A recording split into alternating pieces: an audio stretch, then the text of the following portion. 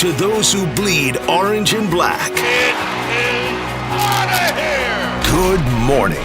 This is Murph and Marcus. Brian Murphy and Marcus the Waterboy Boucher. Streaming live at twitch.tv/The Sports Leader. Sponsored by Bigelow Tea. Grab a mug and tea proudly. Your home of Harrison Bader leader. Let's go, man. This counts as huge news. That Harrison Bader, right after we signed off, by the way, we signed off at 10 a.m.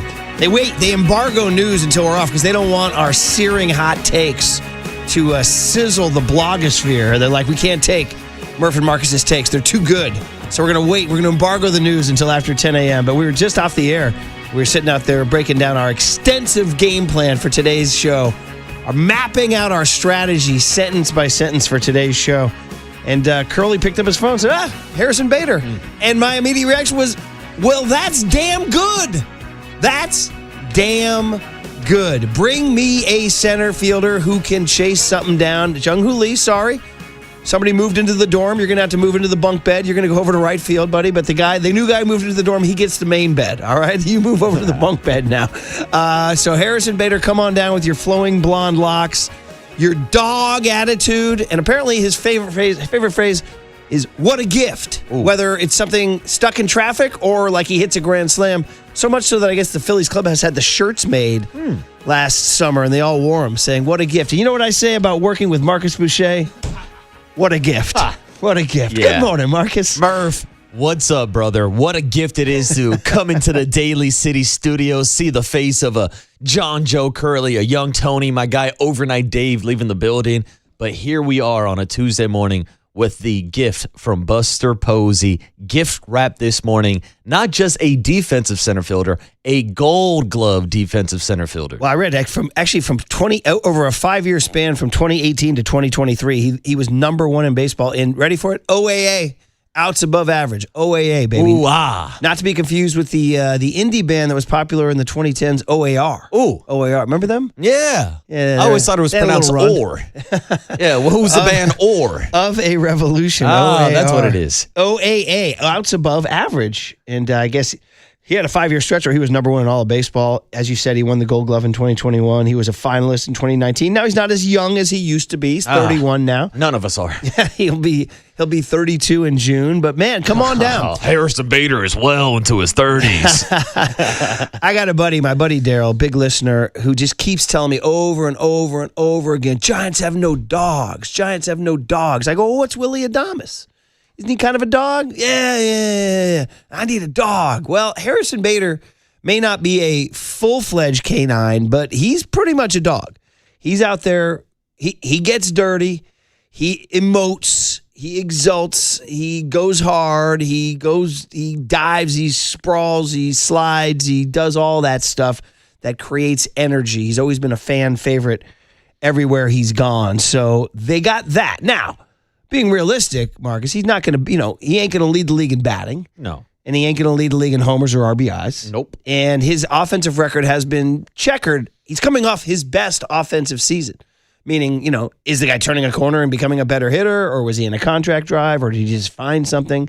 I saw analysis on the web from these bright young kids who now slice up video that he did change his stance in his leg kick last year, so maybe something there. But listen, he was a Yankee for a little bit. You had him. You tell us, buddy. He wore the pinstripes. Dude, you're talking about postseason legend Harrison Bader. Go back to that 2022 season. Harrison Bader went on a streak where he hit 5 home runs in 9 playoff games for the New York Yankees. And Yankee fans started to love this guy. And that's why I've heard nothing about good things about this guy, whether it's his play on the field, defensively with that Gold Glove, what he can do on the base pass, giving you a little bit of speed. But you're absolutely right. This is a guy that plays with his hair on fire. And maybe this is the type of guy that Tony Vitello is looking for as they're trying to raise a little bit of hell this season. There they are. The Hellraisers are coming to town, man. Well, between Drew Gilbert's like a baby version of Bader, because Bader's done it on the big stage. He's won the Gold Glove. He's been a starter in the big leagues. Drew Gilbert isn't there yet, but they profile similarly. Yes. They're both kind of undersized. And they both played together in the Mets organization for a year. The one season that Harrison Bader was there in 2024, there was a bit of an overlap with Drew Gilbert. So he's talked about his relationship already. So maybe that's the next mentorship of having Drew Gilbert on the team, because that's the question now. We are talking about what the upgrade would be in right field. Looks like Harrison Bader is going to play center and moving Jung Hoo Lee over at right. Is the fourth outfielder going to be Drew Gilbert biting on guy's shoulder? Or what does this all mean for Luis Matos? That's a question we can get into today, because Luis Matos is out of options. So they got to figure out what they're doing, bringing in a right-handed bat to play what I would think everyday center field for the San Francisco Giants. That's a big one. That's a big one. We were talking about that last night, the dinner table. That was Murphy family dinner table conversation. What's going to happen with Luis Matos? And 18-year-old Declan Murphy said, my hot take, Dad, is I think Matos gets DFA'd this year. I'm like, well, bring it to the air, kid. Join the list. I know. He's out of options, right? Yeah, he's out of options. Yeah, that's the bad thing. I'm about to pass on his body like John Stockton. Oh, man. Oh, man. Well, it was better to talk about Bader than those Warriors. Oh, man. Who mailed that one in last night. The starting lineup of Pat Spencer, Brandon Pajemski, Moses Moody, who's very good, Guy Santos, and QP, Quentin Post. No. Minnesota 108, Golden State 83. They kind of swapped roles from Sunday night when the Warriors stomped them. So, I mean, big picture, the Warriors split in 2 games in Minnesota is cool, but when you get the first one, you want the second one until they decide Steph Curry, no, you sit. Draymond Green, no, you sit. DeAnthony Melton, no, you sit. Al Horford, no, you sit. Oh, by the way, Jimmy Butler's out. That was one where if you paid full-fledged, full-bore tickets, if you're a Minnesota Timberwolves fan, or if you're a Minnesota kid, your dream was to go see Steph Curry play basketball, you got load management, buddy. You got load managemented. Does that make sense? Yeah. You got load managemented. I'll allow it. I'll take it as a verb, Murph. It was a knee. He has a knee flare up. Yeah, yes. It was a tough night last night for the Santa Cruz Warriors, losing against a T-Wolves team that didn't have Anthony Edwards out there either. Overall, just a bad situation, everything that's going out in Minnesota right now. I think the Warriors just want to get out of town after spending 4 days out there with everything going on right now. But yeah, it was a bad showing last night from the Santa Cruz Warriors and the T-Wolves. Really? I mean, I guess we were kind of confused yesterday when we looked at the spread and saw that the T-Wolves were a 7 points favorite going to the game. Yeah. But that just goes to show you that Vegas always knows. Vegas knew before we did that Steph Curry, Draymond Green, and all the guys you listed were not going to play last night. Always knows. 26-22 now after 48 games, which means they have, 34 left. 3 back in the loss column from the 6th seed. 5 back in the loss column from the 5 seed. So it's an uphill climb. And, oh, by the way, we have no freaking idea what they're going to look like on February 6th. We have no idea. Are they going to trade Kuminga? Dude, he tweaked his ankle. I was like, and he played a few more minutes. I was like, he's a young man. He should be back. We haven't seen him. No. We haven't seen him since. So it's like, is he going into hiding? Is he trade me right blanking now, slapshot goalie? I don't know. But we're not getting to the point where it's 9 days away. Yeah, trade deadline. And to be honest with you, I wouldn't be surprised if he just kind of shuts himself down for 9 days leading up to the trade deadline. What are they going to get? What are they going to get for him? They're going to get anything of value, then you're going to lose Kuminga for nothing. And then, or do you keep him and say, hey, man, you got a contract, play it out, bro.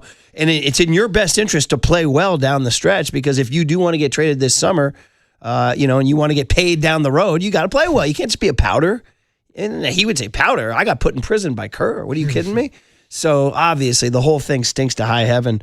They go to play Utah, who's 15-31 on Wednesday. I'd like to see him get that win. Then they come home Friday night for Draymond Green bobblehead night against the Detroit Pistons, who actually are really good and leading the Eastern Conference, 33-11. Watch out for the bad boys. Pistons are back, baby. All that going on. And then last night, did you guys feel the star power in San Francisco? The 80s 49ers documentary, the thing that's going to make me, I don't know what it's going to make. Is it going to make me cry? Is it going to make me cheer? Is it going to make me write a poem? Probably all of the above. The 80s Niners documentary that airs this Sunday and Monday on AMC has a special private screening for all the Niners tonight in San Francisco at an undisclosed location. But based on social media, last night, Mr. D did what Mr. D does and threw a big old honkin' steakhouse party down at Miller and Lux, because if you follow his daughters on social, Tiffany and Lisa and all them, they're great. I love Lisa DeBartolo. She's awesome. They posted pictures, and there they were, man. Steve, Joe, Eddie, Ronnie, the whole crew. Roger Craig, possible Hall of Famer. Harris Barton, on and on and on. The whole crew out there. But in the picture I saw, Steve and Joe were standing right next to each other. Right next to each other. Right next to each other. Nobody in between. Yeah, they didn't look like they were uncomfortable either. What's going on? As Bill Murray said in Ghostbusters, dogs and cats living together? Is that what's going on right now? I mean, man, oh man. So anyway, that's kind of cool. We'll do a lot of coverage of that documentary this week with various guests. Yeah. Now, does it also air this week? Airs Sunday and Monday, 2 nights. Good to know. So to leading get you hyped into Super Bowl Radio week. Row next week. Yeah, we'll be talking Monday morning from Moscone Center, Radio Row, and we'll be reviewing the first episode. Yes, that's right. By the way, in one of the pictures, Dan Lurie was talking too. So Lurie wormed his way into the thing. Do you think he did one of those? Of course. Vlogs?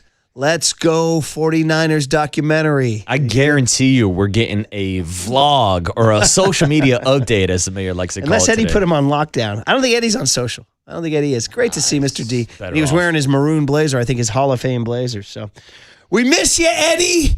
We miss you, buddy. Come on back anytime. So.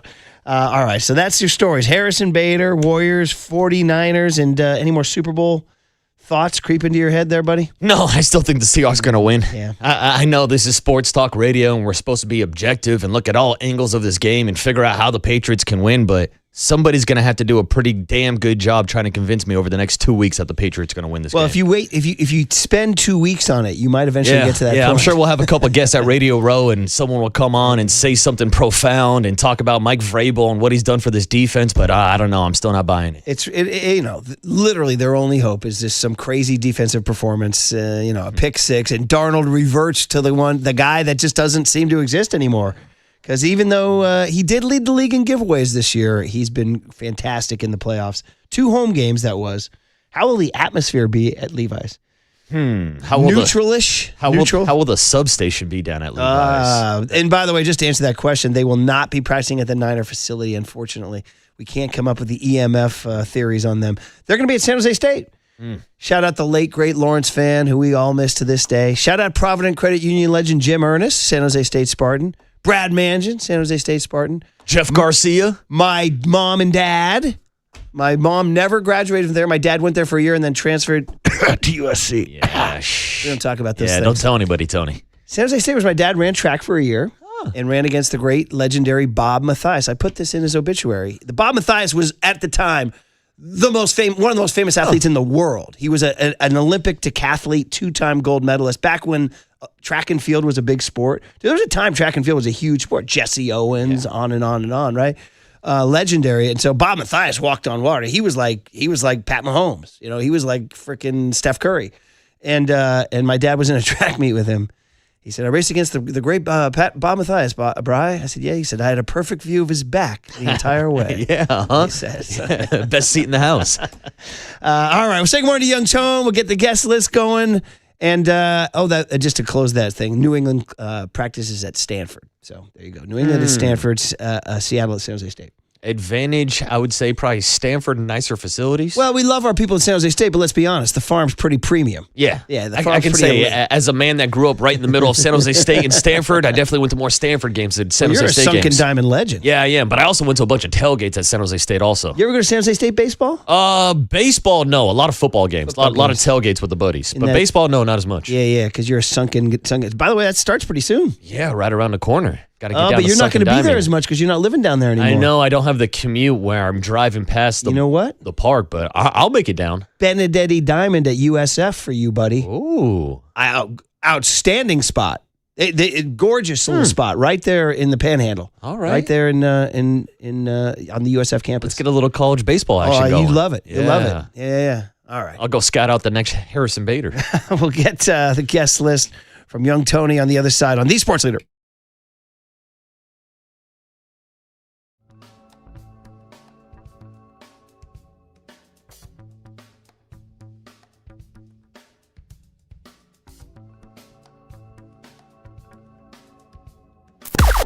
Now, from the O'Donnell Financial Group Sports Desk. Learn more at odfigroup.com. O'Donnell Financial Group, because planning is a process, not a product. It's time for the Young Tony and John Joe question of the day. Good morning, everybody. The question of the day, if the Giants had won 3 more games last year, they would have had 84 wins, and they would have secured the 3rd wild card spot in the NL. So work with me here.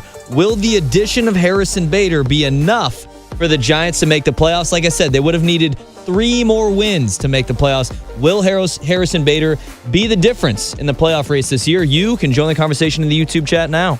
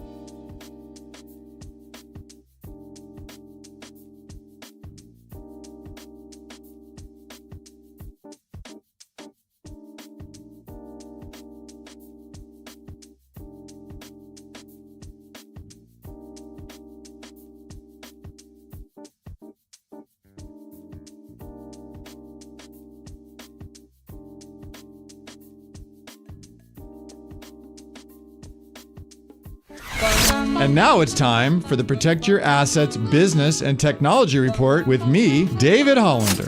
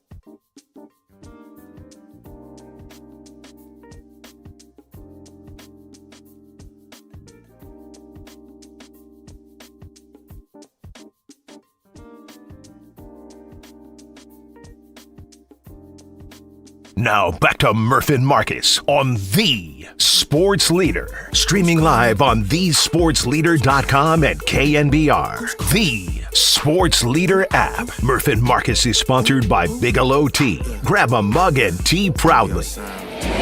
And the pitch swung on and hit to deep left by Bader. And it is going to go! Harrison Bader with yet another home run. his 5th in the postseason.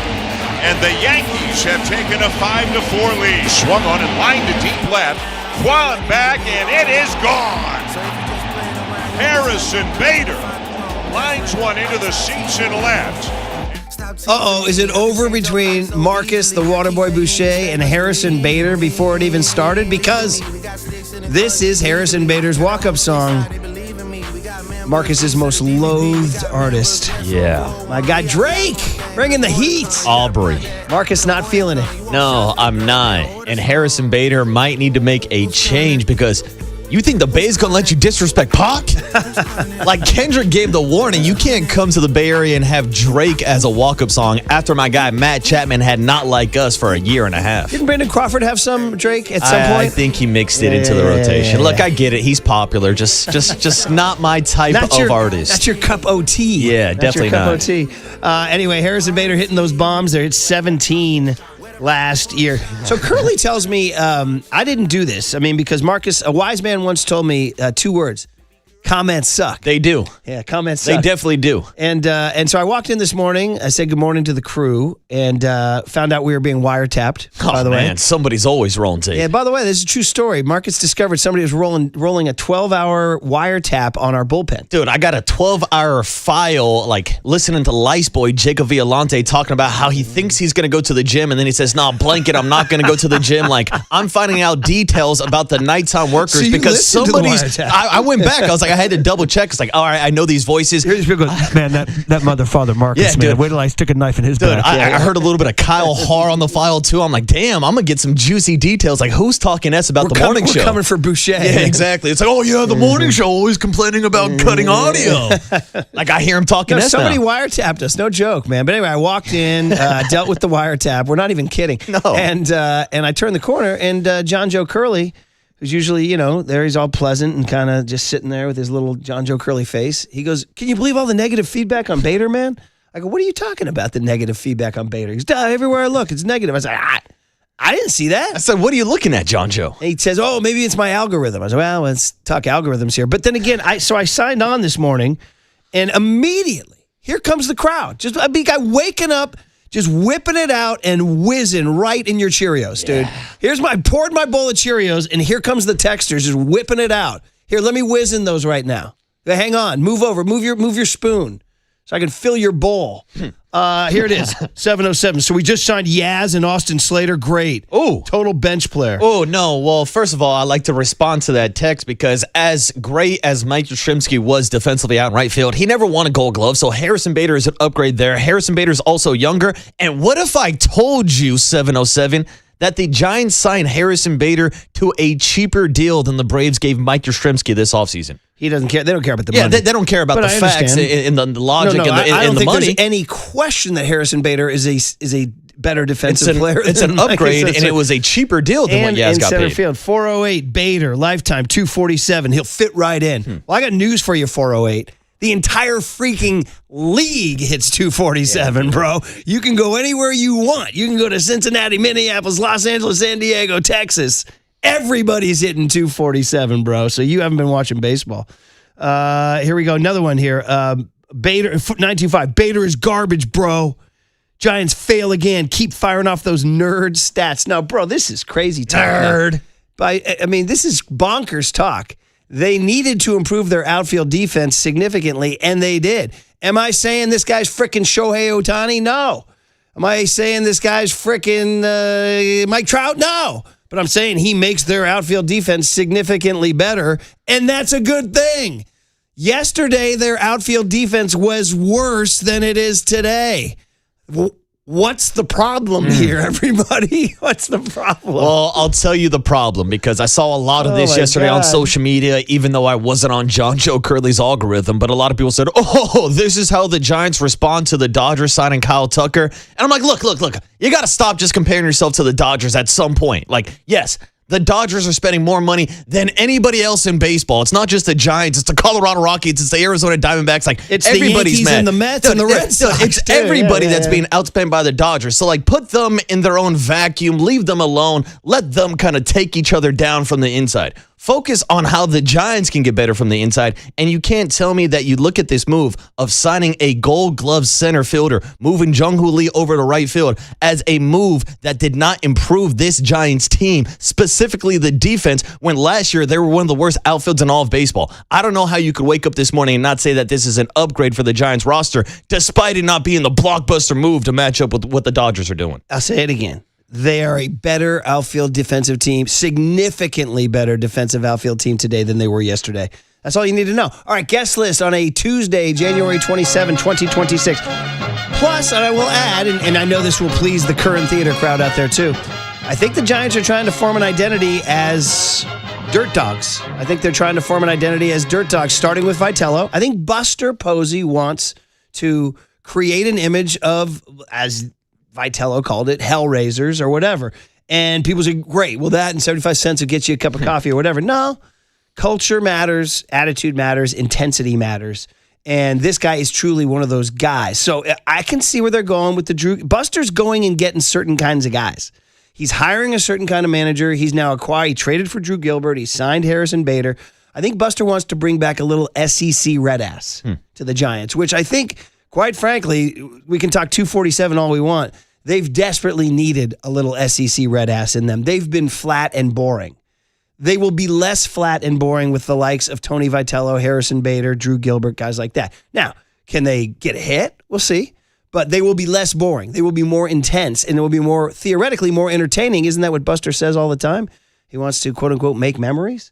So I definitely think this is part of an overall plan to overhaul the red assery of the Giants. Yeah, I would agree with that take because I think Buster wants kind of a scrappy team. I mean, we just had Tony Vitello on the show last week, and he said, look, we want teams to be uncomfortable when they play against us. Yeah. So I think this is kind of the plan to surround your guys that have potential to hit 30 home runs, your Willie Adameses, your Rafael Devers, potentially a Bryce Eldridge. Like, you have a good amount of power in the lineup. Surround it with a little bit of scrappiness, some guys that can cause a little chaos on the base pass so that you can manufacture a few more runs. All right, Young Tony, the guest list is sponsored by El Cerrito Honda. More than just a car dealership, we are family. Young Tony is our Harrison Bader. He's our guy. He's our dog. I like that. He's our dog with aura. Hell yeah. He's our dog with Which, aura. by the way, our guy Young Tony kind of is growing out the show hair ahead of the baseball season. I was going to say something yesterday. The flow is coming in. What's going on with the flow, buddy? The lettuce. It's called show hair. I don't know. I'm just doing it. Why not? Right. Good head of lettuce, I'd say. How long do you anticipate, like, a certain look? Or I mean, I'm just kind of doing it. I don't know, just kind of free flowing it. You move to the marina and you just start just growing the hair out. I don't know. Dude, he's going full hippie out here in San Francisco. Where are you with the Bader signing, kid? I think it's a nice move. I mean, we've heard they need average defense in the outfield. This is better than average defense. And I was doing some research this morning. They had 81 wins last year, obviously. The Reds had 84. So the Giants really just need 3 more wins. And does Harrison Bader make the difference? I mean, I think it's a thought. Well, I mean, Austin, Adrian Hauser, Tyler Mallett, and Molly, and then whatever moves they make during the season, right? And, where's Bryce Eldridge in all this? What kind of things do they do in terms of a mid-season trade or an in-season trade? We already know Buster will do things like that. So I just can't see any negative on this at all. You're adding, you're doing nothing to your future financial handcuff, and you've just become significantly better in center field. So that means a full season of Devers, too, where he settled in the offseason. Listen, I mean, I know you want to beat the Dodgers, but as Marcus said, forget it. You're not. They just exist in a different world right now.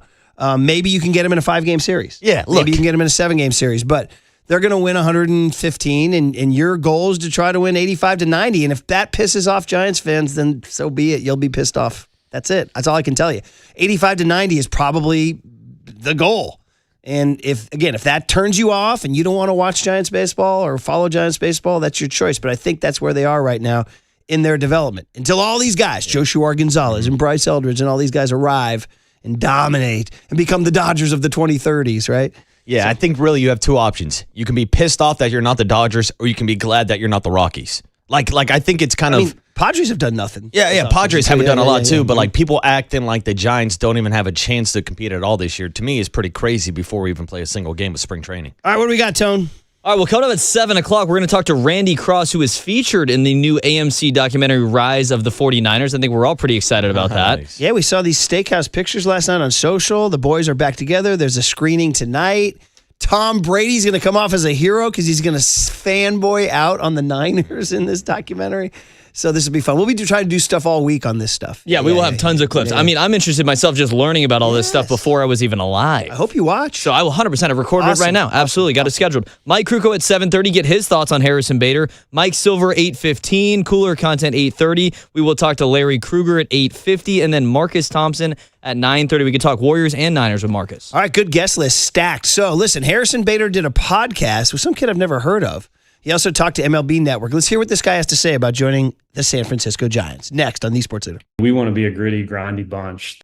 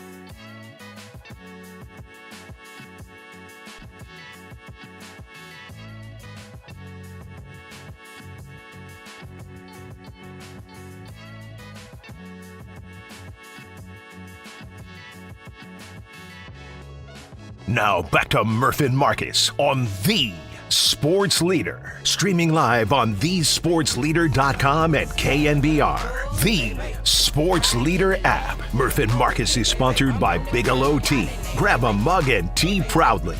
First pitch of this at-bat is hit hard left center field. Quan giving chase, but no shot at it. It's well up into the seats. Yet another home run in the series for Harrison Bader. And this one is a two-run shot as the Yankees now lead 3-0.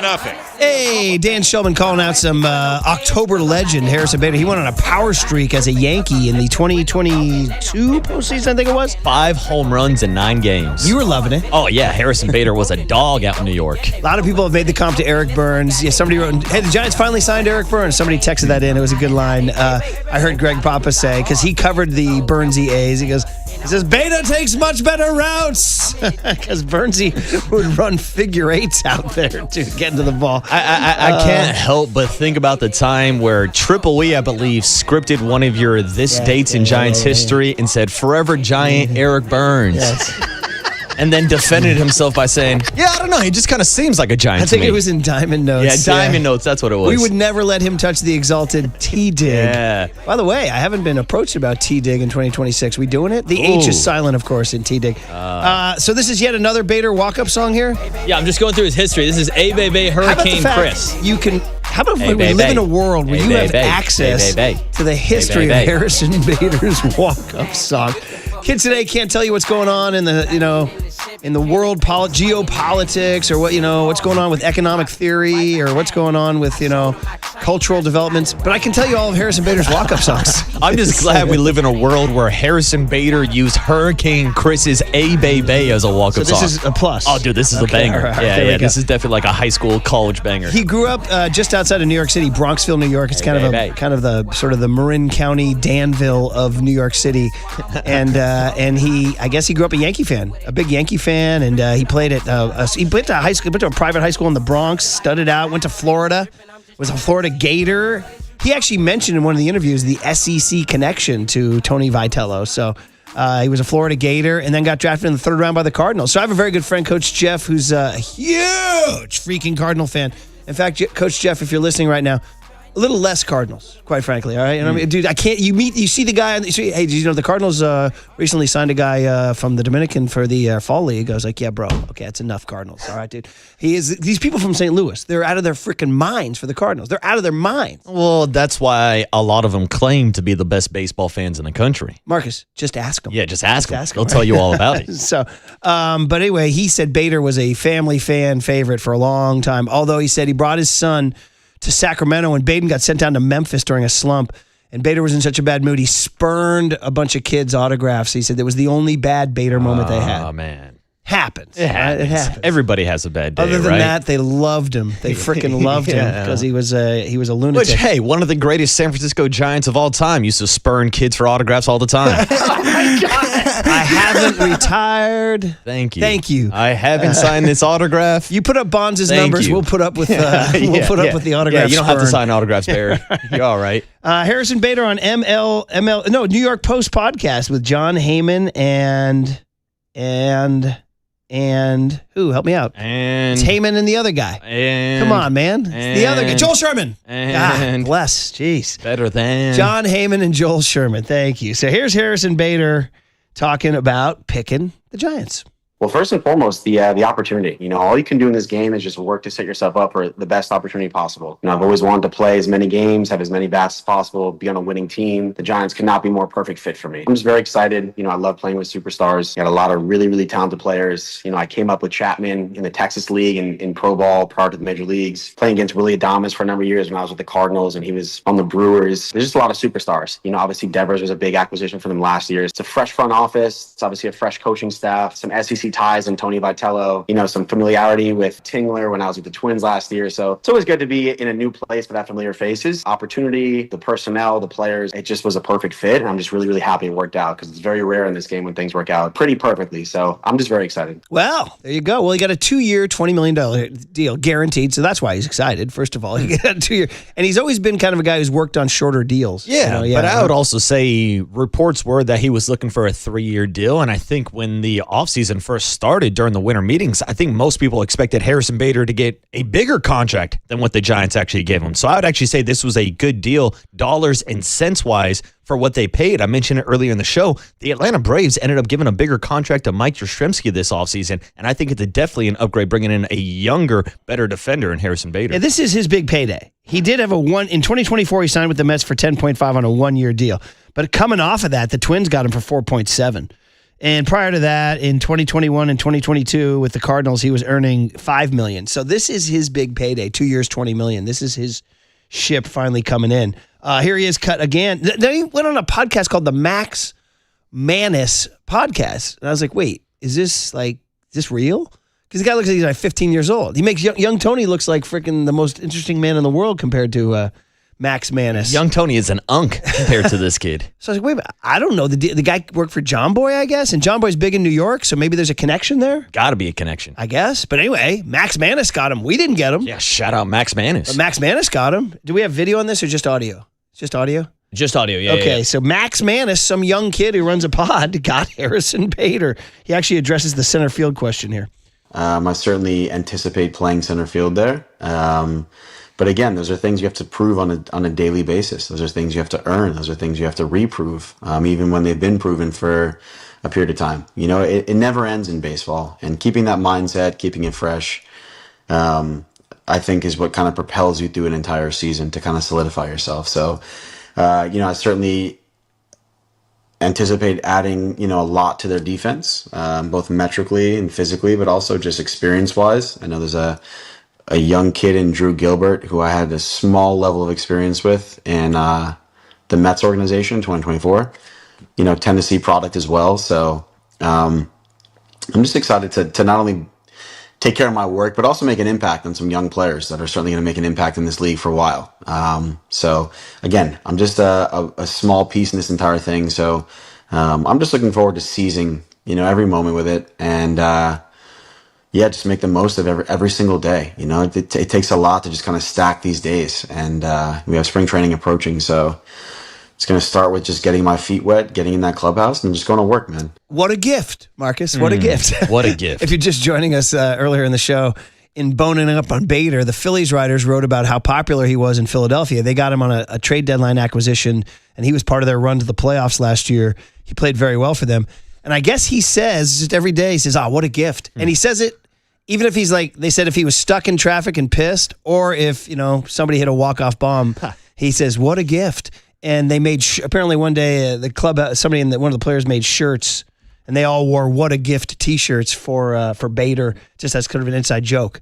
So, and also on Fan Appreciation Day, I guess he ordered a bunch of pizza for the bleachers and went out and delivered it. Okay, Bader. So, yeah, I know, right? Well, someone's got to order one of those T-shirts and send it over to Logan Webb, maybe the entire rotation, because having a Gold Glove center fielder out there is going to be huge for this defense. And I know we've already given out a bunch of nerd stats already this morning, but overall, as a defense last year, the Giants outfield, just the outfield alone, left field, center field, right field, they had a minus 18 outs above average in Major League Baseball, which was tied for the worst in all of the big leagues. They had the worst outfield in Major League Baseball. Now, two of those three guys are still coming back, so Elliot Ramos and Jung-Hoo Lee obviously need to improve, but this is a huge upgrade, and it's going to work wonders for this entire pitching staff playing and getting balls, getting caught out there in Triples Alley.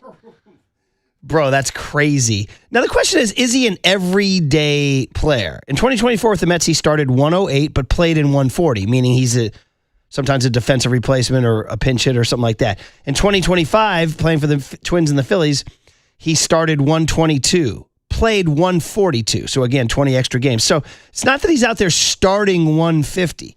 Will there be a possible platoon at times? See, that's a good question. And I immediately thought about maybe him platooning with a guy like Drew Gilbert, get that lefty-righty advantage. But also, I was taking a look at some of his splits. Last year, he actually had a 300 batting average against righties, but only hit 227 against lefties. So he kind of has reverse splits. So that's a little bit harder to play into a possible platoon situation. Going back to his St. Louis days, in 2019, he started 95 games, played 122.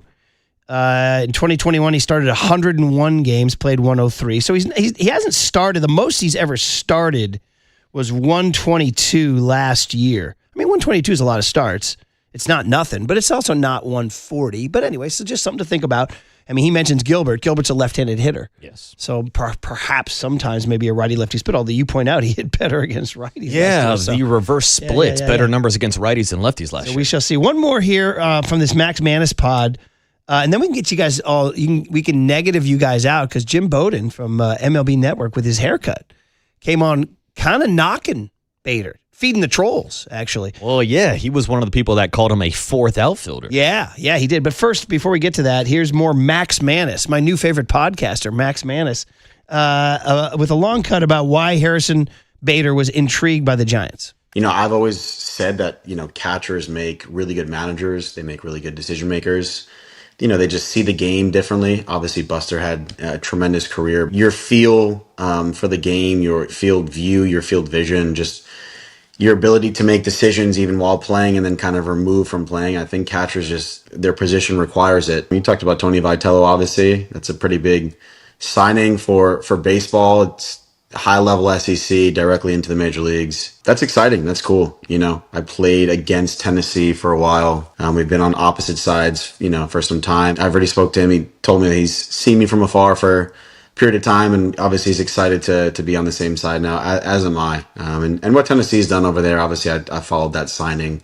I thought it was great for baseball. It really is. I think that the game remains the same at every single level. You add a little speed, you add some more fans in the stands, but it's the same game. And I'm just really, really excited for him to get the opportunity to apply what he's done in building a really, really good program in Tennessee and applying that to the major league level. He's very high energy. I've had good conversations with him. So having a fresh look and everything is definitely exciting. And it certainly made me really excited about getting an opportunity to be in San Francisco. Okay, there's Bader on the Max Manus pod talking Tony V and Buster Posey there. And I said this in the opening segment, and I'll say it again for the 645 crowd. You can hear that he is, and from his rep, it's an Eric Burns type intensity. It's a bat flippy, celebrating, dirty, first to third, head first dive, that kind of stuff, diving catches, all that. And when they traded for Drew Gilbert, they were getting, this guy who bites sleeves and wants to be choked and all this crazy stuff. Little scrappy Drew. And clearly Tony Vitello, as we've learned, it pissed off every single person in the SEC, right? As much as he's good with the media, when you get him in the dugout, the ass turns crimson red, right? I think what you're seeing here is this sort of Buster Posey remaking. I called it the overhauling of the red assery earlier, and I think you can kind of hear that. I think this is all very deliberate. Good. I want some red asses. I want some guys that are going to get pissed off seeing the Dodgers do that little dance on second base. Like, I'm tired of being the nice guy. Like, someone's got to be the bad guy here. So if they get a couple fire starters in the lineup to surround some of the power hitters they have, I think it's a good kind of combination here. I think Buster saw the Giants were too flat under Bob Melvin. I like Bob Melvin, but I think he was too flat. And I think they played flat. That's my opinion, but we can talk to Buster about it some more. Which, again, is, I think, a big reason why with this roster that's very similar to last year, I think that they can improve with Tony Vitello getting the most out of this roster, which we did not see last year from Bob Melvin. Do you want Bowden to just take you down a notch here?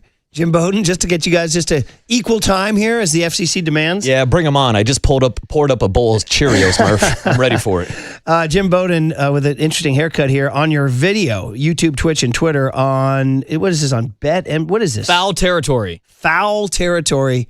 He's not as high on Harrison Bader. Yeah, so to me, Bader's a fourth outfielder.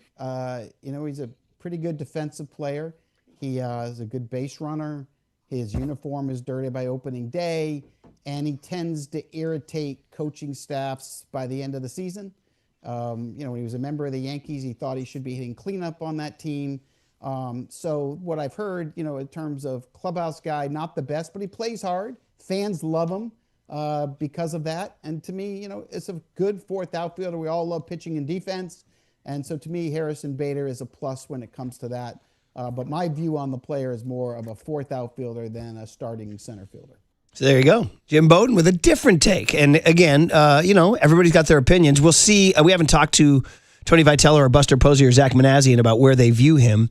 But we'll see. A different take. And some of the texters feel that way too. When he said he's a pretty good defensive outfielder, I don't know. Maybe I'm just seduced by the highlight package that KNBR Social put out.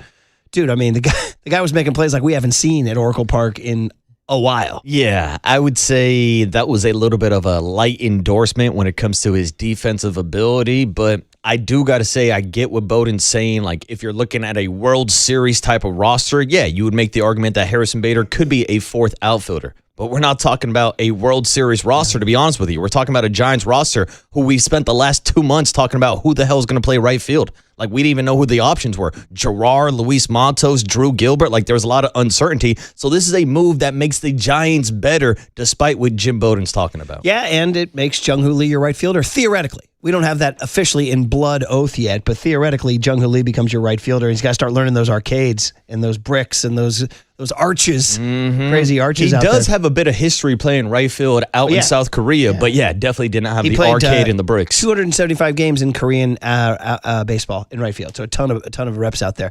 All right, well, listen, good stuff with Bader. We'll get back to it with Mike Kruco at 7:30, but we're very excited about this AMC 49ers documentary coming out Sunday and Monday, narrated by Tom Brady, of all people. True 49er fan. It's going to be the time I fall in love with Tom Brady.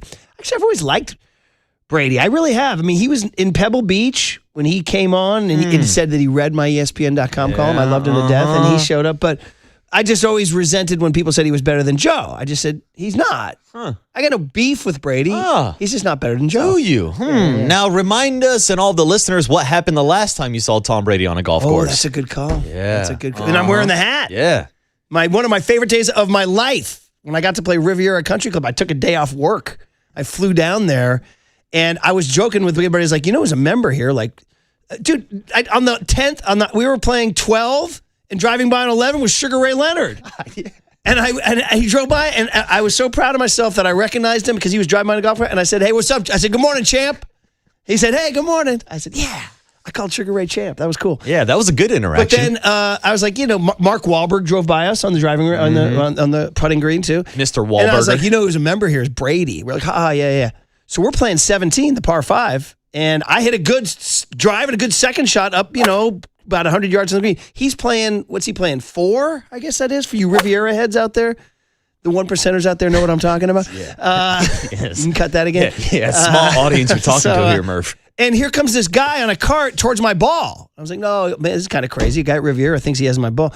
And he picks it up, and he's wearing a navy sweater, perfectly tailored khaki slacks, a little white collar kind of perfectly popped out. The hair is good. He's wearing shades, dude. It's freaking Brady. It's Brady.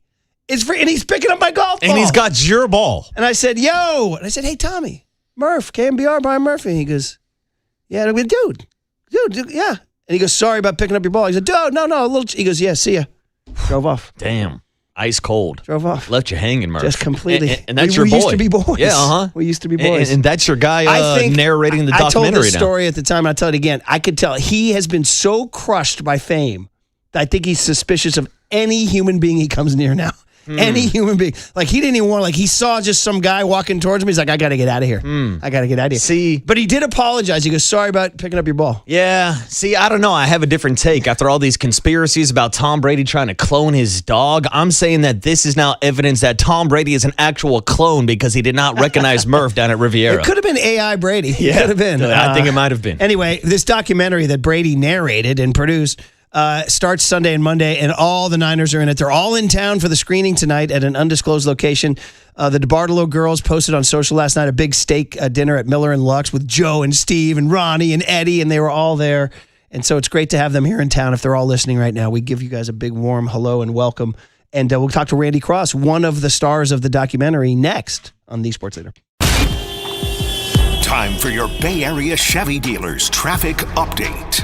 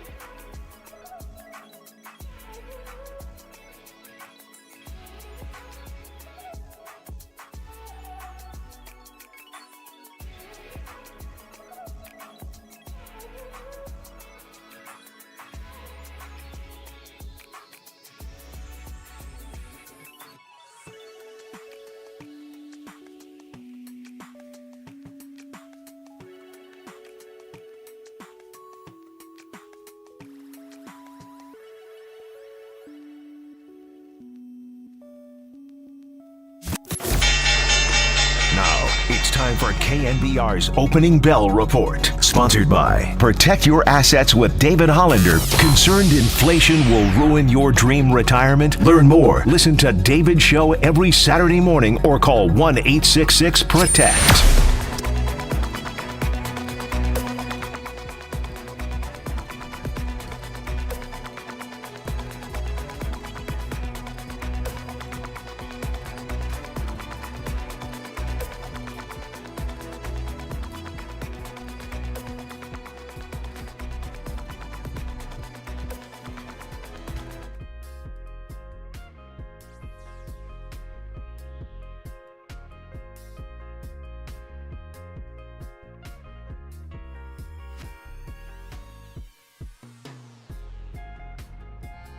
Listen to the sports leader anytime, anywhere. Download KNBR, the sports leader app. Murph and Marcus continue live from the Casino Matrix Progressive Jackpot Studios. Casino Matrix. Progressive jackpots are here. Where are you? Just drop in. 1-800-GAMBLER.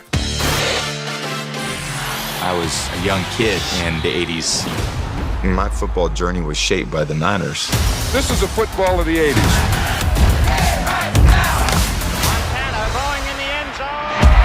That will be talked about forever. The Niners, they were rock stars. For this town, they'll never forget this day. Everybody's heart was that one heartbeat together. All right, there it is, the AMC trailer. Four-parter, Sunday, Monday, February 1 and 2, 2026. Rise of the 49ers, a four-part AMC Plus docu-series chronicling the 49ers 80s and 90s dynasty. Good history lesson for all you kids out there to know where you've been as you watch Kyle and John try to get up the mountain, to know what they're trying to achieve here. And with the Patriots going for their, seventh? Seventh. They may not get it, but they're trying to win their seventh. Oh.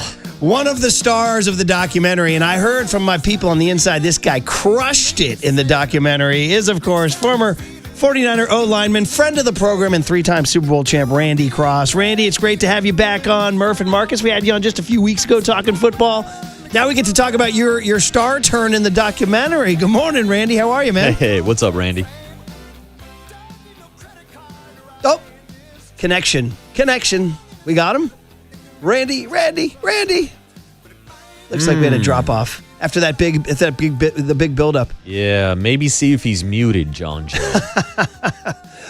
Do we have to log on? Do we have to turn the computer off and turn it back on? Is that what we have to do? Have you tried turning it off and turning it back on? When you come from the 80s, you're that old. Yeah, have you tried turning it off and on? By the way, that works, Turning it on for guys like me who are not tech guys at all. I'd say 9 times out of 10 it works. I just had a very, very significant thing going on with tech. It's a long story, but I was getting this touch screen for our high school for the Hall of Fame that we made. It's very elaborate. And, dude, it's not been working. And we had to get a FaceTime going with a tech guy out on the East Coast. And he was like, why don't we turn it off and turn it back on? Dude, you called up Geek Squad coast to coast, and they told you advice that like a 5-year-old could have gave you. And guess what? It worked. It worked, baby. Simple solutions. Anyway, listen, as we said, the Niners were out for steaks last night at Miller and Lux. I bet I'm not certain of this, but pretty strong opportunity that Mr. D picked up the tab. That's what he does. Yeah, he likes to take care of his guys. In the picture, Steve and Joe were standing next to each other. I don't know if we had to, was there a treaty that was signed or something? I'm kidding, Steve. I'm kidding. But Ronnie was there and Harris. Roger Craig, who could get big news this weekend. Now, Kraft and Belichick are also up, as is Ken Anderson, the quarterback of the Bengals, who the Niners beat in Super Bowl 16, and L.C. Greenwood. Seems like, I don't know if it's just because the people we're talking to on our airwaves, the way we talked to Mike Sando yesterday, and I heard Papa and Silver talking to Sal Powell. This seems like there's a lot of momentum for Roger Craig. Yes. It just feels that way. I would agree, but I would say it's honestly some momentum that's long overdue. Like, we've been talking about Roger Craig and this possibility for a while now. I think he should be in the Hall of Fame, and hopefully with everything playing out this week, with the docuseries that we're about to talk to Randy Cross about, with the Super Bowl being played here in Santa Clara, I think it's perfect timing for him. Yeah, and again, it feels like the McCaffrey...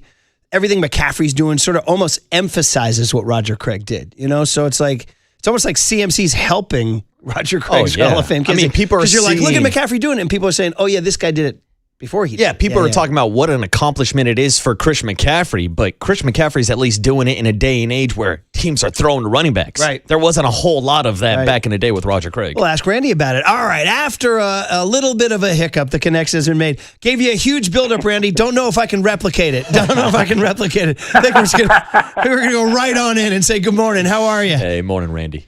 I'm doing fantastic. Trying to stay warm. I didn't get to come out to California, so it's a little bit cold down here. Yeah, it's too bad. You hear all your buddies are here.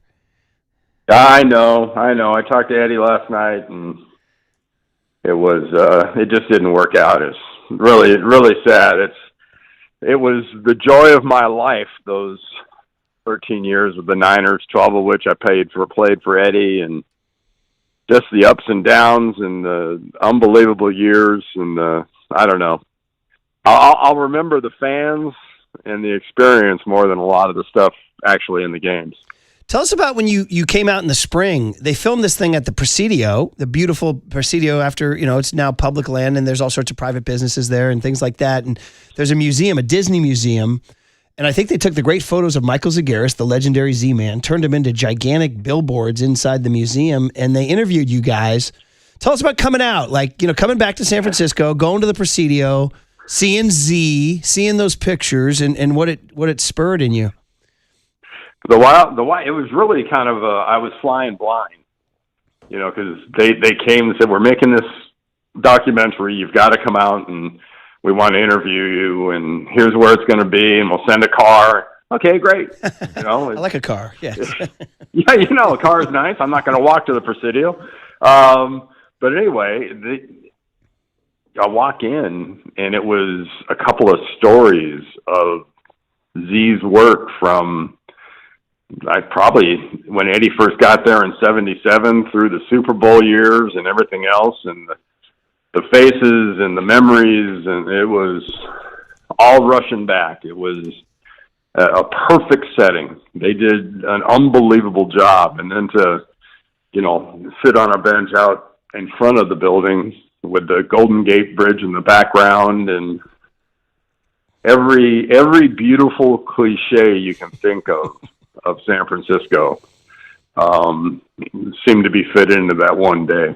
Ah, so awesome. I'm wondering, on a human level, because you have your own memories and stories. We could call you up and say, "Hey, Randy, let's talk about 16 or 19, or the or sprint ride option or whatever." But I wonder if when you walked in, seeing the pictures, did that spur a different part of your brain? And were there certain pictures that hit? Well, it wasn't the games. It wasn't the plays. It was the people. It was, the physical, and especially the guys that aren't with us anymore. For me in the offensive line, it was Farney and John and Fred, and there's just so many guys from that team that are no longer around. And, it just brought a whole flood of emotions in general back. And those amazing years we shared, especially, those guys I mentioned on the offensive line that were there when Bill got there. Heck, we were all there when Eddie got there practically. In the terrible years that we had, only made what happened starting in 81 that much more special for all of us. But it was the people. It was seeing that picture of Buns making that tackle and seeing, candid shots in the locker room and other practice shots and stuff of Joe and Steve and Jerry and, just all the guys. That's the thing that makes it the most special is the people you got to share those experiences with. Yeah, and Randy, I really wanted to ask you about the difference between playing for the 49ers in the 70s versus the 80s, because I know that my generation just thinks about the 49ers dynasty and thinks about the titles, but you were there on the ground floor and you saw the transformation from losing ball games in the 70s to winning titles in the 80s. What was that transformation like in the rise of the 49ers? Well, when I got drafted, the Niners were owned by a couple of brothers, the Morbidos. And, it was a family business. It was that little building in Redwood City. I don't know what the heck it was before, but it was now an NFL team facility. That was not real special, not real impressive, but they had a fan base that to me, it was unbelievable, the loyalty of the faithful. Because you looked at it, and all you really ever heard about, especially when we started winning, was, in the past, this is where the team's always screwed up. Up in the past, and yeah, they had a history, and I guess it wasn't all terribly positive, but, there were guys that played for that team, one of which passed away recently, and a superstar like John Brody. And he was throwing to Gene Washington, and Forrest Blue was protecting them. And, all those great defensive players on the other side of the ball. And Leo Nomalini, and just, you go back, and it was such a rich history. It wasn't a history of having incredible success, but it was a real storied, rich history in the NFL. And it's something that, I had to actually, to be honest with you, kind of study when I first got there, was look up, those early years, because I had heard stories from my dad. My dad was, when he got out of the Marines and spent a brief period of time with the Merchant Marines, he was based out of San Francisco. And he actually got a chance to go to some of those early Niner games, with Frankie Albert at quarterback and R.C. Owens and all those guys. So yeah, it was something that, I think just made it so much more special. Man, that is great description. This is why I know people I know who were involved in the filming said Randy is fantastic in the documentary, because listen to his thoughts there. They're really poignant. By the way, everybody's like, well, when is this on? Sunday night, 9 o'clock. It says 9 o'clock Eastern Pacific. I don't know if it'll be on at 6 o'clock Pacific, but just go to your guide, AMC. AMC is the channel. February 1st and 2nd, 9 o'clock are episodes 1 and 2. February 2nd, which is a Monday, episodes 3 and 4 at 9 o'clock. So that's just mark it down, everybody. Mark it down. 6 Pacific. So it will be 6 Pacific. Good. That's good for our morning show. Randy, we could go on and on and on and on. I know we don't have all the time in the morning. Just quick, I hear a buddy I know who was involved in the filming said, too, this is so much about Bill. It's so much about Bill. Bill Walsh changing the culture. Bill Walsh changing offenses. When they ask you about Bill, was it attention to detail? Was it big picture philosophy? What did Bill do? I know that's maybe the most impossible question to answer in a short time, but what did Bill do to pull this off? I give people this advice all the time. Read his book. Read Bill's book, where he basically recaps the entire function. And he wrote it with, I believe Brian Billick was a big part of it too, but he wrote this book trying to sort of encapsulate the essence of what he did.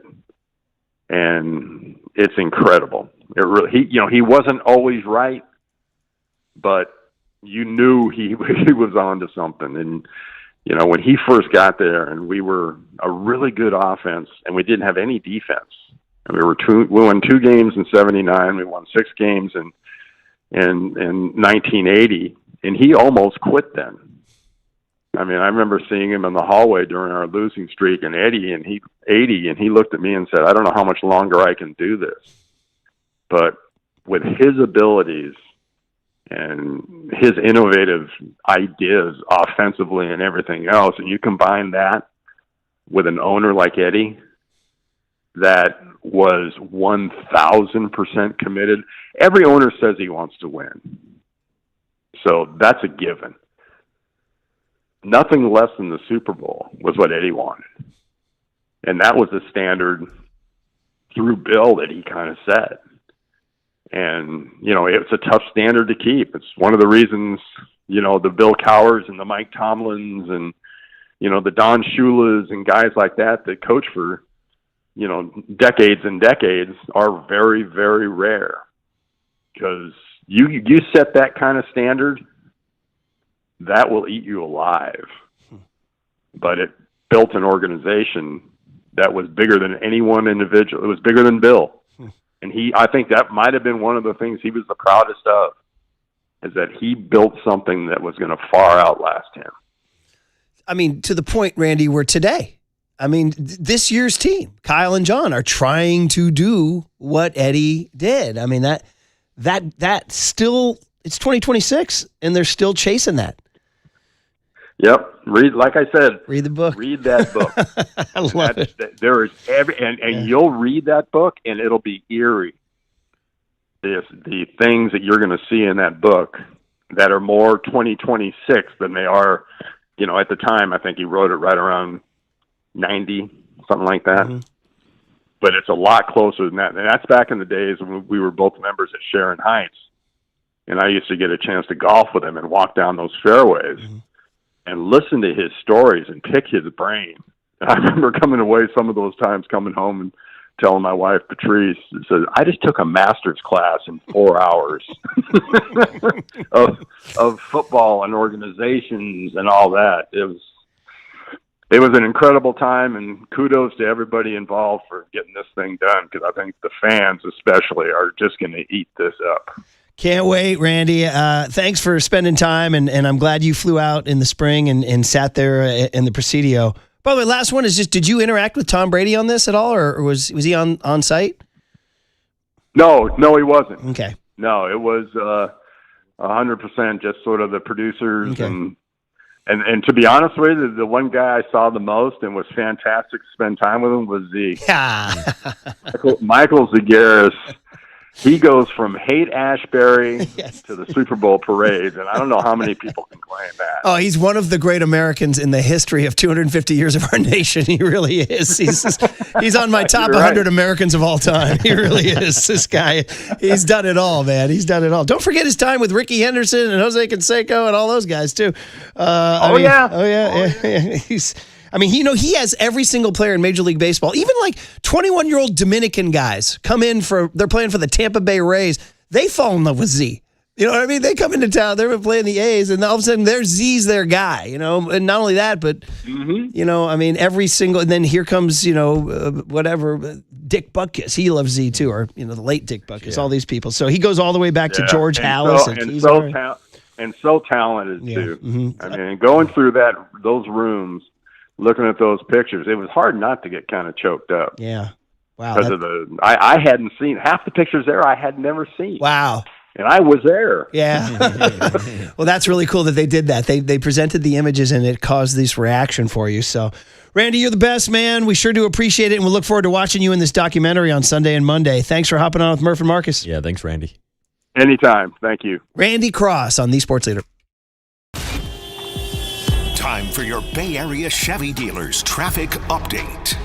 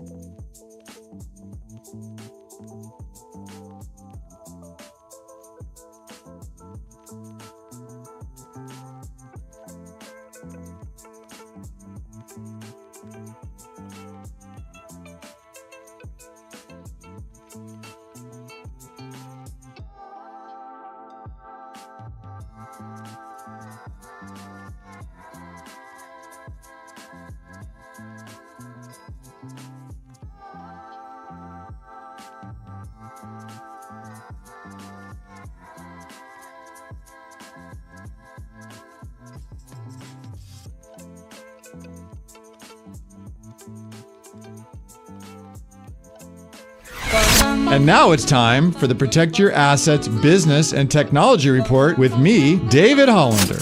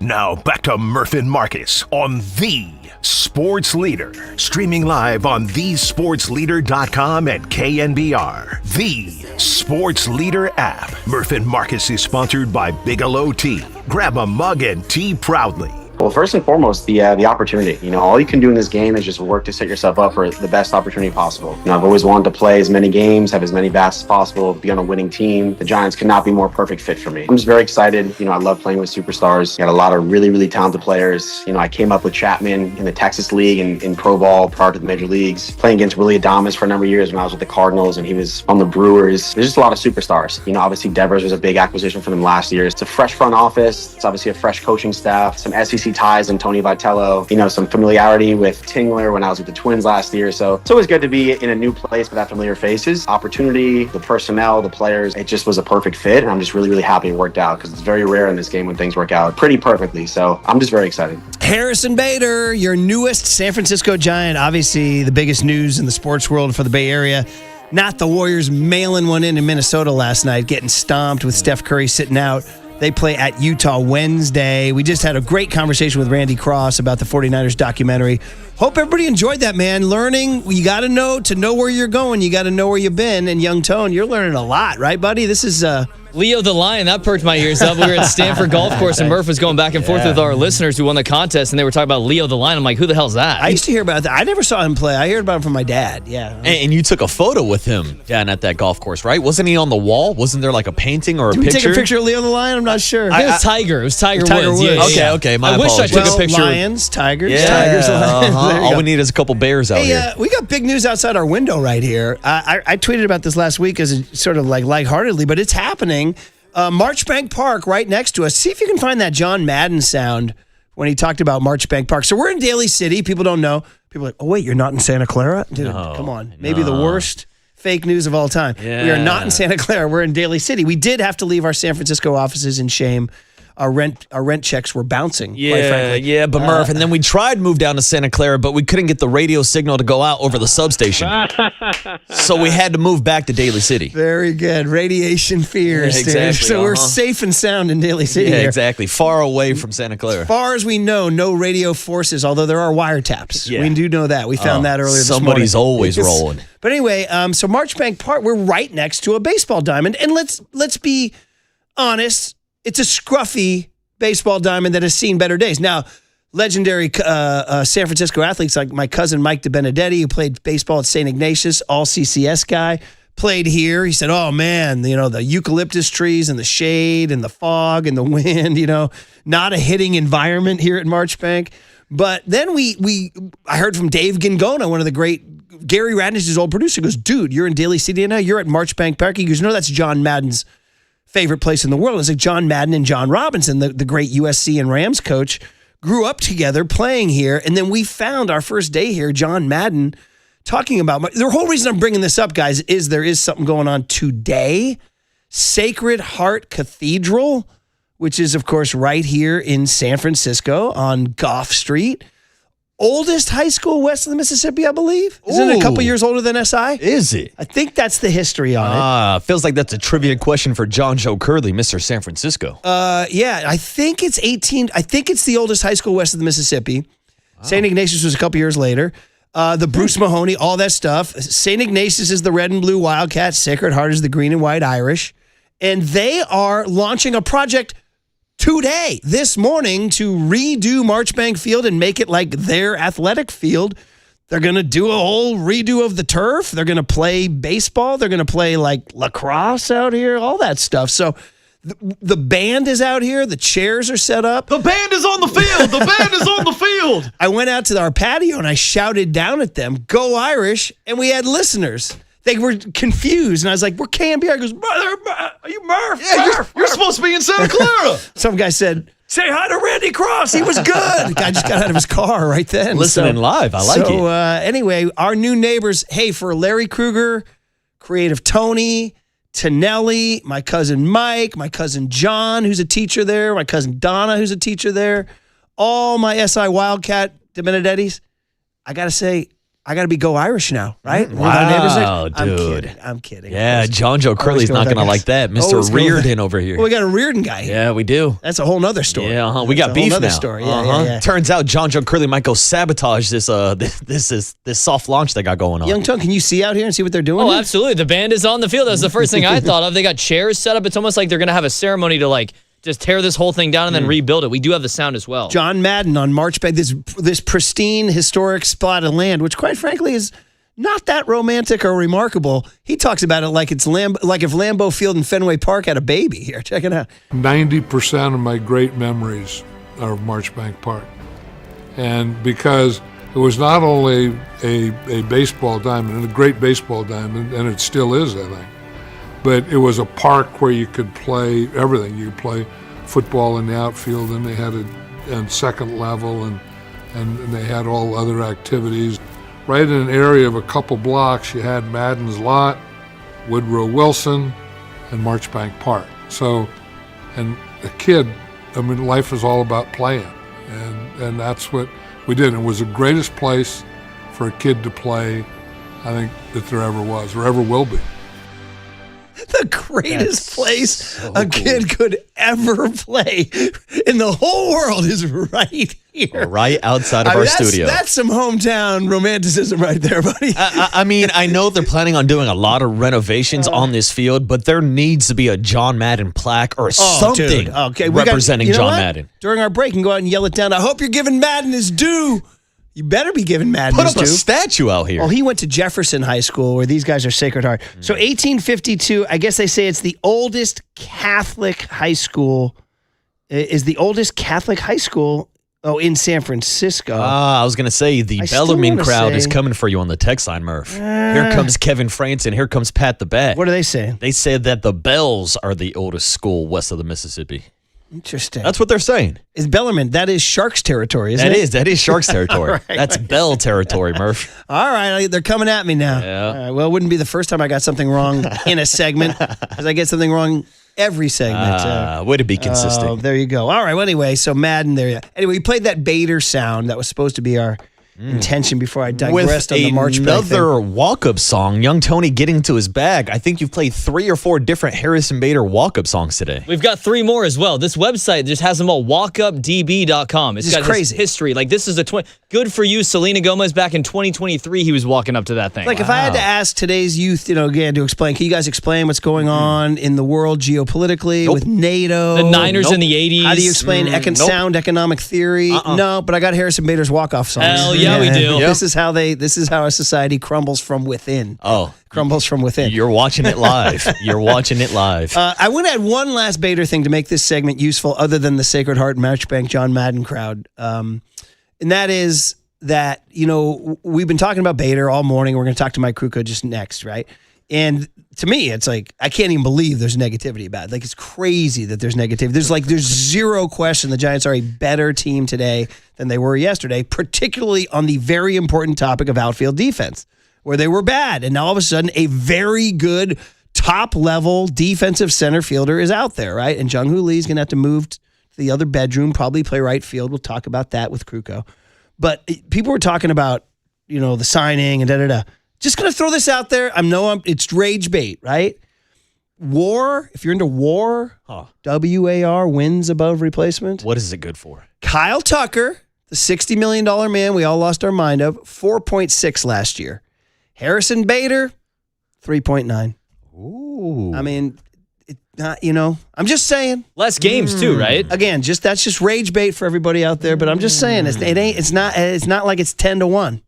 It's not like it's 7 to -3. And it's 4.6 to 3.9. And this might sound like a hot take, but I'd rather have the Harrison Bader contract for $10 million per year versus Kyle Tucker's $60 million. And that's not even throwing in the luxury tax that bumps it up to maybe like $120 million per year for Kyle Tucker. I agree with you, except for the fact that the Dodgers are, Young Tone, richer than Croesus. There's one for Young Tony. That's rich. They have more money than God. So, they're like, Kyle Tucker contract. Did we even do one of those? I don't even know. Somewhere it's in our books. I don't know. Pay him out of the petty cash drawer. We deferred it anyways. We're not even paying it this season. But to your point, it's a much sounder contract. You're not tied down. You only have Bader for 2 years, and you're going to get probably his best 2 before he starts to decline a little bit. All right, guys. Mike Kruco next on The Sports Leader.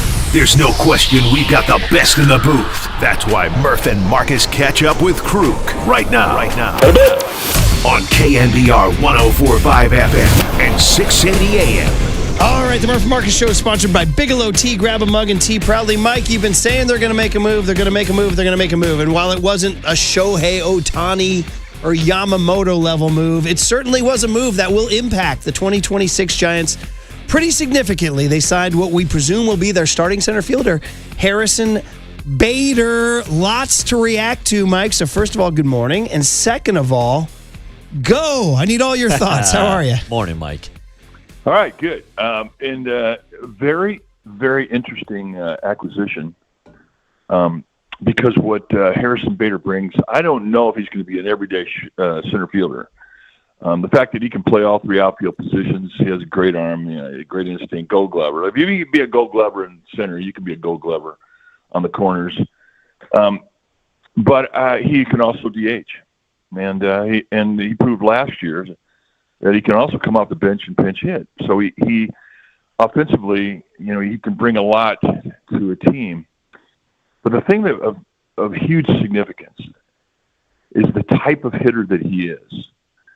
Most of what he hits goes back up the middle. Now, that's a throwback philosophy. When I played, they taught hitters to use the middle of the field. Go think gap to gap, make two strikes adjustments, go back up the middle. Well, he does this. We're coming out of the era of the launch angle and the uppercut. When you see a Harrison Bader, he's a high ball hitter. He's also a really good fastball hitter. That plays well against the Dodgers pitching staff. So, I mean, I think that he was acquired for a lot of reasons, and it reinforces the philosophy that Buster Posey has. Last year, he comes to camp, he tells Pat Burrell, the hitting instructor, we want to make 2-strike adjustments, we want to put the ball in play, we want to use the middle of the field. Okay. They've been doing that for 150 years. Then in the offseason, after they named Vitello the manager, they went out and they got a hitting instructor from Toronto, and guess what he specializes in? 2-strike adjustments, put the ball in play. So this philosophy is not getting a lot of notoriety right now, but it's coming together in small pieces, and I think that Bader is one of those pieces. And I think that the style of player that he is of big significance as to which direction this team is going to go offensively. Also, he's a peacock. He is a peacock, and I think actually, Marcus, jump in here. It seems to me, Mike, this is a deliberate thing with Buster. Maybe more sass, maybe more attitude. Tony Vitello is known for maybe not being friendly with everyone, bringing a little red ass. He traded for Drew Gilbert. I don't know how big a role Gilbert will play, but he is, like you said, maybe a peacock, maybe somebody who kind of pisses off another dugout. Bader might be that kind of player too. It seems like Buster might be trying to sort of overhaul the image, make it a little more edgy. Do you agree? Oh, totally. 100%. I mean, I mean, you don't want to have a team that, doesn't have that edge, doesn't have a little edge in the clubhouse, is not afraid to stir things up. I mean, the old saying is, you get too many guys going to chapel, you lose your edge.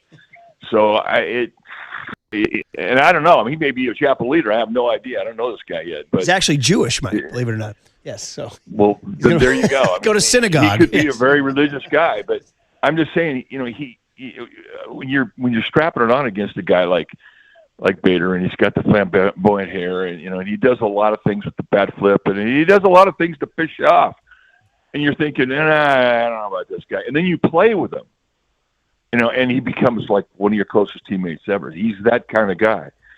One thing about him that I've loved from afar is that he brings energy every day, and you feel him every day, and Buster wants guys that you feel. When you're an opponent, Buster wants the Giants to be what they were in their championships run. You felt that team.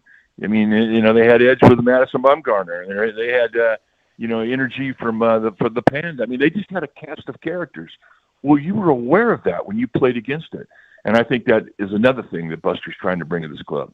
Mike, another thing that we know that Buster Posey values for sure is defense. Harrison Bader, former Gold Glove winner with the St. Louis Cardinals. So I wanted to circle back about your comments about him potentially being the everyday center fielder. Do you think he's going to be the opening day center fielder? And what does that mean for the future of Jung-Hoo Lee?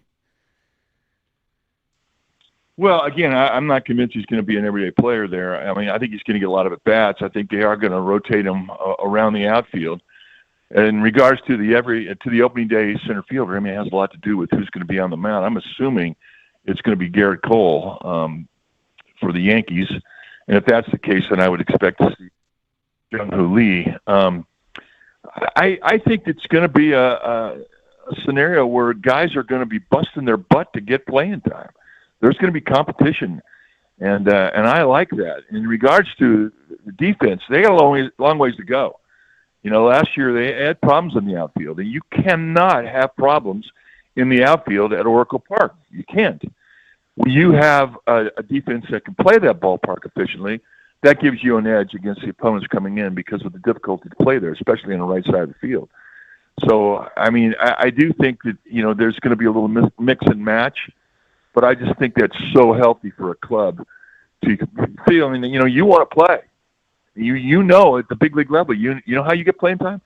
Productivity. And productivity is going to be the bottom line as to how they put that lineup together every day. So, Mike, let's assume there are, like you said, maybe not every day, but there are a significant number of days where Bader is in center and Jung-Hoo Lee goes to right. Man, we've seen it from Mike Yastrzemski to Hunter Pence to even Gregor Blanco when he'd be out there on occasion. it is obviously something you got to master. The problem is, like, you go to Scottsdale in Arizona, you can't master right field at Oracle because there's no way to replicate it. So I'm just wondering your thoughts about if indeed Jung-Hoo is going to play more right field this year, just, how that process will go for him. And, he played 275 games in Korea in right field, so he has a good arm, but just your early thought on him taking on the Hunter Pence arcade out there. Oh, I don't worry about him. I think he's a much better outfielder than he showed last year. And I really think for the most part last year he was a pretty good outfielder. I know he had a month early in the season where, he had some difficulties. And it was surprising to me because one of the things that he really did well when he first put on a Giants uniform is he ran routes well. They were straight. There was no arc, no bend in his route running when he was going after a fly ball. They were straight lines. So I still have a lot of confidence in this guy's ability to play. But isn't it interesting that, you can have like 2 weeks where, you don't play your best in the outfield, and man, does that stay with you. And that's kind of the case with Jung-Hoo Lee, in my opinion. Yeah, Mike, last year with Jung-Hoo Lee, there were some reports that there were some communication issues with him in center field. Obviously, there's a language barrier between him and Elliot Ramos. So how much do you think maybe having Harrison Bader in the middle of those two can improve the overall defense of both Jung-Hoo Lee and Elliot Ramos? Well, the more center fielder type outfielders you get out in the outfield, the better it's going to be. I think with Elliot Ramos, he's more of an offensive player than a defensive player. So I do think the range in your outfielder has to be very good, especially to his right. And they may even cheat over there a little bit more. Because at Oracle Park, you see right fielders cheat over to the right center field gap to protect Triple's alley.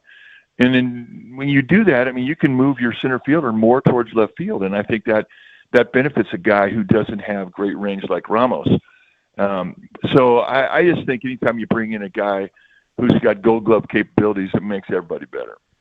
Mike, if you want to look negatively or try to, because everybody, and believe me, Giants fans have been very negative this offseason. We're not as negative as they are. We're looking forward to going to Scottsdale, but he has been on a lot of teams. He was a Cardinal for a long time, and it was a good stint. He was drafted by the Cardinals in 2015. He stayed with them all the way till 2022, and then they went through some changes. They trade him to the Yankees. The Yankees don't re-sign him. They waived him. He goes to the Reds briefly. Then he goes to the Mets. He declines a player option there. He signs with the Twins, and the Twins trade him to the Phillies. Now, the Phillies apparently loved him, but I don't know if it was business or what. But is there any concern that it's a guy who's gone through a lot of teams? None at all. His reputation in the clubhouse is solid. I think a lot of it has to do with the economics of the game. If you're a player who's been around a while, you're gonna require more money, and there's a lot of teams that you have a platoon guy who's not in there every day in the outfield. They don't want to pay that price, and I think that has everything to do with it.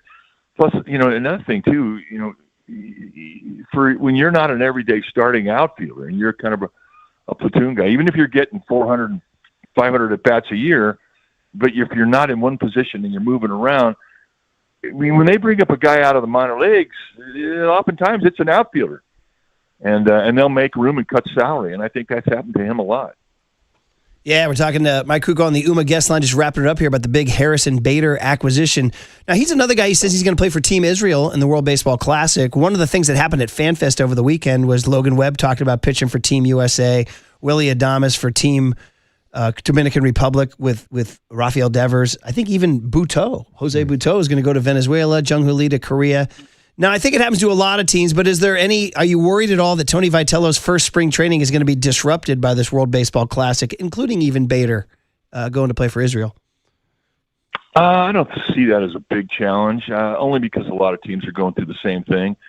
It is a bit disruptive because, when you're going over, just your defensive reps, which, every team does, and your PFPs. You want all your people there, but I just don't think that's of an issue with a veteran club. And all those people you talked about, they're all veterans, so I don't think it's going to bother anybody, especially Vitello. I think Vitello is going to come in there with the attitude that he's not going to let anything steamroll him. He's going to be in control of everything. I want to see his list of things to do going into Scottsdale. I'll bet it's about a half mile long. Yeah. Okay. So just in summary, Mike, you get the news on Bader. Your overall judgment is? Well, I think it's a good ad, and I think it makes everybody better. And it gives you options because he can do so many things. I mean, he's not just a defensive player. He can hit, and he can come off the bench and he can hit. He can steal you a base, and he can, he can get the extra base on the base pass. I mean, he's that type of guy, and I think that's exactly the type of player that Buster Posey looks to add to his club. And so I don't know. I mean, it's not the Shohei Ohtani, the big 5-year, $250 million deal that gets so much play in the media. But I think he's a significant addition to this club. And to circle back one last time on the attitude and the red ass and the peacock stuff and all that, just we're dealing with a lot of negative fans at KNBR. People are very upset, and they're like, "That doesn't matter. It doesn't matter." But would you maintain that the 81-win Giants can get better through culture and edge, or is that just BS? You got to do it in the batter's box. Well, I think edge is every part of the everyday routine, whether you're on the field in the clubhouse or on a bus or a plane. I think that you have to have guys that take the game home, that wear it. I don't like guys to have the mañana attitude, like, you know what, we got tomorrow, no big deal. I don't like that. And I know that Harrison Bader is a take-it-home guy. And you're getting more and more of those guys in that clubhouse. I mean, plus the other thing too, we mention it, but we don't talk about it enough. This club's leadership is in place, and you talk about guys that take it home. Willie Adames, the core, he takes it home. He lives it, and you know that. You saw how when he started last season and he was just so awful, how it affected him, his personality, on and off the field. Well, you need guys like that. That's what gives you the chemistry that you need to be able to compete for a championship.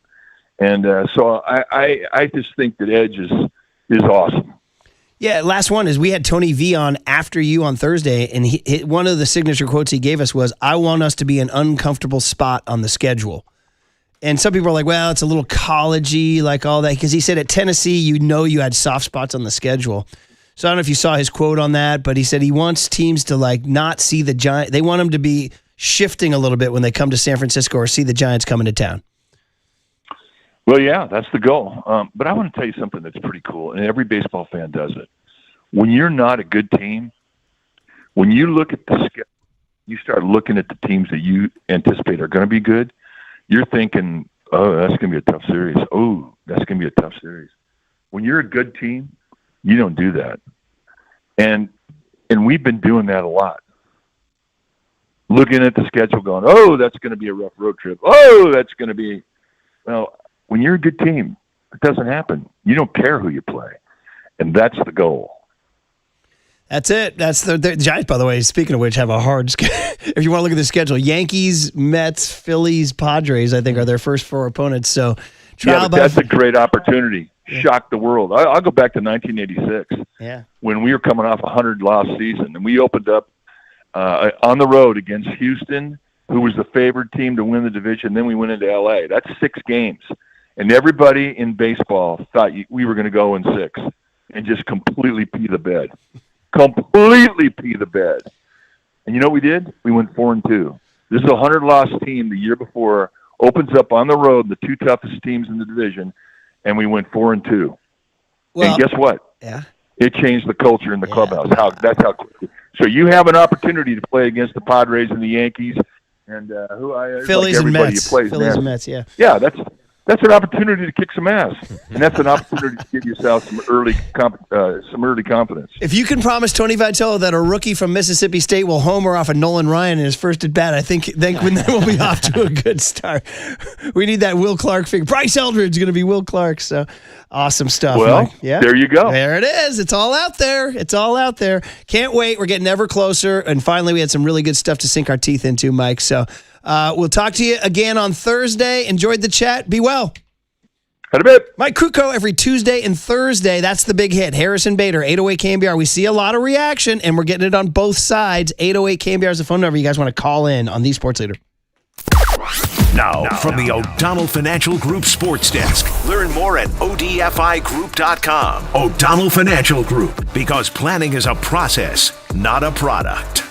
It's time for the Young Tony and John Joe question of the day. Will the addition of Harrison Bader be enough for the Giants to make the playoffs? The Giants finished the year with 81 wins. They would have needed 84 to secure the third wild card spot in the NL. Like I said, will the addition of Bader be enough for the Giants to make the playoffs? That's our question of the day. You can join us. You can join the conversation by calling us, 415-808-5627, or you can join us in the YouTube chat now.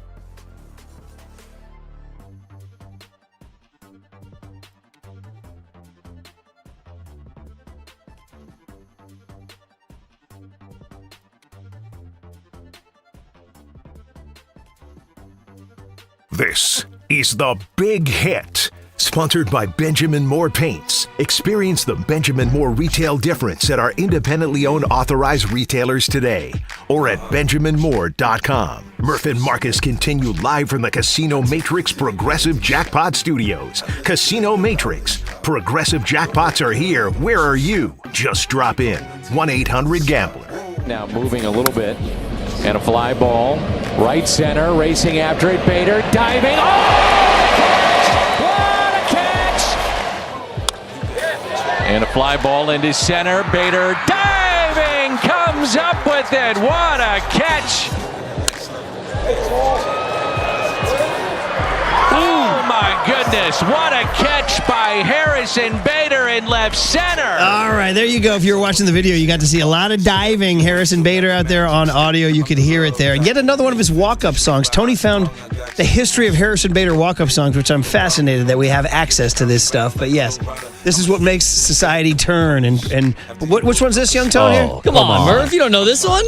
This is Candy Shop. My guy, 50 Cent. Curtis Jackson, I'll take you to the candy shop. How many push-ups for that? How many? 5 push-ups for that? Me not knowing that? You are listening to KNBR AM and KNBR FM, San Francisco, the sports leader and Cumulus media station. So you're approving of all of Bader's walk-ups other than Drake, right? Yes, I'm not down with Drake, you know that. But if you want to mix in a little 50 Cent, a little Hurricane Chris, a little Selena Gomez and A$AP Rocky, I'm here for it. Well, interesting to hear Mike. His first take was he doesn't see him as an everyday center fielder. Very interesting. Very interesting. We haven't heard Tony V. We haven't heard Buster. We haven't heard Zach Manassian. He hasn't been like, a 150 a year starter. He plays in a lot of games. We told you last year he started 122, which is a pretty good number, right? I mean, I go back and look at the Giants outfield starts last year, where that ranks. But interesting that was Mike's take. Mike also talked about it as a DH, which is interesting. He talked about it as a pinch hitter. He talked about it as a defensive replacement. He talked about it as playing left and right, too, sometimes. So I think all those things are true. It depends on the pitching matchup. And, oh, by the way, we do believe Garrett Cole will not be available for the opening series. No, still recovering from Tommy John surgery last year. So Yankees should be without Garrett Cole and Carlos Rodon that opening day week/weekend. I would expect Max Fried to be going against the Giants opening day / opening night. So, listen, we opened the mics this morning, and it was my take that, listen, the Giants are better today than they were yesterday. Period. Full stop. End of story. They are not worse. They are better. He is an outstanding defensive center fielder, whether you want to talk about his 2021 Gold Glove or whether you want to go metrics or maybe you just want to watch the highlights. I mean, you just watched him play. I remember him playing for Philly last year, making a couple plays against the Giants. I mean, he's just flat out the best defensive outfielder on the roster right now. Yeah, he's the only one that has a Gold Glove in his cabinet. Right. So, I mean, I know that was 2021. This is 2026, but still, he's the best defensive outfielder on the roster. That makes them better. Well, offensively? Yeah, I was going to jump in defensively, especially when you look at the Giants outfield as a whole, Murph. They were the worst defense in Major League Baseball. And yes, we can get into the nerdy analytics. Outs above average. They were minus 18 in all of baseball as an outfield. That was tied for the worst in all of the big leagues. 408. So I'm just going out there. We're getting all kinds of reaction. Some people they just what's he going to do? Tear tickets at the Current Theater? 408 says Harrison Bader will be an absolute dog for us. He's the type we need. Buster's trying to rebuild those teams that won those 3 ships, banding together a bunch of misfits and outcasts. Said Coastal Carolina coach David Bennett, we don't need cats, we need more dogs. More dogs. Remember that? Too many meows. And then 707 says they need another big bat. They need 2 good starters. They need 2 more bullpen arms. This team is a long way away. You need to be more like a dog. There you we don't go. need a bunch of cats in here looking in the mirror. We don't need no meows. We don't need no cats. 916. We need more dogs. I feel like we are so starved to recruit some talent that we are making a big deal out of a signing that would essentially be a nothing to a contending team. He's a fine player, but nothing this small should move anybody's needle. Oh, moving someone's needle. Ooh, moving the needle. And look, I said this even off air yesterday as we were doing our post-show meeting. We got the news from John Joe Curley, Harrison Bader signing with the Giants, and everybody immediately asked, what's your reaction? And I kind of said the same thing. It's like, I don't view this as a needle mover. Like, this is not signing Kyle Tucker or Cody Bellinger or one of the big-name free agents, but there's no question that this doesn't improve your team versus what we saw defensively last year. By the way, I dropped that war stat. Kyle Tucker 4.6, Bader 3.9 last year. I mean, and I want to clarify because before our Mike Kruco interview, I said it's a better contract versus what the Giants gave Harrison Bader versus what the Dodgers gave Kyle Tucker. Obviously, Kyle Tucker is the better overall player, but if you're looking for value, they overpaid for Kyle Tucker. Meanwhile, it looks like the Giants got a bargain deal on Harrison Bader. 925 says it's hard to match up the consistent, no-emotion player Buster Posey was with the hirings and what he wants this team to be. I always felt his team leadership in the dugout somewhat stifled emotion of any kind until Pence came along. I'm very excited to watch this new vibe. I think Buster led in a more of a, I would call it the Frankie Pentangeli brother kind of way. Shout out my Godfather 2 crowd. And that is Pentangeli's brother came in the room and everything changed. So you don't have to be Hunter Pence throwing seeds or Harrison Bader pumping your chest or Drew Gilbert biting sleeves.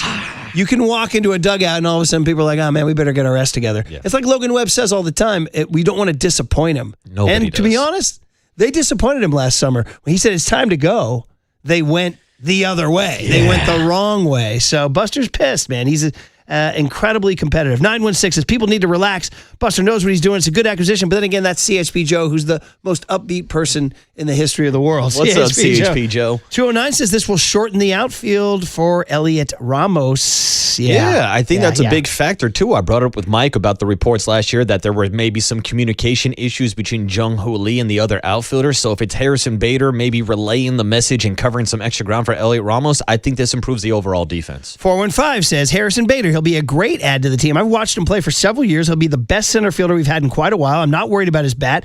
This stadium might actually be perfect for him. He's energetic. He had a foot injury. I don't understand negative reactions. That's Marty from the 415. And then I go right to this next one, 747.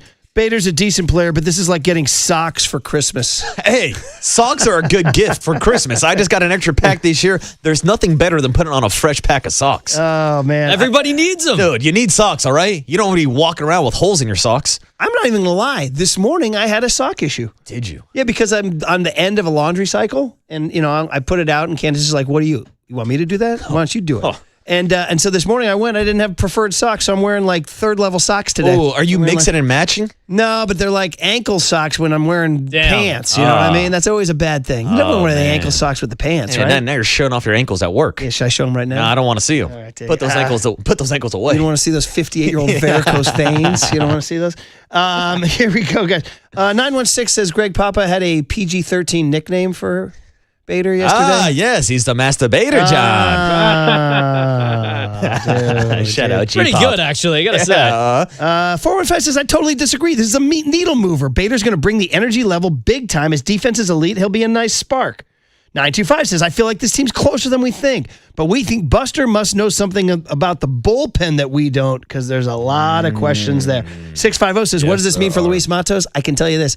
Probably not a banner day in the Matos household yesterday. No, not good news for Luis Matos and the Luis Matos fan club out there, because Luis Matos is out of options. So maybe he's the guy that they keep around for the fourth outfielder. Now, you would think that's kind of redundant, having both him and Harrison Bader as righties, but I brought this up earlier. The last couple of years, Harrison Bader has actually had better split stats against right-handed pitching than left-handed pitching, so maybe Matos gets some opportunity there, but they're running out of choices because they're running out of options with Luis Matos. 415 says, if nothing else, he's going to bring energy and enthusiasm to the clubhouse. I'm tired of watching the low-energy Giants with no swag. He's got wristbands and hair flopping around. You like hair? He's got some great show hair, some nice accessory, too. He'll wear some neon colors on the field. Here we go. 408 says, remind me again how many times during the Giants World Series wins they were favored or got the big offensive or defensive signing and pitching. Boys, let's go. Yes, I would probably respond to that by saying the Giants need a better rotation because it's nowhere close to those championship teams. 925 says Harrison Bader was a solid signing for a defense that was well below average last year, a drastic defensive upgrade at a good price. Yeah, you've already been pointing out that day 3 Giants-Yankees, you're already sweating. Yeah, well, I'm just trying to picture. Yeah, I'm just looking for. The Yankees are coming to town, and I said to you off air, like, I'm extremely confident in Logan Webb in this rotation. Outside of that, I'm not too confident in Robbie Ray after seeing him fizzle out a little bit in the second half of the season. Landon Roop was great, but he's recovering from an injury. Adrian Hauser and Tyler Mahle are question marks in my mind. So yeah, going into the season, I'm not stoked about this rotation, to be honest. 925, I love the signing. 415. I love the Bader signing. So there you go. There's two positives. Now here's a negative. Rick and Hayward. What's up, Rick? Rick's always got a thought. Rick and Hayward, good morning. You're on the big hit. Murph, Marcus, what's going on, Rick? Hi, Murph. Hi, Marcus. Hey, Marcus, you just stole my thunder, dude. You mentioned all the starting pitchers, and that's exactly where I'm at right now. Other than Logan Webb, you have Robbie Ray, who had an 8.17 ERA. Check it out, Murph. It was an 8.17 ERA over his last 6 starts last year. Now, is that because his arm was falling off? Or what? You know, the guy had a Tommy John surgery. Oh, and by the way, isn't that what Tyler Mahle and Adrian Hauser have had too? Every pitcher the Giants have got this year has had a major arm issue last year. In fact, Jason Foley isn't even going to pitch until maybe July. Mm-hmm. So, you know, when you're excited, Murph, and I bring this up to you because you've been with the station a long time, and I used to hear you talk about the A's, and I know you were an A's beat writer. This is an A's move that you used to rip Billy Beane for all the time and make jokes about. And you'd say things like, oh, look at Billy Beane signing the little dinky 245 hitter over there and making a big deal out of it. Well, isn't that what's happening right here? The Giants just signed a 247 lifetime hitter to a $10 million contract, and they spent a total of $36 million on free agents, about half of what the Dodgers spent on Kyle Tucker. And I understand you guys are the Giants flagship station, and it's your job to bolster up the team, and I want them to win too because I'm a season ticket holder just like you are, Murph. But when you go to those season ticket holder meetings and you're being told constantly that we're striving to be the best we can be, and then you get this kind of CRAP. Well, wait a minute, don't you? I mean, Rick, are you? Is he not the best defensive outfielder on the roster right now? He is. Yeah, he might be. And that matters. That's why, dude. Yeah, two things can be equally true. It's not Kyle Tucker. It's not Cody Bellinger. But for a team that yesterday didn't have him and today has him, bro, I'm not throwing a parade for this signing. Bro, I'm not writing a book with Brad Mansion on this signing. I'm saying they got the best defensive outfielder on the roster, and that's a plus. That's it. I'm not saying anything more than that. They now have the best defensive outfielder on the roster that they didn't have yesterday. Other than that, bro, I'm not telling you this is freaking Willie Mays. Come on, man. Rick, two things be equally true. It's not Willie Mays, it's not Barry Bonds, it's not Jose Canseco, and it's not Mark McGwire, but he's their best defensive outfielder, and that's a plus. Would you say that over Drew Gilbert? Oh, yeah, definitely. I mean, Drew Gilbert's in diapers, bro. He's done nothing. Harrison Bader's won a Gold Glove, and come on, Rick. Now you're being silly. Anyway, I appreciate the call. Thanks for the call. And don't get it twisted, bro. We're not saying this guy's Willie Mays. We're saying they're better on defense today than they were yesterday, and that's a plus. So, anyway, thanks for the call, Rick. Yeah, and I'd even say this, too. Thanks for the call, Rick. Now, when he calls out, like, oh, if this was a move that the A's made, you'd be ripping it. Yeah, because everybody rips the A's because the A's don't spend money. The A's don't have $30 million players on the roster. Like, to say this, like the Giants aren't spending over $200 million this year, I get it. They're not spending like the Dodgers. They're not handing out this type of money. But they are over $200 million. So that still is a top 10, top 5 team in baseball. Your point exactly. They're paying Rafael Devers 33. They're playing William Adames 30. They're playing Matt Chapman 30 or whatever. Dude, the Oakland A's, the Las Vegas A's have never paid a ball player $30 million in their franchise history. They would never trade for Devers. So yes, again, to your point, no, this is not Willie Mays, but this is a piece that's filling in the roster around Devers and Adames and Matt Chapman and the guys who paid already. Almost as interested in the culture thing than I am in the actual baseball. I feel like Buster's trying to do something here. Dude, Tony V was a very risky hire. Bro, he might be drowning after he sees the Yankees, Mets, Phillies, and Padres the first 4 games. I mean, it's going to be the old phrase, drinking from the fire hose, you know? I mean, it's a risk, but it's a risk that I think Buster took because he wants something with a pulse. He wants something to push the envelope. He wants something to, quote unquote, create memories. Now, again, it might blow up. I'm not guaranteeing he's going to be great, but I am guaranteeing that Buster's trying to push something here. who is Drew Gilbert? He might ultimately just be a fourth outfielder, but he's a guy in the dugout who you feel a little bit. He's a little bit of a nut, right? Harrison Bader, you heard Mike say, he's a peacock. I don't know if Mike's a huge fan of peacocks. The way he said it, you kind of read that like Mike's like, yeah, I'm not a huge peacock guy. But that's Mike. He's from the old school. Mike was playing in the Texas League in the 70s, bro, where you got one in your ribs if you said something wrong. If you even thought about flipping You get one in bat. your ribs, now you're suspended for a month. Yeah, you got one in the ribs for stepping out of the box back in the day. Exactly. So, and I think it's a good point, too, when we're talking about the biggest obstacle maybe for Tony Vitello in the change between college baseball and Major League Baseball. Everybody talks about the marathon and getting through the season. Well, guess what? You're going to have to keep that same level of energy throughout the entire season. And I think having guys in your clubhouse, in your locker room, like a Drew Gilbert or like a Harrison Bader is going to bring some of that energy that maybe Tony Vitello's looking for throughout the entire season. All right, Mike Silver, we're going to shift topics here. Mike Silver wrote a great column on the NFC Championship talking about Cooper Kupp. He'll have thoughts on the Super Bowl preview. So drop the Giants for a minute. Let's get football next on the Sports Center. Now, from the O'Donnell Financial Group Sports Desk. Learn more at odfigroup.com. O'Donnell Financial Group, because planning is a process, not a product. It's time for the Young Tony and John Joe question of the day. We're getting a lot of good reaction on this. The question of the day, will the addition of Harrison Bader be enough for the Giants to make the playoffs? You can join the conversation in the YouTube chat now.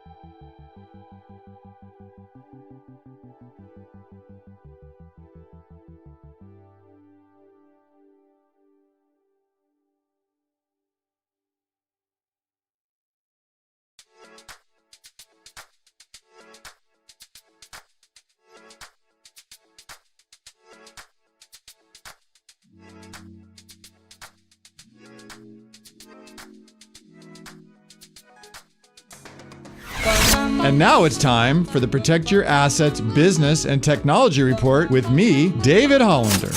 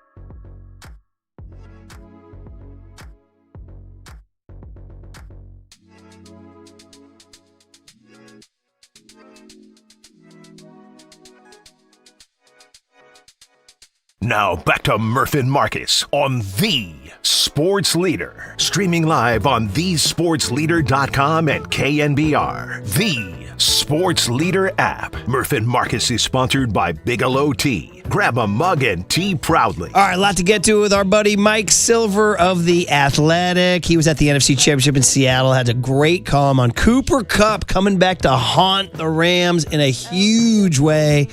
Plus more 49er fallout with Mike. Plus the 49ers documentary this weekend. We just had Randy Cross on this morning talking about it. It was awesome. Centering around Michael Zagaris, one of Mikey's all-time favorite guys. So a lot to get to with Michael Silver. Michael, good morning. Welcome back. How are you? Hey, morning, Mike.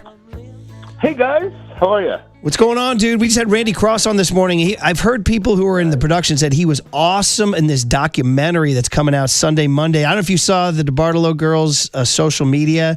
Looks like Eddie had a big steak dinner last night, and they were all there. There's even a picture with Joe and Steve standing next to each other and smiling, dude. How about that? I love it.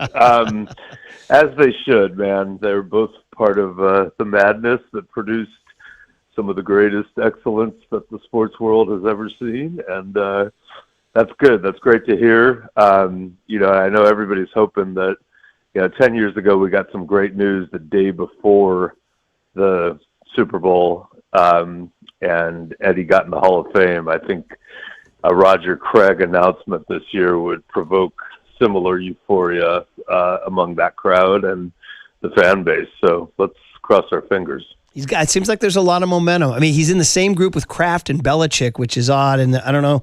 Also, Ken Anderson and LC Greenwood, don't know how many are going to get in, but it seems like. Have you heard? Yeah. Have you put your ear to the ground? Are there any whispers that he has the momentum to sneak past? I don't have a vote, and I don't think the voters really know. They keep it kind of. It seems like everyone makes their presentation, and then it just goes how it goes. So I don't know. I used to have the great bully pulpit of being on every one of NFL Network's Hall of Fame shows throughout the year. That could be loud and engaged, but now I'm just like everybody else, just waiting to see what happens when the white smoke arrives. Dude, there you were in Seattle, NFC Championship. What a game. Has a lot of feel from 1994, 49ers Cowboys, where everybody says that was the Super Bowl. Like the Super Bowl is an afterthought. They blew out the Chargers in Miami. You know that. You introduced me to Candace, the whole deal. Was it the Super Bowl? Was it the Super Bowl, Mike? Yeah, this thing's done? Was it the Super Bowl? Well, it's not like it used to be. So, for perspective, I had just gotten to Sports Illustrated, and literally 2 months earlier, and Rick Tellender, maybe the greatest of all time, was the lead NFL writer for the first 6 months I was there before he left to go back to the Chicago Sun-Times. So they sent him to the 49er Cowboy game, and I went to that great Chargers upset of the Steelers in Pittsburgh. And back then, the cover of SI was such a powerful thing. And when I arrived in Pittsburgh, every time I mentioned Sports Illustrated, I was getting glares. And I realized that the cover of the magazine that week was a picture of Steve Young and Troy Aikman kind of facing off in action, and it said, the real Super Bowl. And I think all the Steeler fans who thought their team was going to win were not amused. But back then, the NFC, I think, they were in the midst of a 13-year winning streak. Think about that. And most of those games were blowouts. So it really back then felt like, oh my God, whoever wins the NFC is going to kill the AFC. Why do we do this? We should realign. It's a joke. So I don't feel like that. I do feel like the Patriots are a team that has had a lot of things go their way over and over in terms of, who they've played schedule-wise, what players have been injured when they've played them. It just seems like things line up. And I looked at that Texans game and thought Texans should kill this team, but their quarterback, C.J. Stroud, was awful. And then they got to play Jared Stidham in the snow, and here they are. I don't want to detract, though, from what they've done. What a testament to Mike Vrabel in year one. And probably they're making quarterbacks like Justin Herbert, look bad. So it feels like the Seahawks are better. And usually with the 2 weeks, that tends to bring out the imbalance when there is imbalance. And that's a whole other subject. But, I don't want to just say, yeah, that was for sure the Super Bowl, because everything's just been so close lately, other than the 49ers Seahawks game. Mike, despite the Rams losing the NFC Championship game, it really felt like a night and day difference watching the Rams offense versus Seahawks versus the 49ers offense versus the Seahawks. So what would you say was the number one reason why Sean McVay and Matthew Stafford had so much more success this season than Brock Purdy and Kyle Shanahan against the Seahawks? Well, let's start with Puka Nacua being out there and Devontae Adams. That kind of helps. And, the 49ers had to play them, obviously, with a huge deficiency at kind of an important position when you're trying to sling the ball. So, we know Ayuk was a disaster. Ricky Pearsall was hurt a lot and, not able to be Ricky Pearsall down the stretch. And then there was no George Kittle in that last game. And I think you just saw a team that hit a wall after doing something pretty epic in Philly that fans should always cherish and remember, because they knocked out the defending champs in a really cool way. But, you need dudes. That NFC Championship game featured Puka Nacua, Devontae Adams, Jackson Smith and Jigba, Cooper Kupp, Rashid Shaheed. I mean, these dudes are ballers, and the 49ers have to figure out a way to get back to having that. So that's probably my biggest takeaway. Yeah, I'm with you. There's no playmakers out there. Michael Irvin, his license plate said playmaker, didn't it?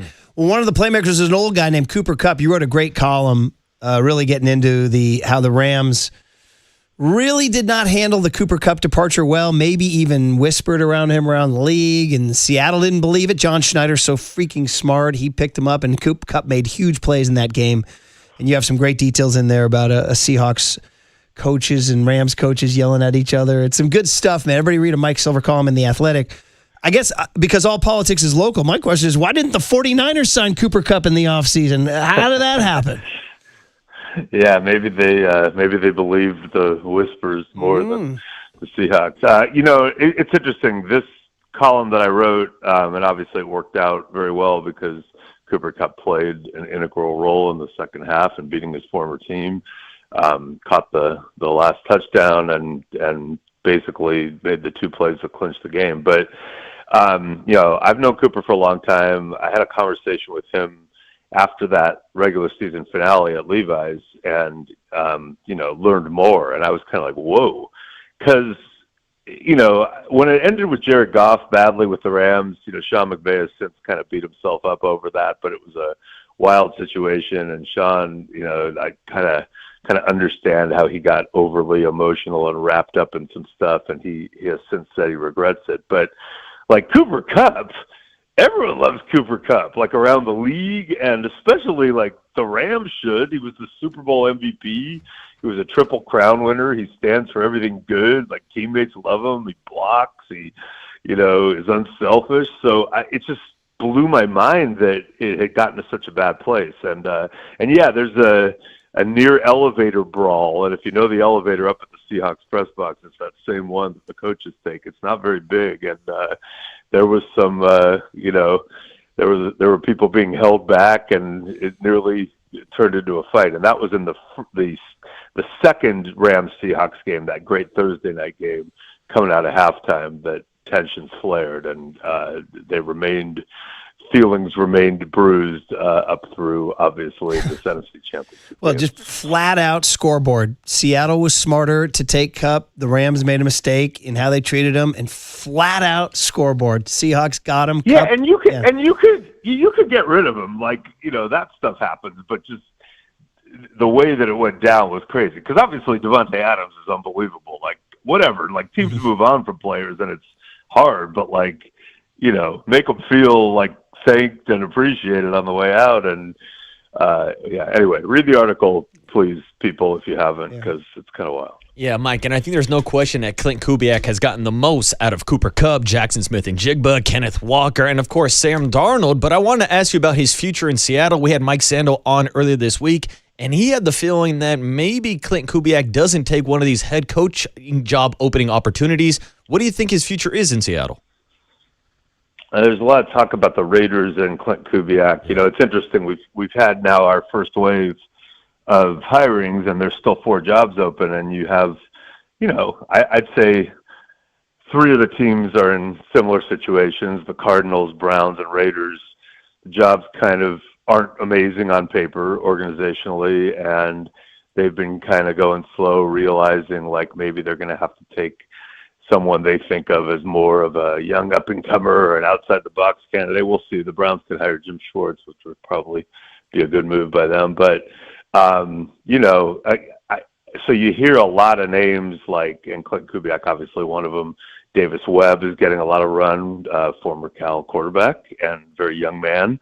And Nate Schillhaus, who's a Rams guy. But it is a weird system. And by the way, the Bills digging on some of these people, but it's a weird system because losing is winning often for these coaches. Like, winning might not have been good news for Clint Kubiak in that a team might say, we don't want to wait 2 more weeks, even if we could do it unofficial, official, like the Niners do with Kyle back in 2017. We're just going to go get going. Whereas, you know, Davis Webb is out. And Nate Schillhaus is out, and people are like, okay, let's go. So, you know, like it helped Saleh to lose when he did. It's just a dumb system. It hurt Saleh to win in 2019 against the Vikings, and then that freed up Stefanski, who got the Browns job that probably Saleh could have gotten if it had gone the other way around. So, I don't know, man. It's both Kubiaks are getting that kind of love, but it's an imperfect science, and it's a bad system. So I don't know how it's going to shake out. Mike, ending it on the 49ers. Since we last talked to you, Kyle and John did their year-end thing, including addressing the electrical substation, which I don't know if you have any thoughts on that. But, you know, I don't know if anything they said. Kyle talked about team speed as a big need. They didn't seem to freak out about the offensive line as much as fans are freaking out about the offensive line. You know, I don't know if did anything come out of that post-game or post-season presser from Kyle and John that made you think that they will be ready to make a run at a Super Bowl next year? Well, first of all, the debriefing's been fascinating. I still have that saved in my email. I need to drill down on that whole thing. But I saw Greenlaw said in Denver on the locker cleanout that Sean Payton like grinded them into submission practice-wise compared to Kyle. Mm-hmm. And I'm like, well, I don't know. They seem healthy. Like, so none of it makes any sense. But, yeah, I don't know about the substation. I haven't really thought a lot about it. I do know that, you know, you and I have both spent a lot of time down there, mm-hmm. especially me. Like, starting in 1989, I was there all the time. And I think the substation's been there since forever, right? So what does that mean for us? Like, you know, first of all, let's start with the important stuff. Like, should I be noticing any effects at my... Is there a reason I have golfer's elbow right now, as I have tendonitis in my elbow? Is that why? So that's the first question.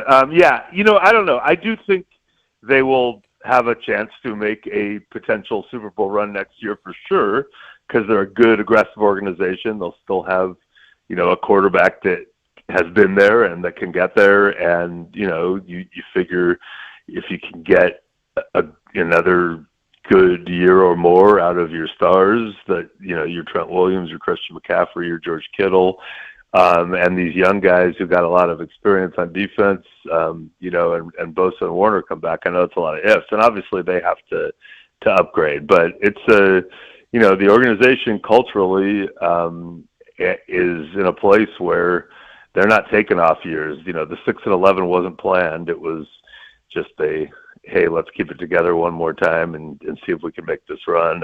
And it didn't work, and people got hurt. But I think the norm is they're in the mix. They're not settling for, hey, we, you know, won a playoff game and then got rolled. And it's hard.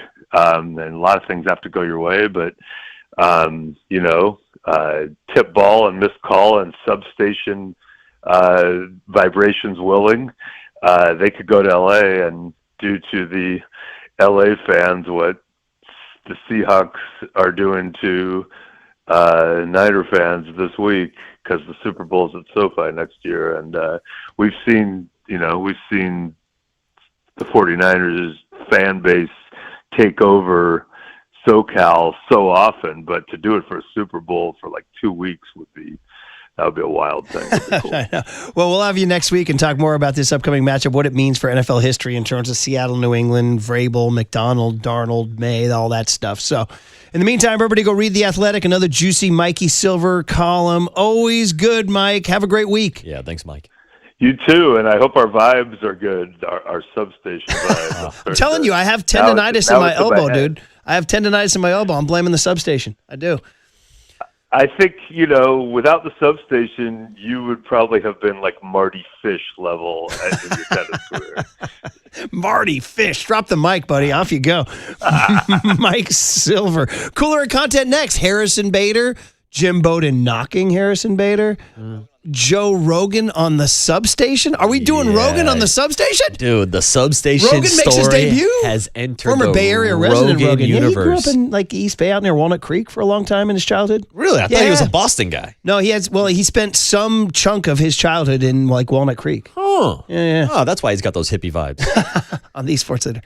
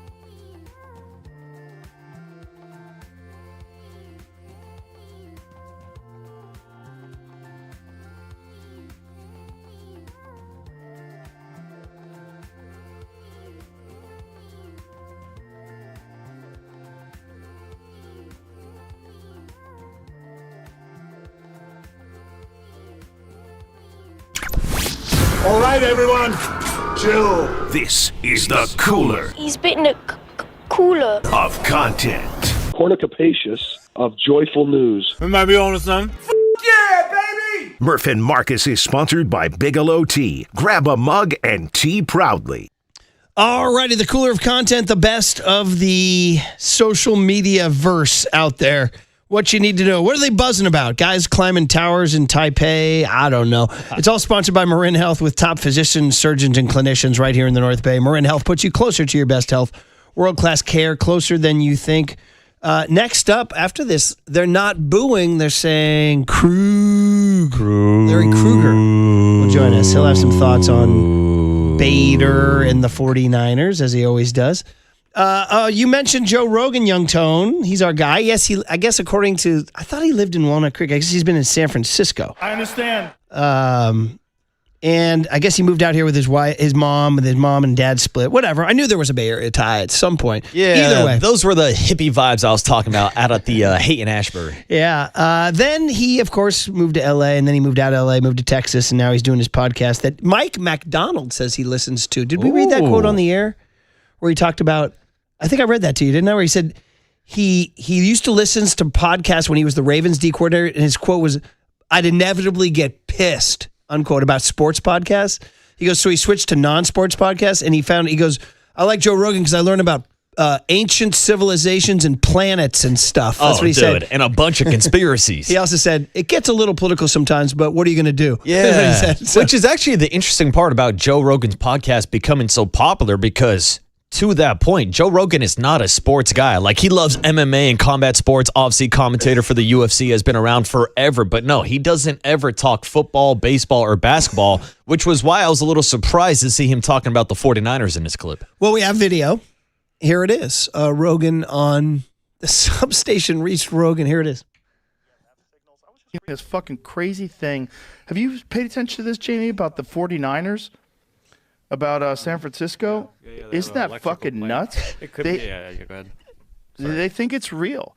So there's a disproportionate amount of severe catastrophic injuries that come out of San Francisco, and their training facility is right outside this power station. Oh, yeah. Yeah. I mean, way more Achilles tendon blown out, way more knees blown out, way more like catastrophic ligament and tendon ruptures. Like, and they've been talking about it since like when the players started talking about it in like 2012, I believe. And people are like, oh, that's nonsense. And now the stats are in, and you're looking at the amount of injuries that come from this area. It's like, it's not normal. No. And so you think what? If they're getting weakened by the water, by the electricity. Yeah, by the EMF signal. Look, EMF signals we know disrupt human beings, but to what extent? Like, to what extent does LED lights, and to what extent? Is it minimal? Do you feel it? Is it not? Does it have a long-term effect? Does it take forever until it actually compounds? But they're looking at the data from this one training facility. See if you can find something on it. Because a lot of stories have come out this week about it, where people are starting to gather up all the data, and they're like, hey, this is not normal. So it's arrived. In the pop culture verse, it's now arrived. Dude, now we got Joe Rogan ripping smelling salts and talking about the substation. Because he's got millions of listeners, man. Incredible. This thing just, what is it? It combines conspiracy theories. It's got kind of an X-Files vibe about it, you know? You guys remember that show X-Files in the 90s with, what's his face, and the guy and the gal? I know X-Files. what you're talking about. Yeah. It's the truth is out there somewhere. It's got the X-Files vibe to it. People love conspiracy theories. We know that, right? And people just love talking about it in general. Like, even his guest is like, what, you're telling me it's in the water? Like, that guy doesn't know what he's talking about. But I get what Rogan's talking about, because I've heard people talk about EMF rays and to what extent, and are using Bluetooth headphones worse than using wired headphones. Like, those questions are out there, but I don't think anybody fully understands, because I've seen YouTube doctors say, oh, this is bad. I've also seen YouTube doctors say, actually, EMF rays will help you recover. So I don't know, dude. I'm not a blinking doctor, as neither is Joe Rogan. The stat that just haunts the Niners is the fact that they lead the NFL in average games lost in the last nuts? In the last 10 years. It is pretty blinking nuts. So I don't know. I don't freaking know. Isn't that nuts? I don't know. All I know is Niners have a little bit of a problem on their hands, and this started with a tweet, man. And all it took was, again, now, us talking about it. I mean, is it crazy? Is it wrong? I don't, like I said, all these other guys who blow out their Achilles and tendons that don't practice near the substation, So, Listen, I understand. Did Fred Warner's bone break in Tampa because it was weakened by? I don't know. I don't understand. Didn't Zach Charbonnet blow out his ACL? I don't know. People get injured. I don't know. So what do we Isn't do? that nuts? It is nuts. It's nuts that it's gotten to this level. Here we go, guys. Here's a crazy one that got some traction too. Mike McDonald, the Seahawks coach, before the NFC Championship, talked about how maniacal he is about coaching, and admit he has a 14-month-old son that he sees for a limited time. Check this out here. We have actual video here. Yeah. I'm here less, which is I wish some of our coaches took that as well. But on Thursdays, I don't get to see Jack throughout the week as much. So Thursdays I try to get, which is today, I try to get home pretty quick to be with him for maybe a half hour before he goes to bed, and then I got a setup at my house where I can go, and then I work on the game plan. But it's able to spend some more time at home and be with Jack, and also it kind of lets you kind of get away from everything and kind of see things from a different perspective, and it keeps you fresh, So it's been helpful. For the same reason the Giants shouldn't have announced that they bought the Curran Theater. They should have just bought it, left it secret. This guy should not. Mike McDonald. In today's world, if you don't want to get roasted, do not have a soundbite where, I go home, I see my kid for, a half hour. Yeah. He does say an hour afterwards, but people... For maybe a half hour before he goes to bed. The Barstool crowd and all them jumped on it. I thought there was a very funny tweet. They're saying, this psycho sees his kid for 30 minutes a week, and then after they won, I saw a tweet that he's holding up the trophies, and he can't wait to share this with his son from 3:15 to 3:45 on Thursday. He's got a very strict schedule.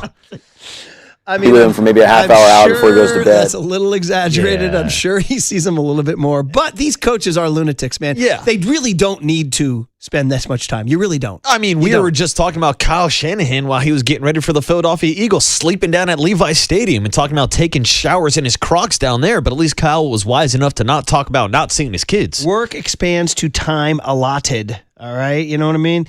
All right. Did you guys see last night the Peacock thing? They had different broadcasters sitting around the arena. I saw this. Yeah. So Austin Rivers and one of the other guys, they were sitting in the stands near the benches. It was they were man in the scene. Yeah, they were trying to sell at the game after all the starters were scratched. No Anthony Edwards, no Steph Curry, no Draymond Green. The list goes on and on. Imagine paying full boat for a ticket and getting no Steph, no Anthony Edwards. I need a refund for that. Austin Rivers was one of the commentators, and do you have a video on this or not? Yeah.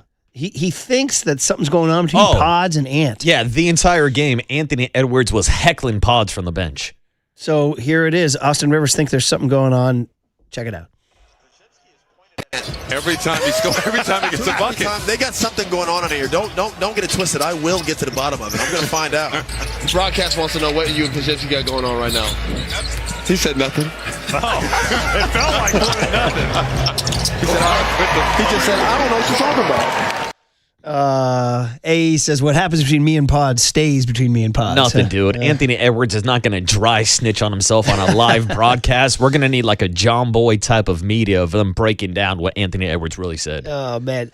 Do I dare bring up the Jim Bowden just to fuel the negative people on Harrison Bader? Most of us think hey, listen, no. Is it a gigantic signing? No. Is it a nice signing? Yeah. Does it make their defense better? Yeah. Does he add a little swag and dog? Yeah. All that stuff is good. Is it signing Barry Bonds in 1993? No. Nope. But it is something. And the belief was that he was a good clubhouse guy. Apparently in Philly, he was wildly popular. And I guess he has a phrase where he likes to say, what a gift. And apparently he'll say it if they hit a walk-off bomb or if he's stuck in traffic. He kind of, it's his riff. What a gift. And the Phillies made T-shirts in the clubhouse that said, what a gift. And they all wore them one day to sort of salute/troll him a little bit. And they all had fun with it. They loved him. They didn't want to see him go. But Jim Bowden has a different take. Jim Bowden on Foul Territory podcast said this about the new Giant. To me, Bader's a fourth outfielder. He's a pretty good defensive player. He is a good base runner. His uniform is dirty by opening day, and he tends to irritate coaching staffs by the end of the season. When he was a member of the Yankees, he thought he should be hitting cleanup on that team. So what I've heard, in terms of clubhouse guy, not the best, but he plays hard. Fans love him because of that. And to me, it's a good fourth outfielder. We all love pitching and defense. And so to me, Harrison Bader is a plus when it comes to that. But my view on the player is more of a fourth outfielder than a starting center fielder. Okay. Bad clubhouse thing was a pretty explosive thing to say because, whoa, man. And for fun, I asked ChatGPT, is Harrison Bader a bet? ChatGPT's like, all reports are that he's a positive, energetic force in the clubhouse, beloved by fans and teammates everywhere. That's ChatGPT, y'all. But I'm sure Bowden says that because he heard it from somebody. I don't think he's making it up. Whoa. Maybe he rubbed somebody the wrong way who told Bowden. Well, that's why I was confused, Murph, because I'm always keeping my tracks on the pinstripes across the country, and I never heard about these reports about Harrison Bader allegedly saying he should be hitting cleanup for the Yankees.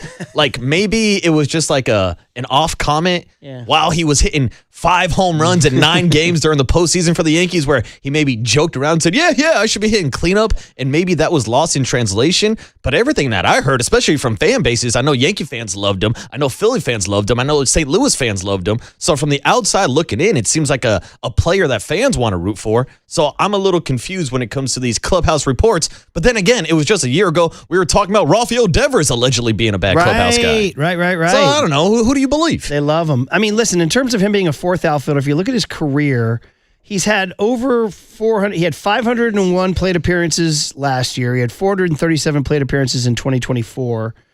In 2023, he might have been hurt. He only played 98 games. Back in his days with the Cardinals, he was over 400 plate appearances every game, played in 138, 128 games. Didn't start them all. Started 122 last year. That was a high for him. So, yeah, I mean, maybe he won't be every day, not going to play 150, but he's certainly going to play a lot. That's for sure. Yeah, and he's definitely a defensive upgrade. Maybe Bowden's banking on the fact that he was a fourth outfielder with the Yankees that year, but that was a year that they traded for him at the deadline. Like I just mentioned, had a huge postseason bump, and he's done that back-to-back years, or a couple years in the last 3 seasons. Did it last year with Philly, too. So this is a boost, not only to the clubhouse, but defensively, where they were so bad last year in the outfield. Well, last year, Ramos played 157, and Lee played 150. So that's pretty good. Yaz played 96. Well, then they traded him, of course, so you can't do that one. Bailey played 135. Adames played 160. So we'll see. We'll see if they see him as an everyday outfielder or not. All right. Well, there you go. Pretty good cooler of content from inspired a lot of texts, the Rogan thing. Trade by day. Nuts? Joe Rogan by night. A lot of people breaking out all the day. correlation is not causation. Oh, that's a good one. That's that one will make you noodle. Correlation is not cause. So how would that apply to our show? Like Curly did try to say something. Booking a good guest doesn't guarantee a good segment. Does that work? Okay, something like that. I don't know. Pretty good. That's pretty good. Meanwhile, Marchbank Park's having a big ceremony today for Sacred Heart. They're going to redo Marchbank Park. We did a whole thing. I walked out on the patio and yelled down to them. They're KNBR listeners. They're like, yo, Murph. I was like, yeah, dude, we're here. Send Curly over to cut the ribbon. So we know we have SI Wildcats, including Larry Kruger, next. We know we have Reardon, whatever they are. Yeah, the Crusaders. whatevers. The Crusaders. whatevers. They're the Crusaders. The Crusader Classic. You can't go through a Christmas without the Bruising Crusader for Classic. Cruising for But we're now turning into Sacred Heart Fighting Irish because they're redoing Marchbank Park right next to us. And John Madden said, I can't imagine a better place in the world to be a kid than Marchbank Park. All right, guys. Larry Kruger, next on the Sports Leader. Isn't that nuts? Time for your Bay Area Chevy dealers traffic update.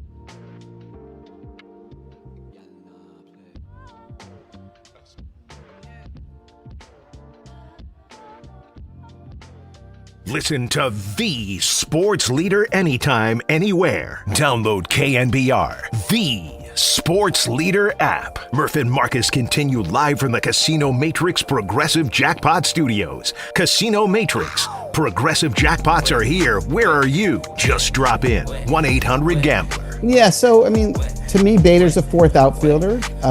He's a pretty good defensive player. He is a good base runner. His uniform is dirty by opening day, and he tends to irritate coaching staffs by the end of the season. When he was a member of the Yankees, he thought he should be hitting cleanup on that team. So what I've heard, in terms of clubhouse guy, not the best, but he plays hard. Fans love him because of that. And to me, it's a good fourth outfielder. We all love pitching and defense. And so to me, Harrison Bader is a plus when it comes to that. But my view on the player is more of a fourth outfielder than a starting center fielder. All right, Jim Bowden just kind of whizzing in our Wheaties right there. Man, oh man. Everybody's like, oh yeah, cool, got a spark plug guy, got a little mini Eric Burns. He's like, yeah, no, you'll get nothing and like it. We'll talk about it with the man. They're not booing, they're saying Krug. Hey, Krug, before we get into hot take land, I got a hot take for you right out of the gate, buddy. Okay, I can't wait. Mr. USI Wildcats, go Cats, get 'em Cats, get 'em Cats, or whatever the heck you guys say. Go Cats, get 'em Cats, go get 'em Cats. You got a problem here, buddy. Sacred Heart, the Fightin' Irish, have taken over Marchbank Park right outside our window. There's a ribbon cutting. There's a groundbreaking. They are renovating the diamond right next to us. It's going to become SHC turf, bro. They're coming in right now. We're turning green right before your eyes. You got a problem with that? No, actually, I think it's advantage Wildcats. So you're telling me that the school's on Ellis Street downtown, but the field is out in Daly City. Sounds like a lot of wasted time for the SH kids taking the Muni out to practice every day. But you know what? They hate us because they ain't us.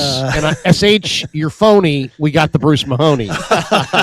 Shots fired. I love it. Tell them, Krug. Tell them. All right. Do you have any friends from SH?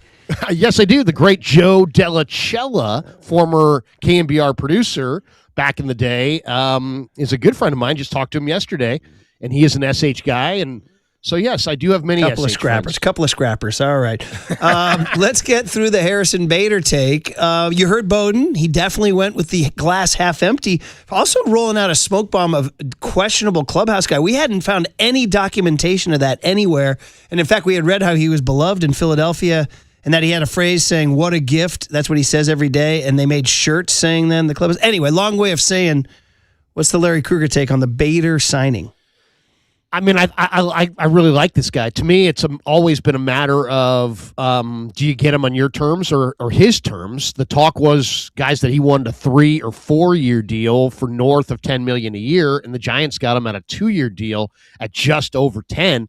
That's a win. That's an absolute win. I think they're getting the best of Harrison Bader. He's coming off a year where he hit over 300, over a 360 on base. I think the Burns comparison's good. I think he's a high energy guy. Offensively, my only bummer on it is that the Giants always go defense over offense. Sabes told me a long time ago you need multiple center fielders in that park. So now you got Jung-Hoo in right, and you got Bader in center, and outfield defense, if you look at it, I think annually is the most underrated aspect of winning baseball.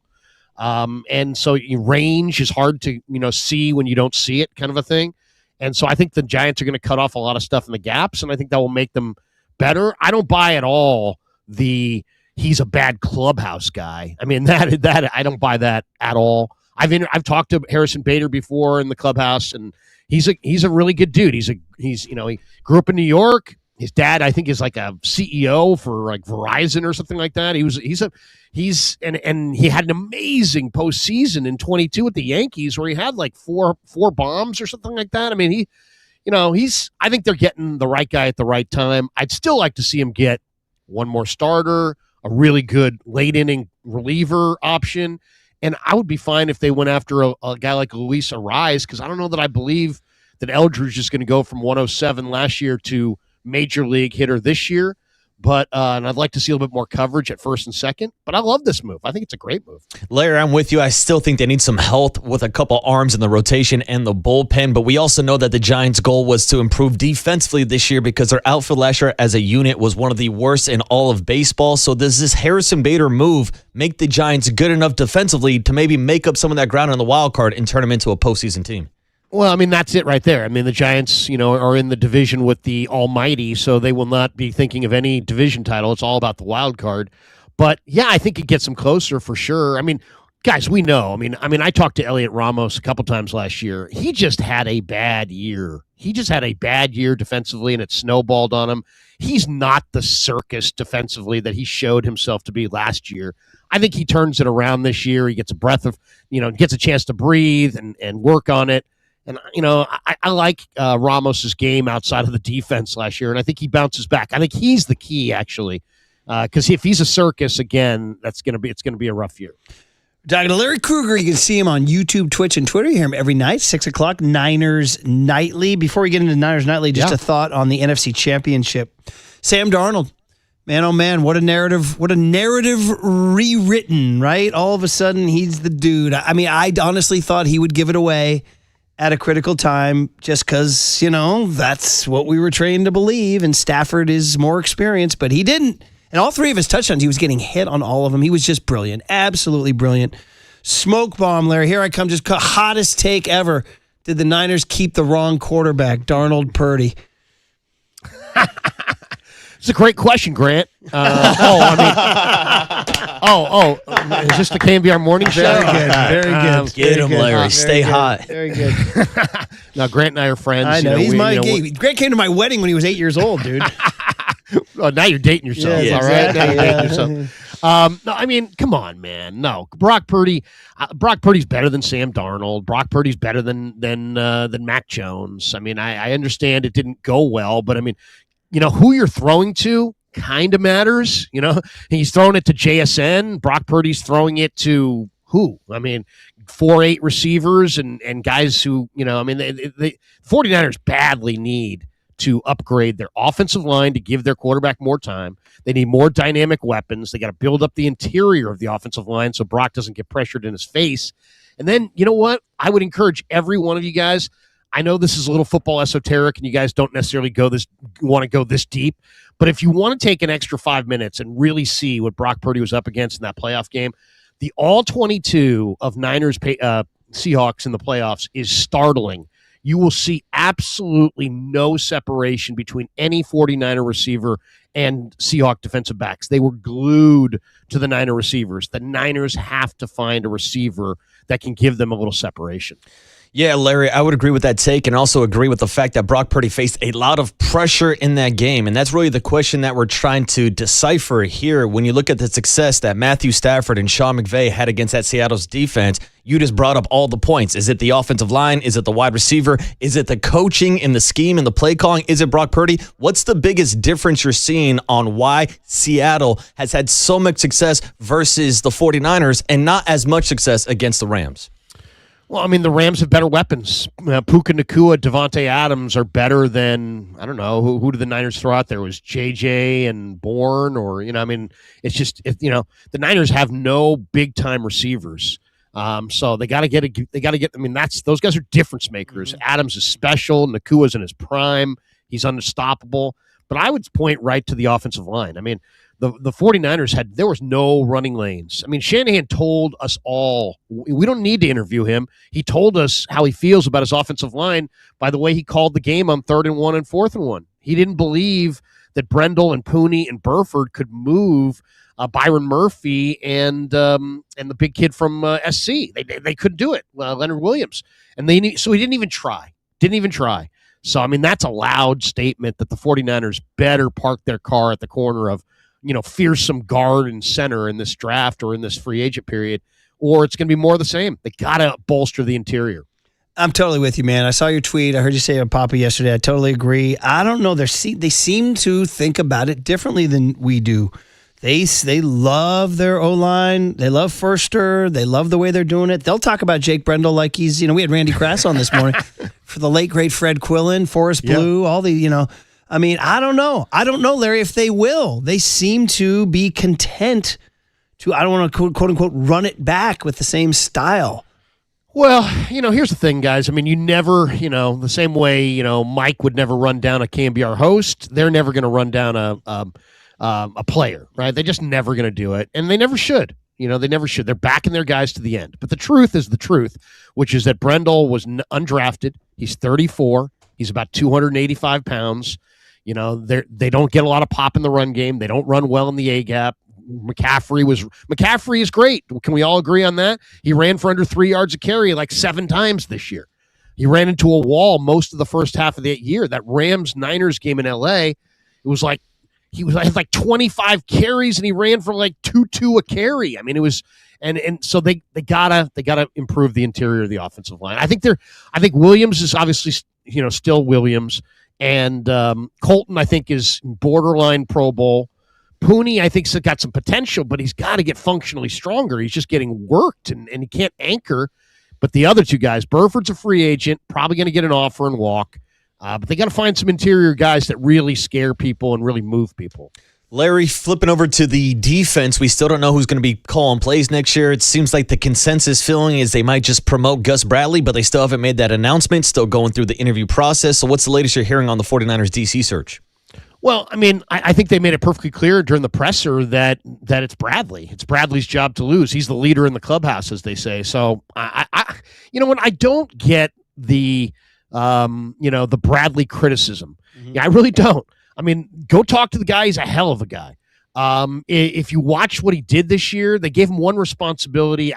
His job was red zone defense. They were 24th in defense. They were 14th in the red zone. So, I mean, was Robert Saleh worse than Bradley? The other thing people forget is that Robert Saleh, how quickly we forget. Before Nick Bosa showed up, Niner fans wanted to run Robert Saleh out of town on a rail. So, it's just like this is a players league. This is pro football. You got to have players. So I'm a big Gus Bradley fan. I think Schwartz is going to wind up getting that Cleveland job. I haven't heard anything this morning if it's happened, but I think Schwartz goes to Cleveland, and I think it's between Raheem Morris and Gus, and I think they're going to stay with their plan from a year ago, which was continuity. You got to have some continuity. This would be 5 years in a row with a new DC. I think they're trying to minimize that try to have continuity and minimize that turnover time that it takes to adjust by having a guy that was in-house. I'm with you, man. It's everything gets criticized these days, and listen, some of the stats aren't glorious for Bradley. I mean, some of if you go back and look, Raiders, he was in bad situations, but you're right, it's a players' league. Did he have the horses? Continuity is an important thing. Switching though, Larry, from my last one is back to the receivers that you mentioned. I totally agree. Yep. I mean, God, man, see JSN and Puka Nacua out there. You're just watching the class operation, and the Niners are just not getting it done there. So what's the strategy? Is it the first-round draft pick? Is it the second-round draft pick? Is it the third-round draft pick? Is it a trade? Is it a free agent signing? What do you think on your grease board of how to get way better at wide receiver? It's a really good question because it's not. You also wide receiver is a position that you got to have complementary parts. You can't have 5 possession guys or 5 burners. You got to have guys that somebody's got to run the deep route, somebody's got to run the intermediate route, somebody's got to run the gadget stuff. So they got to figure out their entire core and how it all pieces together. The top receivers in this draft are going to go in the top 20. Jordan Tyson, ASU, Carnell Tate, Mekhi Lemon, SC, Denzel Boston, they're all going in the top 20. And the Niners picked 27.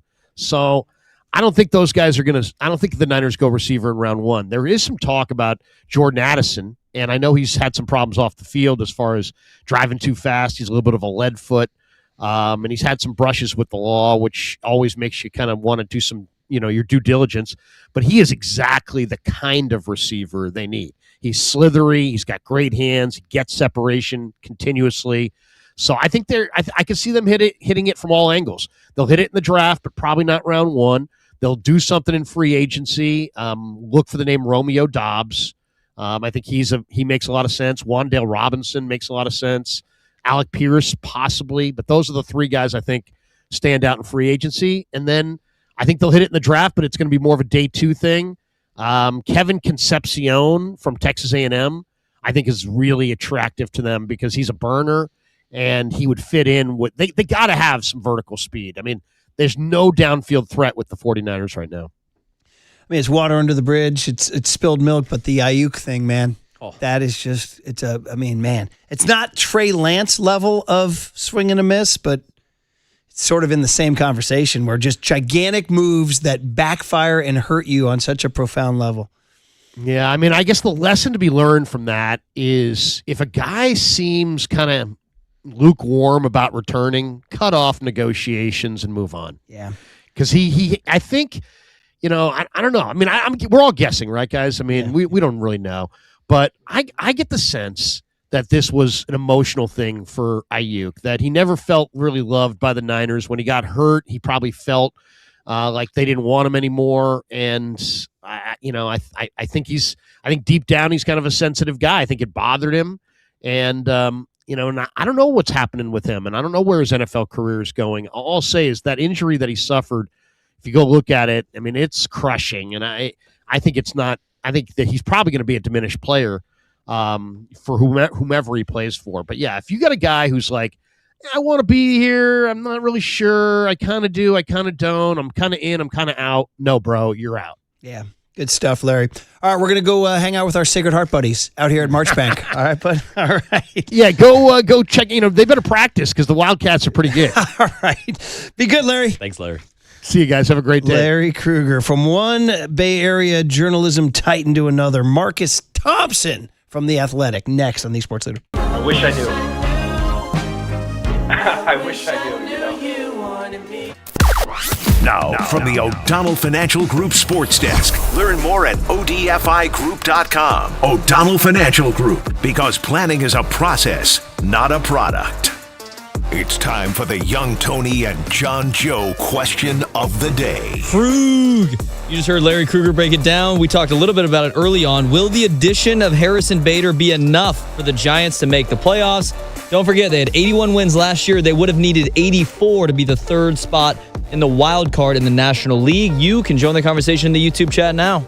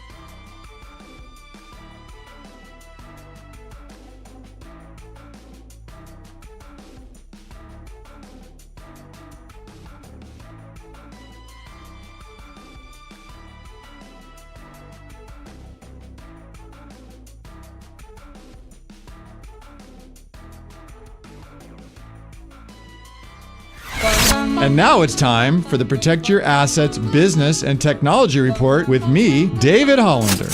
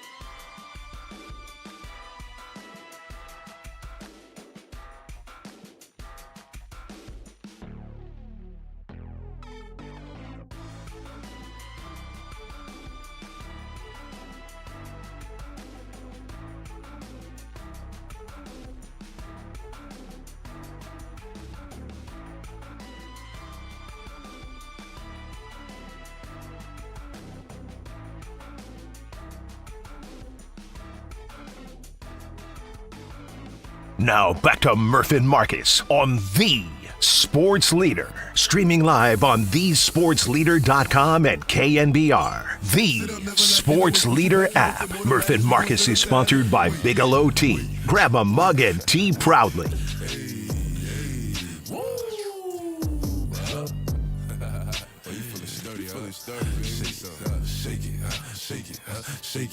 She like the way that I dance. She like the way that I move.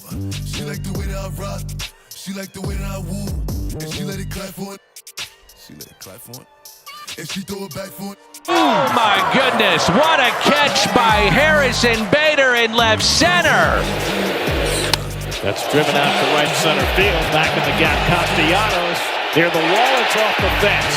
Lindor heads to second. Bader's throw was play. He's out. Harrison Bader with a bullet to second base to get Lindor. Well, there it is. If you're watching on YouTube, Twitch, and Twitter, you saw the video of the swaggy Harrison Bader. He's got the flowing locks. He's got the sort of the, as Mike called it, the peacock in him. And incredibly this morning, young Tony found a web page that had the history of his walk-up songs. This is like the fifth one we've heard. I think it's 6 or 7. Yeah, something like that. Incredible that somebody devoted time and energy to logging Harrison Bader's walk-up songs. This one, young Tone, is? Of course, you know this one, right, Murph? Dior by Pop Smoke. R.I.P., by the way, Pop Smoke. So when you said Dior, Pop Smoke, I thought Dior was the artist and Pop Smoke was the song of the track. You know the track, Murph.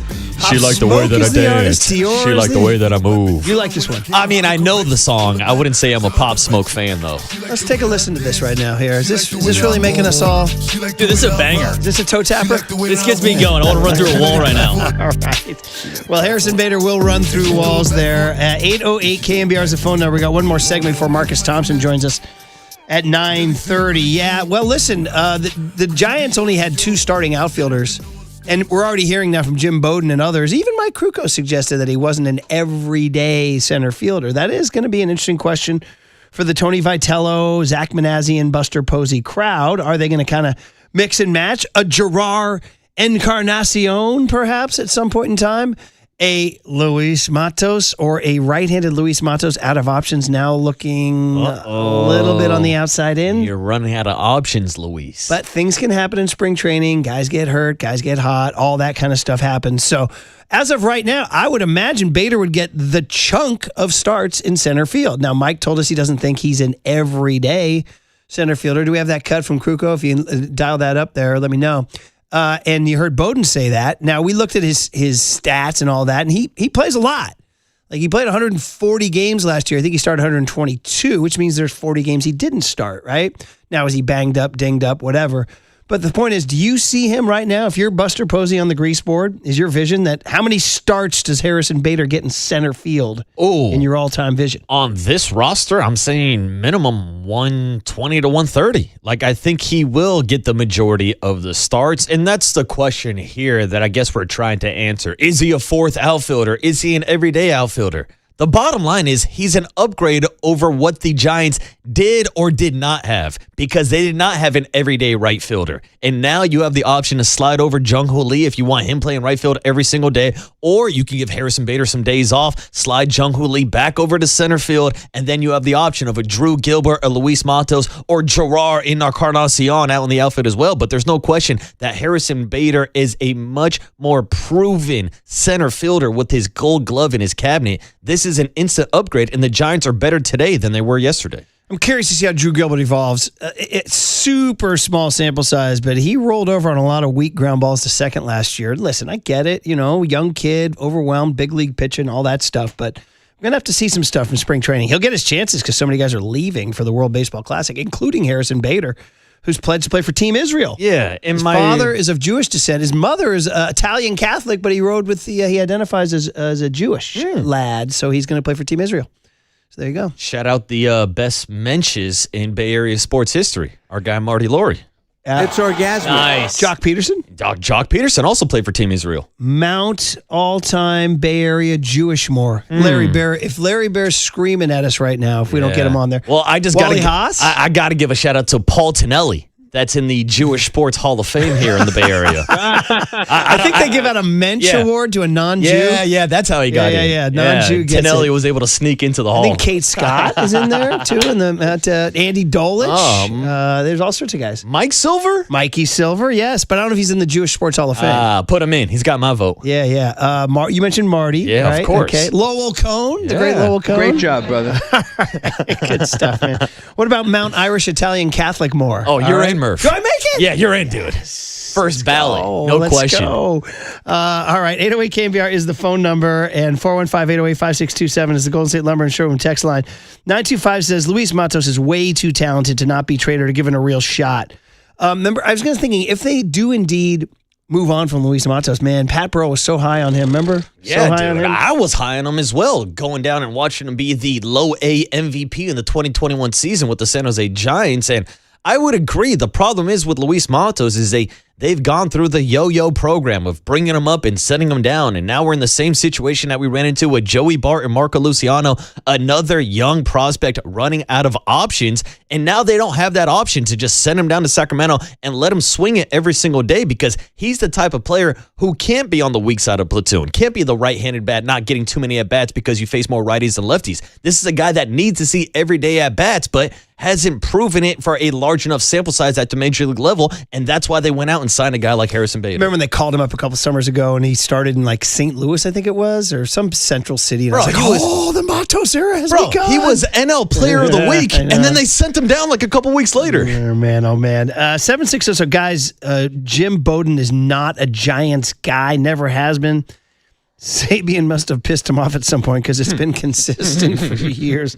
Jim Bowden wakes up in the morning and says, I'm going to get the Giants today. I'm going to drive a knife. I got a bone to pick. By the way, Mount Bay Area Jumor is coming in huge. 510 Roxy Bernstein. Okay, another one on the list. And I heard from my buddy DBF who says Harris Barton, dude, who was in the picture last night from the DeBartolo's social media. Wow. You know, the famous story about Harris Barton is, he had to block Reggie White. Reggie White is arguably the greatest pass rusher ever. You know what's funny? I'll tell you a crazy story here. I had a dream last night about Bob McKittrick, my favorite coach of all time, the late, great Bob McKittrick. He came to me in my dream, and he said something he's always said, but he said it in my dream. He goes, Brian, when Charles Haley went to the Cowboys, he walked out the door holding 2 Lombardi trophies. For some reason, that was in my dream last night, because there is a belief that Charles Haley single-handedly changed the fate of NFL history. When he went from the Niners to the Cowboys, they won 2 bowls because they had Haley, and the Niners lost 2 championship games because they didn't have Charles Haley. And McKittrick said it. McKittrick says things. I believe him, even in my dreams. But anyway, there was a belief that Reggie White is the single greatest pass rusher in the history of the NFL. You can make an argument. I know you have Max Crosby. Yeah, well, I'd say Myles Garrett because we were just talking about this topic with the sack record, but there were not registered sacks. Who do you take? With Myles Garrett, White. Reggie White, 808 KNBR. Right? Because that's the story that allegedly Reggie White had more than 26 sacks in a season, but they weren't keeping track of sacks. No, they kept track for Reggie. They didn't keep track for Deacon Jones, who you've quoted once before. My apologies. Deacon Jones Reggie with White that head was slap. so freaking ferocious, dude. He was unbelievably ferocious, and he was also an evangelical Christian who believed in the power of Jesus Christ saving his life. We're talking a lot of religion this segment. Sure, why not? Let's get religious up in this His piece. nickname, the Minister of Defense. There you go. Yeah. Look at young Tony dropping knowledge. 808 KNBR, if you want to Google the speech to the Wisconsin State Legislature, Jim Rome used to drop that all the time. He used to drop those crazy un-PC drops all the time, dude. And they were funny, I got to admit. Anyway, point is Reggie White would line up over Harris Barton and scream at Harris Barton how Jesus was coming to save him. And Jesus was coming to save him. And Harris waited in his comic timing and finally said late in the game one time, he said, as they came down, he said, screaming about Jesus save you. And Harris said to him right before the snap, Reggie, I'm Jewish. That's a good comeback. Which would prompt me to maybe drop a line from Clerks 2 from Jay and Silent Bob. It was Jay actually talking about the Bible, and he goes, man, there's a bunch of crazy stuff in this Bible. Did you know Jesus was a Jew? Louis C.K. has a whole bit on that. Some guy's arguing with him. And some guy, he goes, I have a buddy who argues with me about that. He goes, he couldn't have been a Jew. He goes, what do you think he was, a Presbyterian, dude? It's like, that's so funny. And on a much brighter note, 408 says, Pop Smoke rejoin made my entire day. She liked the way that I walk. How do we She not liked the like way a that I Harrison move. Bader pickup? How do we not like a Harrison Bader pickup? This fan base has lost it. So there you go. Well, listen, we hope to get him on the air, but until then, we're just chasing. We're like a dog. You know about dogs chasing post office trucks or postal trucks? You know about that, Tone? The old trope. We're like a dog chasing the Max Manus podcast. This guy, looks like he's 16 years old. He got Harrison Bader. We didn't. And he got him on video, too. What the hell, John Joe Curley? So here's Max Manus booking Harrison Bader on your YouTube, Twitch, and Twitter. Bader's got the flowing locks, and Max Manus is grilling him about playing center field in San Francisco. Certainly anticipate playing center field there.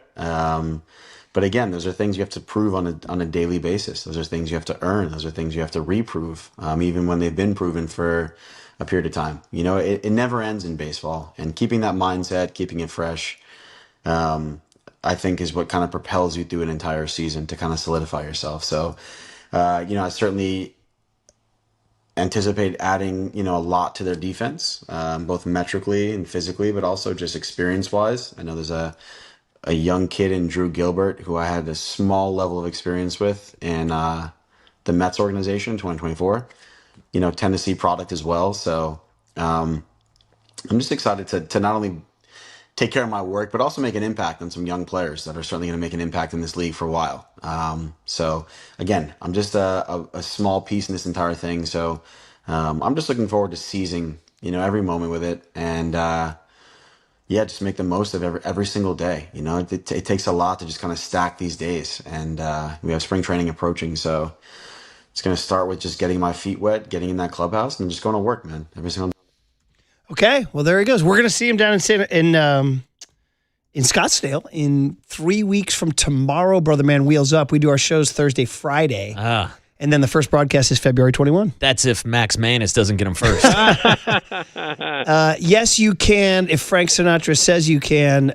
Yes, you can if Max Manus says you can. That's for the Spinal Tap crowd out there. All right, guys, that was fun. Hey, listen, Marcus Thompson will join us next. He's got thoughts on the NFL, thoughts on the Warriors. Does he have a take on Bader? Maybe. What do you think? He's also getting ready for the Winter Olympics. He's the figure skating guy. He's got a lot on his plate. Isn't that unusual that he's the figure skating guy? Has Marcus Thompson ever gone figure skating? Let's ask. We'll ask him on the other side. Next on the Sports Leader. He's a peacock.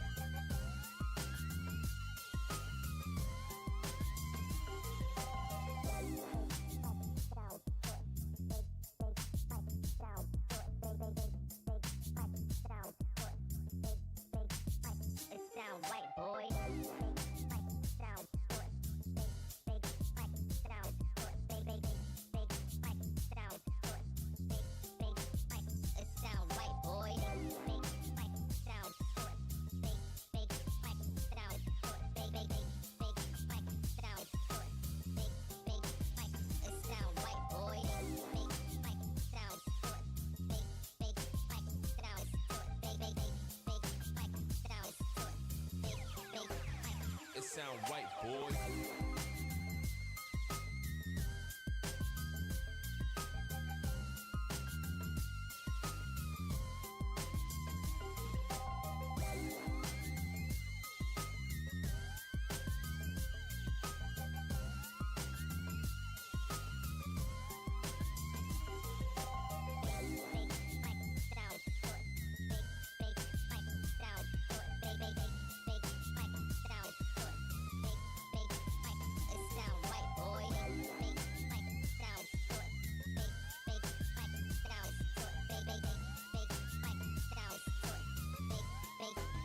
It sound right, boy.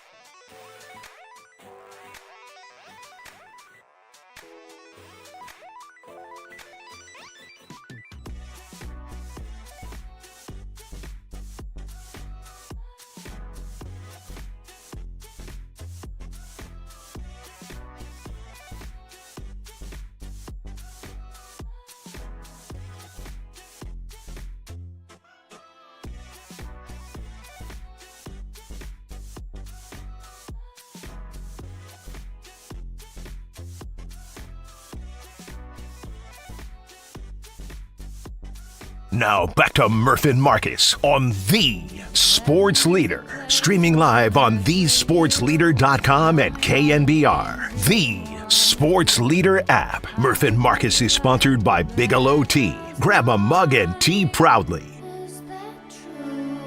Young Tone, you're tripping me out here. This isn't a Harrison Bader rejoin. This is not. I was just on the figure skating tip. I found a playlist. Video games by Lana Del Rey. Some people skate to this? Yeah, apparently. All Wait, right. you're telling me there's a figure skating playlist Yes, available? sir. Correct. Now, the big one was Torval and Dean to Carmen. That was like, people lost their freaking minds over that back in the 80s.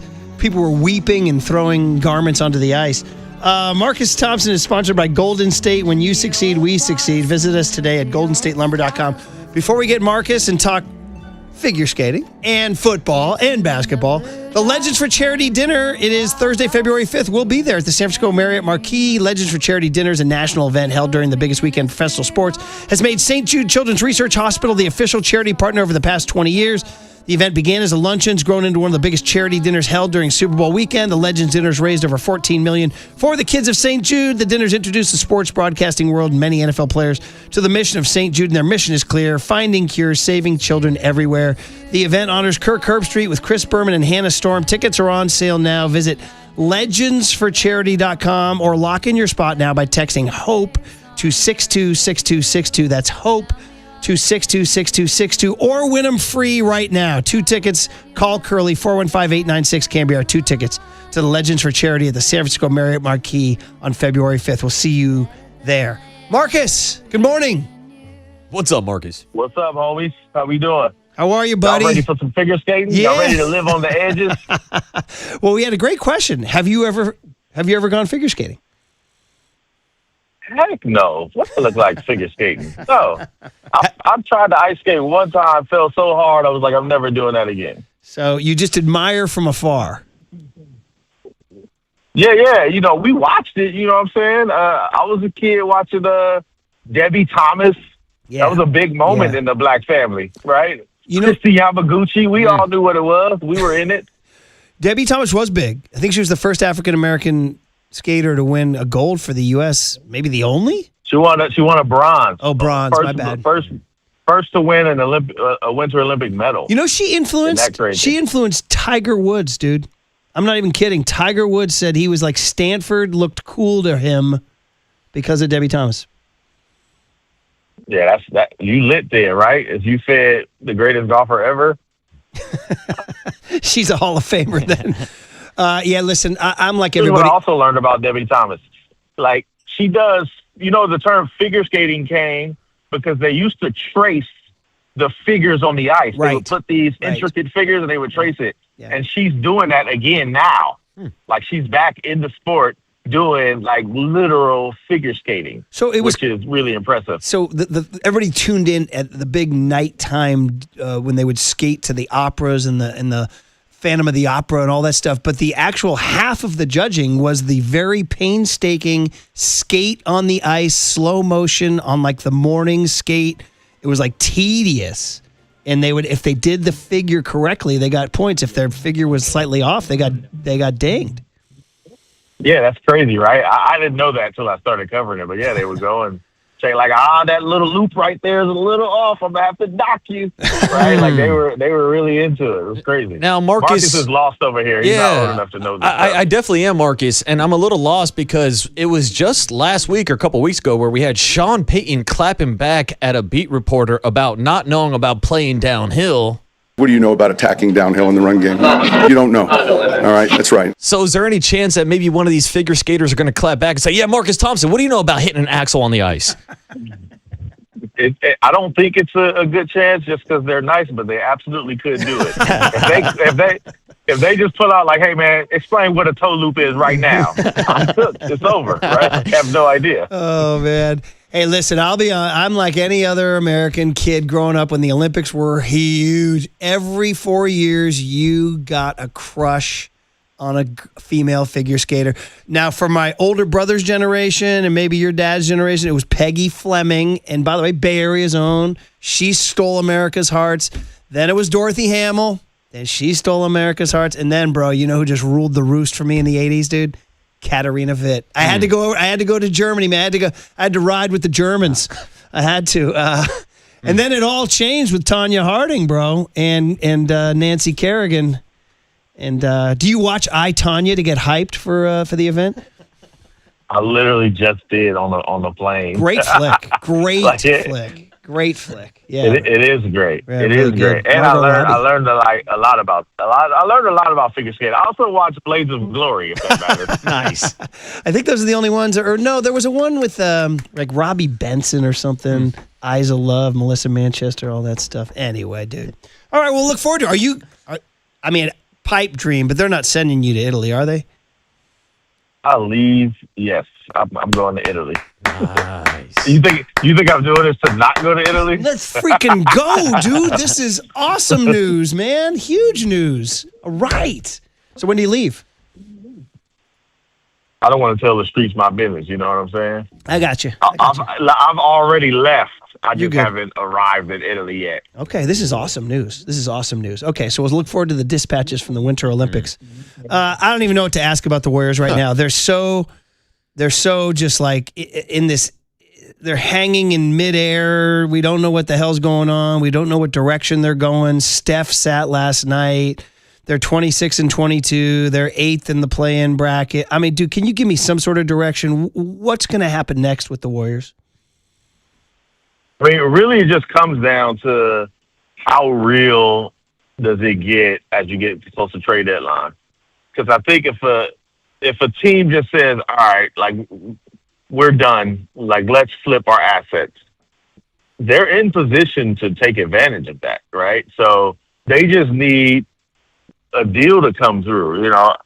like, and it's especially tougher because all the signs point to Giannis being done, right? And if you're gonna convince anybody to take a season, you can do it by saying, but you get Giannis who's out 6 weeks, right? Like that's you trade everything to get Giannis and run it back for next year, with an earnest chance to win. So I just think they're in a position they can't really do anything until you get to February 4th, February 5th, when the deals get real, people stop asking for crazy prices. Like, I think that's their best hope, to see what shakes loose.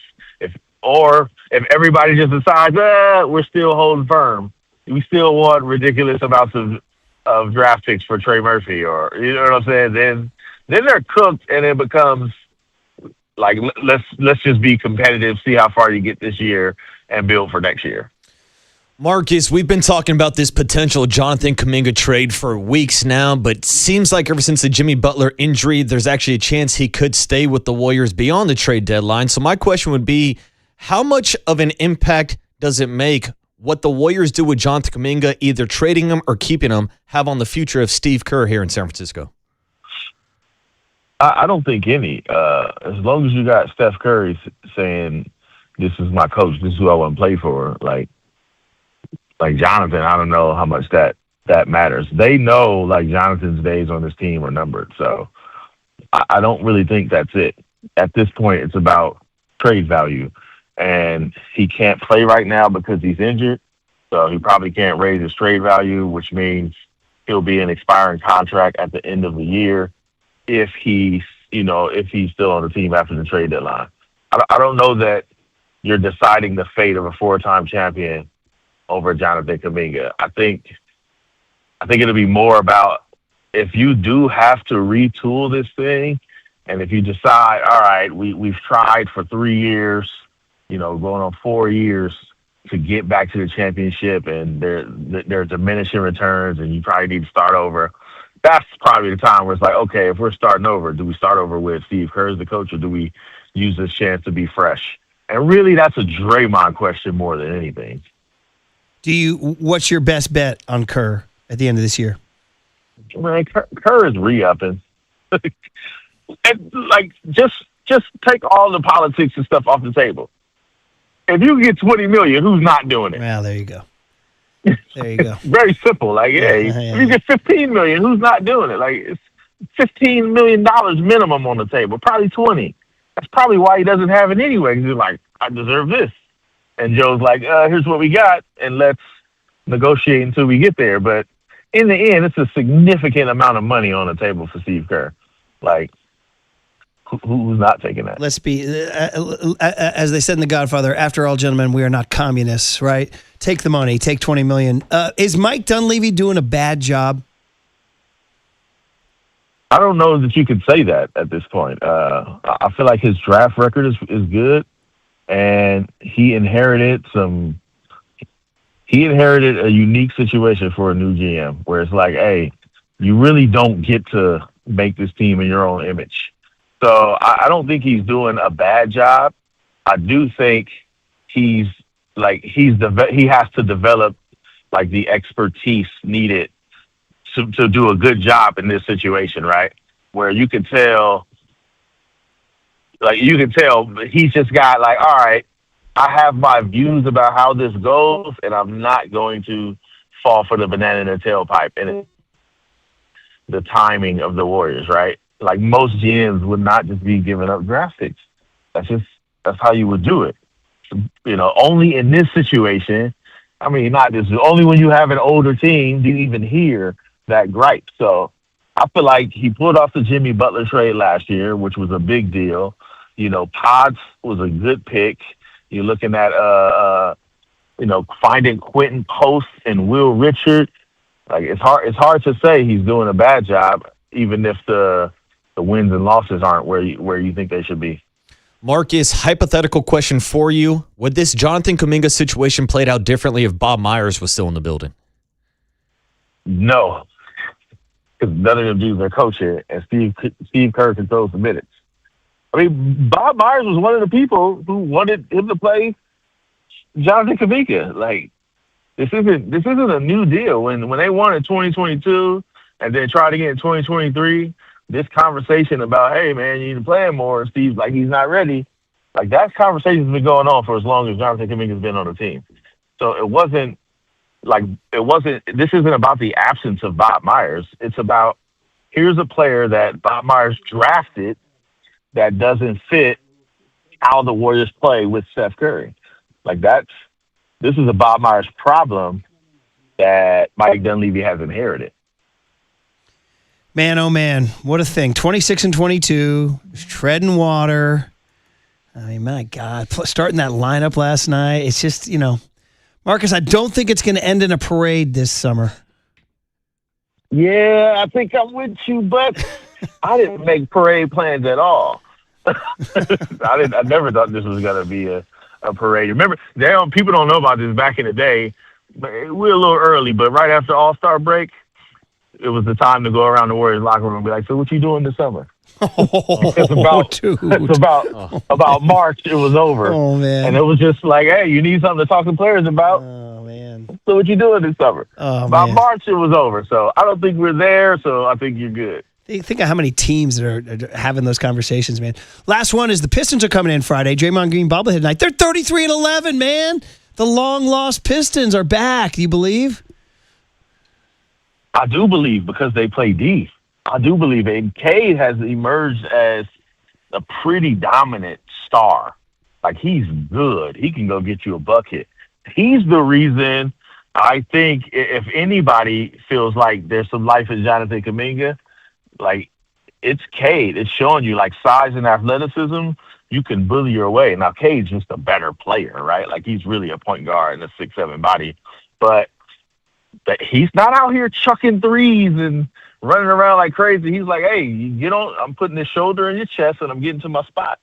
Like, Cade's good. And as long as you got a superstar like that and a defense like that, like, they're real. I would not be surprised if they came out of the East. That's a draft pick that worked out pretty well. It just had to take a little bit of time. You got to be patient. These guys are kids, and then they learn the game, and now he's kicking ass. So, well done. And he got to play on a team that lost a lot. And he got to learn a lot of lessons and play unlimited minutes, and which Jonathan Kuminga never got. Freaking word patience, too, that just doesn't exist, right? You had to go through some bad times, like the Sharks. When the Sharks had to go through some really bad times with some empty arenas, man. And now they're paying reaping the dividends. All right. Can't wait for more. Dude, I will go figure skating with you. I'll go deep with you, baby. We'll go figure skating again next time, all right, dude? All right, quad god, baby. Get ready for the quad god. He's coming. Let's go Dick Button, baby, when we need to. All right, be good, Marcus. Yeah, thanks, Marcus. All right, peace. Yeah, Marcus Thompson. Dude, he's going to Italy, man. Quad god. I'd pay money to see Marcus Thompson on the ice. Young Tone, what do you know about figure skating in the Olympics specifically? I just know that I, too, just like you, have some crushes on some of these figure skaters. Sasha Cohen was a cute one recently, yeah. The names, you forget about all the names. You're just watching them all. Well, you're just watching on Olympic coverage, and you're just like, these are incredible. You know what they say? America's sweetheart. It's America's daughter. You know what I mean? We come together as a country. You're like, hey, that's the best. That's our American gal. Back when we used to like each other. Back when we used to like each other. How are we going to rally for 250 when everybody hates each other? When the bicentennial was around in 1976, bro, we were all in. All in. Coke cans, bicentennial quarters, rock and roll music, fireworks, dude. It was just like a big old honking hug. 250 this year, it's like, no, man, screw you. No, screw you, man. I'll see you on Twitter. Oh, what are you talking about, Murph? There's a big celebration right outside the White House. It's going to be UFC 250. At this point in time, buddy. July 4th. If it brings us together, I thought it was absurd when I heard it. But at this point in time, if it brings us together, maybe I'll take it. It's something. It's something. All right. I got Joe Rogan talking about the EMF raise down in Santa Clara, and then Joe Rogan outside of the White House calling a fight 4th of July. Are they going to pull it off? Yeah, it sounds like it's going to happen. Octagon. Yeah. No set fights yet, but there should be a fight scheduled 4th of July weekend outside the White House. I prefer boxing has a greater history in America. Well, shout out to San Francisco, our guy Mayor Lowry talking about trying to put on one of the biggest boxing matches. Although the Chronicle's now sniffing around and they're finding some flaws with the promoter. Typical journalists. Bringing down everybody's good time. Don't ruin my boxing match. We'll hand it over to Papa and Silver, find out what young Tony learned next on The Sports Leader. Isn't that nuts? Time for your Bay Area Chevy dealers traffic update.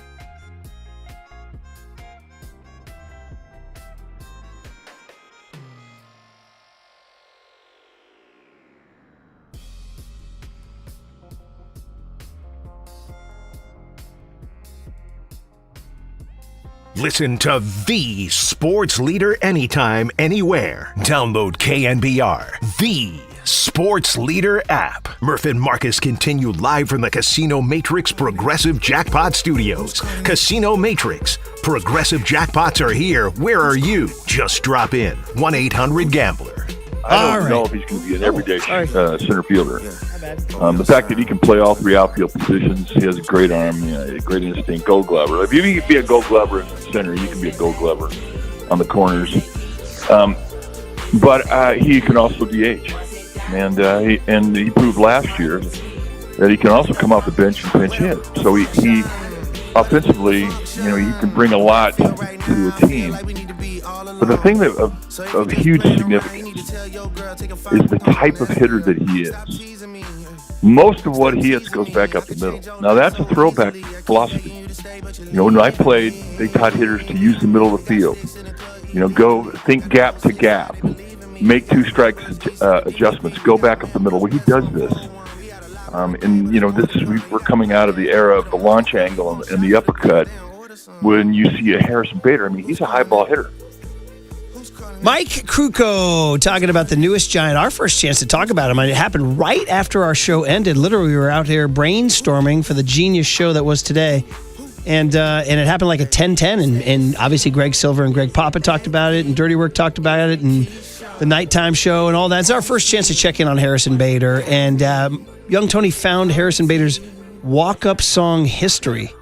Incredible. Sorry, Marcus. That somebody actually compiled Harrison Bader's walk-up songs, and this was one of them. This is his current walk-up song, Murph. Marcus Baby not a girl. fan. Marcus not a fan of Drake. Baby girl. Hey, while we're gone, a head coach got hired. We got a head coach. Give me a little Fox chime here, buddy. Are you a Buffalo Bills fan? Who has the Cuomo sound? I like to watch the Buffalo Bills. I want to watch the Buffalo Bills. That was from the COVID era. Yeah. The Buffalo Bills stayed in-house. They promoted offensive coordinator Joe Brady to a 5-year deal, pleasing former Governor Cuomo. Personal disclosure, I want to watch the Buffalo Bills. Good sound, buddy. Good sound. Great sound. Joe Brady. So, Marcus, the jobs are getting filled. There remains a help wanted sign down in Vegas. You're saying there's a black hole out in Las Vegas for the head coaching job opportunity. I just assumed it was going to be Clint Kubiak after hearing Tom Brady gush about him on the broadcast this past weekend. But every single person we're talking to makes it sound more likely that Clint Kubiak might stay in Seattle for an extra season. So it's down to you guys, the Browns. Is that it? Who still hasn't been filled? Gross. Cardinals? Dude. Yeah. Cardinals, I think? Cardinals is still open, right? Cardinals, Raiders, and Browns? Oh, yeah. The cream of the crop. Are we talking the dregs here, buddy? You ever drink, you get to the bottom of a drink and there's like this pulp at the bottom? Where that's you guys here? Dude, we got the backwash. Yeah, that's what we are. We're the backwash at the bottom of the beer. When you were a kid, did you guys do waterfall so you didn't get backwash? Oh, dude, we all did waterfalls. Right. Yeah. Good man. All right, well, listen, time for Young Tone. Here we go. Murph and Marcus want to know, what did young Tony learn today? Well, so the joke is he's very, very young and innocent. Hey, I know that now. Okay. All right, sponsored by Bigelow Tea. Grab a mug and tea proudly. So among the things we all learned today, not just young Tony, that Harrison Bader identifies as Jewish. He's going to play for Team Israel. It led to us forming Mount Bay Area Jew Athlete More. And we had Harris Barton was a no-brainer. Then we started going to the media with we had Larry Bear, Jock Peterson, Palo Alto Zone, who played for Team Israel. And now we're going to maybe add Harrison Bader. And then we joked about, O.J. Simpson, former San Franciscan, not a Jew, as Adam Sandler tells us in the Hanukkah song. Young Tone, you're playing it right now. It's an all-timer. Every Christmas season. You down with it? Oh, yeah. I've heard Adam Sandler perform this live. Oh, you have? Oh, down at Chase Center. Yeah. I went to go see Sandler a couple years ago. Went to go see The Sandman. Still busting out the Hanukkah song. Has he broken any new lyrics? It's a classic. No. You got to keep the same lyrics. I've always wondered in the lyric when he says, O.J. Simpson, not a Jew, but you know who is? Hall of Famer Rod Carew. I wonder what percentage of his audience actually knows who Rod Carew is. You know what I mean? Not many. It's for you and me. You know what I mean? O.J. Simpson, not a Jew.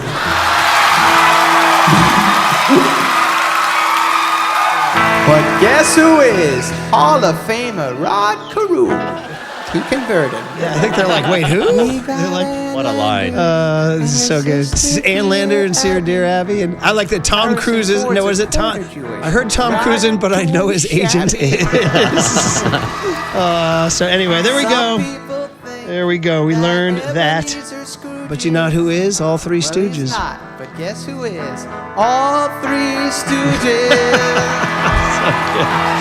All right, well, Harrison Bader joins the... I don't want to talk over this. Tom Cruise isn't, but I heard his agent is. Yes. I like the way he says Goldie Hawn isn't... Wait, Paul Newman's half Jew. Goldie Hawn too. Put them together, you got one good-looking Jew or something. So, all right, guys. Very fun. Very fun. Great job, brother. Anything for tomorrow to make them hang around? We got... Ooh, well, I know Wednesday mornings are the day that young Tony will ask questions. Steve freaking Young. Yeah. Waterboy, do your thing. Will join us on Wednesday. All right, Papa and Silver is next. Everybody had fun. We'll do this. We'll hand it over because we're sponsored by Speedy Oil Change and Auto Service. We can fix that. You're listening to KNBR AM and KNBR FM San Francisco, the sports leader, a Cumulus media station. He's a peacock. I'm a peacock. You gotta let me fly. We don't need a bunch of cats in here looking in the mirror. We need more dogs. Be with him for maybe a half hour before he goes to bed. Isn't that nuts? That's the end of the game. 4 hours, 3 faces, 2 Gregs, and 1 place to be. We're excellent. Greg Papa. Touchdown!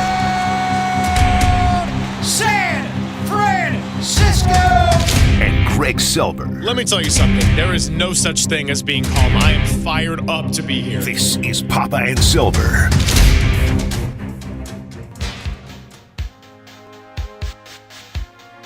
Oh, pass ahead by Gobert. Great heads up play. Great heads up play by Rudy. He didn't even bring that ball down. He knew Julius took off. Spencer with the left. Oh, that was nifty. That was nifty. A little lacrosse move right there. Clark in the corner, driving, floats it up. No good. Gobert off into board. Throws it down. Okay, Rudy. The foul. How about a double-double for Gobert? 14 points, 15 rebounds, and some rude chants from the crowd. ISO here. ISO wants to go at Ingles behind the back. Oh, it's okay. Okay, Leon. Joe could give two. I won't finish that. Oh my God. That was so accurate, though. Yeah, that's like, okay. Yeah, go get your layup. You got it. Your layup. Final score here at Target Center, Minnesota 108, Golden State 83. Yeah, Melton and Horford for sure, and hopefully Steph and Dre. But leaving them out tonight was because they're banged up, and the knee for Steph has been nagging him. So hopefully, getting today off, tomorrow off, he'll be ready to go on 1-2. All right, why are we opening with the Warriors? Because I wanted to hear Prince, plain and simple. Shout out Danny Dunn, Little Red Corvette. Yeah, look, I think we can just chalk up this Minnesota trip to they got one, the Timberwolves got one. Let's just get out of here, all right? 1-1. Warriors didn't play their stars last night. And you heard at the tail end of that Steve Kerr saying they'll get D'Anthony Melton back, they'll get Al Horford back, and the hope is to get Steph and Draymond back with it too. So really the larger point of interest is Giannis Antetokounmpo had another calf injury, which is concern for the long term. But Mark Spears also putting out there yesterday on NBA Today, he thinks he's played his last game as a Milwaukee Buck. And Sam Amick wrote a great long piece about that. He'll join us at 12:50. All the trade deadline intel are the Knicks, who have been reeling lately, going to move off of Karl Anthony Towns. A lot of potential moving pieces, and ultimately, do the Warriors make a move of note between now and next Thursday at the trade deadline? So as far as last night, hey, a little 2019, early 2020 feel with the Pat Spencer, Guy Santos, Brandon Bajemski, Moses Moody, Quentin Post kind of lineup and getting to see the youngsters do their thing. But ultimately, you got to be able to score in today's NBA, and they just did not do that. So 83 points, take the loss, move on, Utah, and then back home on Friday against Detroit. In years past, I think the first time I went to Minneapolis, Minnesota, to Twin Cities, St. Paul, was and they were in the old Hubert H. Humphrey Metrodome before the Target Center was built. And when Target Center was built, it was Jimmy Jam, and it was Janet Jackson right in the front row. I can't remember his purpleness coming to too many games. He did come to a Warrior game 6 weeks before he passed, and we saw him on the Red Bicycle tour, Derek and I. Anyway, so many great trips to Minneapolis over the years for Timberwolves games or Twins or Vikings matchups, or not a lot of hockey, but it is probably the hotbed of our country. But this trip, when they look back on this trip, we split. We went 1-1. And last night, on top of no D'Anthony and no Big Al and Kuminga's injury, and we're a little concerned about that with the deadline coming up on Thursday. We'll talk to Sam Amick about that. And then Jimmy Butler was last Monday. But then on top of that, Steph and Draymond don't play. Anthony Edwards does not play. The NBA, when you go into a back-to-back situation, wow, you just don't know what you're going to get. Even when you have a back-to-back played in the same city, players don't play. So it is what it is. But that's not what they're going to remember. We weren't there, but we saw the images of this weekend. And remember, this road trip started in Dallas, and they left early. They moved the charter up in Dallas because of a ice storm that was coming to the Metroplex. It was a different ice storm. You went from one ice storm to another. And with those players sequestered to their hotel rooms in the hotel themselves, and a lot of times you go to Minnesota, you can't go outside, and they have indoor tunnels that take you from building to building because it is beyond a wintry mix. It is the land of 10,000 frozen lakes and they're all out ice fishing this time of the year. But anyway, they're going to remember the game that was not played on Saturday, the events of the game that was played on Sunday, and then last night, which was a little more of an actual basketball game. With all due respect to him, we do love Scott Osler. And we've been in these situations before. The forum that we have for 4 hours of talk radio really isn't the right forum to get into what's going on in our country. We need to take our country back and not allow this to occur. But even when we bring things up, it's just not the time. It's certainly, Scott, not the time to do it during a professional sporting event. And I know he wrote a column today, took a little shot. It wasn't a shot. It was just an observation with Tim and Kalena. We praised Tim for making the Tim Roy, longtime voice of the Warriors and a good friend of mine, and a good friend of the Bay Area. He's been here forever. He was in Sacramento for all those years in Northern California. Came to the Warriors. They started winning rings. Anyway, people turn to sports as a escape from the world. If you want to watch CNN or get another completely different perspective in Fox News and whatever, you can get that. But when you tune in sports, there was a acknowledgement of what was going on, and we had a game not played on Saturday, played on Sunday, which forced the back-to-back, which may have cost the Warriors some of their best players to be able to play back-to-back, but it's just not the time to get into it. And again, even on a show like this, when we do have plenty of time, it's not the time. Or the forum to get into. There are the forums for that. But anyway, when these players look back on this trip to Minnesota, it's going to be far more than basketball. It was interesting. Someone like Quentin Post, who was not born in our country, or Guy Santos, and how they observe. And, Quentin said, I'm not educated to really tell you what I know about the world, but it's just it's not right what he's seeing. And it's just obviously not right, especially in the United States of America. So in any event, that's what we're going to remember about this trip to Minnesota was the everything going around the basketball.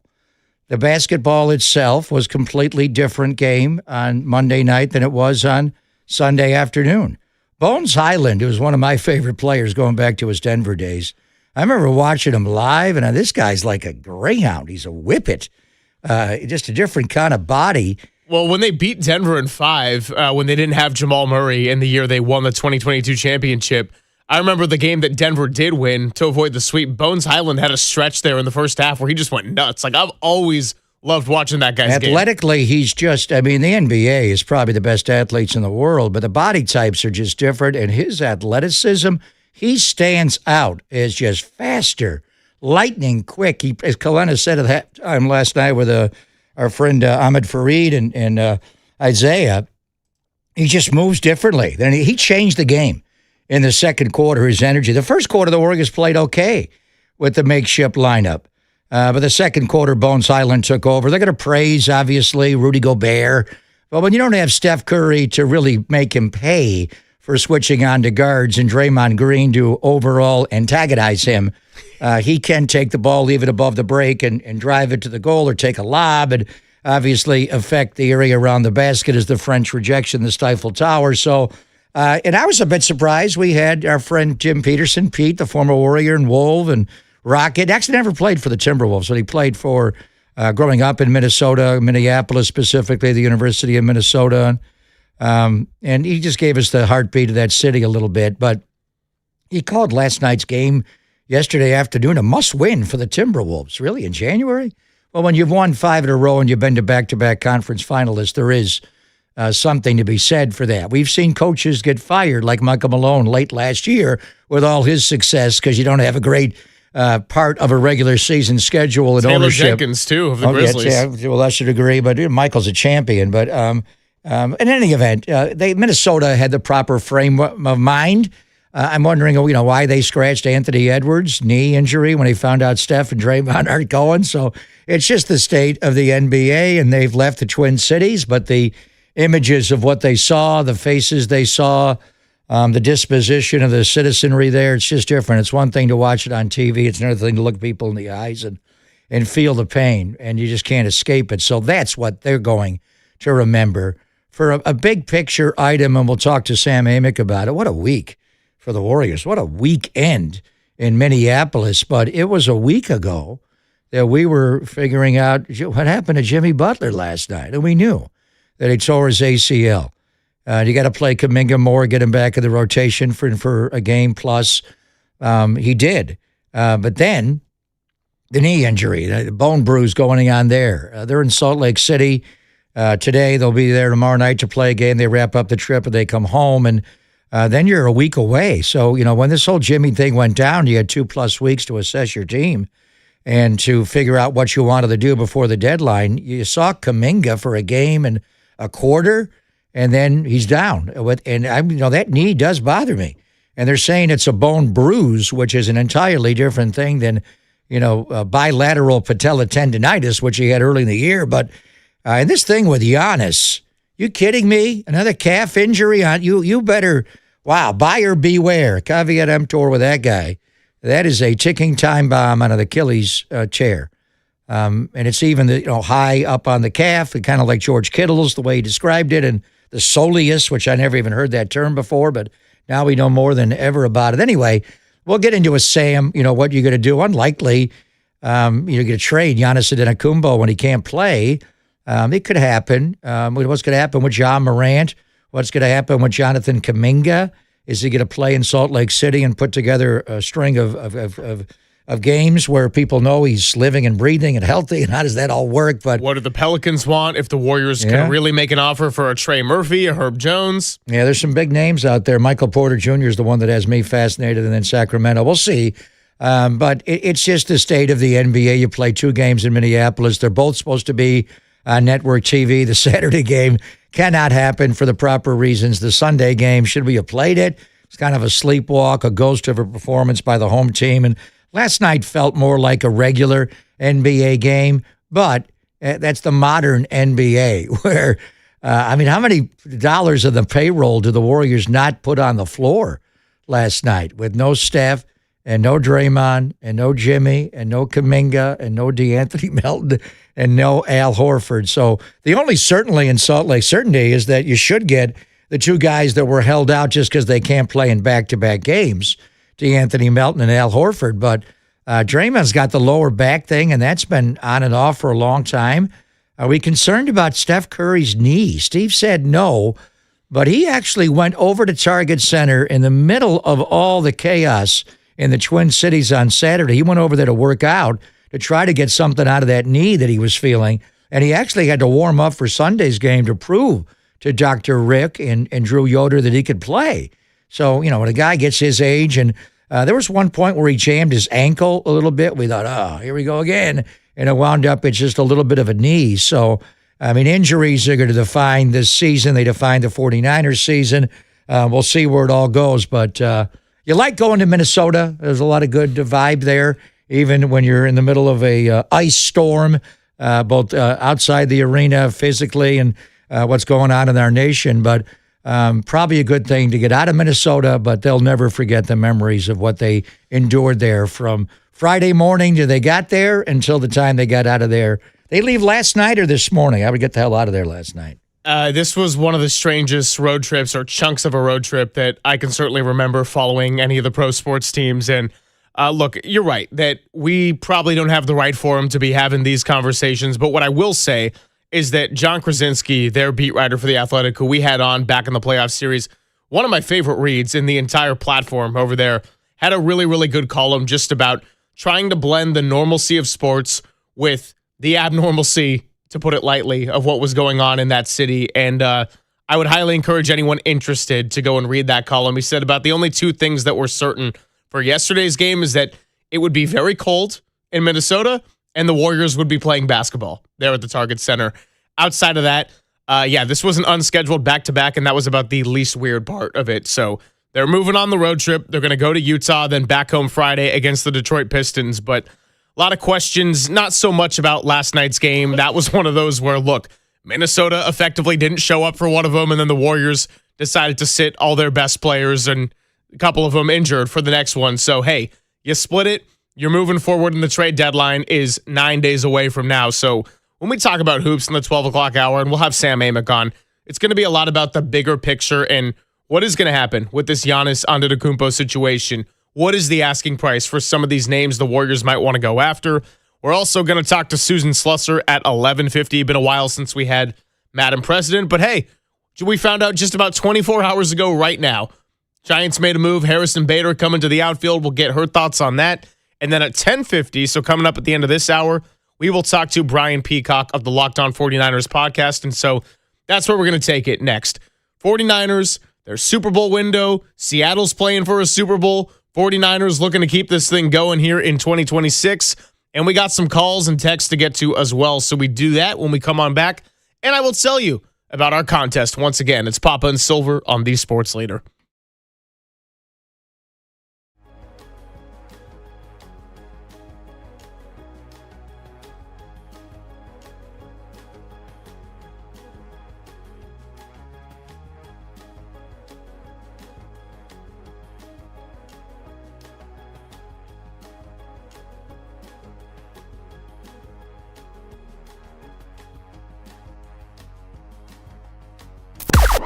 Now, from the O'Donnell Financial Group Sports Desk. Learn more at odfigroup.com. O'Donnell Financial Group, because planning is a process, not a product. The shorthanded Warriors fell to the Timberwolves last night, 108-83. No! They're now 3 games back in the loss column of the 6th seed. The trade deadline is next Thursday. Do you think the Warriors will make a move? Let us know in the YouTube chat or give us a call at 415-808-KNBR.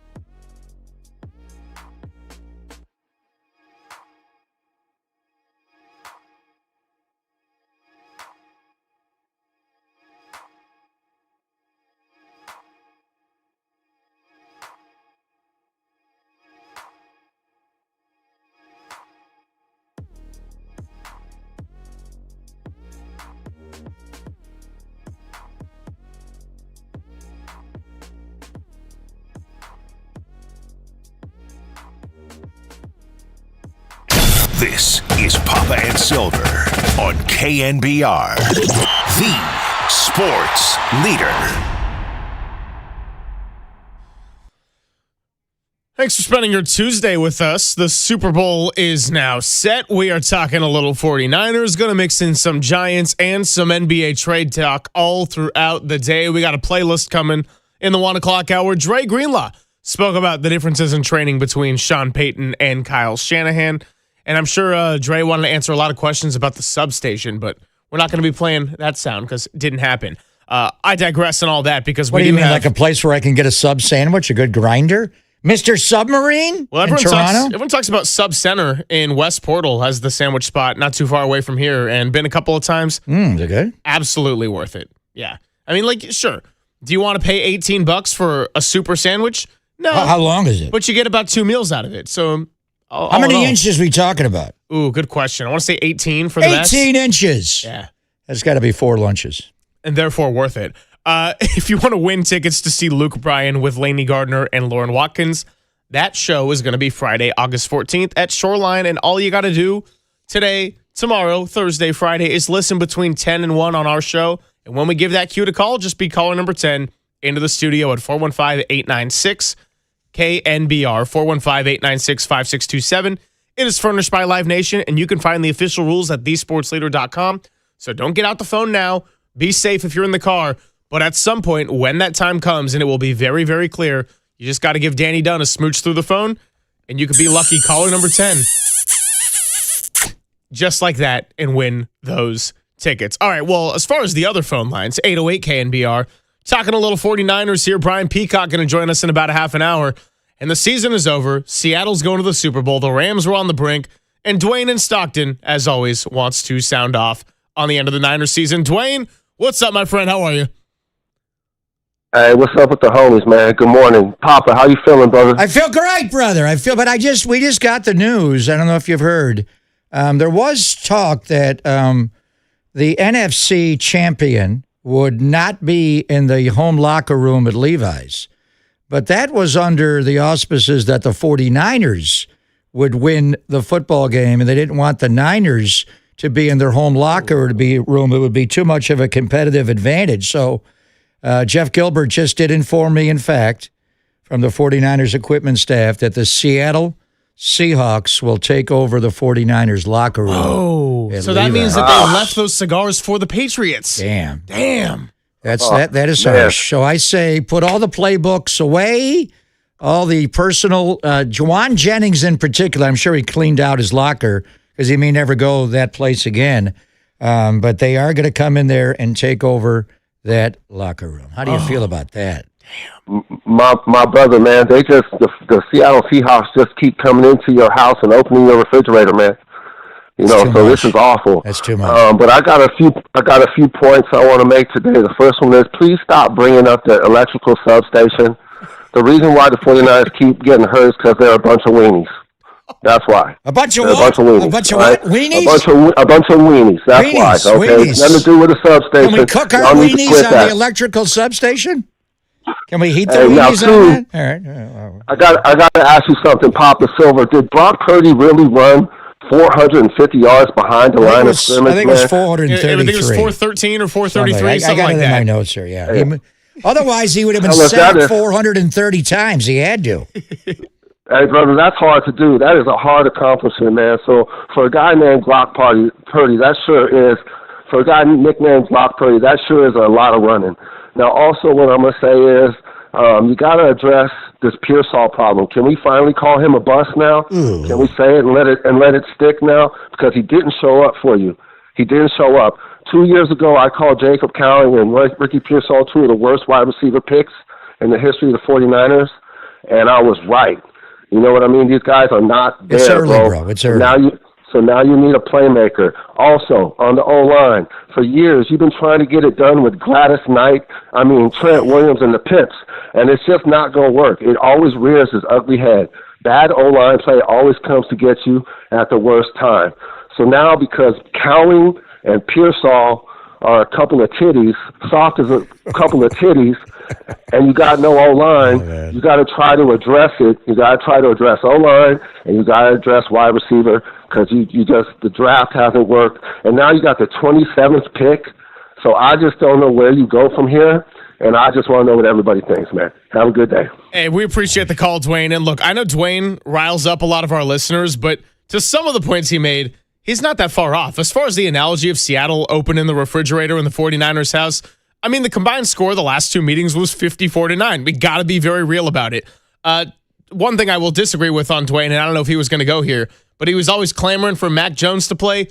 Bro, if Mac Jones played in that divisional round game, he would have hit 25 bananas. He would have been hit over and over and over and over again. So thank goodness for Brock Purdy's mobility of being able to run around in that one. As for Dwayne's point, I'm not going to say Ricky Pearsall is a bust. It is early, but Ricky Pearsall's dependability and availability, I think it is very much fair to question heading into next season. He has been injury prone, and yes, that includes the horrific gunshot wound aside. Even with that, he has been someone who's been banged up, and when he's had these injuries, they've been nagging. As Kyle Shanahan said himself, he had 4 games of real Ricky Pearsall this year. They would love to have Ricky Pearsall. I love when Ricky Pearsall is out there healthy. But to Dwayne's point, a banged-up Ricky Pearsall was levels below a Jackson Smith-Njigba, Puka Nacua, Devontae Adams, and these receivers that we just saw on this Sunday. And then as far as the O-line, again, we've talked about it ad nauseum as maybe the single thing to address. But yeah, when you look at the front of the Rams and the Seahawks moving forward, having this interior O-line, whether you want to do the Gladys Knight analogy or not, that has got to be offseason priority. If not number one, then 1A or 1B are pretty damn close to the top of the list. All right, when you call a player a bust after his second year in his respective league, Steph Curry, now he was really good his rookie year, but Steph had, he finished second in the Rookie of the Year balloting, but he had a lot of injuries early in his career. He was not thought of as an All-NBA or an All-Star player until a few years into his career. And I'm not saying Ricky is going to be Steph Curry, but I'm saying you can't judge a career by 2 years when you've been largely unavailable. Correct. As far as the bust, his skill is not bust in any form. He was drafted late in the first round, the 31st overall pick after we lost the Super Bowl the year before, and Kansas City went behind it. They actually traded up and took Worthy one spot ahead with the Buffalo pick, but his skill set is undeniable. There's nothing about him when you watch him when he's healthy in games like late last year, the Detroit game, the Arizona game, the first 4 games this year, starting with the Seattle game and that defense you couldn't move on. He was able to beat Reek Woolen in a couple of big performances. His ability to separate under all forms of coverage, whether it's zone or man, whether it's press or off, he can catch the football and he can run like Ricky, Slick Rick after with the rack. There's nothing I've seen in his game when he's right, on the practice field in particular, and in games when he's right, that does not show that he's worthy of being a first-round pick. The one thing would be blocking. But that is something, he's not a horrible blocker. He's a willing blocker. He's just not a huge guy. He weighs less than 190 pounds. But he has the frame, and he is willing to use it, and there's a technique there to shield players.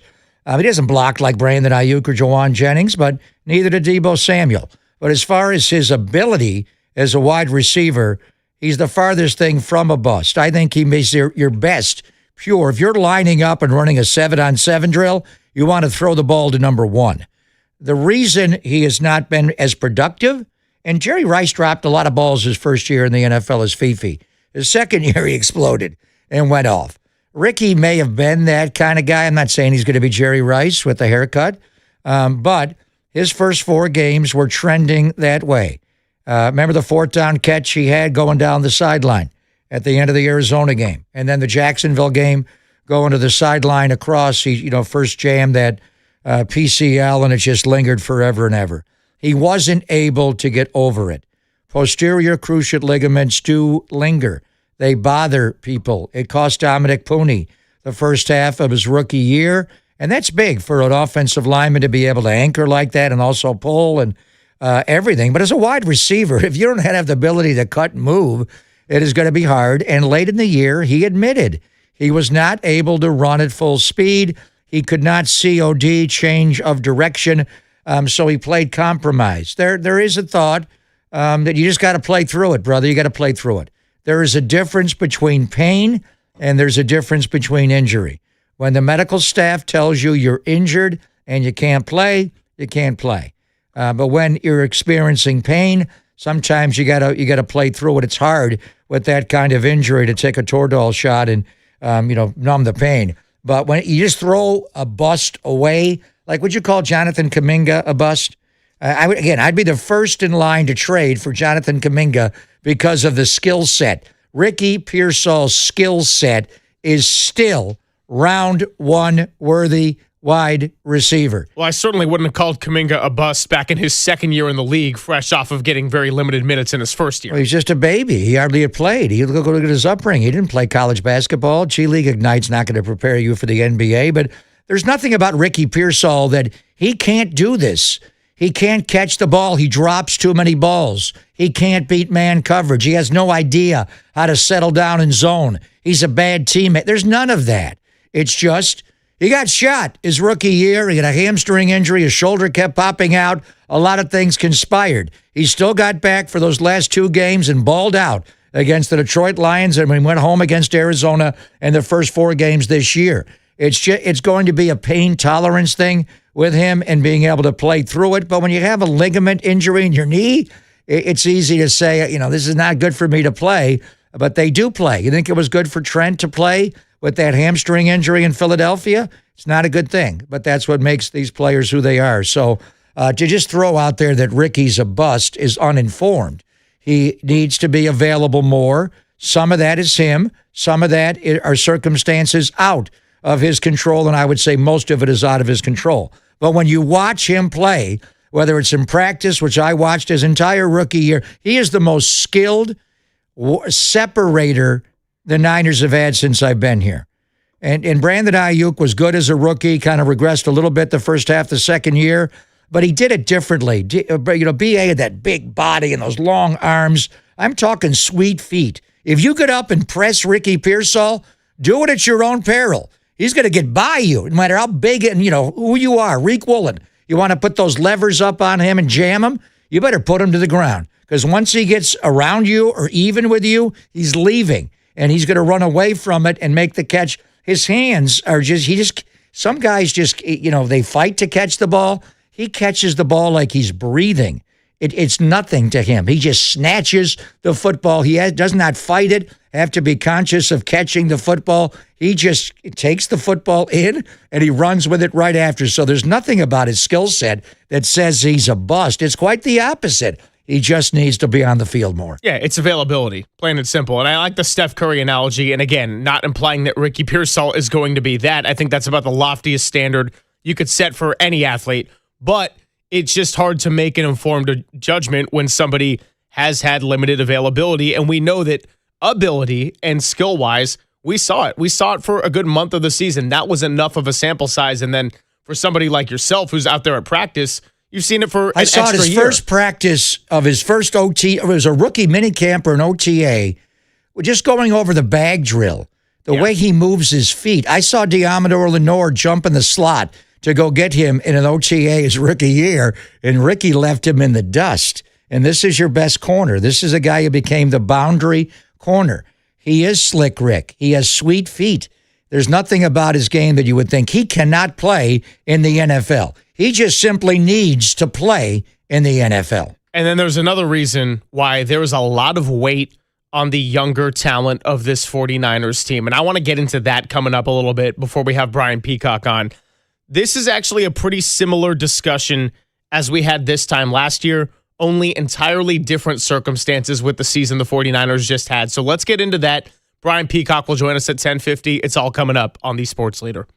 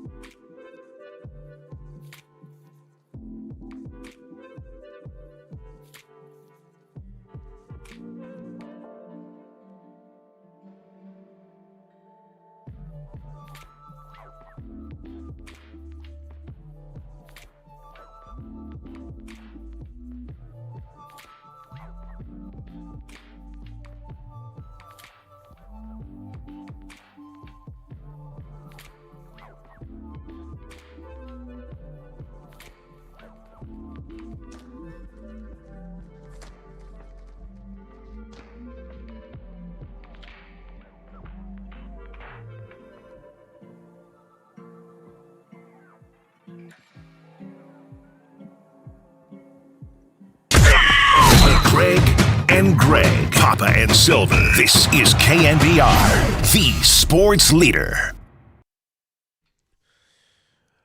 Thanks for joining us here, about a half an hour gone on our Tuesday. Warriors with one you're just going to forget about last night. We spent a few minutes on that, but the larger picture is the trade deadline coming up in 9 days, and Sam Amick will join us a little bit later.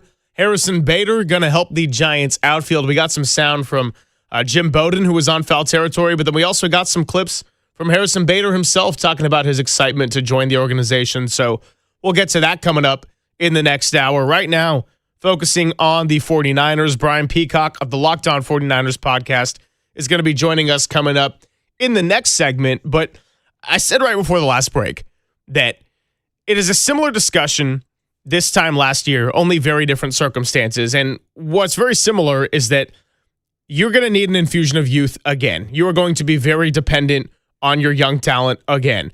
What's different is you showed, if you're Kyle Shanahan, if you're Brock Purdy, if you are Christian McCaffrey, the players that were a major part of this season, how much you were able to overcome.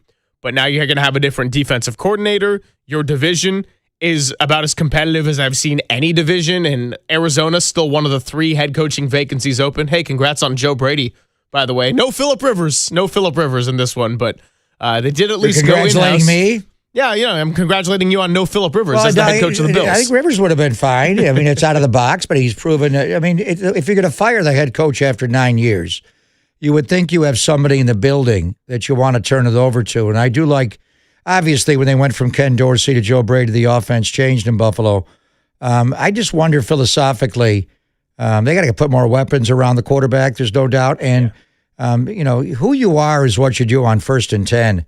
And I thought Buffalo became a running team, and James Cook is an elite running back. He fumbles too much, especially around the goal line, and as he approaches the plus area of the field. But their offensive line is better at run blocking than pass blocking.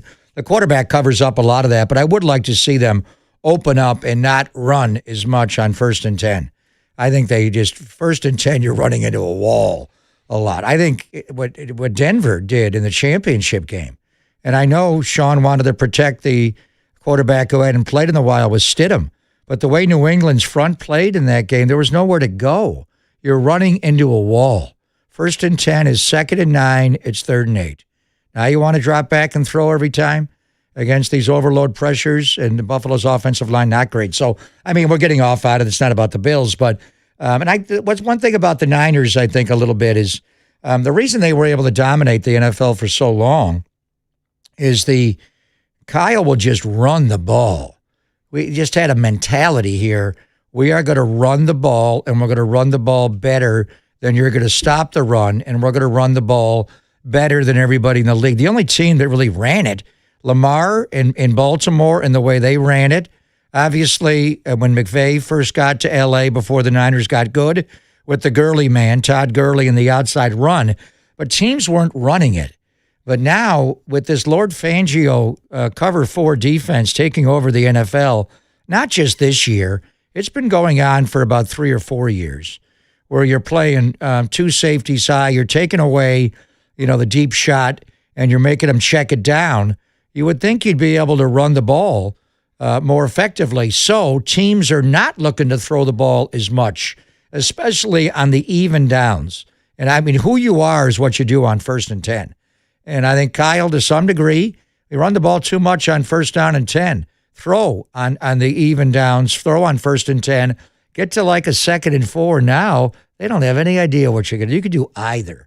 And I think that's the one thing that Buffalo, too much running on 1st and 10.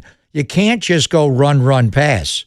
If you go run, pass, you're going to go run, pass, punt, or go forward on 4th down and turn the ball over. So I'll be anxious to see if that was coming from the head coach in Buffalo, or when you would think that the offensive coordinator would have the autonomy to call the plays. But I think the philosophy of how we want to play is handed down from the head coach, and especially when the head coach comes at it with a defensive mindset. But you got this brilliant quarterback. Let's open it up and make it easier for him to throw on 1st and 10. Well, part of why I brought up the Bills in this discussion, aside from their new head coaching hire in Joe Brady, is that with the 49ers thinking about weapons around Brock Purdy, and what did this season show us?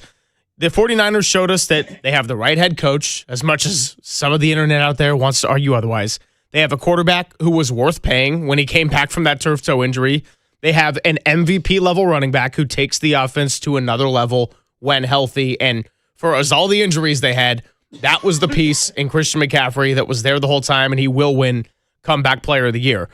But to be fair on this, the 49ers also have a 37-year-old left tackle who was playing injured at the end of the year. They have a star tight end who is going to be coming off a torn Achilles. They have a star edge rusher who is recovering from his third torn ACL if you go back to his high school days and second since making the pros.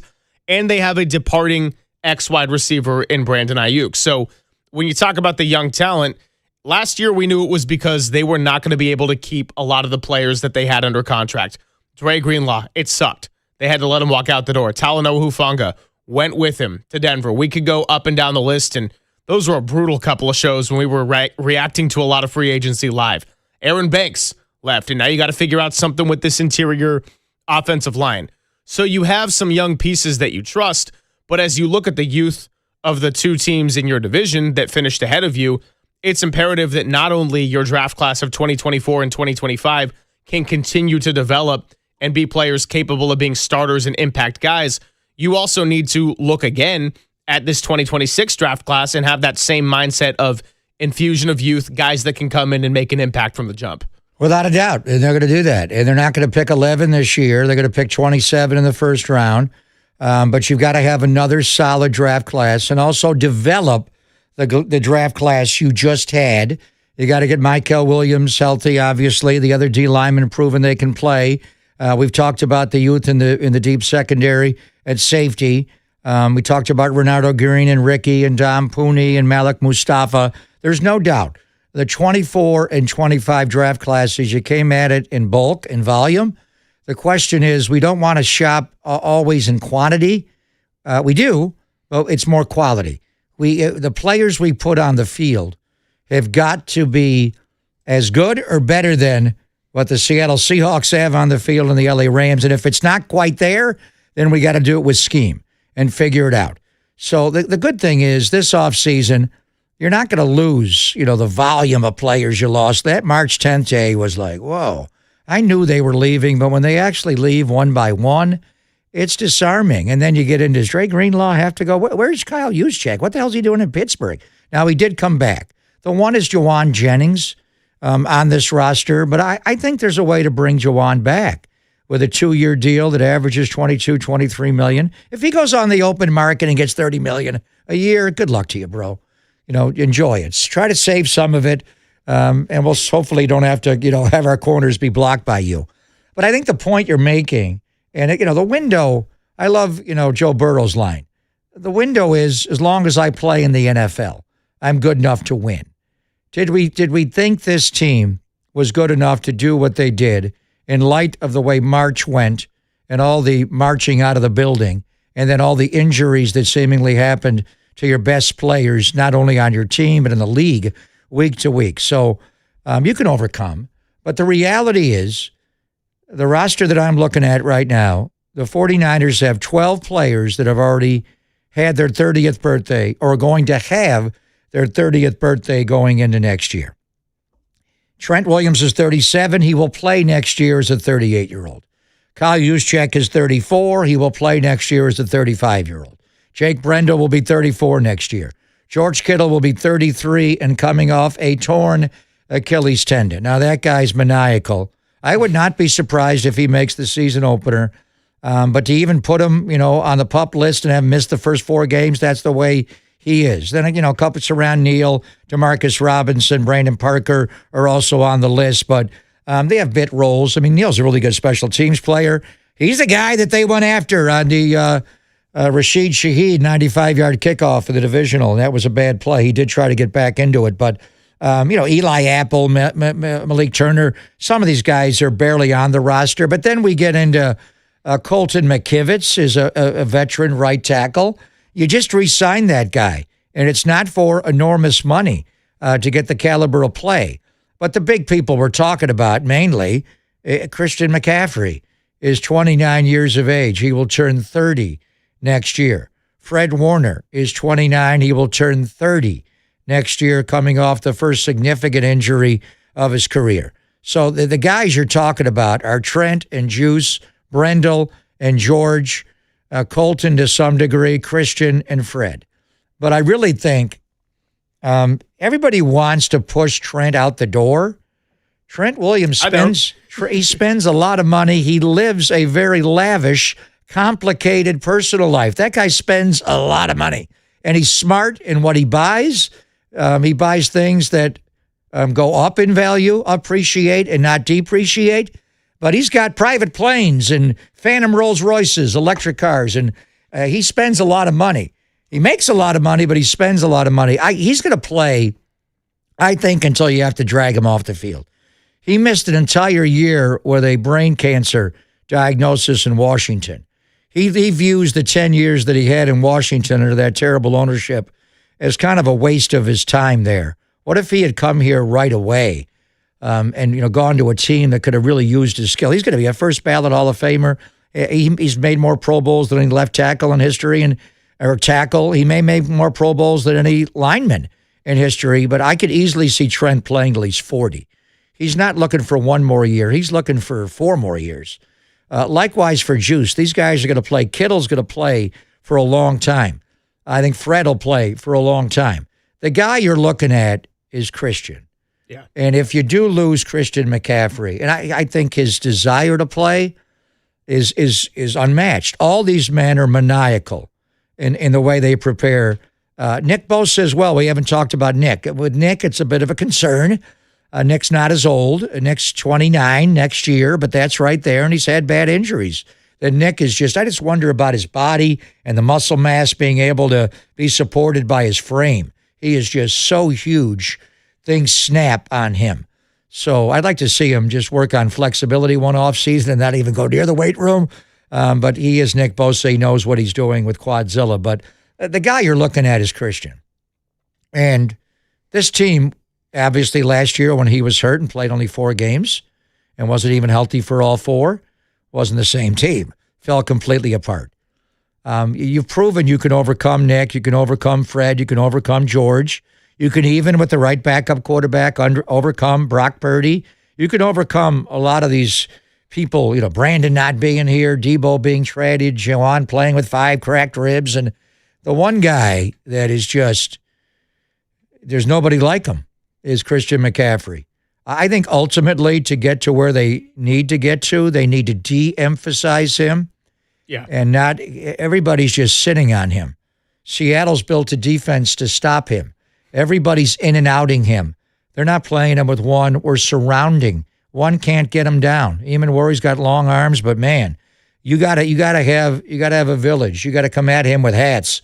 So you'd like to be able to get it where it's balanced, and you've got the X, the Z, the F, and the Y. You don't have to always rely on the H over and over and over again. But the volume of touches and everything, it's all McCaffrey. But he opens it up he is your Steph Curry. Here's your gravitational pull. So, and he had a lot of touches this year. He's had a lot of touches earlier in his career in Carolina.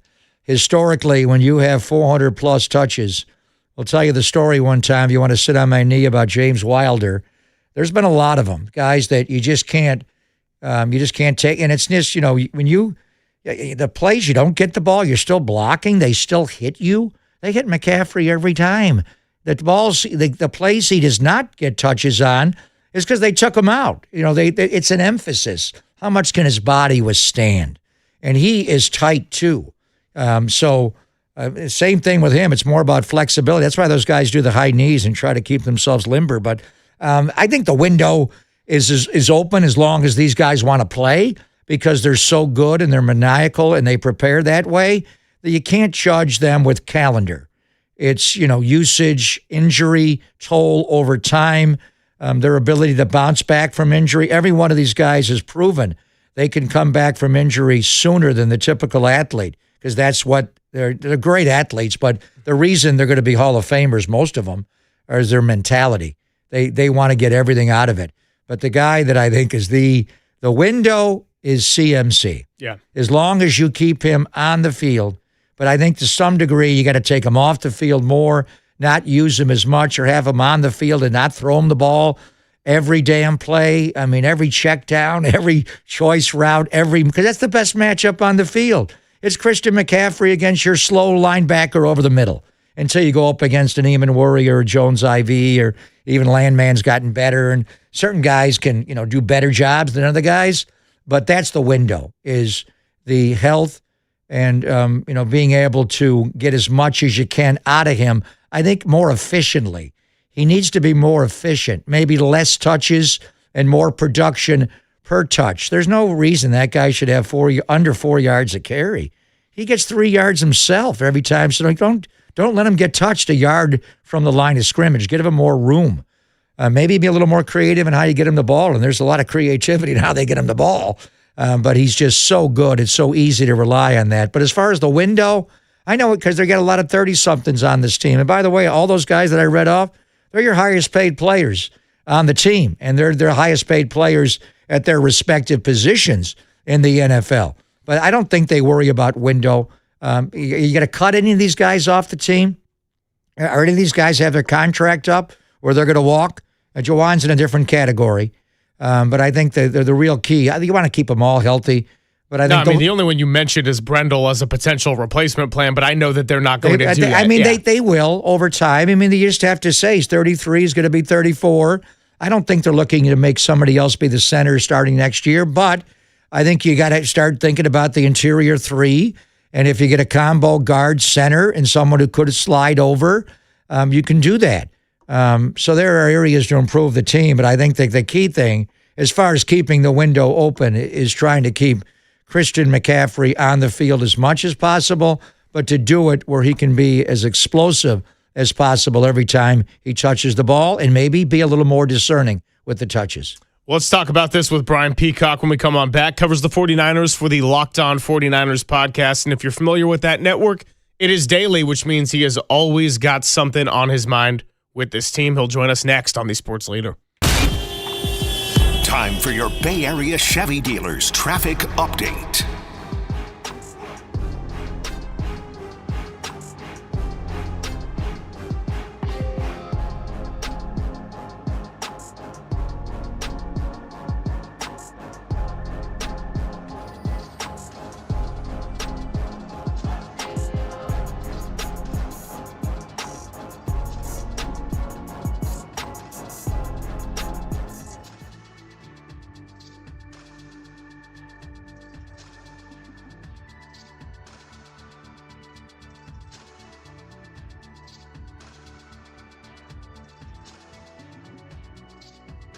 Hey, it's Greg Papa here. About 4 summers ago, I had CLR, custom lens replacement surgery from Laser Eye Center of Silicon Valley. It's been a game changer for me. I couldn't see anything distance-wise, and now I got 20/20 vision. Do you struggle with distance vision, and now you need reading glasses or wear bifocals? I don't need any of them. CLR is your permanent solution to readers and bifocals, glasses, contacts, and you'll never develop a cataract the rest of your life.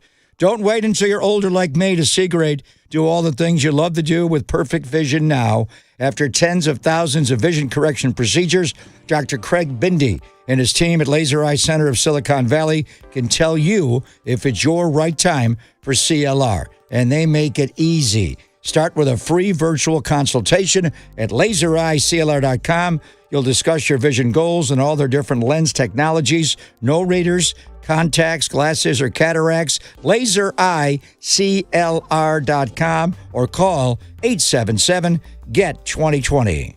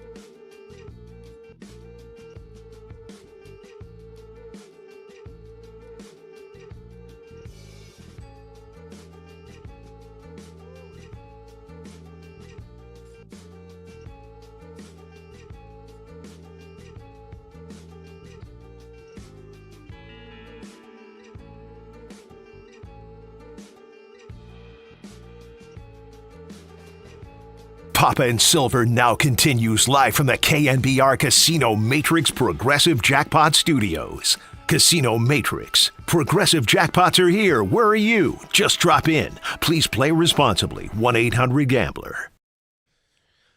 Good to have you with us on this Tuesday, Papa and Silver. We got Danny Dunn hanging out with us yet again. We even saw Walter in the chat this morning. How about that? It's a full family Tuesday, and enough of me yapping because it is time to bring in our first guest of the day. He covers the 49ers and hosts the Locked On 49ers podcast, so you can catch him 5 days a week, always giving you the latest and the greatest. I'm talking about the one and only Brian Peacock, who joins us on the UMA guest line, as well as the stream right there on YouTube and Twitch. What's up, Brian? We appreciate your time. How's it going, man?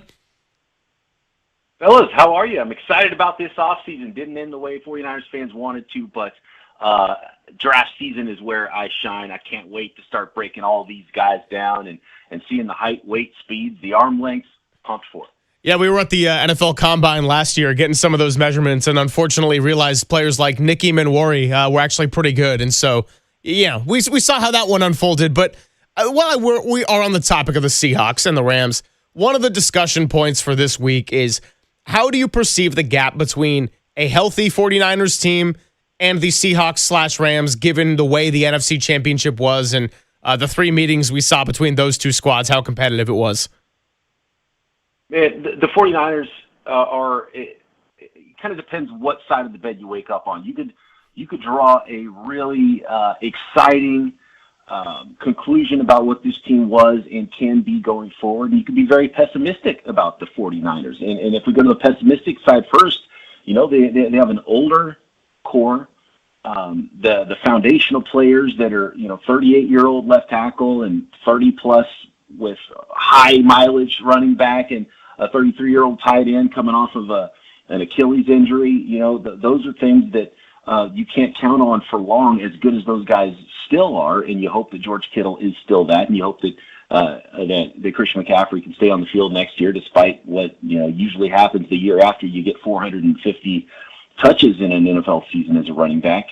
And again, Bosa's third ACL, and you hope those guys can be on the defensive side of the ball with Fred Warner, the in their prime star players that really are the difference-making players, make everybody around them better, and I think you would expect them to be that. And then you add in the idea that Brandon Ayuk was expected to be a part of this thing when you get into Week 18 and into the playoffs as well, with a healthy Ricky Pearsall.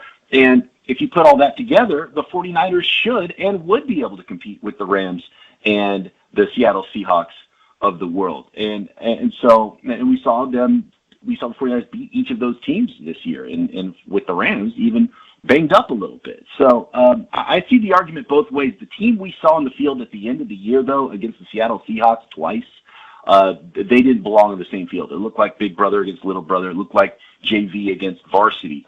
But that's not what the team was supposed to be, and I don't think that's what the 49ers envisioned themselves as going into 2026. So I think there is a gap, and I think those were better teams this year, but it just so happens that the two best teams in the NFL were right in the 49ers division.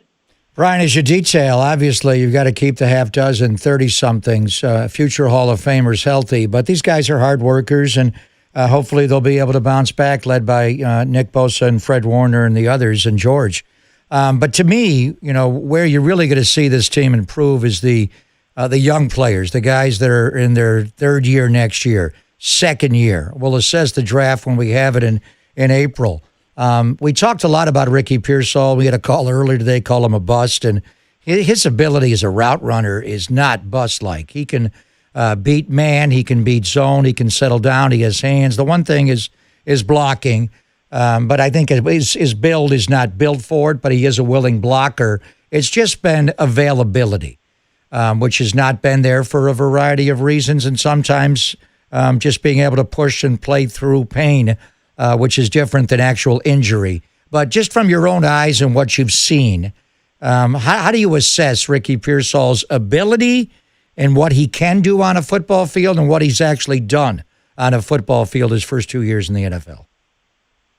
And the frustrating part with Ricky Pearsall is he wasn't someone who was injured all the time in college, right? He's a pretty narrow guy, and I think play strength wasn't his, the number one thing on his college scouting report. But if you narrow things down to their simplest form at wide receiver, the dude can get open and he can catch the football. He has got pure hands, and we saw that showcased in the first 4 weeks of the season, and that's the guy he can be, but he's just got to be on the field. And he can be a difference-making player, I think, for the San Francisco 49ers. And I love the fit. He can run all the routes. He broke the ankles of a Chicago Bears defender, even with a bad PCL injury late in the season. So he's that guy. He can get open and he can catch the football. Is he a big yak player? Maybe not. Does he take the top off, speed demon, explosive play guy? Maybe not that either, but I think he's a fantastic number 2 for the San Francisco 49ers. But I do still think they got to figure out number 1 now that the IU thing went all awry. Yeah, it was a talking point in the first hour today, and we are talking to Brian Peacock here of the Locked On 49ers podcast. You can also check him out on the stream on YouTube and Twitch. So obviously they need to hit on a lot of the important picks of the 2026 draft, but they also need progressions from 2024 and 2025 in those classes. So aside from Ricky Pearsall, who would you put the microscope on in this offseason as you look ahead to the next season of either needing to have some kind of a bounce back or take that next jump as being a central part of this 49ers roster next season? We talked at the beginning about the foundational players on the 49ers, and I think when you look at the 2026 draft and the past 2 drafts, I think they got a lot of really good players. Maybe a disappointing sophomore season in a lot of ways for some guys. Pooney dealing with his own PCL injury, I think, was a big factor there. Renardo Green, seeing him getting, coached, quote unquote, by Kyle Shanahan on the sideline of an important game. And obviously Pearsall and some of the other players. That class, is it going to be as good as it looked when they were rookies? And then following up with all the 5 straight defensive players in the 2025 class. Upton Stout looks like just a phenomenal football player in the slot, undersized, but you would know it by the way he plays. Can they get a pass rush out of Mykel Williams and Alfred Collins? That's the big question I have, because if you go into this draft in 2026 and you're asking yourself, man, where are we going to have a pass rush aside from Nick Bosa, and you have to draft more defensive linemen early, were those mistakes potentially in the top 50, 2 top 50 defensive linemen in last year's class that can't give you a pass rush. So that might be a little bit of a problem. Marquise Siegel's a really interesting one as well, along with Mustafa at safety, because Siegel's got the speed, but we didn't get to see quite enough of him to know if he should be that guy as the starting safety going forward. Malik Mustafa wasn't quite what I think the 49ers hoped. Good player, but he didn't, slam the door to any conversation about him potentially being replaced at strong safety either for the 49ers. So there's a lot of wait and see there, but foundational players, I don't know if you've got any star players. At some point, the 49ers do have to replace some of their aging stars that are in their 30s. And ideally, you would do that with some young, controllable, cost-controlled draft picks.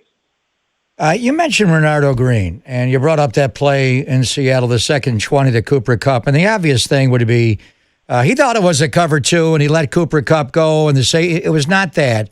The call was a cover 2, but he just didn't have football awareness where, he went to the flat and he gave up the deeper shot. It's what Robert Saleh calls playing football and not fitball.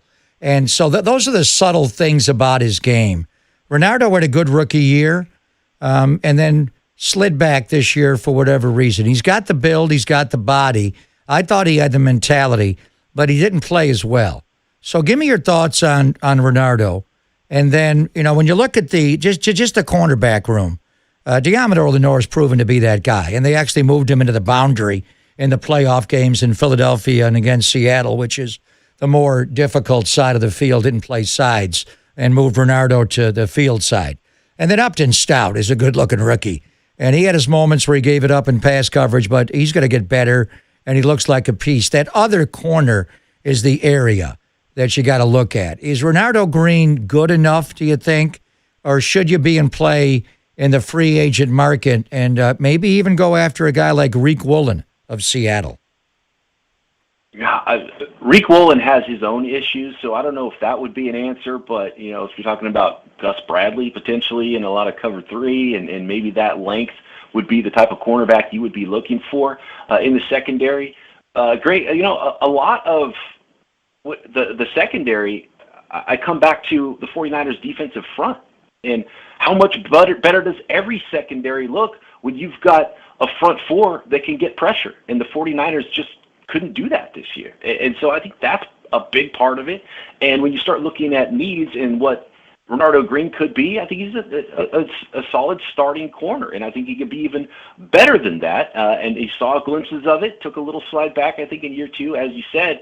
But again, the pass rush wasn't there, and it makes things a little bit more difficult for everybody up front. You have new defense coordinators every year, which can't be easy for these younger players, especially, even though it is somewhat of the same system and being either taught to the new coach as it was Steve Wilkes or someone coming in to run the thing that developed it like Robert Saleh. But, I think Renardo Green can be really good. I think the safeties can be really good. I think a better defensive front will absolutely help those guys. But at the same time, if you have a need there, it's not necessarily a depth need. If you think you need to get better, then that's all of a sudden a high-end need where you're looking for a Caleb Downs, right? You're looking for a no-doubt starter at safety if you don't want to go with Jair Brown or Marcus Siegel or Malik Mustafa at safety. You're looking for a first-round type of cornerback if you don't want to go with Renardo Green. And so that's where it starts to get difficult is you only got one first-round pick, so how many first-round needs do you have? Finishing up here with Brian Peacock, and look at last year's Super Bowl champion, their front four, and what we're seeing from the two teams in this year's Super Bowl.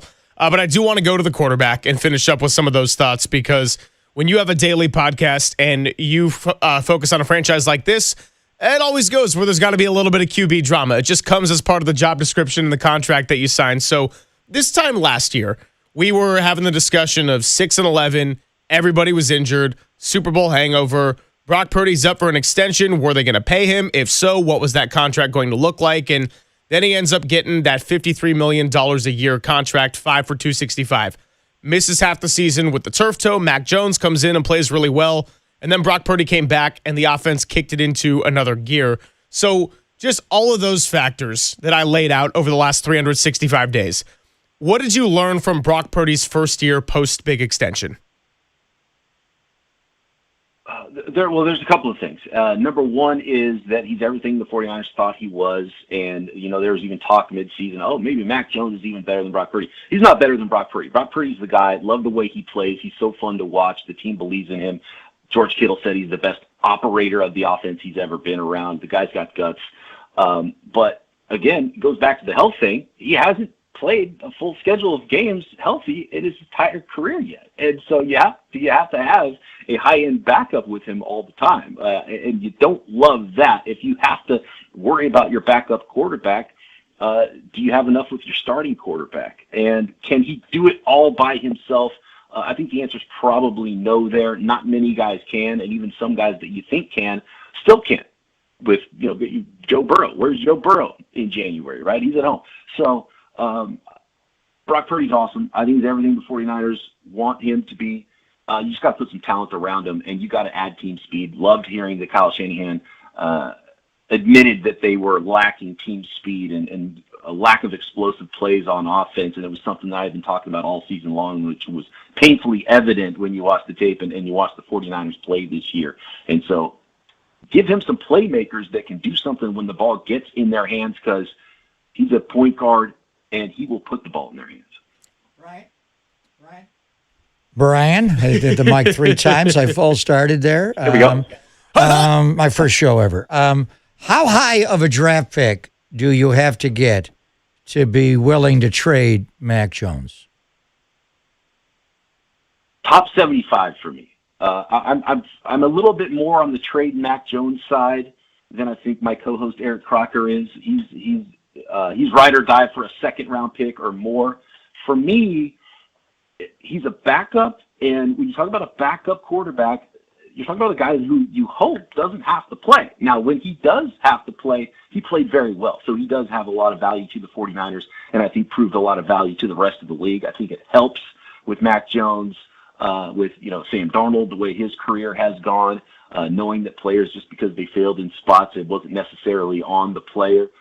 Coming through the Kyle Shanahan rehab project at quarterback is going to start to be a pretty valuable thing, I think, for other quarterbacks around the NFL. So the 49ers should be able to find another willing veteran quarterback that wants to come in and play with the San Francisco 49ers and back up Brock Purdy. And I do think it is important to have a backup quarterback. But again, you're talking about 1 year of a player that you hope doesn't have to take any meaningful snaps. To me, if a team offers, say, the Pittsburgh Steelers, who have a new head coach and 3 third-round picks, if they offer I think they have pick 75, I think that's something that you have to take if you're the 49ers. All right, and lastly, what's your Super Bowl prediction? Are the Patriots being slept on, or is Sam Darnold, as the former backup to Brock Purdy, going to be hoisting the Lombardi here in a couple of weeks? Yeah, I think we just saw the Super Bowl on Sunday in Seattle. I think the Seattle Seahawks are the best team in football. I think they proved that week in and week out, especially the end of the year and how they're playing right now. And I think they are going to hoist the Lombardi, and the New England Patriots are not going to extend their lead on Lombardis on the San Francisco 49ers. I think that's where the money's going right now and what a lot of people think. But then again, that's why you got to play the game. So, Brian, thanks so much for coming by with us. Make sure you check him out on Locked On 49ers daily coverage, about 30-minute episodes, and we're going to need it as we get ready for this 2026 draft. I mean, like you, I am actually very excited for this offseason, even if it can sometimes feel like it drags on for long stretches. This is going to be an important one. Absolutely. Thanks, Greg. Appreciate it. Thank you, Brian. Brian Peacock, again, give him a subscription and a listen over there. And you can give him a follow at, I think it's BD Peacock. There you go, BD Peacock. By the way, the Jets are parting ways with their offensive coordinator. I don't know what they're doing half the time with anything. Mike McCarthy also said, I would definitely like to see Aaron Rodgers back. I don't see why you wouldn't. That thing's got to be over, right? He's not coming back, is he? Right now, Mike McCarthy is being introduced as the new head coach of the Pittsburgh Steelers next to Art Rooney II and Omar Khan, their new general manager, took over for Kevin Colbert. I mean, the hiring of, I like Mike. Obviously, the years that he had in Green Bay and with Aaron winning Super Bowl 45, the run he had in Dallas and taking over the play calling. But this is such an un-Steeler type of hire. You know, Mike's my age. He's can coach for another 10, 15 years. I'm not saying that, but you would think that they've never done this before, whether it was Chuck Noll or Mike Tomlin, or before that, obviously the Chin, Bill Cowher. They've given guys, jobs that have never coached in the NFL as a head coach before. So is this a statement on them that they still think this roster, they did win their division this year, but they kind of did it by default. They don't really have a quarterback in the. I do like Mason Rudolph, but he strictly is a backup quarterback that can play at a limited role. I think they got to move on from Aaron Rodgers. He just did not play well. I thought he'd have more movement skill this year off the Achilles. A couple of years removed from that, but it just wasn't there. I think they got to move on in all regards. I'm surprised that the Pittsburgh, as good of a coach as Mike McCarthy is, I thought that may be more of a Buffalo Bills kind of hire, honestly, and that Pittsburgh would go more with the Brady bunch, Joe Brady, and try to get an up-and-comer on no matter what side of the ball you wanted to pick. So I like Mike McCarthy. I'm just surprised the Steelers liked him so much to make him their new head football coach. In the middle of the season, when Brian Daboll got fired, one of my early thoughts was maybe Mike McCarthy ended up as the coach of the New York Giants, but then the John Harbaugh domino fell, and that changed everything with this coaching search. So 3 jobs still remain, and one of those Raiders? right here in the NFC West. Yeah, Raiders, Browns, Arizona, and Cardinals. So did Mike McDaniel turn down the Raiders head coaching? Not that he was offered to him, but did he bow out to be the head coach of the Raiders, to be the offensive coordinator of the Chargers? And what does that say, if that's the case? I want to go with Jim Harbaugh. I can't do his voice. I can't do. You doing McDaniel? Yeah, no. I'm trying to do the dry humor. Got to do the sunglasses. Got to do the. Miami Mike could easily make a transition to Vegas Strip Mike or L.A. SoCal Mike. But is that what he did? Would you rather be the offensive coordinator for Justin Herbert or the head coach of the Las Vegas Raiders? I think I'm going Herbert over Mendoza. It's not just Mendoza. They got a lot of things to figure out there in Las Vegas. But, yeah, look, because you don't know when these second head coaching opportunities will come around. And so, as we saw with Robert Saleh, he went to high-functioning organization that he trusted, and look at him now. Just got another head coaching opportunity, granted for a job I didn't think he would take, but now he's got his offensive coordinator Brian Dable, are you the Cam Ward whisperer? The rumor was he was coming back to Buffalo to be the head coach. Yeah. Did they watch him be the head coach in New York after his first year there? Mismanagement of the football game. Kind of important. I think Brian Dable might have said to Terry Pagula, yeah, I think this Keon Coleman guy, I would have drafted him too. And then he's like, all right, that's it. You're off. Harrison Bader is a San Francisco Giant, and he spoke about that matter yesterday. So Susan Slusser is going to join us at the end of the hour. Let's play some of those sounds from Bader when we come on back. And 808 KNBR, how do you like the move? Is it a neutral positive? Is it a negative? Do you feel like this fills a need that the Giants absolutely had to have? 415-808-5627, the number to join the conversation. Only here on the Sports Leader.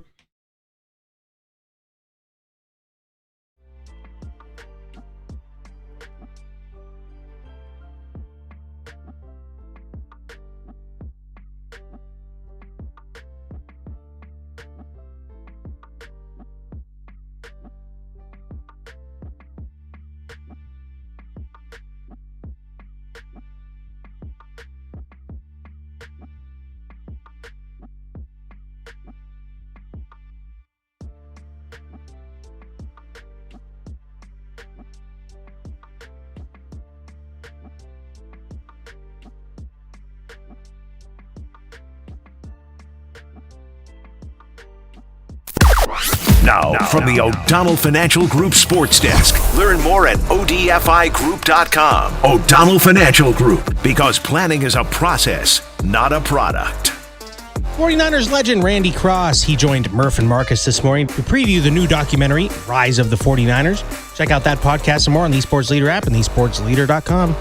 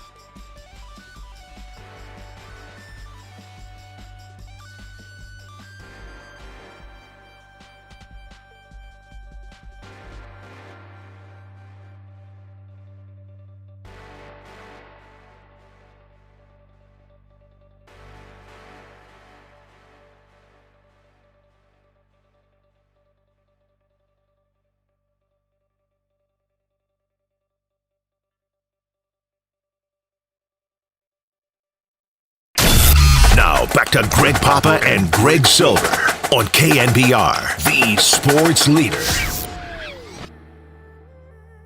Here's the pitch. Bader hits a drive to left. Is the ballpark going to hold it?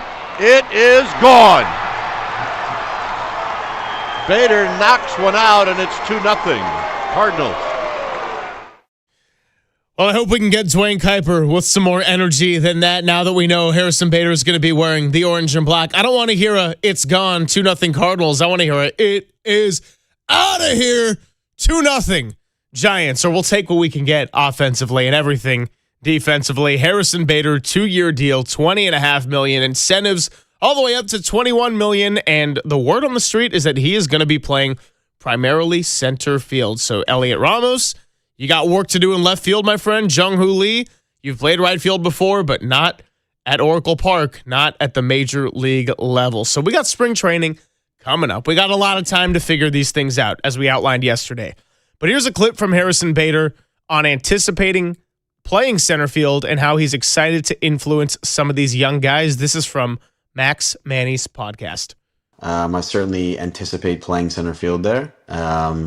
But again, those are things you have to prove on a daily basis. Those are things you have to earn. Those are things you have to reprove, even when they've been proven for a period of time. You know, it never ends in baseball. And keeping that mindset, keeping it fresh, I think is what kind of propels you through an entire season to kind of solidify yourself. So, I certainly anticipate adding, a lot to their defense, both metrically and physically, but also just experience-wise. I know there's a young kid in Drew Gilbert who I had a small level of experience with in the Mets organization, 2024.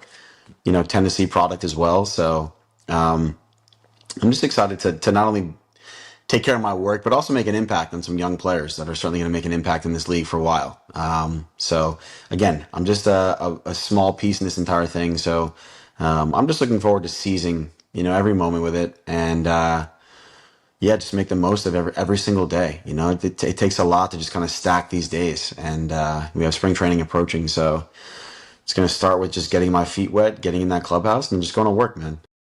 Honestly, when it comes to any signing in the offseason, baseball is unique in that it can drag on for months, and we all want it to happen at the winter meetings, right? But then there's a lot of time that goes by, and we saw a couple of late signings a couple of years ago. Blake Snell, Matt Chapman came over. I'm glad that Harrison Bader, and for Tony Vitello's sake, can actually just get a spring training where maybe they can address some of these outfield questions, certainly defensively, right from the jump. Well, it certainly sounds like part of the pitch to get him here. And they gave him a second-year deal, and they paid him, $20.5 million with incentive to 21. Good contract for him. He basically had been going year to year throughout his career after he got through the ARB years, was to play center field. So we talked ad nauseum yesterday. When I think of Harrison Bader, I think of a gap-to-gap fly catcher in center. He can play right. He can play left. If that's where they want him to play. Now we got to go see, can Jung-Hoo Lee play right field? This is not the KBO. This is Oracle Park. It's the most demanding outfield position, but they'll work that out. We talked a lot about him as a center fielder and an outfielder. He's terrific. There was one scout that told Susan Slusser that he's getting old out there. I don't see that as much, but we'll see. But who is he offensively? The one thing when you watch the video of him, he's got a big leg kick. He lifts that front leg, kind of like Willie Adames. And Willie had a hard time last year getting that leg back down. It took him a while. If you don't have the plant leg down and you're balanced and be able to drive the ball, and you're going to pull off pitches. So he does have a little bit of swing and miss. He struck out 136 times last year. He did begin the year in Minnesota with the Twins last year. Jace Tingler was on that staff, and now he is with Tony V. So there's a set of eyes that actually knows him and saw him play, but also felt the energy that he has, and then he wound up getting traded to Philadelphia. Last year, he had by far the best offensive year of his career. When you just go by OPS plus, where 100 is major league average, last year he had 117 OPS plus, and it was better in Philadelphia, better hitter's ballpark, than it was in Minnesota at 124 compared to 113. He had some years in St. Louis when he was, I want to say every day, player. There were a couple of years where he had well over 400 at-bats, plate appearances, where he had an OPS plus of 114 back-to-back years. So he's been a good offensive player. Just watching the video of him, and Mike Kruco was talking this morning about how he's an up-the-field, kind of hit the ball where it's pitched kind of guy. But I saw actually in his Baseball Savant page where he's more of a pull hitter last year than he's been in his career. And that may be the leg lift. You'd have to go back early in his career and see if he had the leg lift. But the guy did hit 17 home runs last year, and he did it in right around 500 plate appearances. So if he's an everyday outfielder and you're paying him that way, Mike mentioned that he may be a fourth outfielder. I think he's more than that. But you have to see, what's around him and how they do round out this roster. But defensively, I don't see a lot of age on him. This one scout did tell Susan that he's getting older. We'll see. He's still an upgrade. He's by far your best outfielder on the roster. Certainly after you lost Mike Yastrzemski, the outfield defense was not good and wasn't good overall last year. But what is he as an offensive player? Garrett Cole's going to begin the year on the IL. He's not going to start opening night against the Giants March 25th. They're not going to have Carlos Rodon. He, too, is injured to start. Max Fried, looking at their available arms. And like how that's like the third name we go to. It's like, oh, cool. No Cole, no Rodon. Oh, he's a number one. He was in Atlanta. He's got great stuff. After they lost Soto, they just decided to beef up on pitching. But the point is, Fried's a lefty. When you look at the splits for Harrison Bader, and Susan broke it down, he actually hit right on right extremely well last year. Reverse splits to some degree. But throughout his years, he hits left-handed pitching.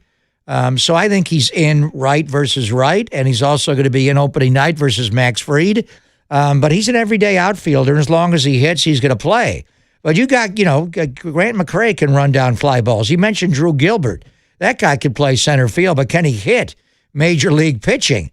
McCray, a huge question mark, and likewise for Gilbert. He had long stretches here where he came up and looked overmatched, and then he had moments where it looked like he could drive the ball. But if you're going to play and have the ability to be the everyday center fielder, you've got to hit the baseball. And I think this guy made a real effort to be more than just a outfielder that can catch the ball. Last year we mentioned the 17 home runs. He had 24 doubles as well. He also stole 11 bags. So whether or not he's going to be a top-of-the-order hitter, but he's a guy that just the way he plays, and we just talked to Brian Peacock. Kruco called him a peacock this morning when he was on with him, which it means a guy that struts a little bit. Yeah. And he's got the hair flowing out. He's got Brandon Crawford kind of hair. But he's going to be the guy, if he's at first base and the ball's hitting the gap, you immediately think at least third, and if the ball skips through the gap, he's scoring. He's one of those guys that maybe won't translate into a 2020, or maybe it will. He can steal bags, but he takes extra bases. He plays the game aggressively. When you watch him play center, he runs it down hard, gap to gap. But the real question is, what is he going to be offensively? For a long time, like I mentioned, the OPS plus was really good last year at 117. The year before that, it wasn't as good. With the Mets, it was 86. With the Reds in that ballpark, it was 17. What? So, there's some moments there where he was a below-average offensive player, always a very good defensive player. Now that he's a little older, and this will be his age 32 season, maybe he loses a little bit in foot speed, but not a lot. But he can still go gap to gap and catch the ball for you. But as he figured it out offensively, and that's where he gets this kind of contract, it's based on the offensive numbers. They're not paying this for a defensive player that's really a fourth or fifth outfielder. But, can he hit in this ballpark? Right-handed pull, power, does play. Can he take those 17 home runs he hit last year with the Twins and Phillies combined and become another? They had 4 last year, hit 20 or more. Can he be a 20-homer guy in this ballpark with that leg lift? Well, we'll revisit some more of his sound and that discussion when we come on back, and then Susan's going to join us before the hour is up. So 808 KNBR, again, how are you feeling about this move? Is it a slight positive? Is it a slight negative? Is it a major positive? Did the Giants address their most pressing need? Where are you at here on January the 27th? It's Papa and Silver on the Sports Leader.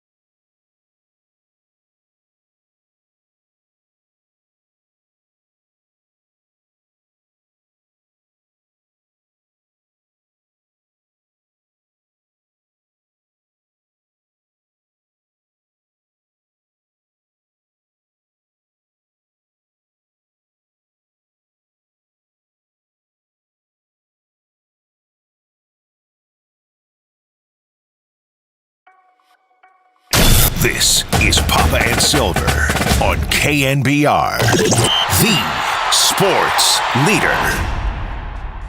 The pitch. Line drive, base hit. Over third, down the left field line. That's going to tie the game, at least. Over to pick it up is Ramos. 2 runs have scored. McNeil to third. Bader with a double, and it's 3-3. Again, we're going to get a lot more energy out of our broadcasters when Harrison Bader does something in the orange and black. Your newest San Francisco Giant, Susan Slusser, joining us coming up in a bit. And at 808 KNBR, We're asking all of you out there, what are your emotions around the move? The Giants were an 81-81 team. It has been a relatively quiet offseason. Tony Vitello is the new manager. What's going to happen with pitching? One of those questions leading up to yesterday was, what exactly is this outfield going to look like? Well, they just found a way to add another piece on a 2-year deal. Let's go back out to the phones. Paulie is right here in San Francisco and wants to share his thoughts. What's up, Paulie? How are you? Hi, y'all. Thank you for taking my call. I wanted to say two things. My mom passed away Thursday, and I've been driving back and forth between SoCal and San Francisco constantly. And I wanted to thank Greg Papa because of your take on sports, but also your journey and what you said about Minneapolis and the human part of it. It's been really helpful for me. Thank you, my friend. Sorry about your profound loss, man. We're praying for you and your family. Absolutely. Yeah, my generational thing, baseball, and my mama could tell pitches on the TV. She could tell you what the pitch was, which is pretty impressive. But anyway, I wanted to ask you a question on Harrison Bader. Yeah, I can't tell a splitter from usually, but she could. Anyway, Harrison Bader, I think it's an important move. I don't think it's a max move, but Buster Posey's a baseball guy. He wants us strong up the middle. He wants a good outfield, and you need a good defensive center fielder. So I think it's a really solid move. Absolutely, Paulie, and thank you for the call, and I'm glad that we're able to keep you company on these drives. Again, I'm really sorry for your loss, and we're both sending you some healing energy during this time. Without a doubt. And we'll talk to Susan, and Susan tipped us off early. When she spoke to Greg Johnson, the principal owner, it's obvious they weren't going to spend a lot of money this offseason. And I know the Dodgers continued to, but their revenue flow from their TV package is not just the LA market. It's what they're able to generate worldwide, and it's just totally different. So when you look at the moves, they were economically driven. Adrian Hauser was the first signing, 2-year deal for $22 million. We'll see where he does fit into the rotation. But he's not a top of the rotation kind of pitcher. He's a middle to a back end guy, but a proven major league pitcher that fit what they wanted to pay economically. 2 years, $22 million. That's $11 million per. Then they went out and got Tyler Mahle, who we know and Boch knows specifically, gave him a 1-year deal for $10 million. Then they signed Harrison Bader. You see a theme here? A 2-year deal for $20.5 million. I like this theme. Sign me up. Well, they're going to give you, 10, 11 a year. They're not going to give you dozens of millions of dollars. We're not doing that. And we're going to do it on a short term. We're going to sign you to a 1-year or a 2-year contract. That's going to be the way we're going to do this here. So it's okay. We'll see what they can do. And I think Bader is solid. I think he'll be solid in center. If he can hit, then that'll put this over the top. And he has proven that he got his best offensive year was last year in Minneapolis with the Twins and then over with the Phillies. So, but one thing I want to get into is Susan. The Bader signing was solid. These other ones are solid.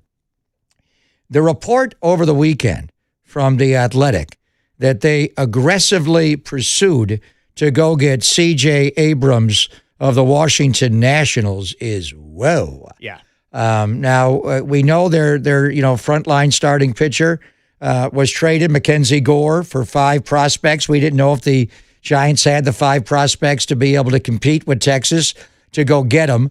Mackenzie Gore is under contract for just 2 more years, where C.J. Abrams is under contract for 3 more years. So you're buying a young player that is he's a long ways away from arbitration eligibility. You're going to get him on the cheap. So this is going to cost you a lot of prospects, I would think. He is a shortstop who the Giants intend, if they made the trade, to get him.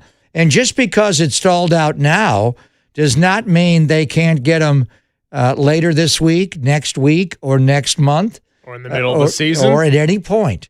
But it's out there that Washington, with their change in GM and Mike Rizzo's gone, they are going organizationally a different way. So if you can go get C.J. Abrams, who is a top-of-the-order left-handed hitter, and he's got a little pop in his bat. Last year he hit 19 home runs. The year before that he had 20. He had 18 homers the year before that. And you move him to second base.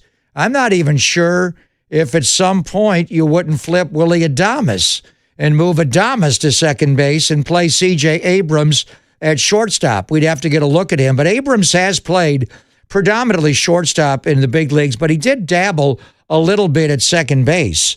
When you went out and got Harrison Bader, it sounded like he had to say, you're going to play center field here. Now, you can make that change, and he put it in his contract. When you trade for a young player like C.J. Abrams, you're going to play where we want you to play, and we got you under contract cheaply until you hit, free agent years, and arbitration eligibility is a little bit down the road. So we've heard Nico Horner. We've heard Brendan Donovan. We flat out asked Wody, would you be, comfortable with Casey Schmidt as your everyday second baseman? He said yes. But that sounds like they would be comfortable doing that, but they're trying to upgrade. So Harrison Bader, solid acquisition.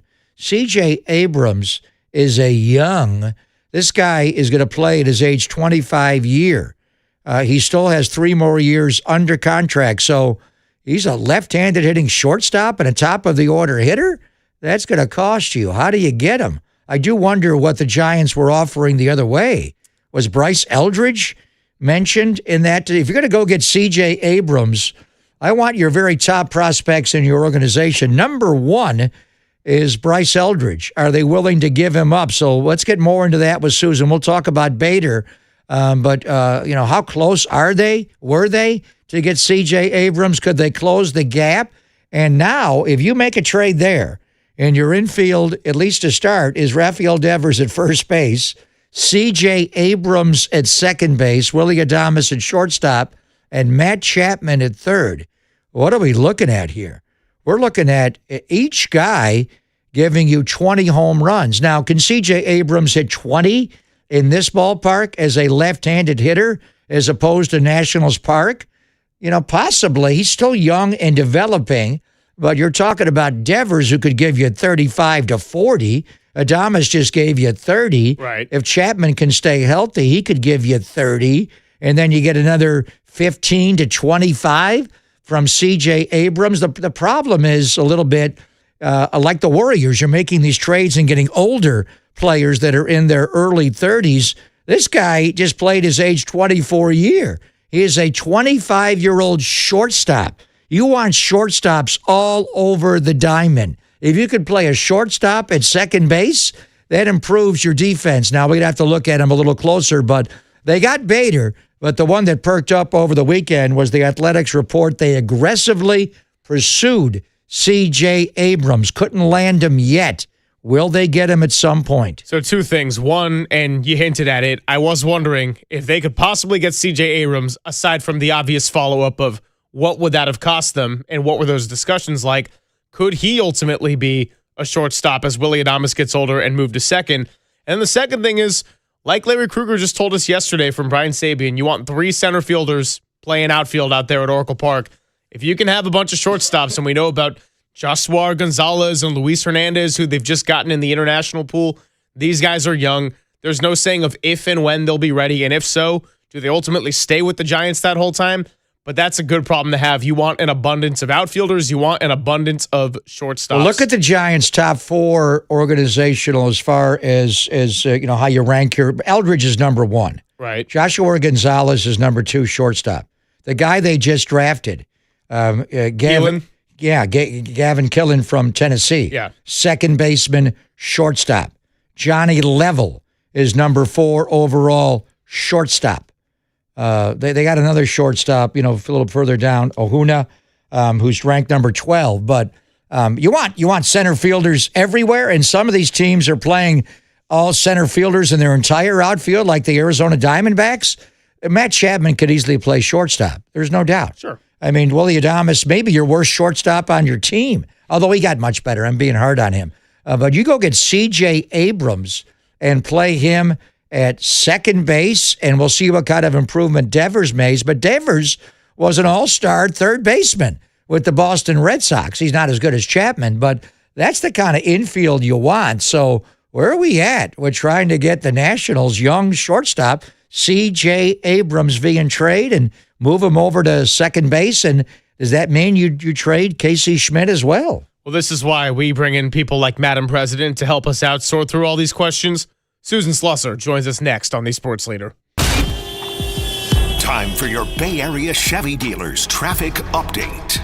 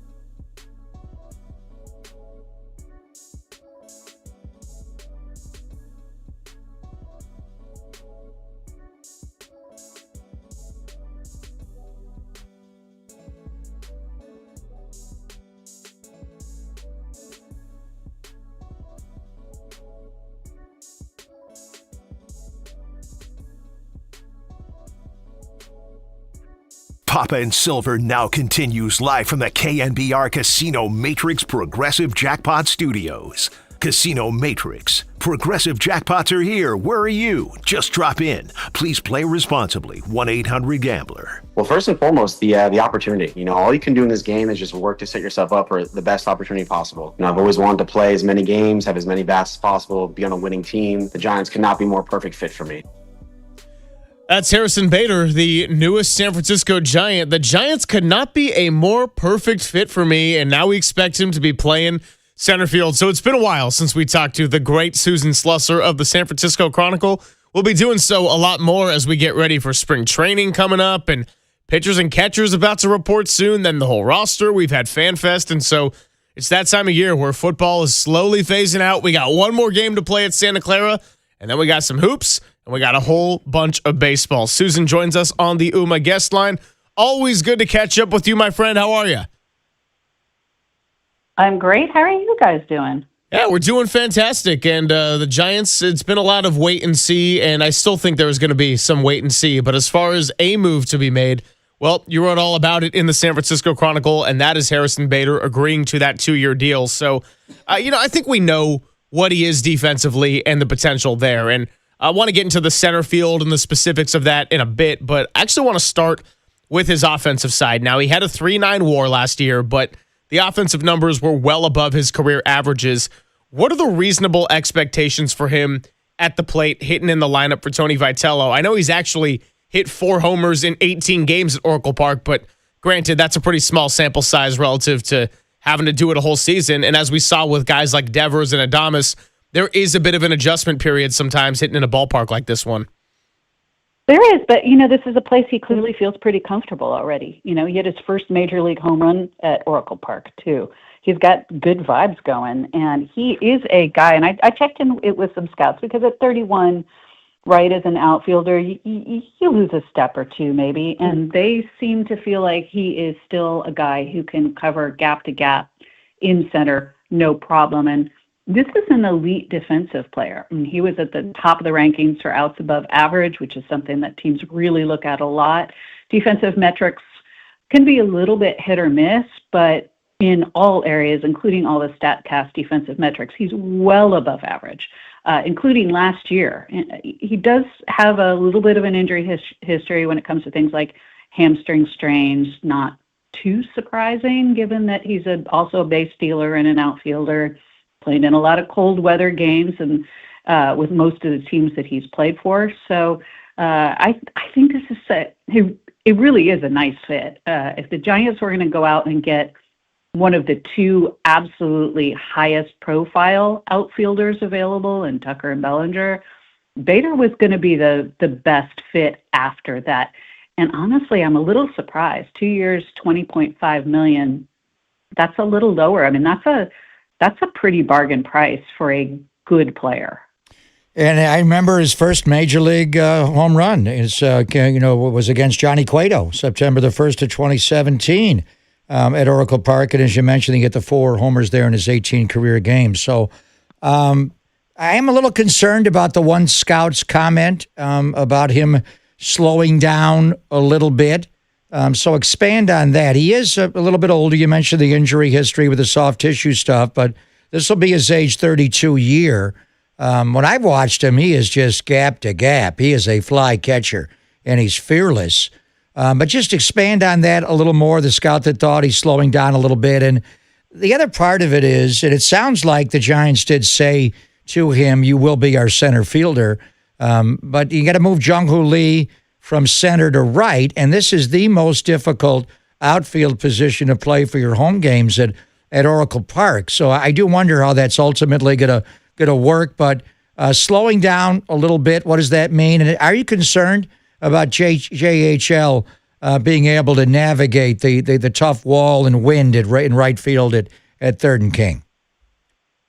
I think really the slowing down more than anything is really just factoring in the age. And that's the trajectory of outfielders in their 30s. I have not seen any indications, and certainly the other scout that I talked to was very, very high on his defensive abilities at this stage of his career. So maybe a little bit of wait and see, but he's certainly going to be more than adequate, I believe, in center field. Certainly better than average, which was not what they were getting last year. Jung-Hoo Lee has said repeatedly that he's spent this offseason really working on his defense. Elliot Ramos said the same thing. This was just absolutely unacceptably poor outfield defense last year. This really, no matter how old he is, this improves it for sure. Jung-Hoo Lee moves over to right. I think that's a good spot for him. He has a lot of time in right in the KBO. He's got the arm for right, or at least he profiles to have that. The wall is a little bit of the X factor. I don't think we're going to know until we see it. Knowing Jung-Hoo Lee, I think we all realize he's going to work as hard as possible to learn that wall. He's had to deal with it some in center. You get some kickbacks that go that way. He certainly knows about it. He played next to a guy who played it beautifully in Mike Yastrzemski, and they remain close. I wouldn't be surprised if Yastrzemski gives him some pointers on how to deal with that, especially since Yaz is going to be a position in the spring to check in with Jung-Hoo and maybe even in person. So I'm not overly concerned about it, but yeah, that does add a little extra difficulty. There's no doubt about it. And we didn't see Jung-Hoo at his best defensively last year. I mean, no ifs and buts about it. It looked like initially when the season opened, like, okay, well, that severe shoulder injury required surgery. That has not scared him away from the wall because he ran into the wall right away last year. But after that, he looked tentative a lot of the season, and he certainly wasn't taking charge in the outfield, which you have to do as center. Harrison Bader will take charge. There's no doubt about that. Talking to Susan Slusser here, and yeah, I mean, you wrote about Jung-Hoo Lee and quite the eventful week he's had with a little airport hiccup, and then saw him at FanFest, and just of the 12,000 fans that were there, it felt like maybe 11,000 of them were strictly there to see Jung-Hoo Lee with how big of a crowd he had getting escorted around, and that's really fun to see fans get drawn to a player like that, but certainly this could be an overwhelming time as he transitions from year 2 to 3, and really if you're going by full Major League seasons, it would be from 1 to 2. Have you ever had conversations with him about comfort level of moving around in the outfield? Because, as you noted, he played right field in the KBO, but if we're talking about right field at Oracle Park, that right there was one of the most demanding defensive assignments you could get in Major League Baseball in and of itself, and it's easy to play the game on paper where you're just, moving pawns and throwing people here or there, but if Jung-Hoo Lee does indeed primarily play right field, I imagine that is a lot of different kind of challenges than center field would be posing, even if you're next to someone like a Harrison Bader. Yeah, I'd be less concerned if he hadn't played full seasons in the KBO and right. I think he will be fine. He certainly understands and knows the position. He will work very hard at it. He might not be Mike Yastrzemski level. Mike played that position at that park about as well as anybody possibly could. I don't think people necessarily realize he was near the top in a lot of defensive metrics despite playing there. And I've heard some, people kind of excusing away Jung-Hoo Lee's defensive work last year as well. Some of that's because of the home road splits. Oracle does that to everybody. It doesn't do that to everybody. It didn't really do it to Mike Yastrzemski. So we'll see if going to right, if that actually makes Jung-Hoo a better outfielder in Major League Baseball. It's possible. Really, the one difference is going to be that wall. But I think he could be better there. He'll have less to worry about. Certainly, the corner outfield spots when you're talking about how the ball moves off the bat and what you're looking for, it can be tricky. In the wind, certainly, it's much more so than in center where you're often getting just, kind of cans of corn. It can be trickier with that wind on the corners, no doubt. And but no, we hadn't. There's no really reason to talk to him about this because it just wasn't quite. Yeah. We suspected maybe he might get shifted over at the end of this off season, but it wasn't to that point when we talked to him the other day. And by the way, Greg Silver, you guys did a really nice job with all those Q&As. Well, thank you. I give Derek all the credit. I'll just take about 10% of it. Jung-Hoo Lee, I think having him there certainly was a big part of it. So. The one thing with JHL, he's got to be a little more discerning smacking into walls when you're in right field at Oracle Park. You can't have a Pence in the fence. Mike Yastrzemski was so good at making plays there, but he did lose a lot of playing time by running into that wall. So It's a different surface. But as you correctly predicted, the Giants were going to be very discerning about where they spent their money, talking to Greg Johnson at the beginning of the offseason. So Bader gets a good deal, but it's not like Bellinger or Tucker got 2 years, $20 million. And then to fill out the rotation, Adrian Hauser, similar deals, 2 years, $22 million, and Tyler Mahle gets the 1 year for $10 million. So they're penciled in to some degree in the rotation, but not in ink, which leads to your conversation with Birdsong, who was I thought he had this amazing stuff. We talked about him a lot at the beginning of last year. Would he begin the year in the rotation or start the year in the bullpen? He was so good in the bullpen that they did push him, and they did move Hayden Birdsong into the starting rotation. And then he came out in the patio one day with us, Susan. He was actually showing us the kick change that he throws and how he grips it, and he was on fire.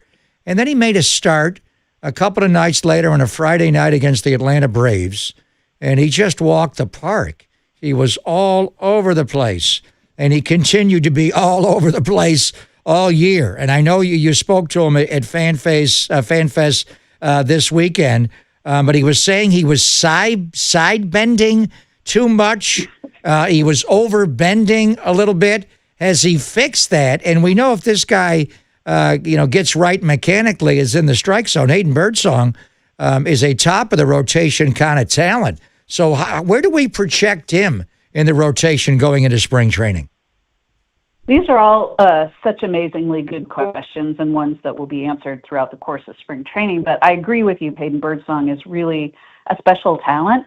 There's no doubt about that. I mean, that stuff, we forget. He's 24, and he was a guy who signed out, really is not that far away from the draft, right? Not a ton of experience. He also was relieving a lot when he was in college. So some of this stuff is new to him, and he's, as I mentioned in the story and as I mentioned last year, he's a guy who always pitched out of the stretch, and then last year, for some reason, while he was in the bullpen, he added went to the full windup with bases empty, of course, and then he stuck with that, and now it sounds like he's going back to just pitching out of the stretch. So he's 24, he's still learning. But to your point, in person, he's very sharp, he's really interesting, he's kind of very calm, cool, collected, and a lot of confidence. But you could tell from the body language, that stretch when he suddenly kind of lost the strike zone, you could tell the confidence was not quite as there. And that's when you go like, oh yeah, he's 24 and he's never been through anything like this. I think he will come back if mechanical things are all completely taken care of, which he seems to think they are. I would bet money that Hayden Birdsong will help this team an awful lot this year in some role. I'd prefer to see him in the rotation, young starter type, but he does have a relief background, and they don't have a lot in their bullpen right now. Either way, I feel like he is going to be a pretty big deal on the big league roster, however that looks. Well, look, I didn't hate seeing him for 3-inning stretches twice a week last year at a given time. I mean, yeah, starting was pretty nice too, but also when he was coming in for clean innings at the start of the year, he looked great. So we're finishing up here with Susan Slusser. Last question on the Harrison Bader front from me. Is there any trepidation on your part that he's moved around clubhouses the past few years, even when he's had some good seasons? Like, there was a narrative going around that he might be a locker room problem with this strong personality. And while I'm not trying to slap that label on him, Tony Vitello is already going to have to navigate so much and so much newness here in his first year, making that jump from the college level to the major league managing. Yeah, I think he is a guy who's seen as pretty intense, and sometimes that can rub people the wrong way.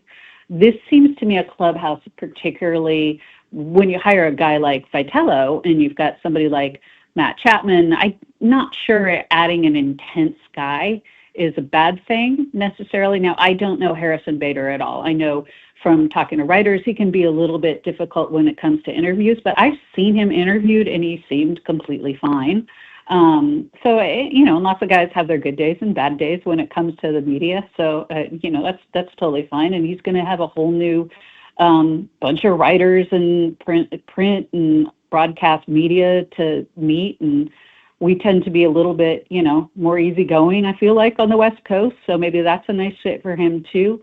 but he's from the Bronx, you guys. He's going to come with some attitude. I think that's probably a good thing. I like a little edge. And More edge, please. They loved him in New York. I know when he went to the big ballpark in the Bronx and he was chasing down fly balls there, they loved him, and he was a Yankee. But they wound up moving on from him for financial reasons. So good signing, solid signing. I want to ask you about one that would be more than that. It would be a trade acquisition with the Athletic reporting over the weekend that the Giants aggressively pursued C.J. Abrams, the young shortstop of the Washington Nationals, a guy in his many years under contract, 3 more years before he hits free agency. They just traded Mackenzie Gore to Texas and got 5 back, so it would take quite a haul, and the word was that they would move, if the Giants could get him, C.J. Abrams from shortstop and playing him over at second base, which would make a really formidable infield with Devers and Adames and Chapp. So is it dead? Is there any way they can rekindle that? And what do you know about the Giants, at least at one point recently, aggressively pursuing C.J. Abrams, Suze? Well, we know that's the second base is a spot that they've been looking for some time. They were certainly after Nico Horner for quite some time, which I would be all in favor of course. And Brandon Donovan was a guy who I think they had some interest in. C.J. Abrams, that's a no-brainer if you can get him. And I don't think any trade talks are ever dead. I think if a team really likes somebody, they'll always keep trying to rekindle it. Circumstances change for teams to suddenly make another move, and you've got perhaps a top prospect available who maybe you weren't dangling before. But C.J. Abrams is the kind of guy that if you've got a number 1 type prospect, you'd really consider moving him. So we've got to imagine that the ask included Bryce Eldridge and probably much more, maybe one of the other young starters. I'm not sure I would do that. But yeah, this makes an awful lot of sense given the age and the amount of service time, team service time remaining. Well, the service time and the age are not going to change, but say Washington, it's pretty clear that they're not that competitive a few months from now. Do you think that asking price could drop a significant degree to where maybe Washington says, hey, we'll do this, Buster? I think it's going to depend on the return because I think a lot of teams are going to be doing that. I think the team that comes in with the best offer, and there's just no way to handicap that, right? Some team could absolutely at the last second come in and say like, hey, yeah, take, 3 of our top 10 prospects and nobody else is going to, match that kind of thing. So, but this is a guy absolutely that you would potentially consider doing that. He's 25. This is a special life. 25 had a 3.4 WAR last year. Pretty nice. 19 homers at that position. Yeah, you know what? After Devers, I'm not going to close the door on anything. So I'll keep dreaming all the way through. Susan, it was great to talk to you again. Love reading everything in the Chronicle as we gear up for spring training, and excited to watch those people you wrote about in the World Baseball Classic. That'll be a fun added element to this offseason too. Oh yeah, absolutely. That's always fun as long as everybody stays healthy. Yes, of course. Thank you, Susan. Thank you, Susie. Susan Slusser of the San Francisco Chronicle knows the game inside and out. So there's our little bit on Harrison Bader, your newest San Francisco Giant. All right, when we come on back, again, don't need to belabor the specifics of the Warriors road trip and the game in Minnesota last night in which they effectively punted. But what's ultimately going to happen here with the trade deadline 9 days away? Sam Amick is going to join us at 12:50, and he and his colleagues just wrote a great column about a lot of potential big moving pieces. And I know we brought up the Giannis calf injury the first time around as a little cause for concern. Well, guess what? He just did it a second time, and now Mark Spears thinks that he might have played his last game in a Milwaukee Bucks uniform. Let's get into that when we come on back on The Sports Leader.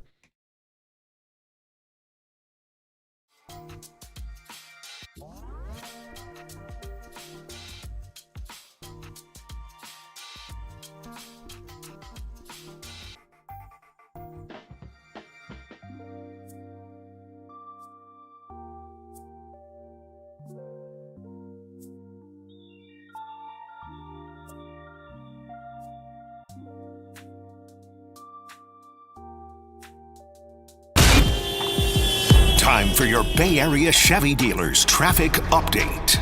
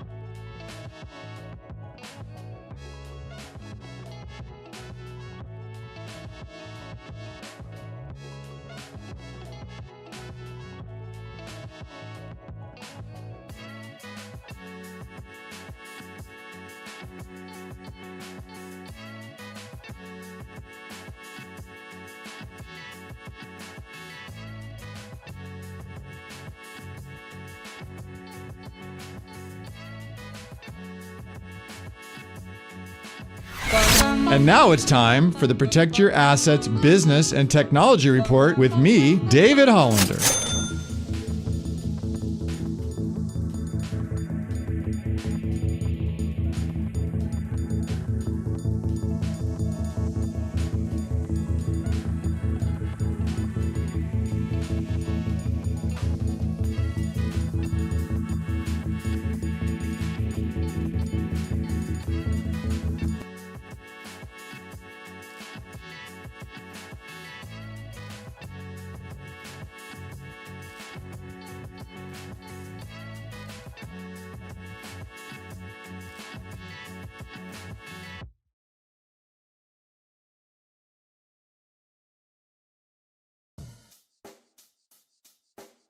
Check the mic and make sure it sound right, boys.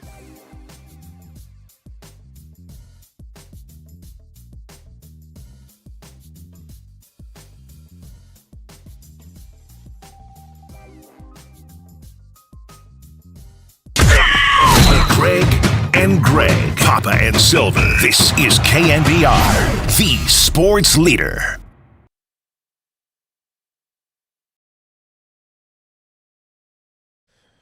Papa and Silver moves along on your Tuesday. Hope you're all getting a nice start to your week, settling in, enjoying your lunch break, whatever it may be as we get to the end of January. Yeah, pretty soon we got February, which means the super exciting NBA All-Star break and all those festivities. It also means pitchers and catchers reporting. Maybe eventually the return of Walter. Who knows what February is going to bring? Shortest month of the year. Walter who? Yeah, right? Who? Danny's such a good-looking dude. Anyway, Walter did come in the chat earlier, so I did. We love Walter. We miss Daddy. I did drop some stuff off by Walter's place this weekend, but didn't get the chance to intersect with Christian Icabalseta. That was the real attraction. So Leonardo Christian, right? Or is it Christian Leonardo? Christian Leonardo. McCaffrey first, DiCaprio second.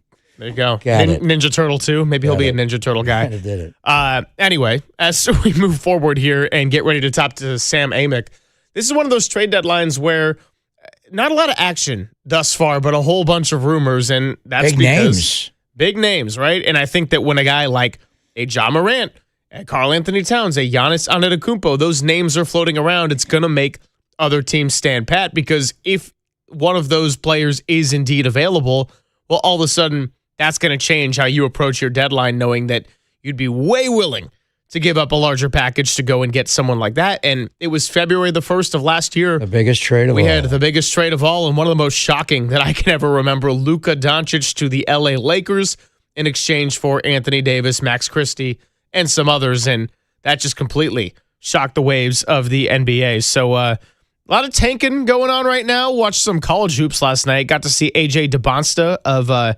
BYU, and then the guy that you checked out in Berkeley, Cameron Boozer, right there at the top of those sweepstakes. But we're a ways away from that.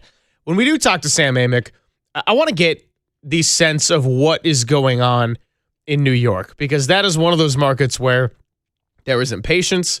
Mike Brown replaced Tom Thibodeau after the Knicks had their best finish in 25 years and were a game away from getting to the conference finals, or make it 2 games away. Then they end up making the coaching change. Jalen Brunson is their guy. Karl Anthony Towns now in his second year, and they have won 2 games in a row.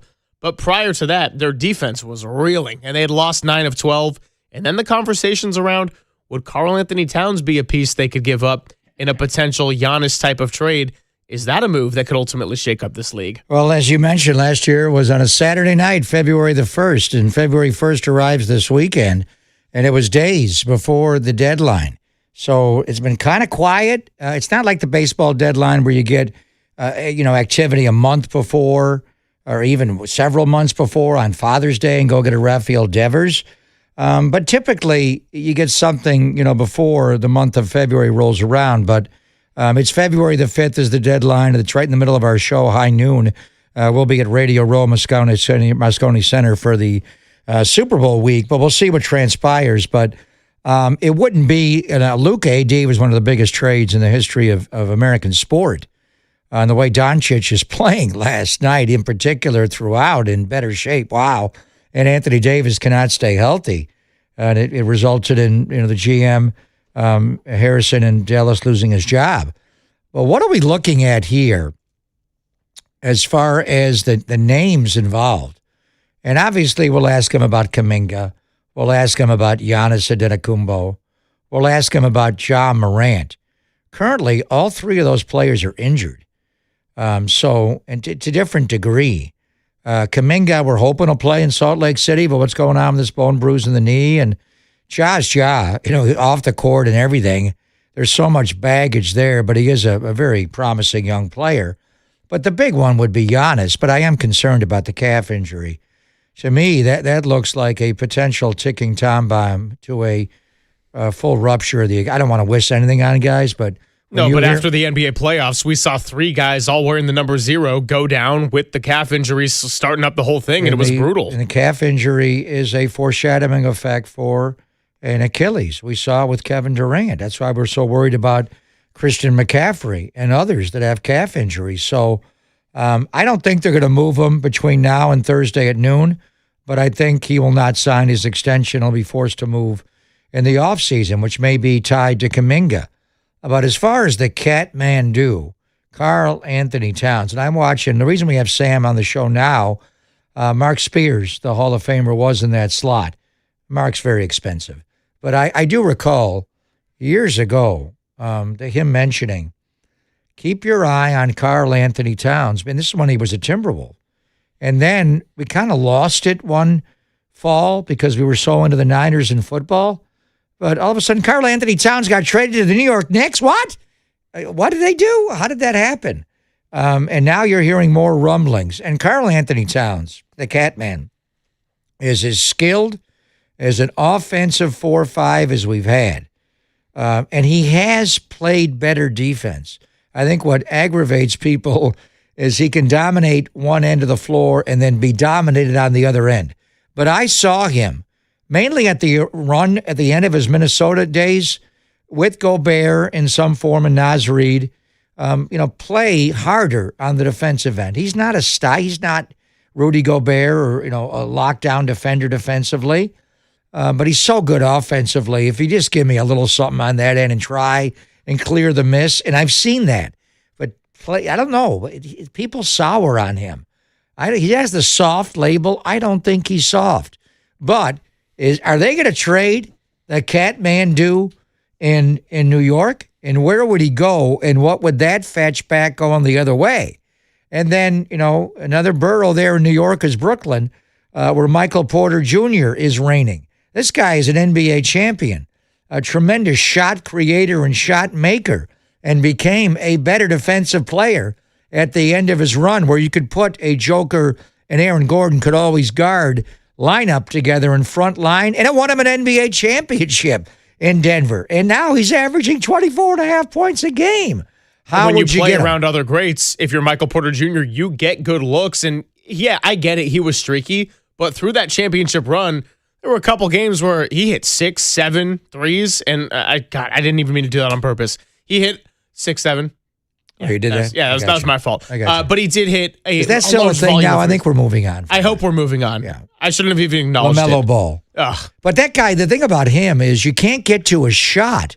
He is a pogo stick at that size. And when he elevates to go up for a three, it's like Durant or Brandon Ingram. You can't affect the shot, or you're going to have to foul him. So he is a go-to guy. I don't know if you can get him, but who are the big names? We just mentioned Giannis Antetokounmpo. Is he going to be traded? It's got to happen here in the next 9 days. We're coming up on the deadline. It's, a week from Thursday at noon our time. I don't think it'll happen, but Sam will tell us what'll happen. And then the saga with Kuminga, and then what do the Warriors do? Sam wrote the piece. It was a week ago that on that Tuesday we were putting together the ashes of what they just lost Jimmy Butler. Jimmy's gone for an entire year. The rest of this year, at least the beginning of next year. Then what do they do with him? People have talked about trading Jimmy Butler. Who's taking that contract back when he can't play for a solid year? And then after that, the contract expires. But the NBA and the CBA is weird, and they do like expiring contracts. So we get Sam on every couple of weeks. So we're not going to talk to him again unless something earth-shattering, and we'll call him, and we'll put him in the lineup. But what's going to happen here? in the next week and 2 days here with some of the. It's not going to be a Luka trade, but if Karl Anthony Towns gets traded, that's a big trade. Yeah, as far as midseason John Morant acquisitions gets goes. traded, that's a big trade. If Michael Porter Jr. gets traded, there's some other trades involving New Orleans players and Jonathan Kuminga. We'll get to it all, but and then what is Sacramento going to do? What are the Warriors going to do if they don't do anything involving Kuminga? What would they do to potentially improve the roster, or does Kuminga have to go to make a meaningful change in your basketball team? Well, let's get into some of that next as far as the salary, the specifics, and some of these names that we might see on the move. Sam Amick also was the one who Giannis told, I would never go and request a trade. But now we got Mark Spears saying, I think he's played his last game as a Milwaukee Buck. And although he hasn't made a specific request, it seems like there's a little bit of strain that means in that he's not coming relationship. back from the calf injury, maybe. Yeah, so They may that's just another shut him element. down. So we'll get into that when we come on back. It is Papa and Silver, Sam Amick at 12:50 on the Sports Leader.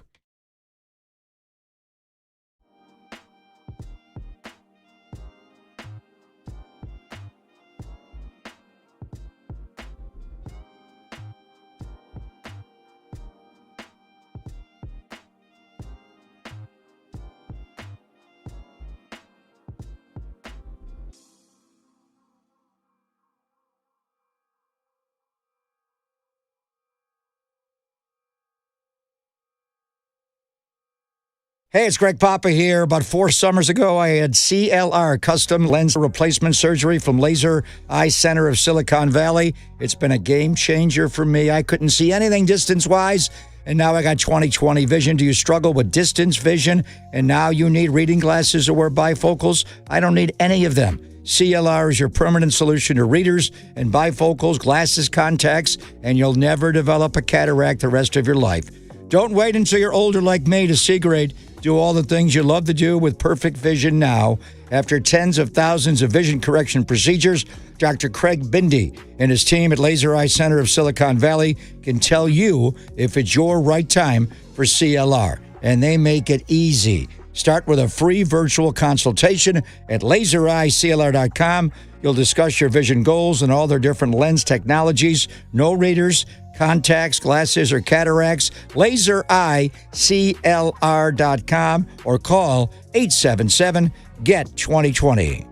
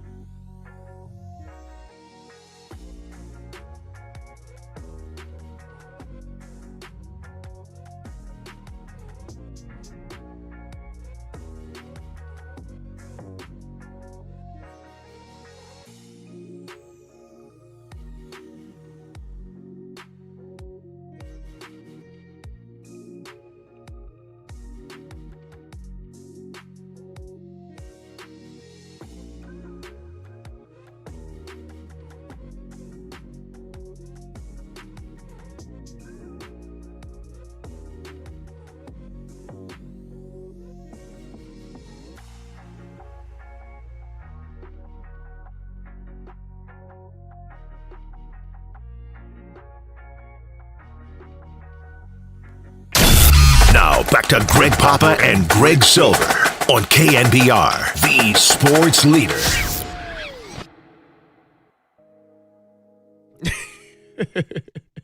Nicely done, Danny.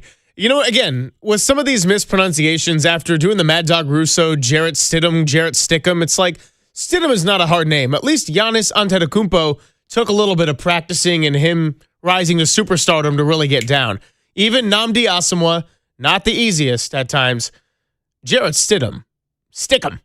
So, Stifler. You turned it as Stifler. Or Stifler's mother, by the way. Giannis Valanciunas. She gained a lot of weight on White Lotus, by the way. So we are going to talk to Sam Amick. I mean, we just a laundry list. We were kidding about 6'7" and LaMelo Ball.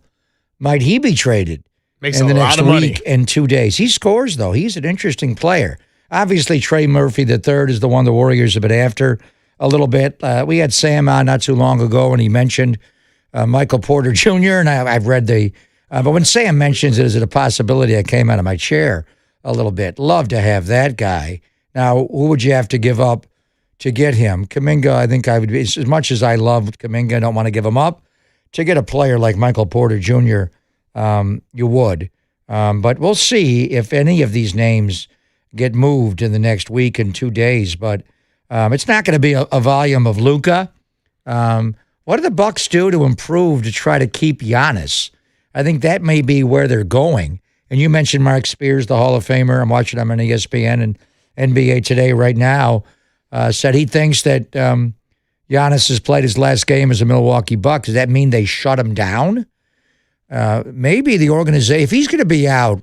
Well, he self-diagnosed. He was like, yeah, I've been around the NBA. I feel like they'll put me on protocol of 4 to 6 weeks. That's how it works around here. Well, I'm sure doctors have looked at it. But if he's out 4 to 6 or 6 to 8, and the record is what it is, they may, if he tears that Achilles tendon and comes back, March or April and ruptures that thing, and now what do you do with him? Right. Now all of a sudden he takes the Superus Max and he can't play for a year, and you're like, whoa. Do they want to move him? So you could see a scenario where with their one-loss record and the deadline is come and gone and they can't trade him this year, we're going to trade him over the summer. So let's make sure he does not rupture that Achilles on our watch.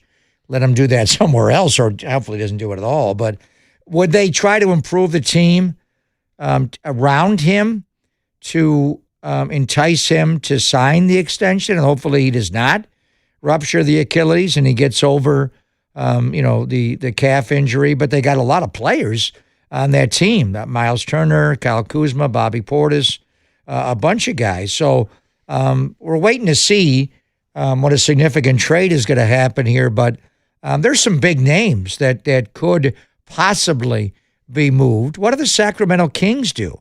Do they make Domantas Sabonis available? We've heard they're the most interested in the Kuminga deal. We've read that Warriors have no interest in DeMar DeRozan. Thankfully, that's what we've read. I wouldn't want to put that together. I don't think it's a fit on the floor. I like DeMar DeRozan, just not here at this stage of his career, at his price range. It doesn't make you that much better for the short term or the long term. But if you can get Domantas Sabonis and he gets healthy, he is a winning player in a lot of areas on both ends of the floor. Now, would you have to, in all irony, give Draymond up in the deal? And would you be willing to give up Kuminga to get him back the other way? And if you do Kuminga now, does that mean you can't do Kuminga later for something bigger, i.e. Giannis? So it's interesting on how all these teams will approach the deadline. I think it's a little bit like John Harbaugh and the coaching searches and roulette this year and all the different movement. Harbaugh had to take a job first for everything else to fall into play.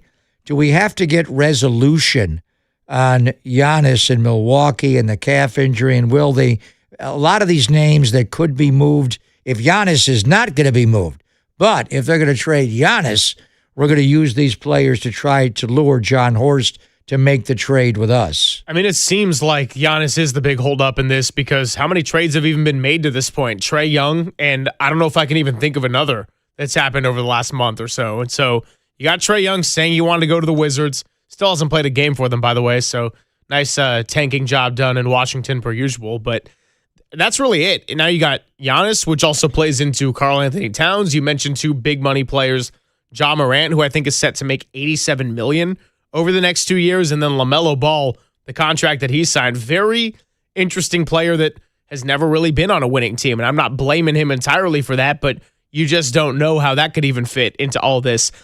Jason Timp, who has a podcast for the Volume Hoops Tonight, really smart guy, love enjoying his breakdowns. I saw a clip of his today where he's not even ruling out the Anthony Davis to the Warriors prospect still, and AD is a phenomenal player and is someone that when healthy was hell for the Warriors. but he's always hurt in a way where I'm like, what would you have to give up in a situation like that? We talked about, do you even trade hurt players? He's not playing right now with the hand injury. Yeah. Well, what is the nature of the hand injury? Like fracture it. He's going to be out a little while. He does get hurt a lot. I mean, there's no doubt.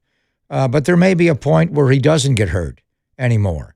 And the fact that he has been largely injured since he made the trade, since the trade was made. I remember his first game last year with Dallas. His first half was incredible. That looked like, I thought, and I wasn't a fan of Luka, although Luka's gotten in great shape now, and he just opens it up for everybody else. The fact that he's gotten into shape, maybe he doesn't do that if he stays in Dallas and he's not called out like that, and he goes through his career achieving, but to some degree underachieving.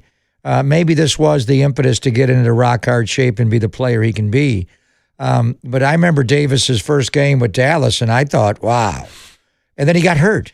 In the third quarter of that very game, and 16. It was a Saturday afternoon game, and like, wow. He's that kind of player. He is a difference maker. And, Gobert wins all the Defensive Players of the Year award, the best defensive center. That's not, Draymond playing it as an undersized 5, is Anthony Davis. Anthony Davis can completely dominate a game without scoring a point. He's that good defensively. We've seen that in playoff matchups against them with the Lakers, wherever he's been. He's also a tremendous rebounder, and he's a very good offensive player. He's not Luka offensively, but he's really good. And you can run a lot of offense through him at the elbows and the high post, and the problem is he gets hurt a lot. There's so many games where he dives for a ball and hits his head, and like, what's wrong with him? And then he comes back in the game, or he does not come back into the game. And obviously Barkley's been really hard on him. I could see them trading him. And again, I would rather have Anthony Davis on this roster than any of those other names outside of Giannis. I do like Michael Porter Jr. He's different. But now, what do you have to give up to get Anthony Davis on your team?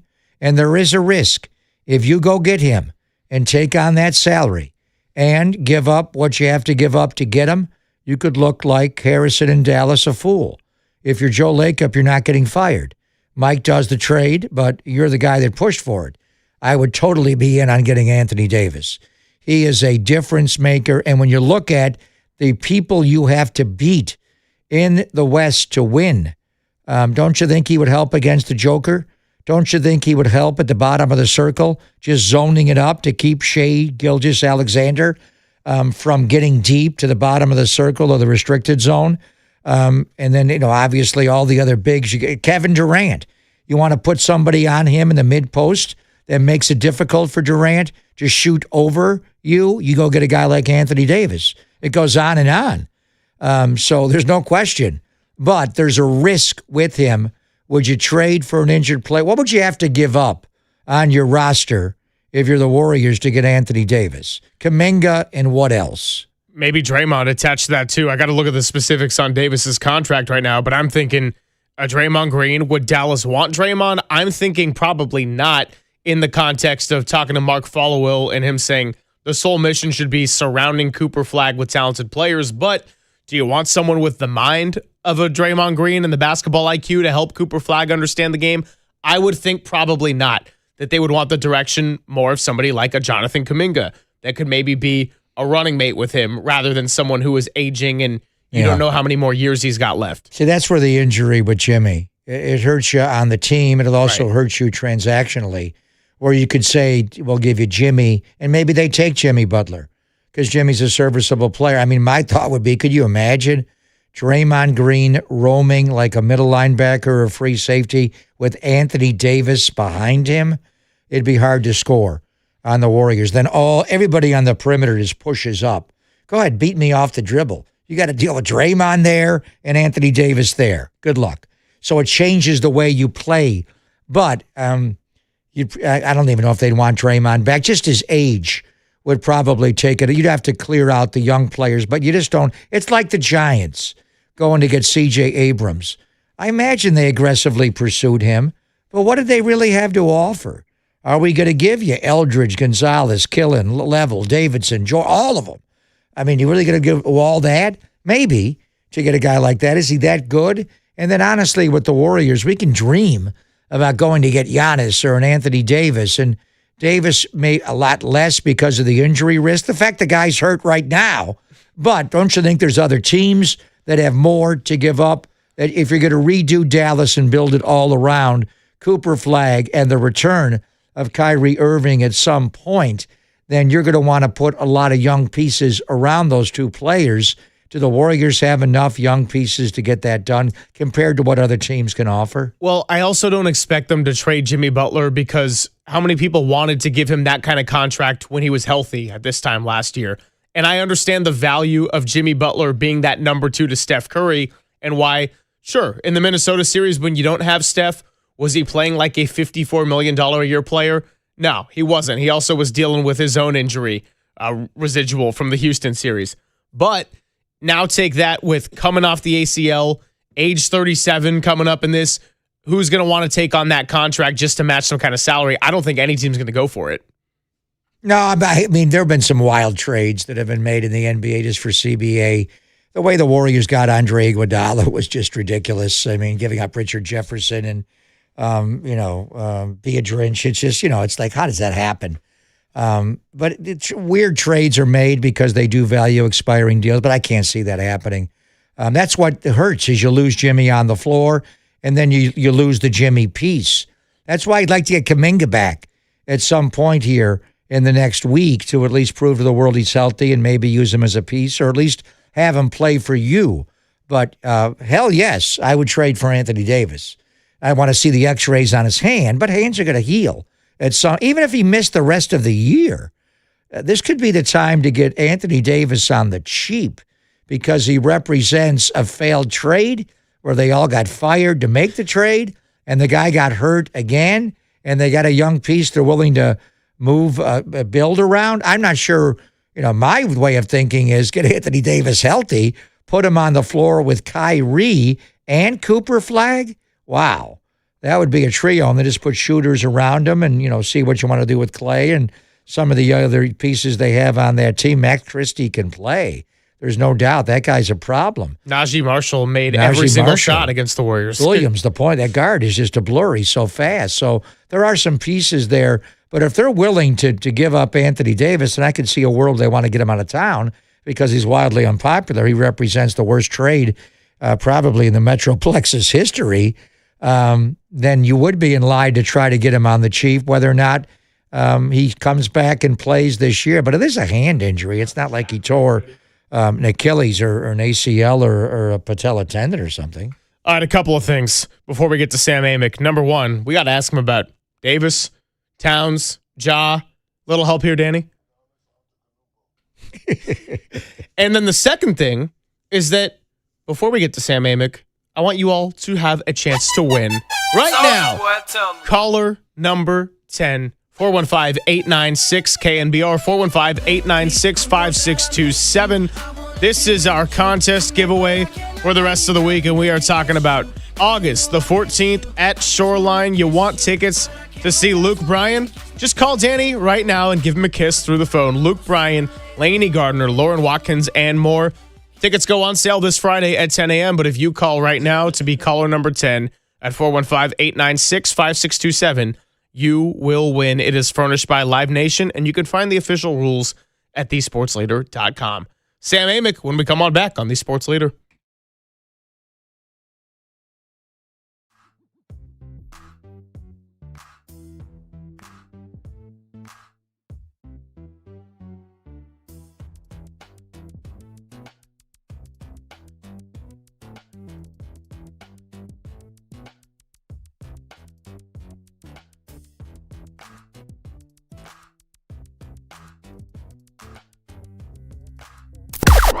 Now, from the O'Donnell Financial Group Sports Desk. Learn more at odfigroup.com. O'Donnell Financial Group, because planning is a process, not a product.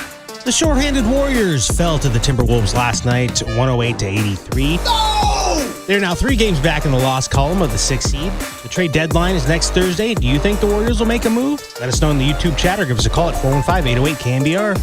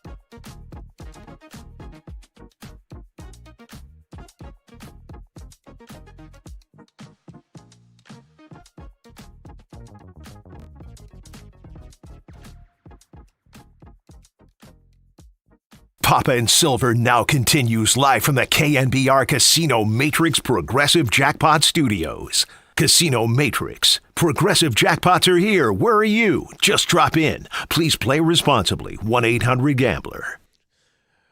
Every other week at this time, we talk to the Athletics' Sam Amick. Busy time of year around the National Basketball Association because 9 days from now, we got a trade deadline on our hands. So between now and the next time we talk to Sam Amick, we might have some answers to everything that we've just been laying out the past couple of segments, but let's get into what's ahead as he joins us on the UMA guest line as well as our stream. Sam, good to talk to you. How are you? Good afternoon, gentlemen. Hanging in there. Coming to you from the local Starbucks. Thanks for having me. Oh, nice. Whispering there. What's the order? Actually, full disclosure, it's the Starbucks next to one of my favorite local lunch spots. I'm using their Wi-Fi without being a patron today. There's a Mongolian barbecue spot that I just had lunch at, but Nice. this is what we do to get on the stream. That's even better. Yeah, just rob Starbucks of the Wi-Fi. Don't have to worry about the watered down iced tea or whatever it is. Right. So great article by you and your colleagues ahead of the trade deadline, and not a ton of action, but a lot of rumors, and that's because we got some big names that may be moving pieces. Whether it's a Ja Morant, a Karl Anthony Towns. We just talked about Anthony Davis again and his hand injury, and then of course the one holding it all up possibly, Giannis Antetokounmpo. So he told you that he was never the type of person who was going to actively demand a trade. But then our good friend Mark Spears was also saying on ESPN that he believes he's played his last game as a Milwaukee Buck. So what do you foresee happening with Giannis ultimately? And is this the kind of thing that you would say maybe more likely to be resolved in the offseason as opposed to between now and the next 9 days? I would. Admittedly, when Mark said that the other day, I was a little surprised, only because, I mean, first of all, I don't think that he's going to get moved before the deadline. Never say never, but I still tend to believe that's the case. And then with this injury, let's go ahead and assume that he is still in Milwaukee after the deadline. Even if the Bucks were thinking about shutting him down for the year because maybe at that point there's not a lot to play for, I don't think Giannis, just given the way he's wired, is going to play along with that program. And so the idea of him playing his last game in a Bucks jersey, I'd probably go the other way with it. But more importantly, in terms of what might happen between now and next Thursday, is that the Bucks have, for months, if not even more than a year, been known to have had this attitude about if we ever actually trade the big fella, like we are going to push for every single thing we could possibly get for in terms of the return. And that would seem to kind of lead you to believe that that's an off-season thing, because teams like Milwaukee, teams like Toronto, some of these other squads that might have a crack at Giannis, they're going to have access to more draft capital in the summer. And that's the type of stuff that the Bucks, if they do make this decision, are going to want. The Lakers are another example of a team like that. Honestly, and this kind of fits into your guys' backyard and our weekly discussions, is the Warriors are probably the only team that anybody talks about in terms of maybe if he's quit hard enough, you could see a push right now that at least forces a conversation. That would need to be a Jimmy Butler thing. And then every single thing you have has got to go Milwaukee's way. But we're not there yet. But most of these teams are incentivized to wait until the summer. All right, so if Giannis is not moved between now and noon our time on Thursday, February the 5th, who do you think is going to be the biggest name that will be traded, Sammy, in the next 9 days? Might it be the Kathmandu, Karl Anthony Towns? I'd probably say no on Cat, Pop. Like always, this, we're only as good as what we're told. And so last week, when the noise around Cat got loud, and you guys saw that I wrote about it, was like, all right, did a vibe check. Vibes were not good. That could lead a team to want to trade a guy. Did a results check. Results were not good. They lose 10 games out of 12 at one point.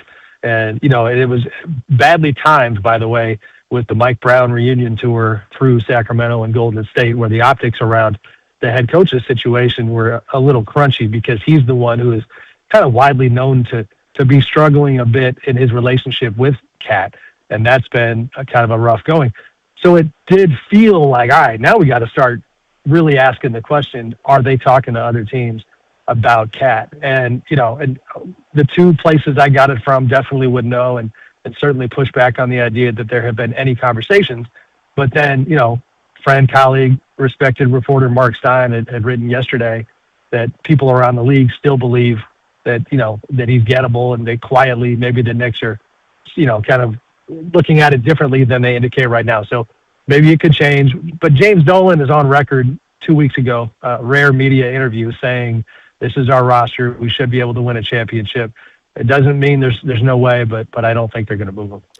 Talking to Sam Abick here on the Yuma guest line. As far as things to look ahead in the summer and maybe halting some potential trade deadline moves, I was really intrigued by the insight you shared of Jeannie Buss and her relationship with LeBron James and feeling like he was ungrateful for the team ending up drafting Bronny. And I know there's been talks about LeBron in the past, but given all the events of Luka Doncic getting traded there and now it really seeming like they have a plan for the future, this is looking like this is going to be LeBron James' last year with the Lakers if he wants to continue playing basketball. So how realistic here on January 27th is a LeBron James-Steph Curry pairing here in the Bay Area next year? So this is the never say never segment, it feels like. I can never say anything with 100% certainty. First of all, Greg, to your point about the Lakers, I probably push back a tiny bit. I've had people posit to me that there is a scenario where he continues with the Lakers on a lower number. And the one thing that's worth highlighting there is that even if there is, some angst in his relationship with Jeannie Buss, and even if she is still the governor, we all know that Mark Walter paid $10 billion to buy this team. And, that means that the guy really in charge is not the person who it used to be. So who knows? The Warriors' possibility, I actually had a long conversation with somebody this morning about it. The thing that I think kind of stops me in my tracks with that scenario is that if you're Joe Lacob and you're truly trying to build a title contender, not just a fancy, kind of place where the older future Hall of Famers and GOATs go to hang out together, like, is LeBron and Steph, does that make you a title contender? I think most objective NBA people say no. And that's where I think, honestly, if you're Joe and you're the, Mike Dunleavy in that group, that's why you're pushing farther and harder for the Giannis type possibility. And on top of that, since they are always in tune with Warriors Nation, this would be not to, create content for y'all, but it's like an interesting poll question. Like, how would you feel if you're a Warriors fan about Steph Curry sharing a fair amount of his spotlight with LeBron on his goodbye tour? And especially since some people think if LeBron plays past this year, that he probably wants to go 2 more years, that the idea of relocating for 1 year would probably not be the plan. And so, again, the Warriors fans, you guys know, they like making number 30 the guy at the top of the marquee. I just kind of wonder how those optics in that field would be if it became, LeBron's last chapter. Well, you've always got to ask the question when we got the story a couple of years ago about the phone call that Joe made to Jeannie Buss. Would you trade LeBron James? Let me ask Clutch Sports before we say no to that. But so they didn't make that trade, and then they made, last February the 1st, one of the biggest trades in the history of American sport. Not just the NBA, was the Luka for AD deal. And what's left with Anthony Davis? So I'm still going to ask you, the biggest name to be traded in the next 9 days, you're saying no to Giannis, no to Karl Anthony Towns. How about Anthony Davis? Does he get traded, bad hand and all, Sammy? Man, I'm trying to give you a good name. Another no? The ones we're going through. I don't think so. Like, why are you? The Mavs want a lot for AD, and it's unrealistic because he's the guy that they traded Luka for. And this is where the delusional kind of perspectives from some of these front offices comes into play. No one's the price point between the Mavs and an AD suitor, like the gap is so large because of actual market value versus what the Mavs are trying to push for so they can sell it to their fans. Because when it all comes out in the wash, they know that the second you make an AD trade, then every Mavs blogger and Mavs fan out there says, okay, let's do the final tally. We traded Luka Doncic for a bag of chips. Great job, guys. That is, I think, where it's going to be hard. And then add in that he's hurt, and that disincentivizes suitors, at least in terms of making a second half push. The names that come to mind are not nearly as sexy. It's like the Michael Porter Jr.'s and, Miles Bridges, an interesting one. Charlotte's got a kind of an abundance of wings and is asking for a first and maybe even 2 firsts for Bridges. In Sacramento, you guys know there's the aspirations of a fire sale. So, is Malik Monk on the move, DeMar DeRozan? I think those are the types of names that are going to be relocating. few more minutes here with Sam Amick, and I, of course, am going to ask you about the Bay Area's favorite talking point. As far as the Jonathan Kuminga situation, he's getting his minutes. Jimmy Butler's done for the year. Looks pretty good in a small sample size, but they lost the game and then doesn't finish the Dallas game. Can we just expect to kick the can down the road and make this a summer discussion and kind of continue on with the saga that's been in place for a couple of years? Yeah, I think we can. I mean, first of all, this guys, it feels like real growth here. We got like 8 or 9 questions in before we hit Kuminga. We are trending in the right direction. You know, when I made my rundown, Sam, I was like, all right, Kuminga this, Kuminga that. Let's just push that to the bottom, find some other ones to start with. I'm very proud of us. I think this is a good day. I think, yeah, it does feel like he likely is there after the deadline. You know, and really the Kings have been the only, known real suitor. And so I the problem there, you guys know, it's the same conversation as the lack of interest in Malik Monk. I reported last week the lack of interest in DeMar DeRozan. So then it becomes a 3-team scenario.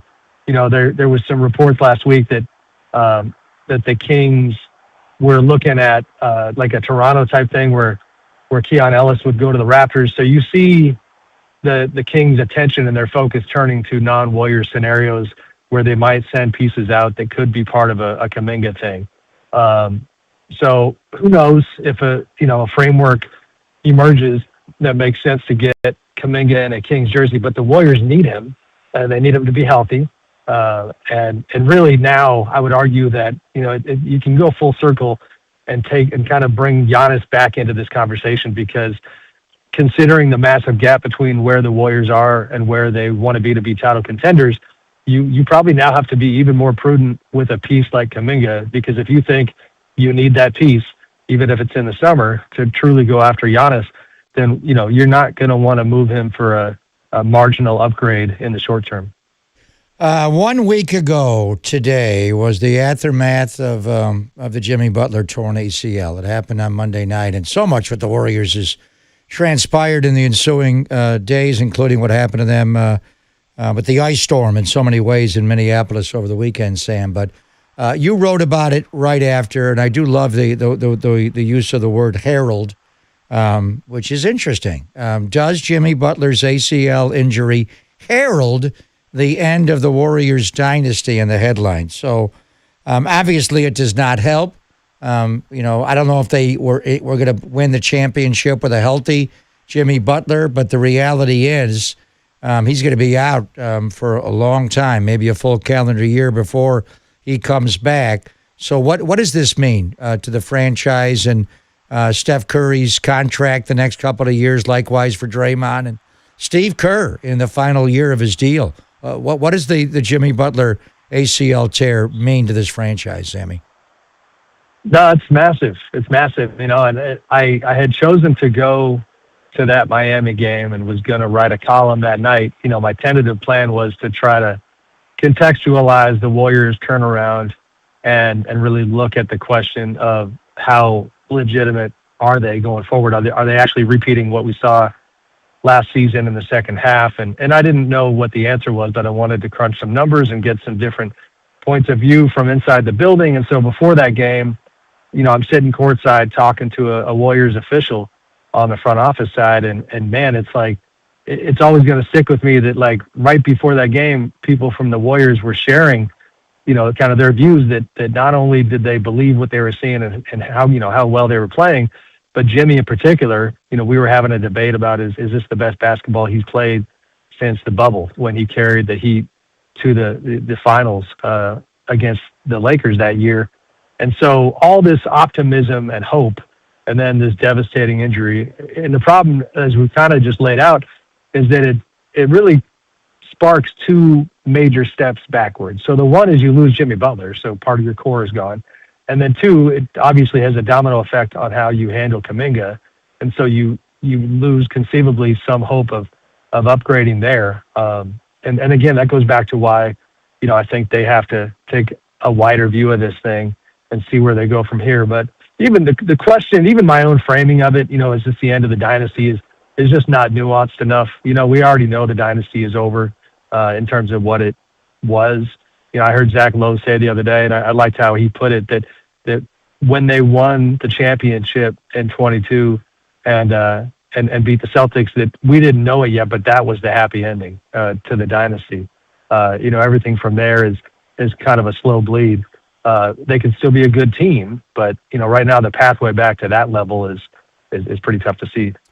Sam, before we let you go, it was announced that Shams Charania is going to be participating in the celebrity game at All-Star Weekend. So if they put Sam Amick on a roster, which they probably should, who would you want to square up with one-on-one, either offense or defense? I'll give you the full vision here in creative freedom. Well, I mean, you're throwing me the oop there, Greg. Shams is a good friend and a guy I worked with for 6 years at The Athletic. And I take great pride in trying to get the best of a youngster who I've got a lot of years on. And I don't know why this guy's going to catch a stray, but my friend, for example, Logan Murdoch at The Ringer, has not stopped hearing the end of it about how I beat him one-on-one like a decade ago inside Oracle Arena. And so doing that to Shams on that stage, if I could pull it off, would make this, late 40s guy pretty happy. So I think I'd probably pick Shams. I just watched him beat Anthony Edwards in Papa Shot. I'm talking about really? Shams Charania. He did. He got a great release, got a few friendly bounces. He is pretty good. I many. didn't say I could do it, but I could try. Yeah, we're not playing Papa Shot. We're actually playing basketball, but I did see him make a few shots. So, and Logan Murdoch, by the way, and I called his game in high school, was a terrific all-around athlete, played quarterback in high school. And I was there on a freezing night with Mike Pulowski in a high-rise watching him play. So, and we do love Logan, so that would be interesting. One other real basketball question, and the irony, and you were there, Monday, 8 days ago when Jimmy got hurt, was the Miami Heat, coming into play, and it was Jimmy against the franchise, and Andrew Wiggins getting the video tribute also, in the way it was typical two-way wigs and sheepishly looking up at the board and seeing himself and his daughters there. We heard a report about the Warriors trying to get Andrew Wiggins back from Miami. Now, that would be a really interesting acquisition. I was never, as good as Jimmy has been playing this year, Sam, I did not want to trade Andrew Wiggins in any way, shape, or form. And I think it's more Jimmy's personality that this franchise needed. But I wish Andrew had a little bit of that because he would have, but he's just not an alpha. But he's a really good player. And you were talking about the 22 team. They don't win that fourth title without Andrew Wiggins, who was just terrific on both ends of the floor. Lay out a scenario where the Warriors could reacquire Andrew Wiggins in the next week and 2 days. Well, I mean, I saw the report. I have not confirmed the Warriors' interest, but it did seem credible. The scenario financially, and I don't have the numbers in front of me. What is Wiggins coming in at now, salary-wise? Yeah, I'll look at it. But go ahead. I'll give you it's a big number, obviously. Yeah, I mean, I'm not seeing it in terms. You got to obviously think about Miami's incentive there. 28.2. So, you're gonna for this year. Yeah. So he's only getting you half the way to Jimmy's number. You're losing a lot to get him. I mean, if you're going to do it, Jimmy. I don't think they want Jimmy back in their building. So you got to find some other way. Is that Moody and Buddy? Todd's in there. I don't know what the construction looks like, but I will tell you, just in terms of my own personal feel, when I saw that report, I found it fascinating because the way that they lauded so much love upon Andrew Wiggins on his return, and Steve Kerr's, kind of waxing poetic pregame about Andrew, all of it was genuine. I don't have any doubt, but if I'm being honest with you guys, it also did feel somewhat strategic and well-timed in terms of like, hey, if there's a small chance we might get Wiggs back in the building, let's make sure that he's feeling the love now when he comes back. And, and they showed his daughters up on the big screen, and Steve had even highlighted kind of who he is as a father before the game. I mean, they were just tugging at the heartstrings and had the fans involved. So it would not surprise me if that scenario emerged a little bit here in the next week.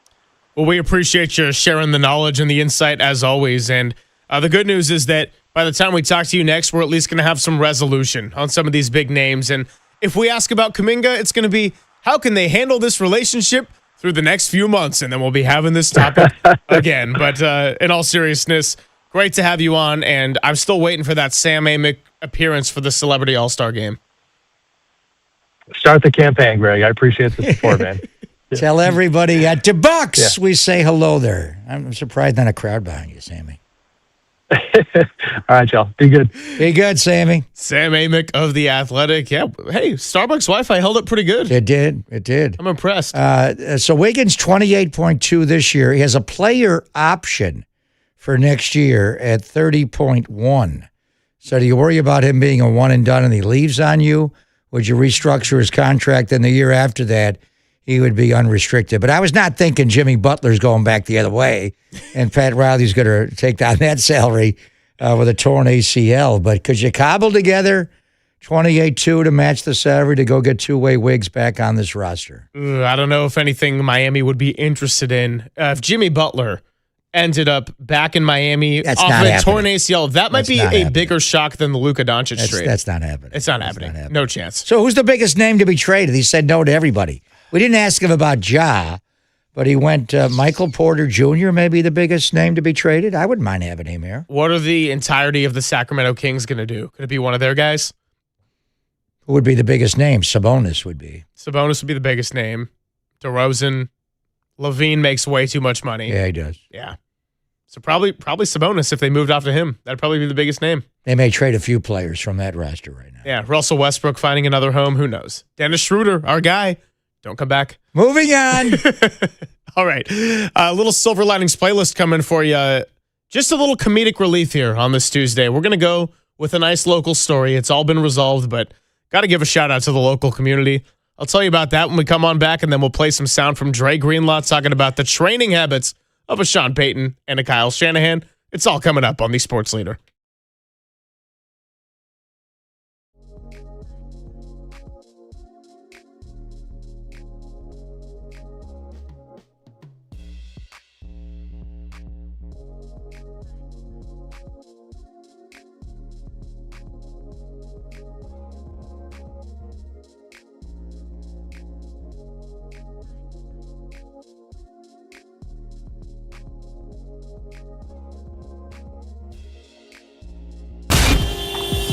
Time for your Bay Area Chevy dealers traffic update.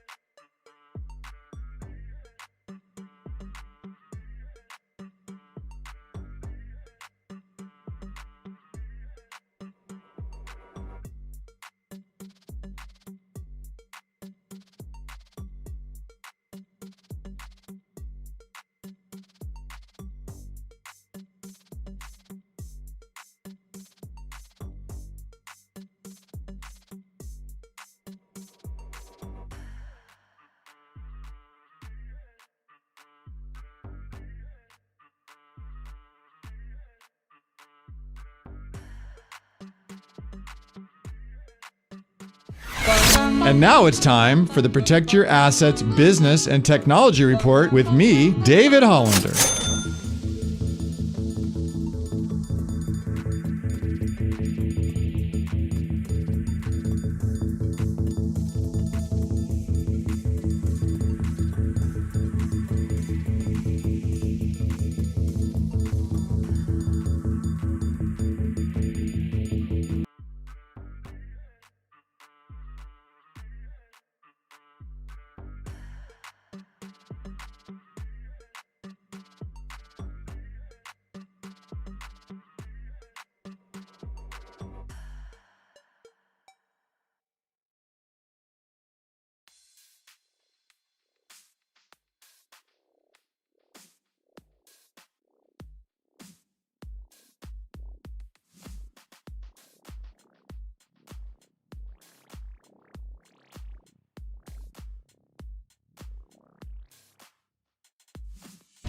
Silver Linings Playlist. The tunes and lyrics that define the stories of the day.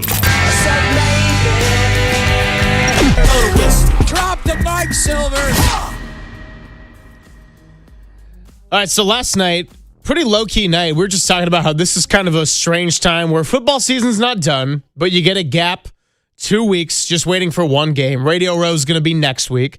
Baseball, Harrison Bader is a Giant, but still a ways to go before pitchers and catchers reports. So I decided to brush up on a little college basketball. I'm watching the BYU Cougars take on the Arizona Wildcats. That was fun.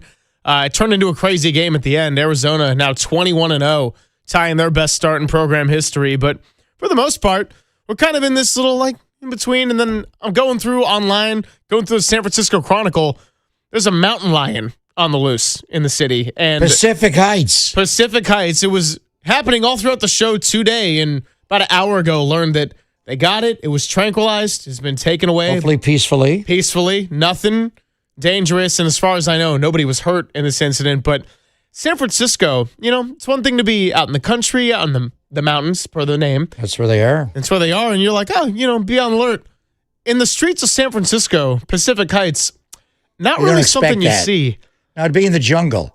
In the jungle, the mighty jungle, the lion sleeps tonight. Ooh. So, when I was a kid, I had a recurring dream. I have no idea.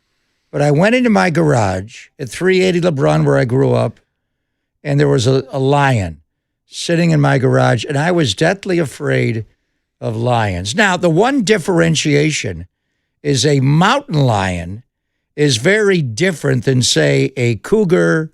We do like our cougars, by the way. Nothing wrong with that. Or a bobcat, or just a full mangy lion, like the lion from The Wizard of Oz.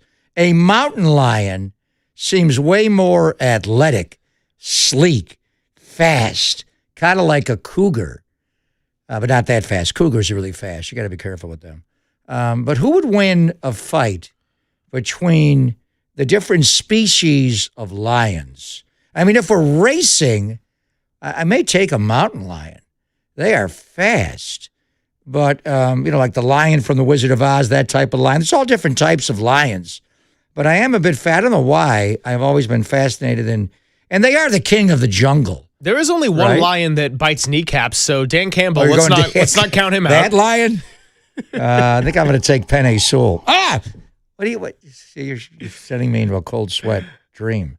Yeah, but just to confirm, California Fish and Wildlife, it's been tranquilized, it's been moved out by this wonderful group. And then what happens when the lion, the mountain lion, comes to, we're going to let him go, take him back to the jungle, put him in the San Francisco Zoo? What are we doing with him? That's what I want to know. That's why I keep following the story. Have him as our KNBR mascot, the mighty mountain lion? It's interesting, isn't it? You're not afraid? Would you rather bears? Like when you go up to Tahoe, you see bears all the time. Is the lion the king of the jungle? Or would a big polar bear win that battle? Well, it's the strength and speed combination that freaks me out. Lion? So, yeah, the speed element. That's why. How about a Bengal? Yeah, Bengal. Bengal tiger?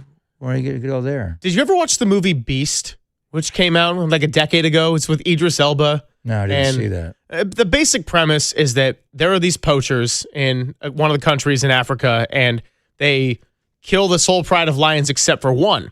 And this one survives and then goes rogue. Retaliates on the humans, the village, and everything. And then Idris Elba and his 2 daughters are visiting a friend. And then they learn pretty quickly that this lion is terrorizing the village. Kind of a ridiculous movie by the end. I enjoyed the hour and a half of entertainment, but that did freak me out on a different level. That would bring back recurring dreams. So who would win? The rogue beast lion or cocaine bear? Cocaine bear you can't deal with. That was not. I thought it was going an entirely different way. I'm taking the lion over I the don't bear. know. Cocaine bear was out of control. But. Oh my gosh. Yeah. Some good text coming in. Someone says also called a puma. Yeah. A cougar in Pacific Heights. I'm wearing them on my feet. Walt Frazier made pumas. Well, Reggie Jackson and Walt Frazier wore pumas in the 70s. Yeah. So the mountain lion is also known as a puma. That's the same name for them? Is that different than a cougar, a bobcat? I don't know. 707, they say if you have an encounter with a bear, it's by accident. But if you encounter a mountain lion, it's because they are hunting you. If you don't sneak up on a mountain lion, a bear, it's by accident. What if cocaine bear just bangs down your front door and comes into your chalet in Tahoe? Now that by accident? By the way, everyone's telling us that cougars and mountain lions are the same thing. They are. Yeah. Oh, good. Okay, so I was a little worried about this. So a cougar in Pacific Heights is not that uncommon.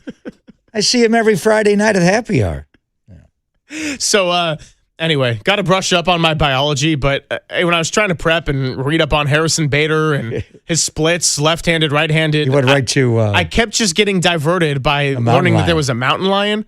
And I was like, what do I do in the morning? Do I kind of walk out? In the jungle, the mighty. Why is that not on the playlist?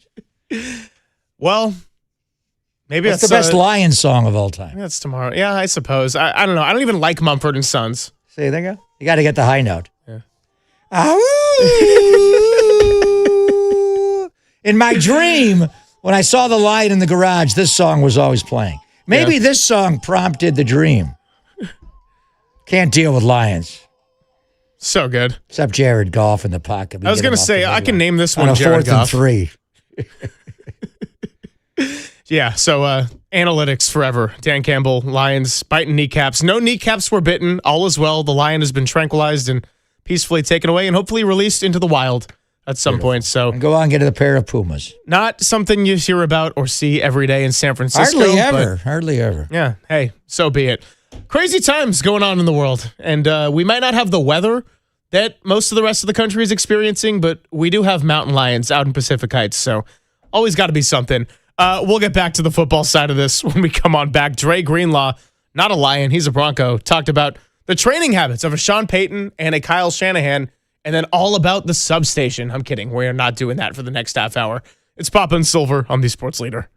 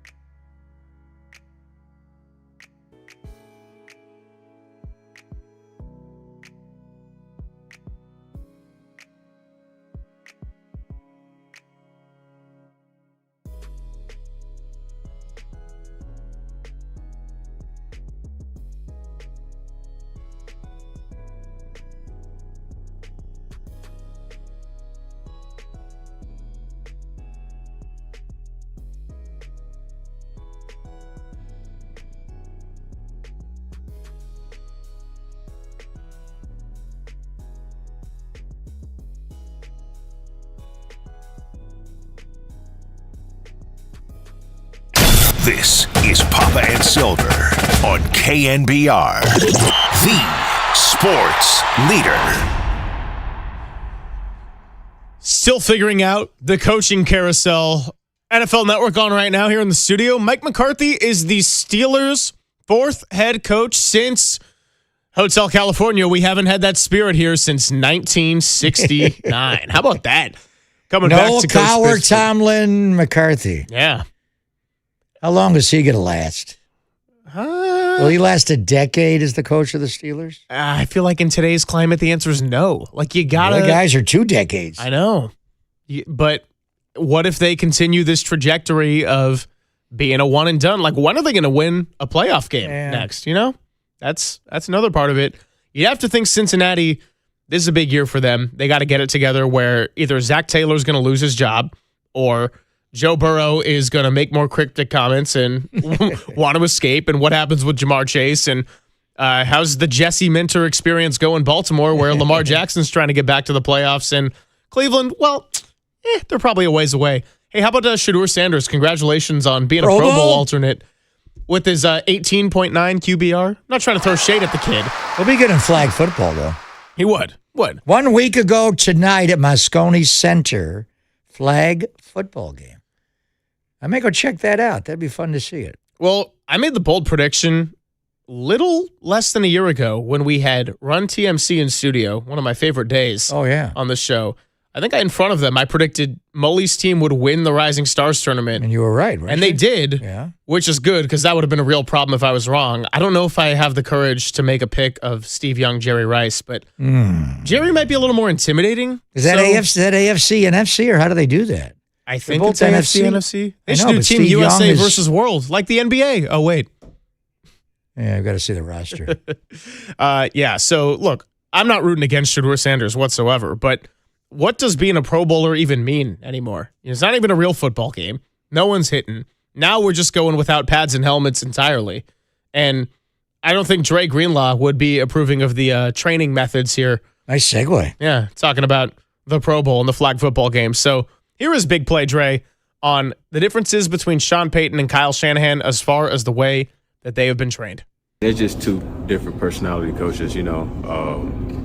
Sean's old school, you know, he's going to do 6 days on, 1 day off. And, he got his way of doing things. You're going to be practicing 3 hours on Wednesday, 3 hours on Friday. Shanahan, he's complete opposite. He's more of he wants you fresh, you know what I mean? So, it's just two completely different mindsets, and they both have their way of doing things, and it's for good reasons, too. Well, could you imagine if Christian McCaffrey was a member of the Denver Broncos? I mean, he already got over 400 touches in the regular season, and then having to practice that way.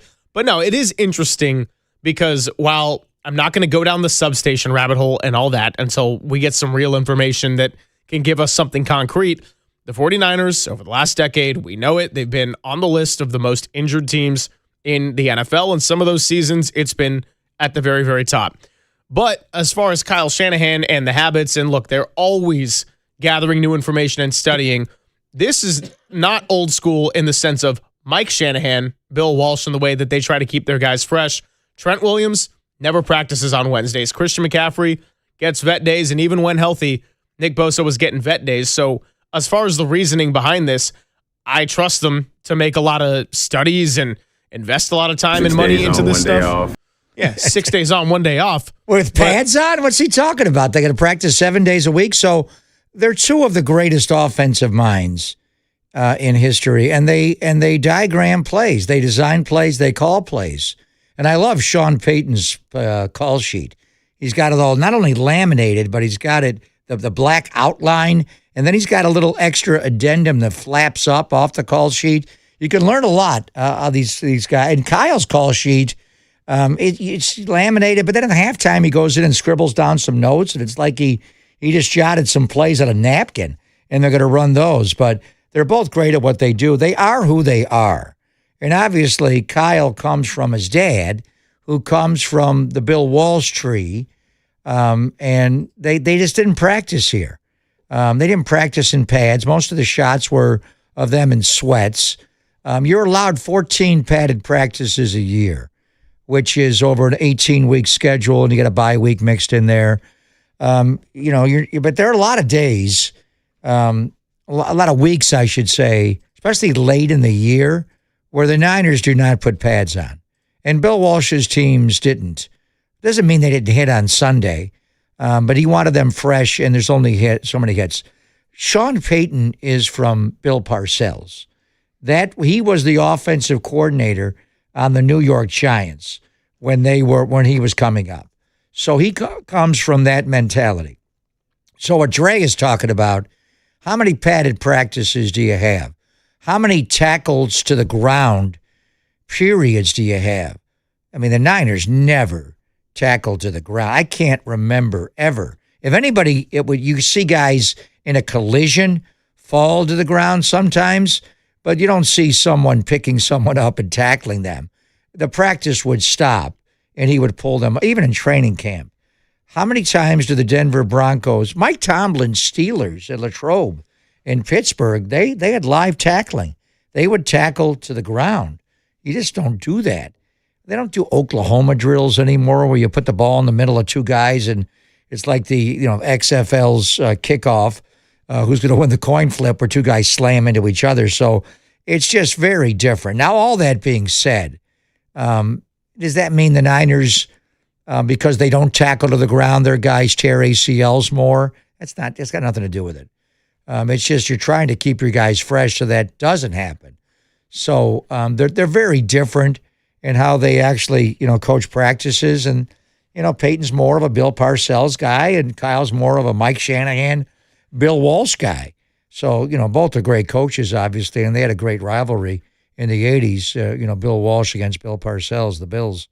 But when I think of Peyton and Kyle, I think of that game in New Orleans in the 19 season, that epic 48-46. And what was so great about that was Drew Brees was at the height of his powers. All those wide receivers were still there. And the way that game went back and forth, their tight end couldn't be stopped early in the game. He wound up suffering a concussion on a touchdown catch, actually. And that's the only way we could get him off the field. But what a game that was. Kyle, right around his 40th birthday against Sean Payton, who had already won a Super Bowl. Should have had more. Jimmy was in that game. Jimmy was so on fire. There were so many great plays. We talked about the Debo reverse pass in that game where Debo took the end around and, flipped it back. And Emmanuel Sanders threw it to the Mosterati. Raheem Mostert had a huge game. He was doing that voodoo dance in the end zone and doing the surfing dance the whole game. But that was just a great shootout. But they're very different the way they practice and how Kyle keeps his players fresh. I don't know what Greenlaw was talking about. 6 days on, six maybe in training camp. You'd have 6 padded practices and 1 where they're not in pads. That you're not going to do that. 6 days on, 1 day off. I'm not sure what he means by that, but that's just not the way the NFL is now. Do you think the Saints game, when you just referenced, is that the most exciting game in the Kyle Shanahan era over the regular season? Because the Bears game at the end of the year and Brock Purdy's best game in the regular season, man, that was certainly one, but 48-46, that was an all-time. Yeah, I mean, that was, and I didn't call the Bears game. I was talking about coming back, but that game would have not just worn me out. You'd be all wearing black suits and attending my ceremony. That would have been tough, late first quarter. That game would have killed me. But what a way to go. It's unbelievable. The New Orleans game, and that was part of a gauntlet where the 49ers were facing the Baltimore Ravens, that game in New Orleans, and then the Green Bay Packers. And the records, when you look at those 3 teams, and we wind up winning 2 out of the 3, lost the Baltimore game. Robbie missed a field goal late, tough weather conditions. And, their kicker, the mother Tucker, Justin Tucker, made one to win the game at the gun. The Green Bay game was week 12 on Sunday Night Football, and that's when I thought they're going to the Super Bowl. They can't. This gold rush, this pass rush. Aaron Rodgers' eyes looked like he just had a little ayahuasca and was on his magical mystery tour. They were deep and dark and big, and it was just like, we can't block these guys. Bulaga, Bakhtiari, would you block a Bosa once in a while? I couldn't get it done.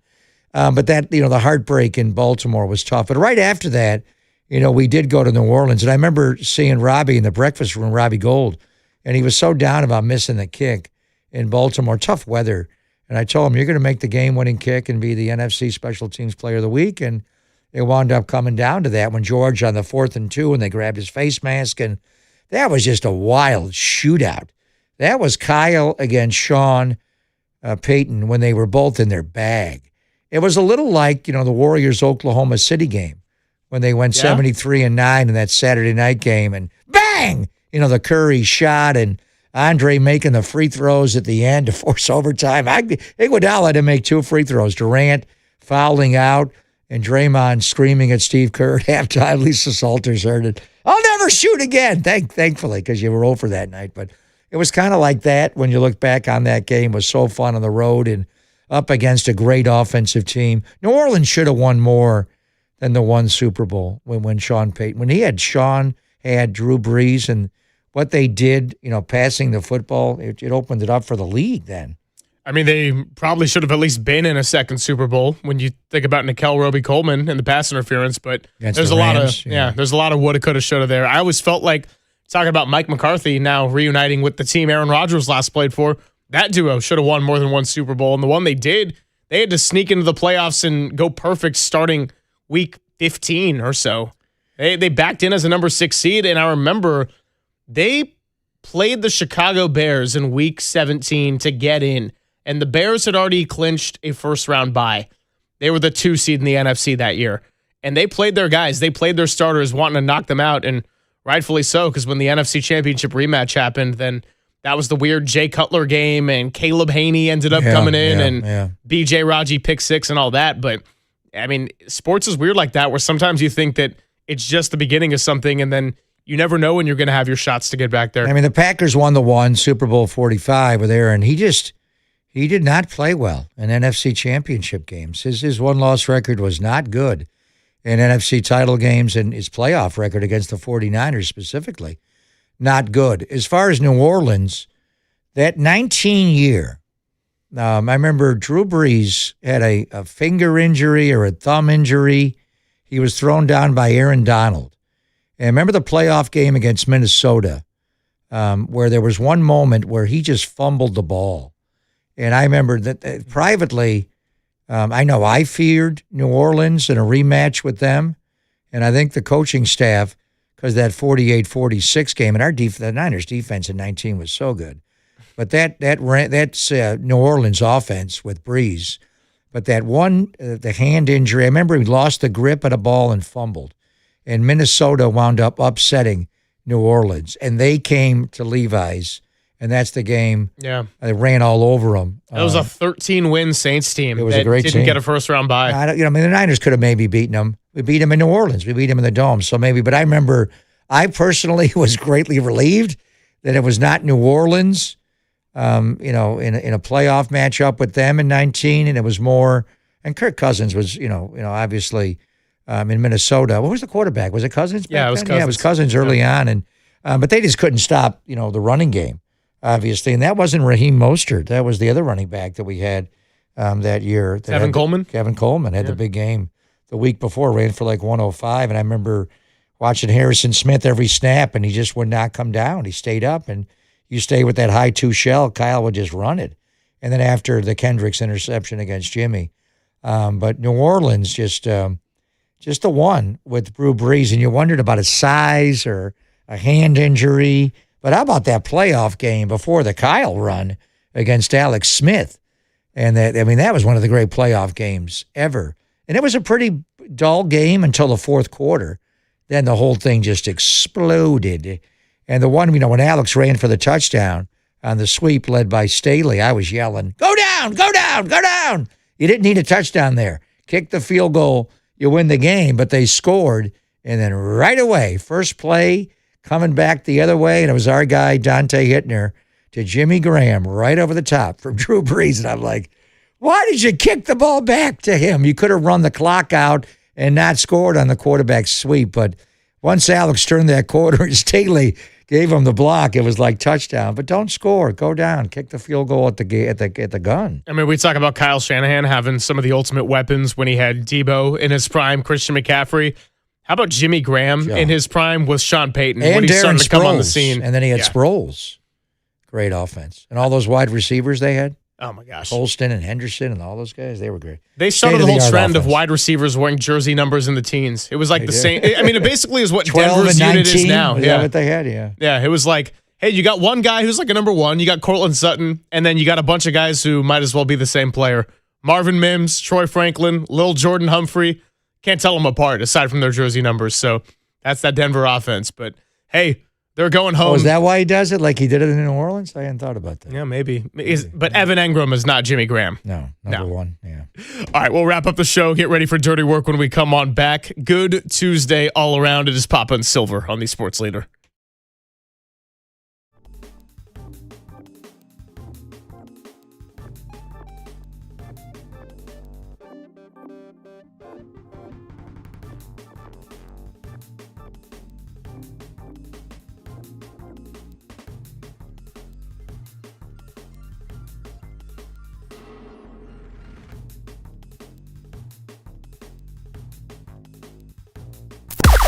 Now, from the O'Donnell Financial Group Sports Desk. Learn more at odfigroup.com. O'Donnell Financial Group, because planning is a process, not a product. 49ers legend Randy Cross, he joined Murph and Marcus this morning to preview the new documentary, Rise of the 49ers. Check out that podcast and more on the Sports Leader app and thesportsleader.com.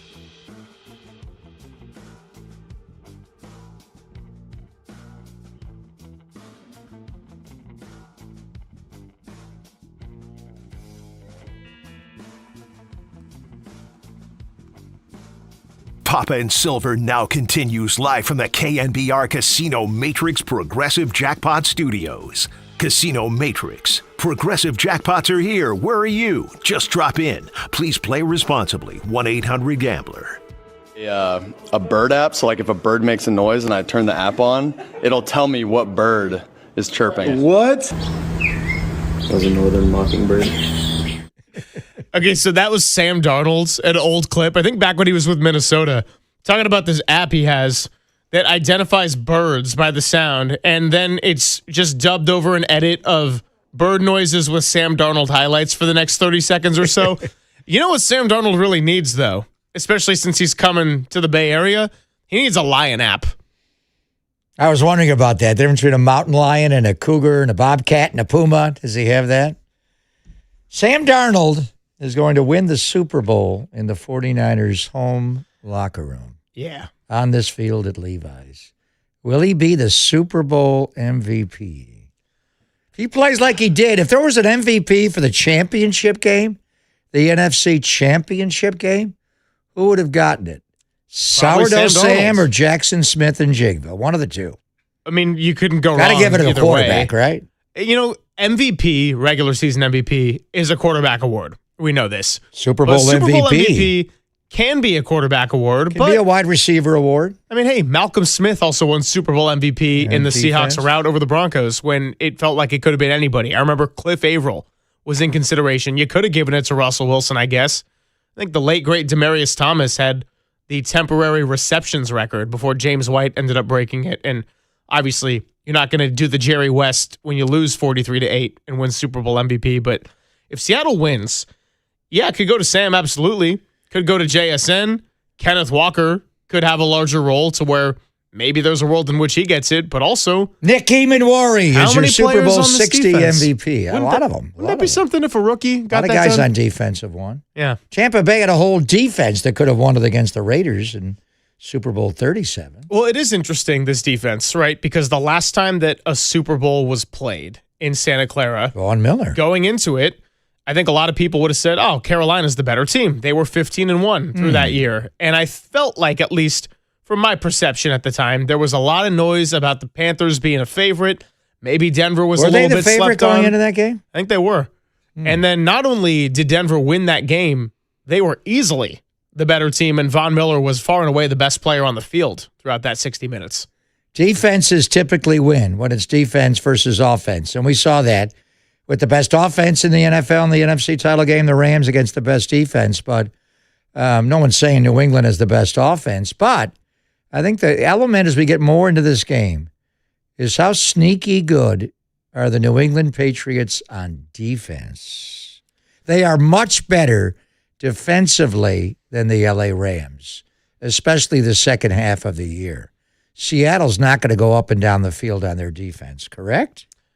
If Sam Darnold's comfortable and looked like he did with that first third down, take a shot to Rashid Shaheed, maybe he right finds down a the flow. sideline of the go route. But if he looks uncomfortable and kind of timid from the start, like we discussed with Jeff Howe, with Drake May looking a little timid in these playoff games. We have an over-under yet in Super Bowl 60? Yeah, I'm sure it's out there somewhere. I bet it's low. What do you think it is? I'll look it up right now before we go. Is it above or below 45? Now, typically, we also got to look at the weather. We're not playing this in a dome. You could get rain that could really impact the game on February the 8th, but I would think somewhere in the mid-40s would be the number. Yeah, depending on the book, we're seeing a lot of anywhere in the range of 45.5 to 46.5. Right there. Right there. I might go under. Then again, defenses can score How many points has New England's defense given up in their 3 wins in the playoffs? Like 2. One safety. That's all they gave up. I will do a 5-1 tomorrow for Championship Sunday, and I'm going to have a lot of different players and individuals that I can sort through tonight to decide who I end up dubbing as my winners and my losers. Devontae Adams, is he going to be on the list? He's 0-5 in NFC Championship games. But what's Aaron Rodgers' record in title games? I guess it'd be 0-4 then, right? He was there all the while with Devontae? I think so. Never had one where he played without Devontae? 2014, 2016, 2019, and 2020. Yeah. So there you go. So he's on 4. That's going to do it for us, and we appreciate everybody today. Big thank you to Danny. Big thank you to Sam Darnold for his bird app. Big thank you to the Mountain Lion and the California Wildlife. The Mountain Lion have a name, by the way? Nah, we'll give it a name, though. 808 KNBR. Settle it. Thank you to Brian Peacock. Thank you to Susan Slusser and Sam Amick. And it is time for Dirty Work. Copes, Depop, and Tim Webb will take it away. As you're listening to KNBR and KNBR FM San Francisco, the sports leader, a Cumulus media station. Dirty Work starts now. Okay, the fun's over. They've done the dirty work of the radio business. Anybody messes this thing up for me tonight is through. Engineering, board operating, and producing. Not only are you fired, your life is over. And now they have the microphone. What could go wrong? Nobody messes up. You understand me? Don't mess up. Adam Copeland. You wanted some sort of like hard-hitting Bob Lee journalism. You came to the wrong place. Derek Papa. Oh, boy. Okay.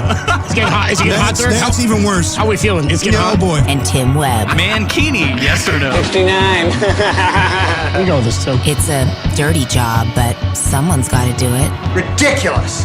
Completely ridiculous. Welcome to Dirty Work. KNBR 104.5 and 680. The sports leader.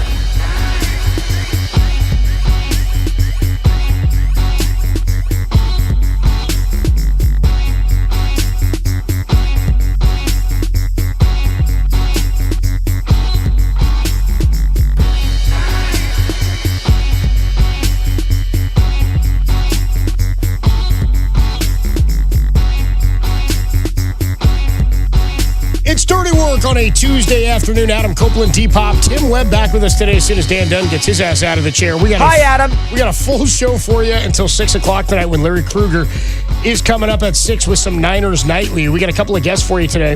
At 3:50, we'll catch up with the saintly one, Gary St. Jean. Hiya, fellas. Hiya, fellas. Stop by and talk some Dubs with us at 3:50 off of their 108-83 loss last night. Boy. Yeah, we don't need to talk about the game. They are a tough watch. Even when Steph's out there, and he wasn't yesterday, and neither, by the way, was Draymond or Melton or Horford.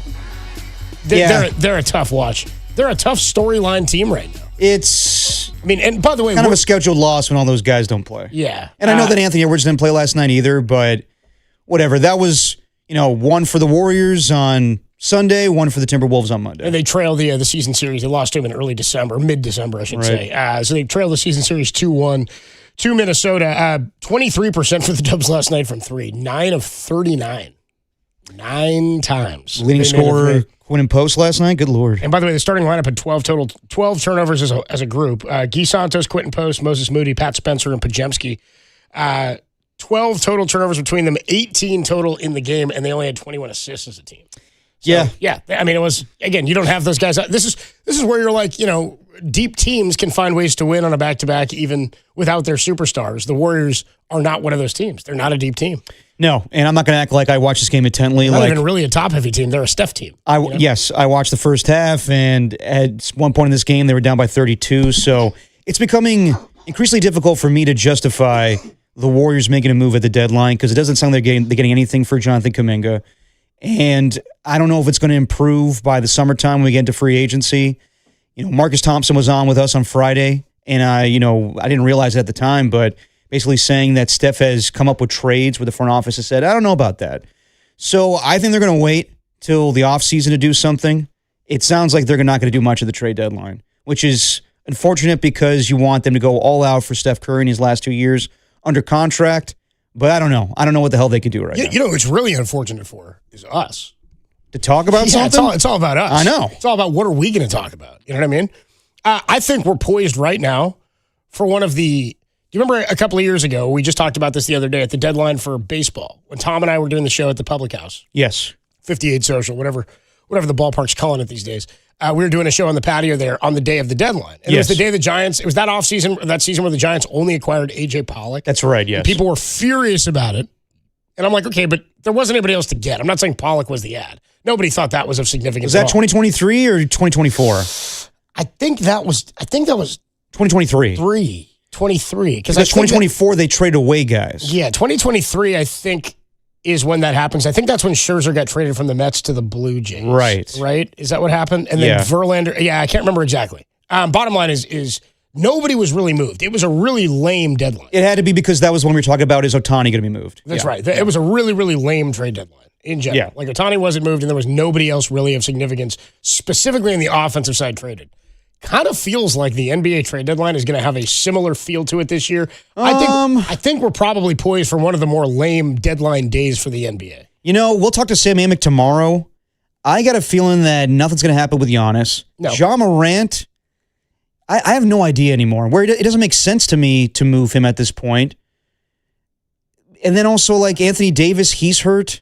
Or, I don't know. Like, and then the teams that are talked about with him, the Raptors, the Hornets. That's what I mean. So even if a team were to acquire one of those big-time players, I don't think they're going to a contender right now. And I don't really think any of those guys are getting traded right now. If they are, it's because a big-time contender is willing to make massive moves to go get that player, or somebody's going to grab them and try to extend them or something like that. But none of those guys are guys that teams are going to grab and rebuild around. Right. It's like an Eastern Conference team thinks we can be better atop the Eastern Conference this year if we acquire one of those guys, like Toronto. If they were to get Anthony Davis, they'd think, okay, if he's healthy, which is always the if with Davis, then now we're a force in the East, because the East is kind of up for grabs, right? I mean, that's if you can improve. There's teams out there that can improve incrementally with one player, superstar player, and it would change their fortunes for this year. Is there any move that makes anybody in the East a contender against OKC? Absolutely not.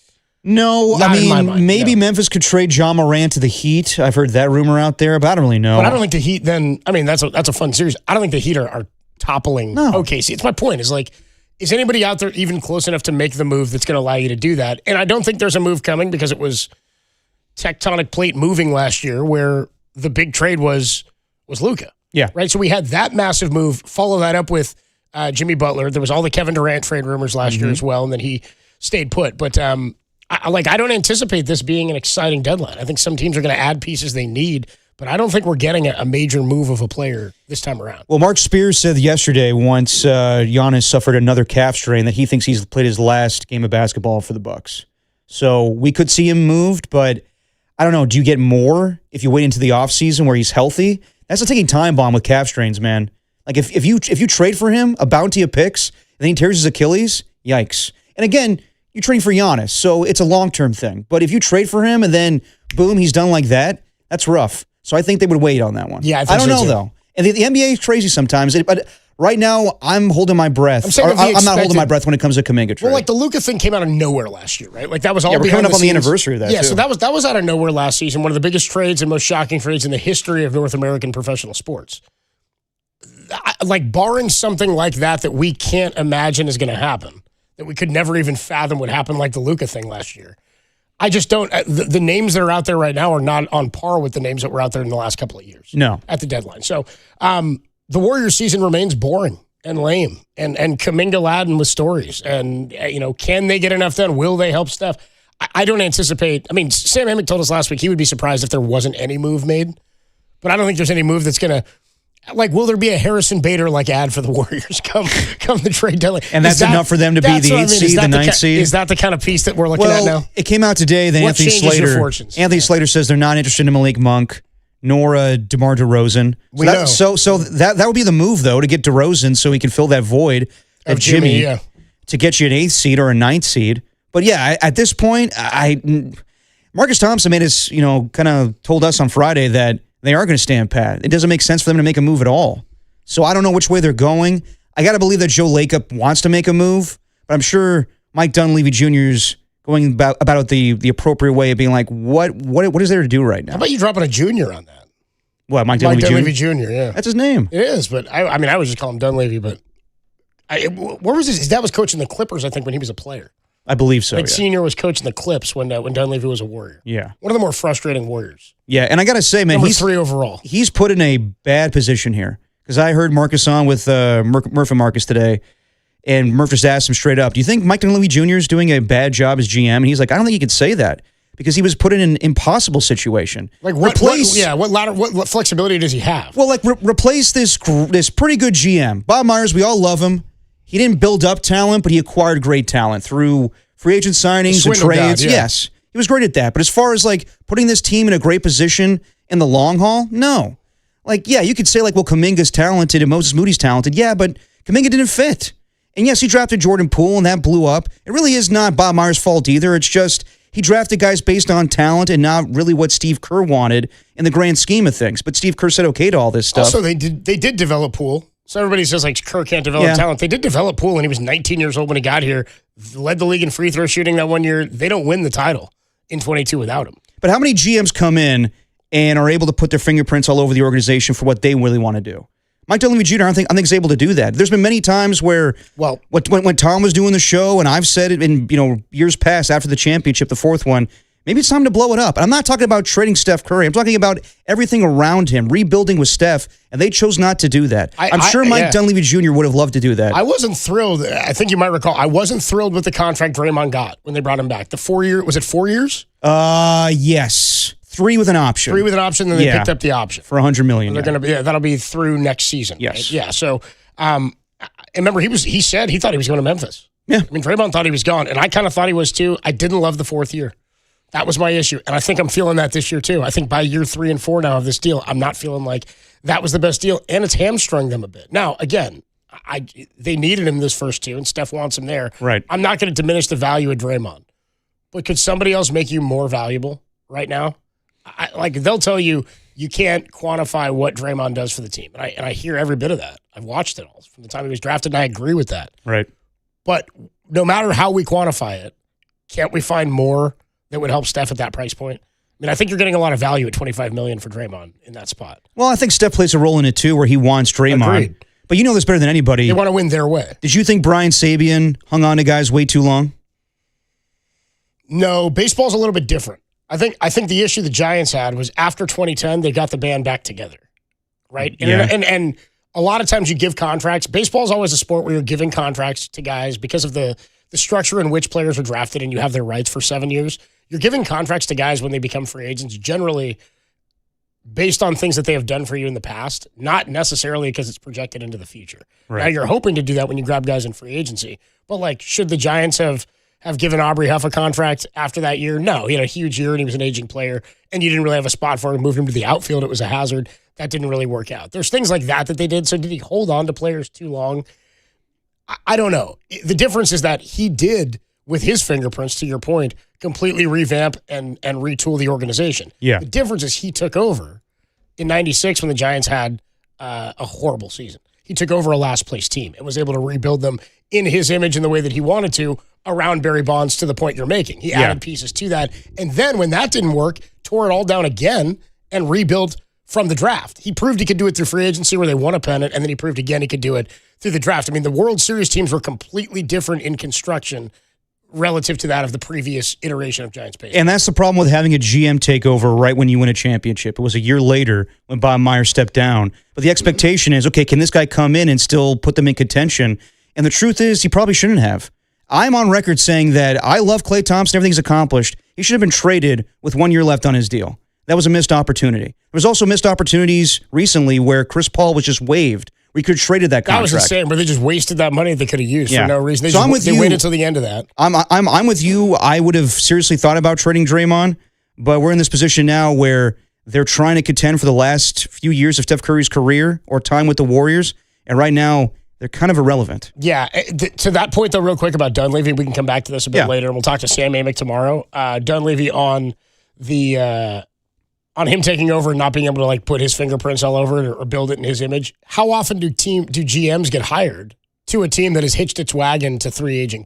That's the thing, is he took over a team that was already it was keep this train going, not build us into a champion. And that's you've got Steph Curry, you've got these pieces, but you don't have a lot of wiggle room, and it's why neither of these off seasons have been very, very exciting. Not very. They haven't been exciting or seemingly moving towards a championship. No, because any of their acquisitions. No, because they've been held hostage by John the Kuminga, not his own doing, just what his agent tells him to do. Well, but last year they didn't have the dollar to move him. He wasn't making the right price. But everything was done late, and yes, there was handshake agreements, but I don't know. I think that it's equal parts, stuff that Bob Myers has set up for the team, unfortunately.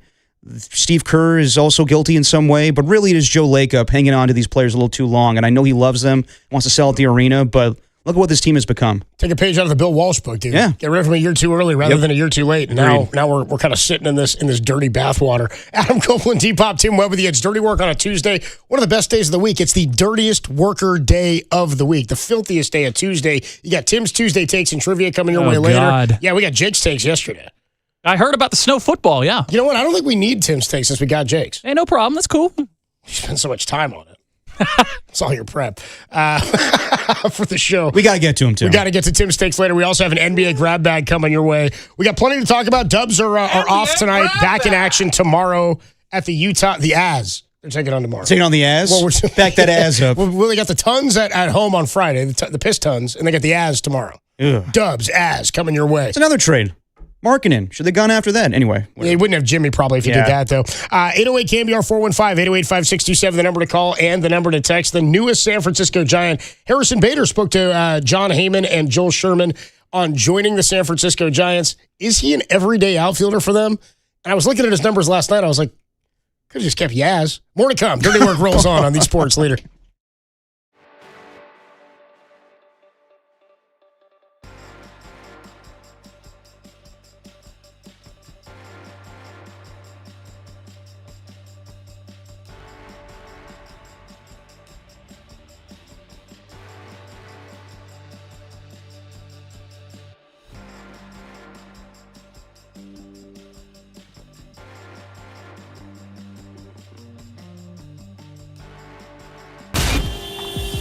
Time for your Bay Area Chevy dealers traffic update.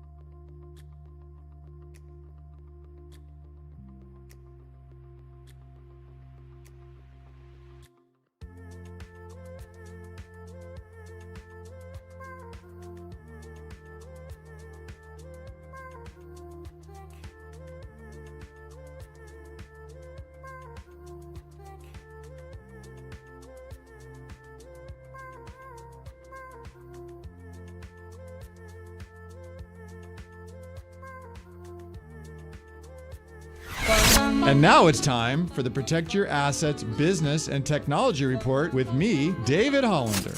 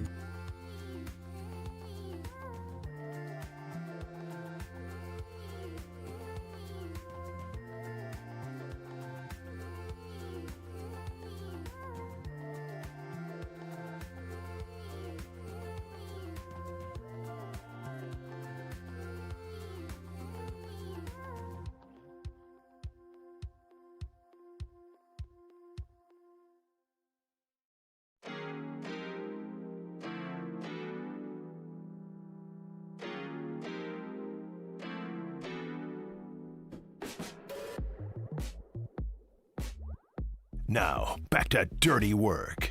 Adam Copeland and Derek Papa on KNBR 104.5 and 680 AM, the sports leader. Dirty Work on a Tuesday. Adam Copeland, D-Pop, Tim Webb with you. The San Francisco Giants made an acquisition yesterday. We talked about it briefly yesterday. They signed Harrison Bader, the former St. Louis Cardinal. He's played now for, 4 teams in 4 years? Twins. He was Where was he yesterday? Or he was with the Phillies last year. Phillies last year, Minnesota. I think he was a Met a couple of years ago Yankee as well. He was traded a couple of times in the last couple of years. The Giants were mentioned as a potential landing spot for him at the trade deadline last year. Anyway, a guy who doesn't put up big power numbers, but he's a plus defensive center fielder, immediately becomes the Giants' best defensive outfielder. And the speculation and reports are that Jung Hoo Lee would move to right field. Now, we'll talk more about it a little bit later because Kruco this morning on Murph and Marcus said that he did not think Bader would be an everyday center fielder. Interesting. I kind of think he will be, but we'll talk more about that in just a little bit. Harrison Bader went on with John Heyman and Joel Sherman on the Show podcast and the Max Manus podcast. Max Manus podcast. This was all yesterday. Yes. 2 podcasts. On joining the Giants. So Harrison Bader making the rounds. Didn't see you at FanFest because he wasn't a Giant yet. Not yet. But he did see all of us on these 2 podcasts yesterday. Here he is talking about how the Giants are a perfect fit for what it is that he does.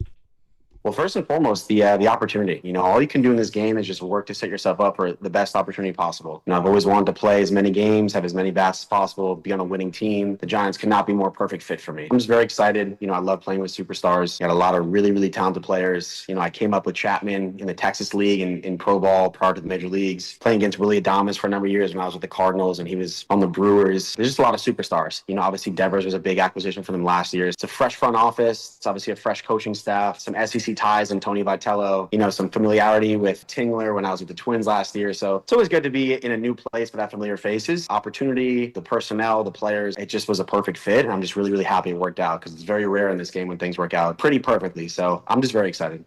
Get to know him, man. I mean, again, if you're a defensive center fielder, and this is something I did like when who's the guy they got Kevin, who's the guy from Toronto? Start with a P, right? Not Pollock. It was that's AJ Pollock. Kevin Pillar. Thank you, Kevin Pillar, the outfielder. When they got him, I mean, he was known as a plus defensive outfielder and a guy who would like lay his body on the line. Same sort of thing. He was more like a Rowan signing to me. I thought he was a better comp to Rowan just based on what he did. Struck out a lot, played like, and it wasn't that he was a great defensive center fielder, but also it was the diving catches. It was the explosive highlight plays up against the wall. This guy's like that too. Harrison Bader puts his body on the line, but there's maybe no better outfield in baseball for a guy to show off his center field defensive abilities than at Oracle Park. Right. Giants were tied with the Orioles for minus 18 defensive runs saved last year. That was the worst in the outfield in all of baseball. So tied with Baltimore, worst in the National League. So well, he's the perfect fit because they need an outfielder.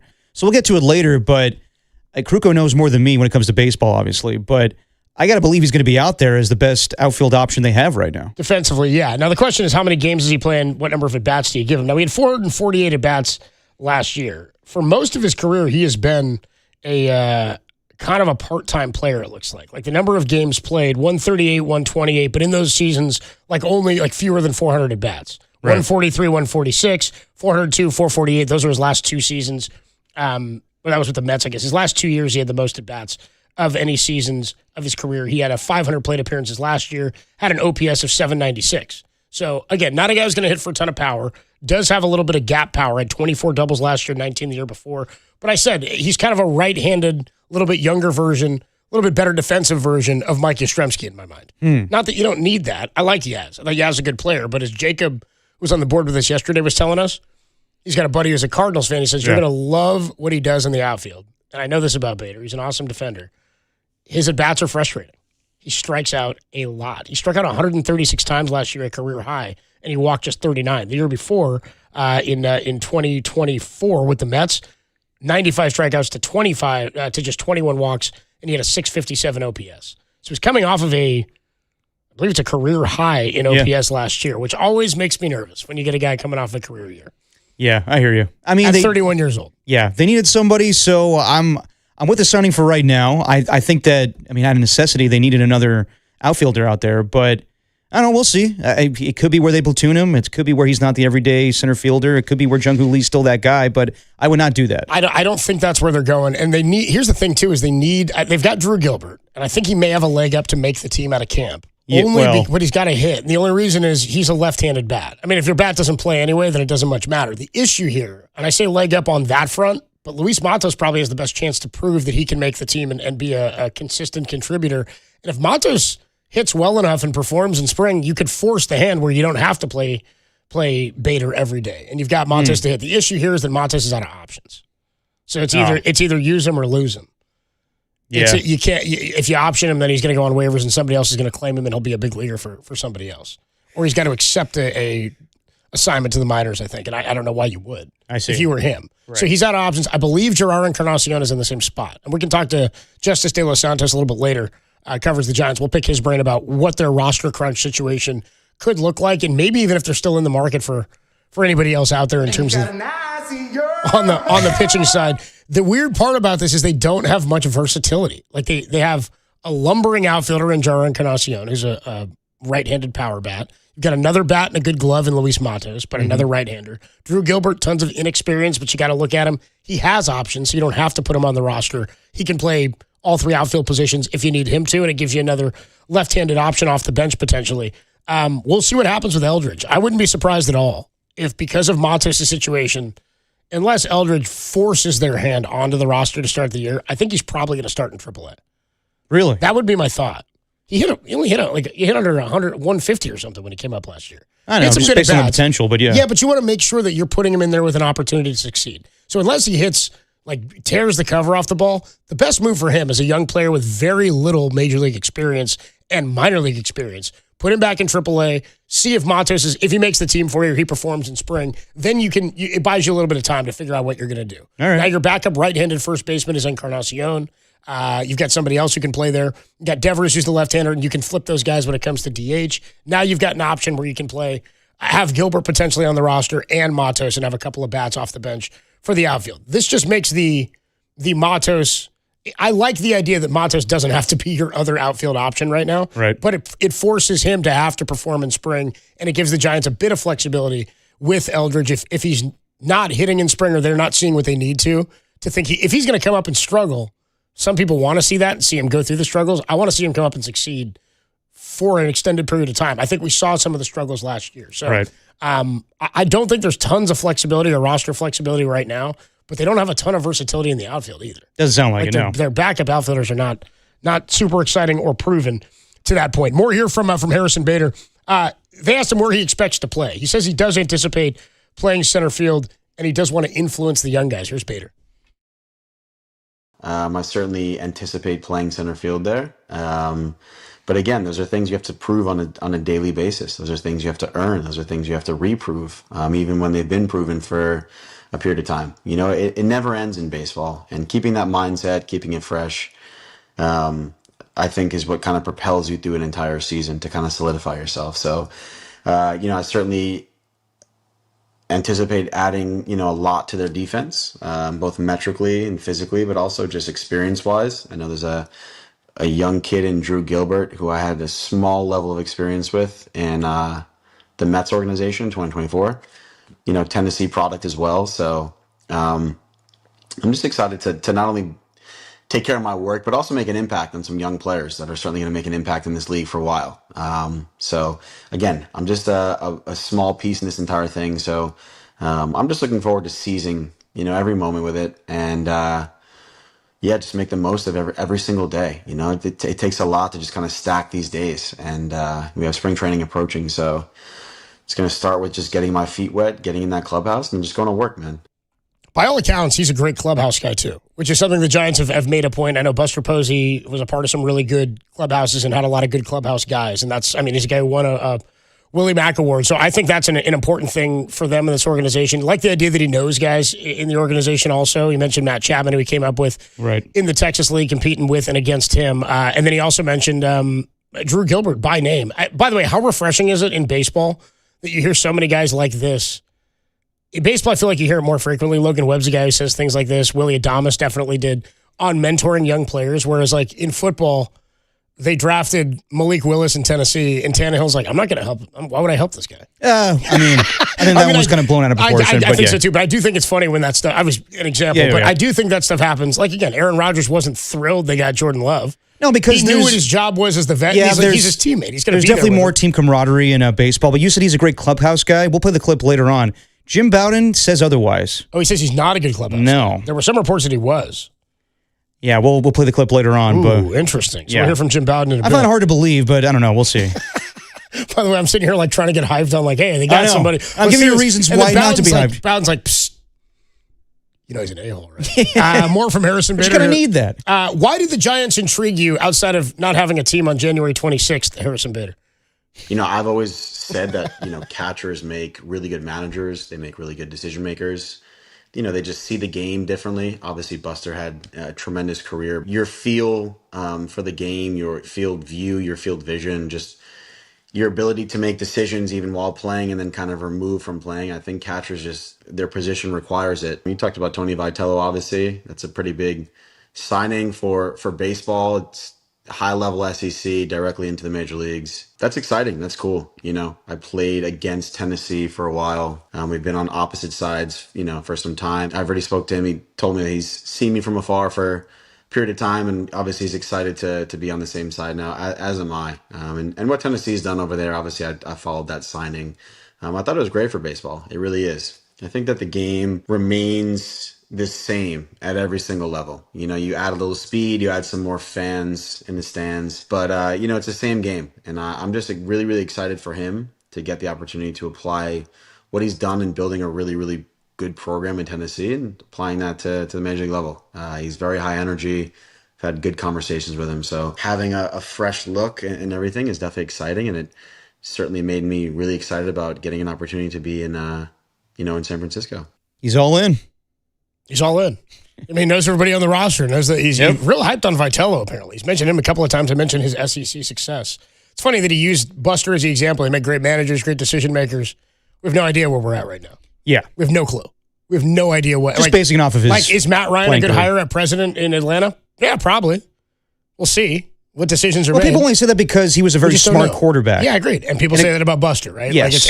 It's well, I'll say that Buster actually pulled off a trade. Matt Ryan has not done anything. No, as a GM. No, he hired a coach. He hired a coach. And he hired the right coach. I think. Pretty good hire in Kevin Stefanski, in my opinion. But as far as it's also kind of a slam dunk. Making GM moves, we'll see about that. Yeah, we'll see. 808 KNBR 415-808-5627, the number to call and the number to text. 408 says, "Is Bader the master of center field?" Nice, I like what you did there. Apparently, his nickname is Tots, according to his. Yeah, I saw that. Is there a reason for that? Or? I have no idea where. Kind of like Fabian for Tom. Right, dude. Yeah, I wonder if it's real at all. He's also from the Bronx. Oh, is he? Yeah, he grew up in the Bronx. All right. Horace Mann's high school. I heard he's also part of the tribe. Oh, is he? Yes. I can see what Mazel tov. Mazel. Good things. Part of the tribe, dude. Adam Copeland, Depop, Tim Webb with you on a Tuesday, our favorite day of the week. And by the way, 831 says, does nobody talk about how bad Ramos is defensively? Oh, we have. I think we talk about it regularly. We talked about it during the season. I know how frequently. much we talk about it that Tim calls it his glove a frying pan every time we bring it up. Yeah, exactly. That's what Tim mentions frequently. We'll take a quick break. When we come on back, we'll jump back into some football. You see this new Niners documentaries coming out on AMC? The Rise of the 49ers? The Rise of the 49ers. On AMC, but do you have AMC Plus? Probably not. Yeah, I don't think anybody does. I don't know. Is that where you have to see it? No, it's just if you're not going to watch it live or DVR it, you have to catch it there. Dude, we got to start putting exclusive stuff out on Dirty Work Plus. Well, I'm down for You guys that. got Dirty Work Plus? You can KNBR subscribe? Plus? KNBR Max, dude. Yeah. All right, we'll take a quick break. When we come home back, Joe Montana. How about this? He was on the Pat McAfee show. Two guys I didn't anticipate would be hanging out and talking to each other. They're yinzers, man. Joe Montana and Pat McAfee. Yeah. They come together to talk some Super Bowl. Joe Montana, we'll play it for you next on the Sports Leader.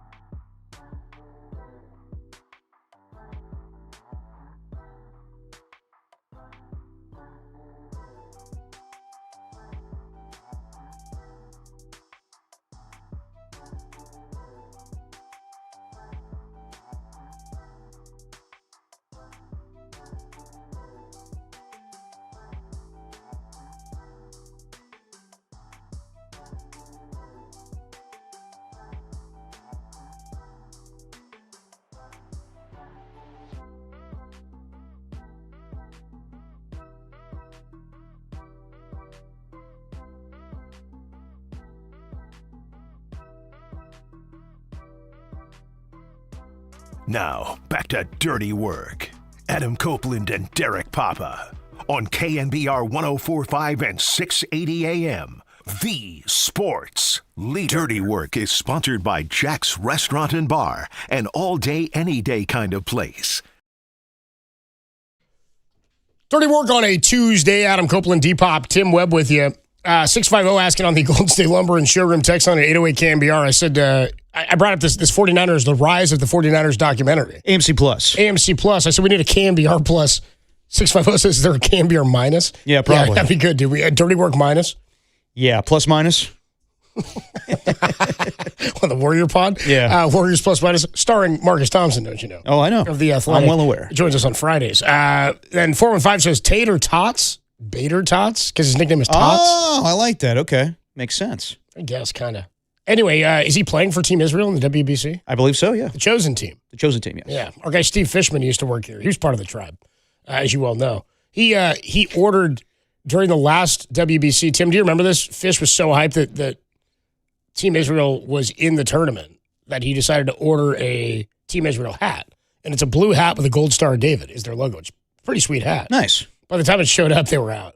Oh, Fish got the hat delivered, and it showed up like a week after they got eliminated in the group stage. I was like, damn, he rocked the hell out of that thing, though. Oh. He's like, I'm rocking this till the next one. You know what I mean? You gotta wear that thing every day. Big D, Dallas. That's our guy Fish, dude. Shout out Steve Fishman. All right, the Rise of the 49ers premieres on AMC on Sunday. It's a two-parter. I think part one's on Sunday, obviously, and then Monday will be part two. Okay, so, there's so many documentaries made now. Yes. So many. About things that are still happening currently and presently. Oh, yeah, Connor Stallions.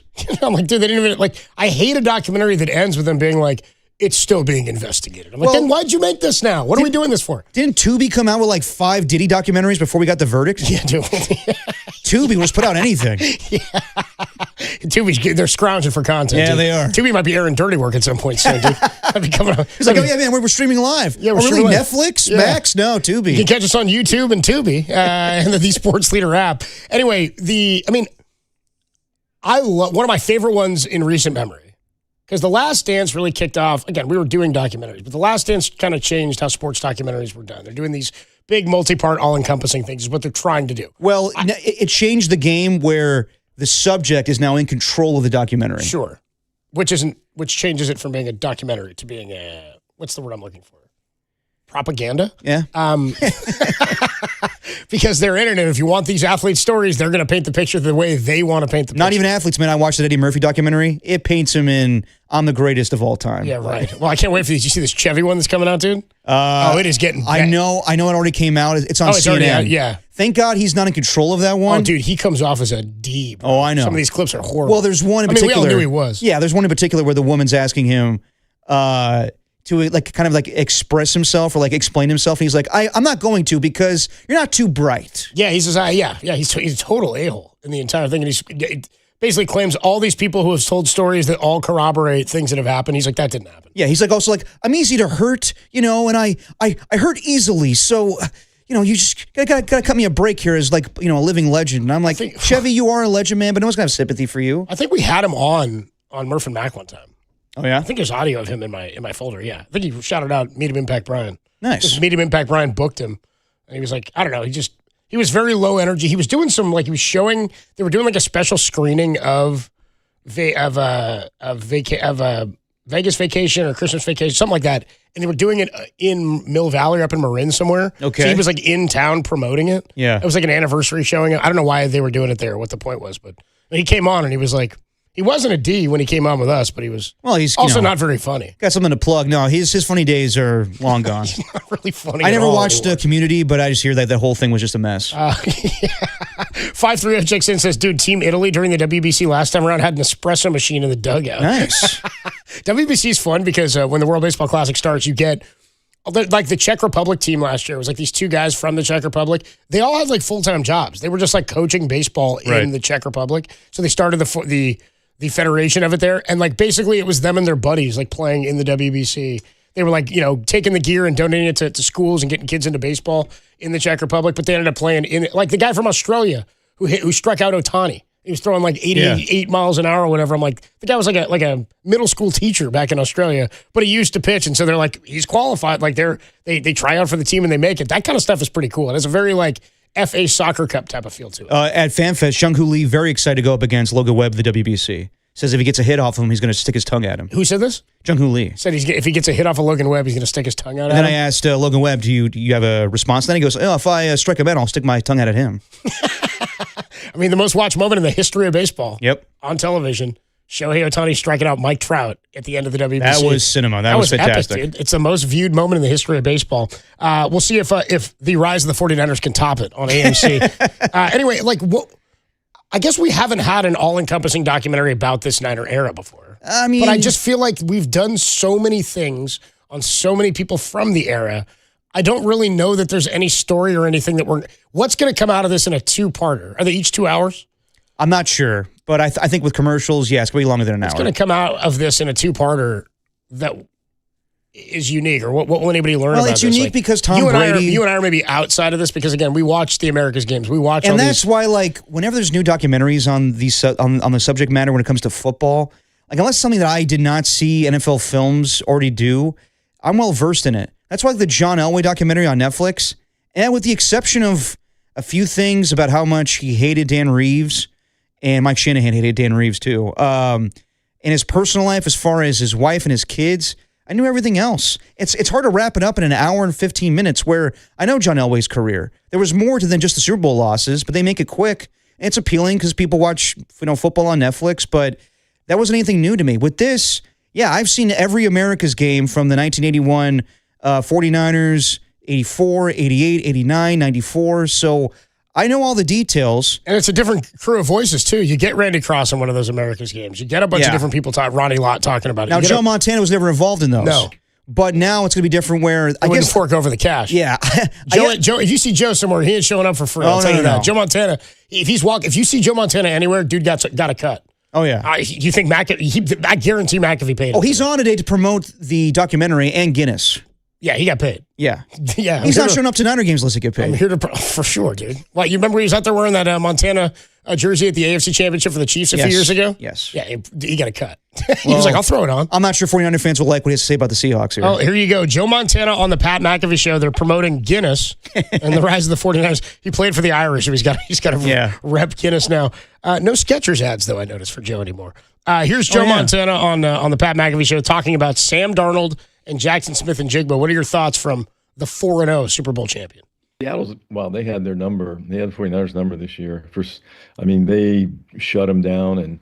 And you look at Seattle, and I saw a little bit of the clip earlier, and I think one of the things, when I look back on how the Cowboys and kind of dealt with Jerry, I think you do the same with Seattle's guy, and you just don't let him beat you. Make somebody else beat you.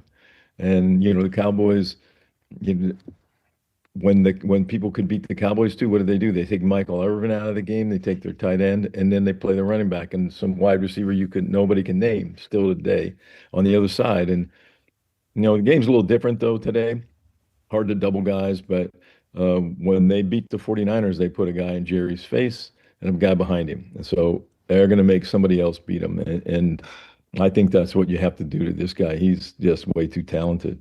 I'm all for Sam Darnold. The things that he's been through, the places that he's played, the games that he's won, and even here in San Francisco before he got to Minnesota. And come on. I saw the stat the other day on Sunday. He won 28 games in the last two teams he was with, and he's now getting another chance here, and he's doing the same thing. And I'm pulling for him. I'm an NFC guy most of the time anyway, but I'm all about Sam. He's a good guy, good player. I'm happy for him. Joe Montana rooting for the Seahawks in the Super Bowl. Well, Sam Darnold is kind of what he said. I will say this. I've never been a fan, like we talked about having pet teams and teams, our side teams or whatever. Yeah. I've never liked the idea of, the Giants are in the National League, so I'm just rooting for the National League team to win. And I know there used to be two different leagues, and some people had that logic because there was such we're the NL, we're the better league, there's the AL, the better league. Yeah. They would have that back and forth. I almost always, unless it was like the Yankees or somebody, I'm rooting AL. I'm like, I don't want teams in my league to win or in my division to win a championship. The same as me and my brother are big on doing fantasy drafts, like in like Madden or in MLB The Show. Like we like creating our team and then running a franchise for years. We always do two teams in the same league, so we play each other a lot or in the same division. Right. We were joking about it a couple of years ago. Like, dude, I think it's been years since either of us picked an NL team to be our because we're both don't want to be the Phillies. I don't like them. Don't like them. Like, I don't want to rep a team that I don't like. I don't really like any National League teams. I'm screw those teams. Okay, but in 2003 when the Yankees were playing the Marlins, did you root for the Marlins because you wanted to justify the fact that they knocked out the Giants? Did I root for the Marlins because I wanted to justify the fact? And they were playing the Yankees. Well, yes, I rooted for the Marlins against the Yankees because it made me feel better that the Giants lost to a team of destiny. I was like, dude, the Yankees didn't even beat this team. Yeah. Josh Beckett's out here shoving AJ Burnett. They had, Jeff Conine. You had Dontrell and Miguel Cabrera. Like, looking back, that team was really talented. So it's okay. I mean, they didn't want to lose that series, of course, but Giants didn't have enough starting pitching really to get through that thing. I guess I rooted for them. I really wanted the Cubs because I really wanted Dusty. And then Bartman happened. Yeah. Bartman against the Marlins, and Marlins go on to win it. But no, I never really root for the same league. Like I know he said, I'm an NFC guy. I was like, played an AFC championship too. I always wanted to justify that the Raiders got knocked out by the best possible team. So in 2000, Baltimore Ravens, I was like, okay, this is an all-time defense. And the Patriots, I'm like, I wanted the Rams to win, but I guess I'm justified in the fact that the Patriots beat the Raiders. And then the Buccaneers just kicked their ass. So. 650 says, Copes, you had no love for the Raiders, Oakland A's. I thought you grew up in San Leandro. I would say, I went to tons of A's games. Yeah. I went to lots of A's games. I actually loved the early 2000 A's. The 02 A's were one of my other favorite teams. 01 A's were a lot of fun. Jason Giambi was my favorite player. The best next to team. Griffey and Bonds as a kid. The best team was the 2001 A's. The 0-1 was the best team. Yes. The 0-2 was maybe my favorite, though, because that's the 20-win. Oh, yeah. Well, that's that, the 20 that was the straight most win fun team, yeah. But it's the movie Moneyball's based around it, but neither here nor there. Whoever mentions, like, Miguel Tejada won the MVP that year, and he did it at shortstop where, like, remember all the shortstops in the AL at the time? It was like Miguel Tejada, A-Rod, Nomar was there. You had, at one point, Ripken was over there and then moved over to third base. Who am I forgetting, Tim? There's somebody else. Vizquel at one point was an all-star candidate. That position was the most loaded it's ever been. Jeter, that's the one I'm forgetting. Yeah. Jeter's at short. Like, it was loaded at shortstop, and Not only everybody that, wanted man, to be one. He was AL MVP. Zito won the Cy Young that year, won the too. Cy. That's where I was going. It was kind of a sweep by the Giants and A's that year because Barry won the MVP, Tejada won the MVP, Cy Young went to Barry Zito. Yeah. A's won 20 in a row. Giants win the wild card. And they end up winning the pennant. The A's got bounced in the first round. By the Twins, Eddie Gordato and the Twins. I was at game one of that series, actually. Almeida Signs tore his ACL. But that's where that running the movie, first. like, it's a fun movie, but, like, the reason they didn't win because of Scott Hattenberg. Like, come on now. No, they didn't. I will say no. Did I have love for the A's? Absolutely. Because I loved going to the Coliseum, loved watching A's games. And that was when you didn't get every team coming to town every year for the Giants. So I would go, my dad and I had a tradition. We'd go watch an A's Yankee game every year because I wanted to see Jeter and Rivera. And that was, I loved going to the Coliseum for that because I was a bigger baseball guy. Never was had any love for the Raiders. Mostly because I grew up with all Raider fans. We had Niner season tickets at the Stick. I was like a diehard Niner fan. My mom was a big Niner fan. And I grew up with all Raider fans. So it was just a battle in school. Yeah, I was in the minority. You know what I mean? So the day I told you the week the Raiders lost that Super Bowl, I was there. You were rubbing it in? Well, my job that week was to write on the chalkboard like the schedule for the day. Yeah. And every day was like 5-pick Monday. Where's Barrett Robbins Tuesday? Because normally it was like have a magnificent Monday, have a terrific Tuesday. Like that was my job coincidentally that week. Where's Barrett Robbins All those Tuesday? little punk asses were giving me crap when the Giants lost the World Series because they were all A's fans. Only fair. And I roll in and I was like, oh, not so fun today. That's is not it? bad. Oh, where's Barrett Robbins Tuesday was my thing. And then it became Where's Barrett Robbins Wednesday I remember and Thursday. at one point it was such a long thing. My teacher was like on the chalkboard. She had to erase part of it while she was writing because it was now that's too long. A documentary I want to see. What? The Barrett Robbins doc? The Barrett Robbins weekend. You know, I was the one who interviewed him. That's also some footage that has not seen the light of day. We got more to come from Joe Montana. We'll play that for you a little bit later. He did talk some Bill Walsh as well, how he kept the team loose before Super Bowls. We've done Giants. We've done a little Warriors. We've done some Niners. Let's just back in to some Golden State Warriors. Will the Warriors do everything they can to make Steph Curry happy? Doesn't sound like it. We'll do it next on The Sports Leader.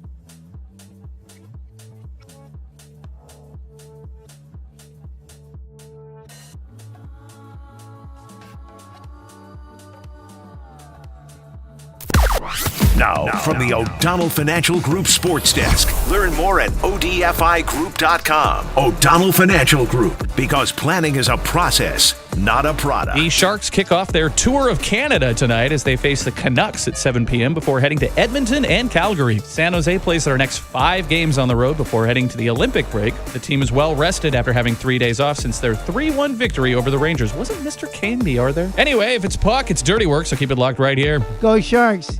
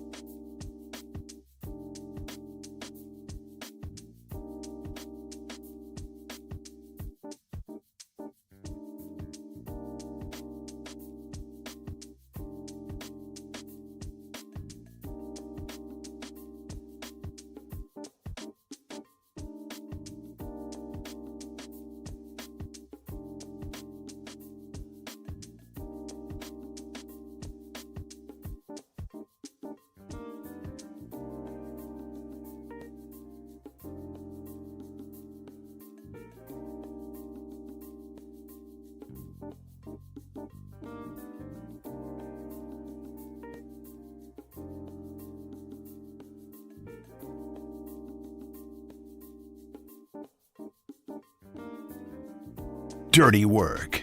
Adam Copeland and Derek Papa on KNBR 104.5 and 680 AM.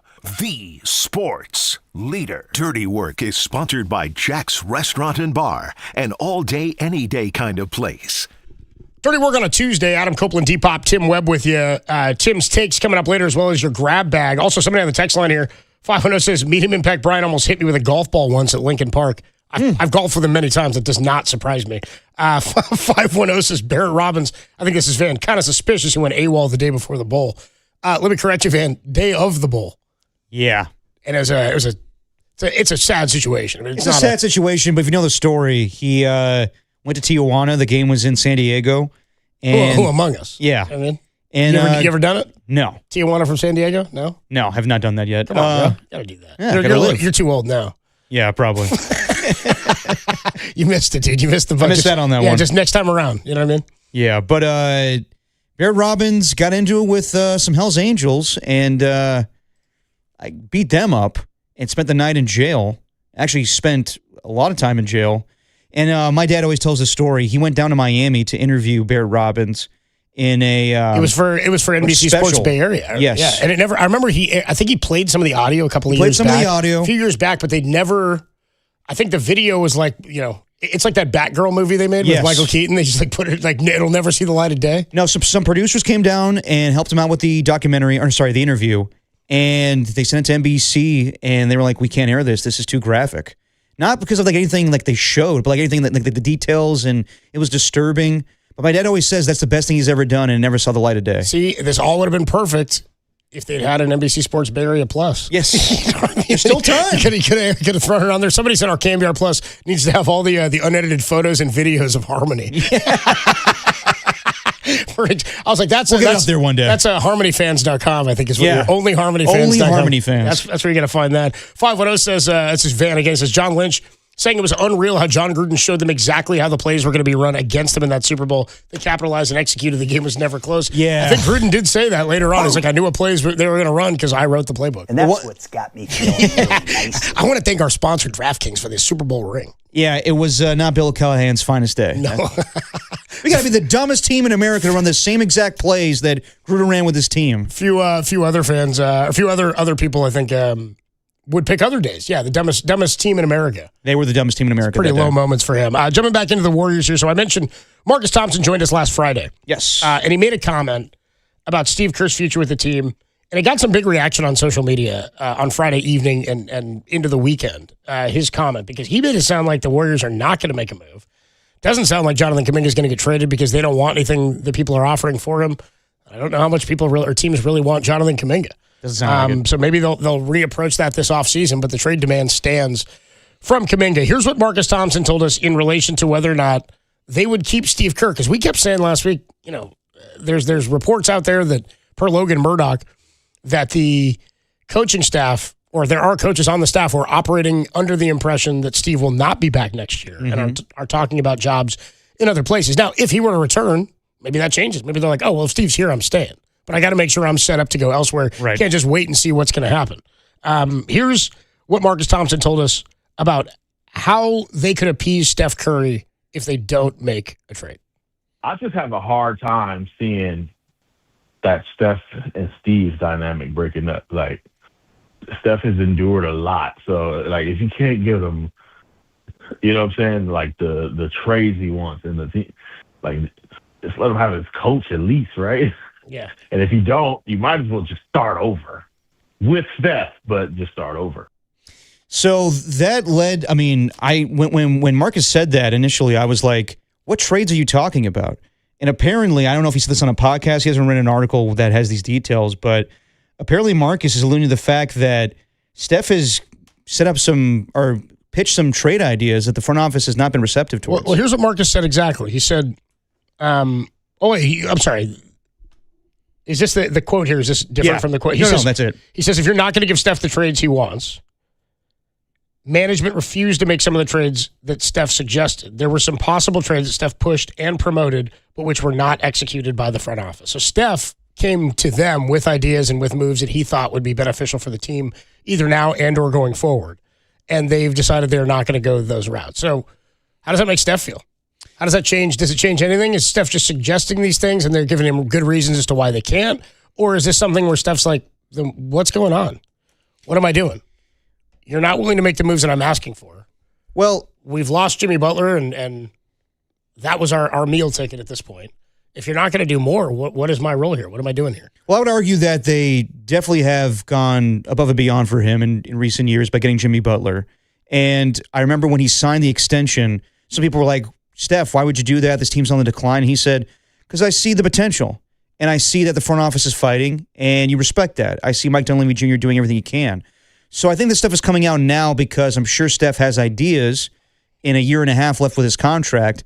And now maybe where the front office, Mike Dunleavy Jr., Joe Lacob, everybody else involved are just saying, Steph, I hear you, man, but what's the best option we have right now? That we make a deal, we get DeMar DeRozan, and you're an 8th seed or a 9th seed? And I understand. If we don't get DeRozan, what are we? Well, I get that too. Yeah. I'm sure that Steph, I don't know there'll become a day where Steph does a sit-down interview with Stephen A. Smith and says, I want to be traded from the Golden State Warriors. If Stephen A's the guy doing Steph, the people want to know. Are you staying in Golden And I'm State? glad you chose me instead of Jim Gray. Yeah. But Steve Kerr, that's some straight bull. You could have talked to Marcus Thompson and Jim Gray. It's great to have you on my political podcast. No, if it's anybody, Steph probably goes to Marcus Thompson. Thanks for choosing me over Logan Murdoch. Could have talked to anybody, but you came right here. I don't think that's going to happen. I don't think that Steph wants to play for any other team. I think that he wants to win. I think that he wants everybody to do everything possible for him. But I do not see Steph Curry in 2 years saying, you know what, guys, it's been real. I'm going to go play with the Lakers. I'm going to go play with another team where I can be that finishing piece for a championship team. I just don't see that happening.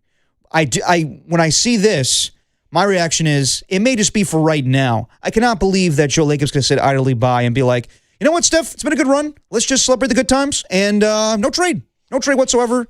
Maybe Giannis and you will be going to the Hall of Fame together, but not on the same team, my friend. I mean, does not making a move make you think they're gearing up to make a big splash?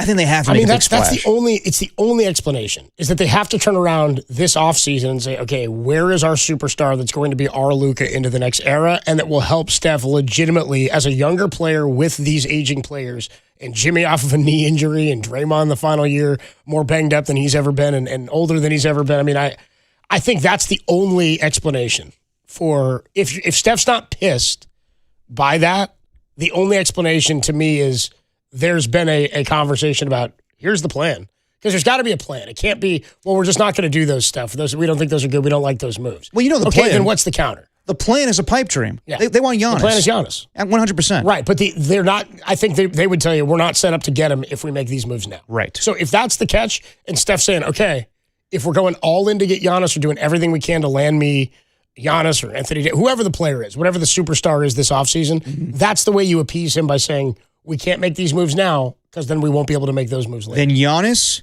needs to become an a-hole.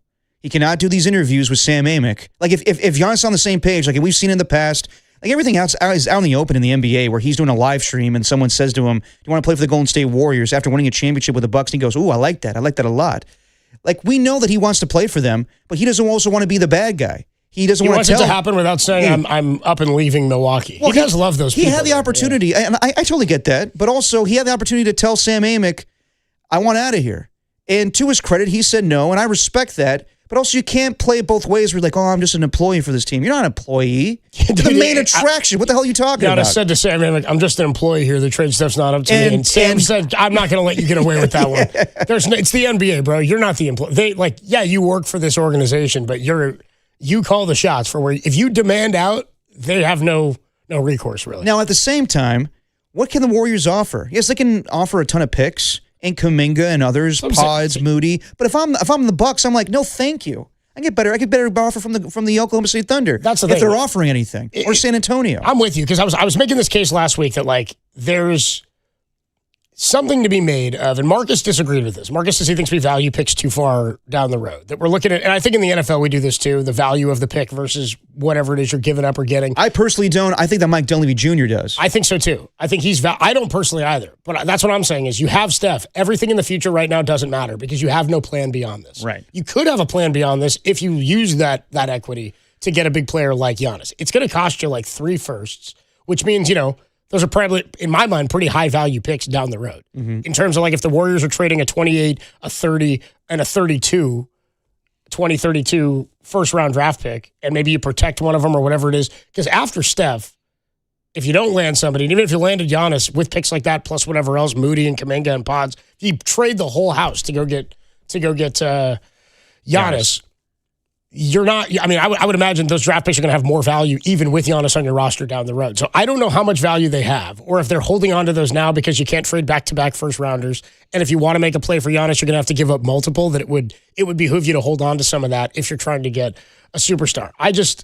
It's got to be a move like that this offseason. It's the only way I think you can appease Steph and say we have a plan going forward. So I do think there's value in those draft picks. But to that end, if the Warriors are in discussions for Giannis where Giannis is available, where would they rank among all the teams that would be trying to acquire him? Pretty low. If there were 10 teams trying to acquire him, I can't imagine the Warriors would have a top 5 trade package. No, because you're talking just picks and Kuminga and some other unproven talent. I know, and you're including Kuminga, who's based on potential. We've seen him in the league, but for the Milwaukee Bucks to build a franchise around him, I'm not doing that deal. Yeah, I just don't believe they have enough compared to what other teams would want to get. Unless Giannis says that's the only place I want to go, that's the only place I'm willing to go. Kind of like Bradley Beal last year was like, I'm only going to Phoenix or whatever. Or who wanted to go to Miami? KD? Not Miami. KD only wanted to go to he was in Phoenix. No, Jimmy only wanted to go to Phoenix initially. Jimmy only wanted to go to Phoenix, and they couldn't do it. So then he's like, all right, I guess I'll come off. Well, the original one was Dame wanted to go to the Miami Heat. That was it. Dame to Miami, I'm thinking. And all the trade offers that the Miami Heat were giving Portland were terrible. So that's when the league had to step in and say, as far as agents, please control your clients when saying, like, I'm not going to play for you. If you trade me to the Boston Celtics, I'm not playing for that team. In the end, they traded him to the Milwaukee Bucks. But if Giannis does this, it's different. And there'll also be a ton of great offers out there. But I have to believe with Giannis being the guy that he is, and I don't know if he's going to get traded in the next couple of weeks here because of the calf strain, but if he's available in the summertime and everybody knows that, I cannot say that the Warriors would have the best trade package. Well, here's one thing, one little feather in their cap and one nugget that I think could put them over the edge and something that they could offer. The Warriors could. So I think it would take, if you're going to get Giannis, it's probably going to take you like 3 first-round picks. And let's just call it like 2028, 2030, 2032. At least 3, maybe 4. Maybe it's 34 as well. That'd be a lot because you're getting your piece for the future. So let's say it's those 4, and then it's Podziemski, Moody, and Kuminga, let's say, right? So you got to add like those players as well. And maybe it's a 3-team deal. Maybe they don't all go to Milwaukee. Maybe there's a third team that comes in. It has to be a 3-team deal. And then the last thing you'd have to add that I think is unique to the Warriors, they're the only team that could do this in order to make a move for Giannis. You'd have to probably throw in this big old potato sack looking thing. It's got 2 words. It's 2 words in an acronym. 3 words. I don't know. It says NBA and it says grab bag. NBA, no, thank you. I value the grab bag too much. Not doing it. Not putting in trade talks. If I'm not having stuff, I'm keeping the bag. We'll do the NBA grab bag. It's next on the Sports Leader. I don't care what the rules are.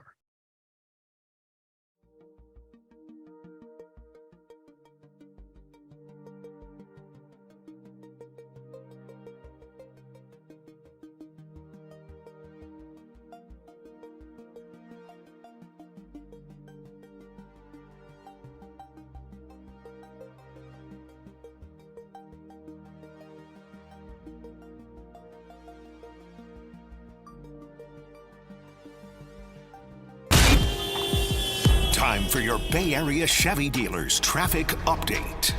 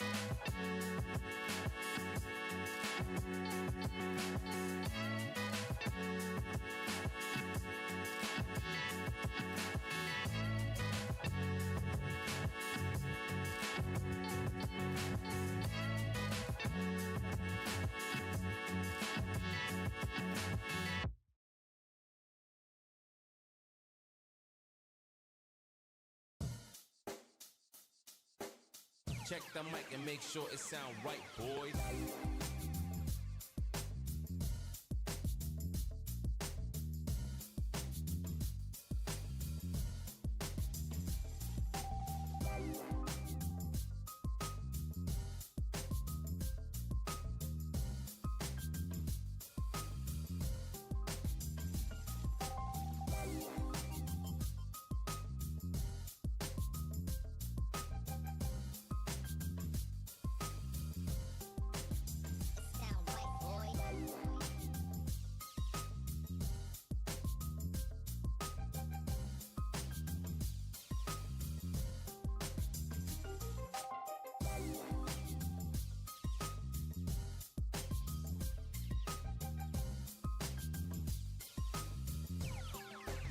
It sound right, boys.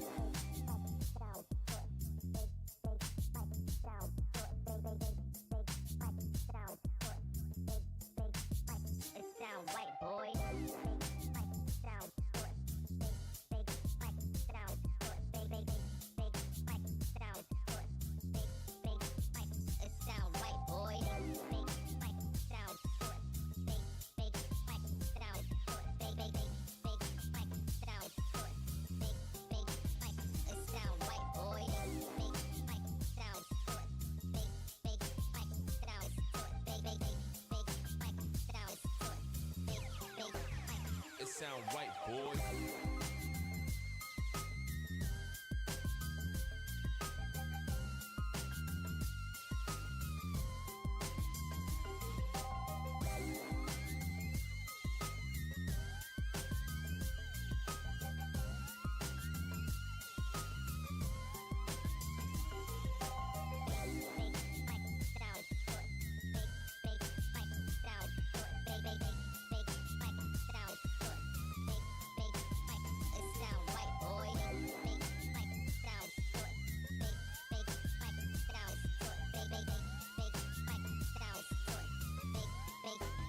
It sound right, boy.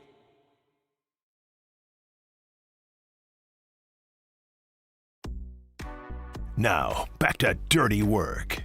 Adam Copeland and Derek Papa on KNBR 104.5 and 680 AM, the sports leader. Dirty Work is sponsored by Jack's Restaurant and Bar, an all-day, any-day kind of place. We've got to be the dumbest team in America. Thanks, Tim. Dirty Work on a Tuesday afternoon. Adam Copeland, Depop, Tim Webb with you. We are going to catch up a little bit later at 3:50 with Gary St. Jean, the saintly one. Hiya, fellas. We have a lot to talk about with Saintly. Hiya, fellas. With the trade deadline week from Thursday. And his Patriots in the Super Bowl. And somebody he's a big Pats fan. He's a big Pats fan. I would love to get his 2 cents on some breaking news that is happening right now. We'll get to it in the grab bag. Yeah, we do it each and every week. It gets delivered in a variety of different ways, and sometimes it's getting dangled as a trade piece. The YouTube chat was talking about that. Like, could the grab bag be traded in a potential move for Giannis? I got in the bag too much this offseason. See, this is the thing. I need more for the grab bag. You know what I mean? I want the grab bag sitting courtside with me at Valkyrie's games. you got Lacob sitting courtside. It's not Kaminga this time. It's just a big bag. And dude, how about the grab bag's wearing like that jacket his wife's always wearing, that like sparkly, glittery jacket? Dude, grab bag's got its gold jacket. Lacob loves the grab bag. I got my sparkly purple one for the Valkyries games. It's gonna be sitting here with me. We're gonna fly him out personally on my jet. We're gonna go to the Hamptons and try to sign the grab bag. We do it each and every week. It's a big old potato sack looking thing, and it's got 2 words. Well, it's got an acronym in 2 words, and what it says is NBA grab bag. Time now for the NBA grab bag. NBA grab bag. It's time for the NBA grab bag, my friends, and let's start out with the NFL and some breaking news. Bill Belichick is not going to be a first ballot Hall of Famer. So what Hall of Fame? the Pro Football Hall of Fame. Like, this must be a different Pro Football Hall of Fame. This must be like an offshoot. It's the Pro Football Hall of Fame. There's only one, Copes. It must be. It's not the one in Canton. No, it's the one in Canton. And Bill Belichick is on the ballot to be a Hall of Famer. Robert Kraft was elected into the Hall of Fame. That I'm not aware of. Is he not? He's a finalist. He is a finalist. Sorry, he's a finalist. But Bill Belichick has 6 Super Bowl rings as a head coach. He has 8 Super Bowl rings as a coach total, as a defensive coordinator 2 with the New York Giants. And he did not receive 80% of the votes. No, he did not receive 40% of the 50 votes. Or 40 of 50. He needed 80% of the votes. So he needed. There were 10 people who I heard did not vote for Belichick. So just give you the whole backstory or 11 here. At Seth least. Wickersham and Don Van Natta are reporting this. And this changed recently where when it came to coaches, you did not need to be 5 years away from the game in order to be eligible. So in his first year of eligibility, Bill Belichick is on the ballot along with Robert Kraft, and he is not going to be voted in the Pro Football Hall of Fame for the 2026 class. And some people are saying that it has to do with Spygate or Deflategate. Stop it. Bill Polian. Stop it. Has been on the record, or not on the record, but I guess saying to the other voters in this meeting, let's take that into account, that he disgraced the game with some of his actions. Are you saying that they're going steroid era on Belichick for the 2 coaching scandals? It sounds like it. Okay, well, we got to get deeper into this. We'll spend a segment talking more about this. I'm shocked by this. Everybody should be shocked by this. And if you think Barry Bonds should be in the Hall of Fame, I don't care what you feel about Bill Belichick. There's no how the NFL is going to lose its Pro Football Hall of Fame legitimacy 100%. by not putting in the greatest head coach. Now, he'll get in. Of his era. Yeah, but he should be a first ballot Hall of Famer. Why the punishment? Why the slap on the wrist for Bill Belichick, for the hoodie, for the greatest we've seen in the last 50 years in football? Now, since Bill Walsh. Okay, is it possible that maybe they just see this as too soon, that he was away from the game just 2 years? I got to find the rationale for why they're doing this. You made the eligibility. I know. What do you mean they see it as too soon? Who cares what these people think? If Bill Belichick's not a first ballot Hall of Famer, then who is? If he's as a coach, who is? Well, Tom Brady's going to be a first ballot Hall of Famer, but he's the one that technically cheated, I guess. The politics of the Hall of Fames are so stupid. Who cares? Who are these players and coaches in the Hall that are keeping Bill Belichick out? None of you even could do what he did. None of you accomplished what he did. Not a one. If the NFL starts going the way that MLB does about the sanctity of the game and the gatekeeper bullcrap that happens in the MLB, then what's the point of any Hall of Fame? It's just stupid. Yeah, very dumb. We definitely need to get into that a little bit later. Okay, moving on to the NBA grab bag. Sorry for yelling. After interviewing on Friday, Phillip Rivers pulled out for the first time in his life of the Bills' head coaching job. Yeah, dude. He's one of the great sires of all time, is what Larry Kruger said. He got 12 kids. Saying he wanted to spend more time with his family, and that's a lot of kids. Today it was announced that Joe Brady... There's not enough time in the world, my man. I know. Mike McDonald's putting away 30 minutes for his kids. Yeah. Today it was announced that Joe Brady will be promoted from offensive coordinator to head coach of the Buffalo Bills. Brady has been with the Bills for the past 3 seasons and was Joe Burrow's pass game coordinator at LSU for their national championship season in 2019. He got a 5-year deal, they announced, for Joe Brady. Seems to be the norm for coaches these days. Yeah, I'm not surprised totally, but I do think it's a bit odd. Obviously continuity is the thing here. Yes. Josh Allen likes him and thinks he's the right guy to be calling plays. Is he the right guy to be the head coach of this team when defensively and personnel-wise they have not acquired the right talent? I don't know. I don't know. I don't totally trust the GM. I don't know that this is what's his name? Brandon Beane? Brandon Beane. I don't totally trust the GM there based on how this operation went around the Keon Coleman thing. I'm sort of surprised. It's more so the owner, in my opinion. Sort of surprised they didn't go a different direction. Yeah. Like go out of the building.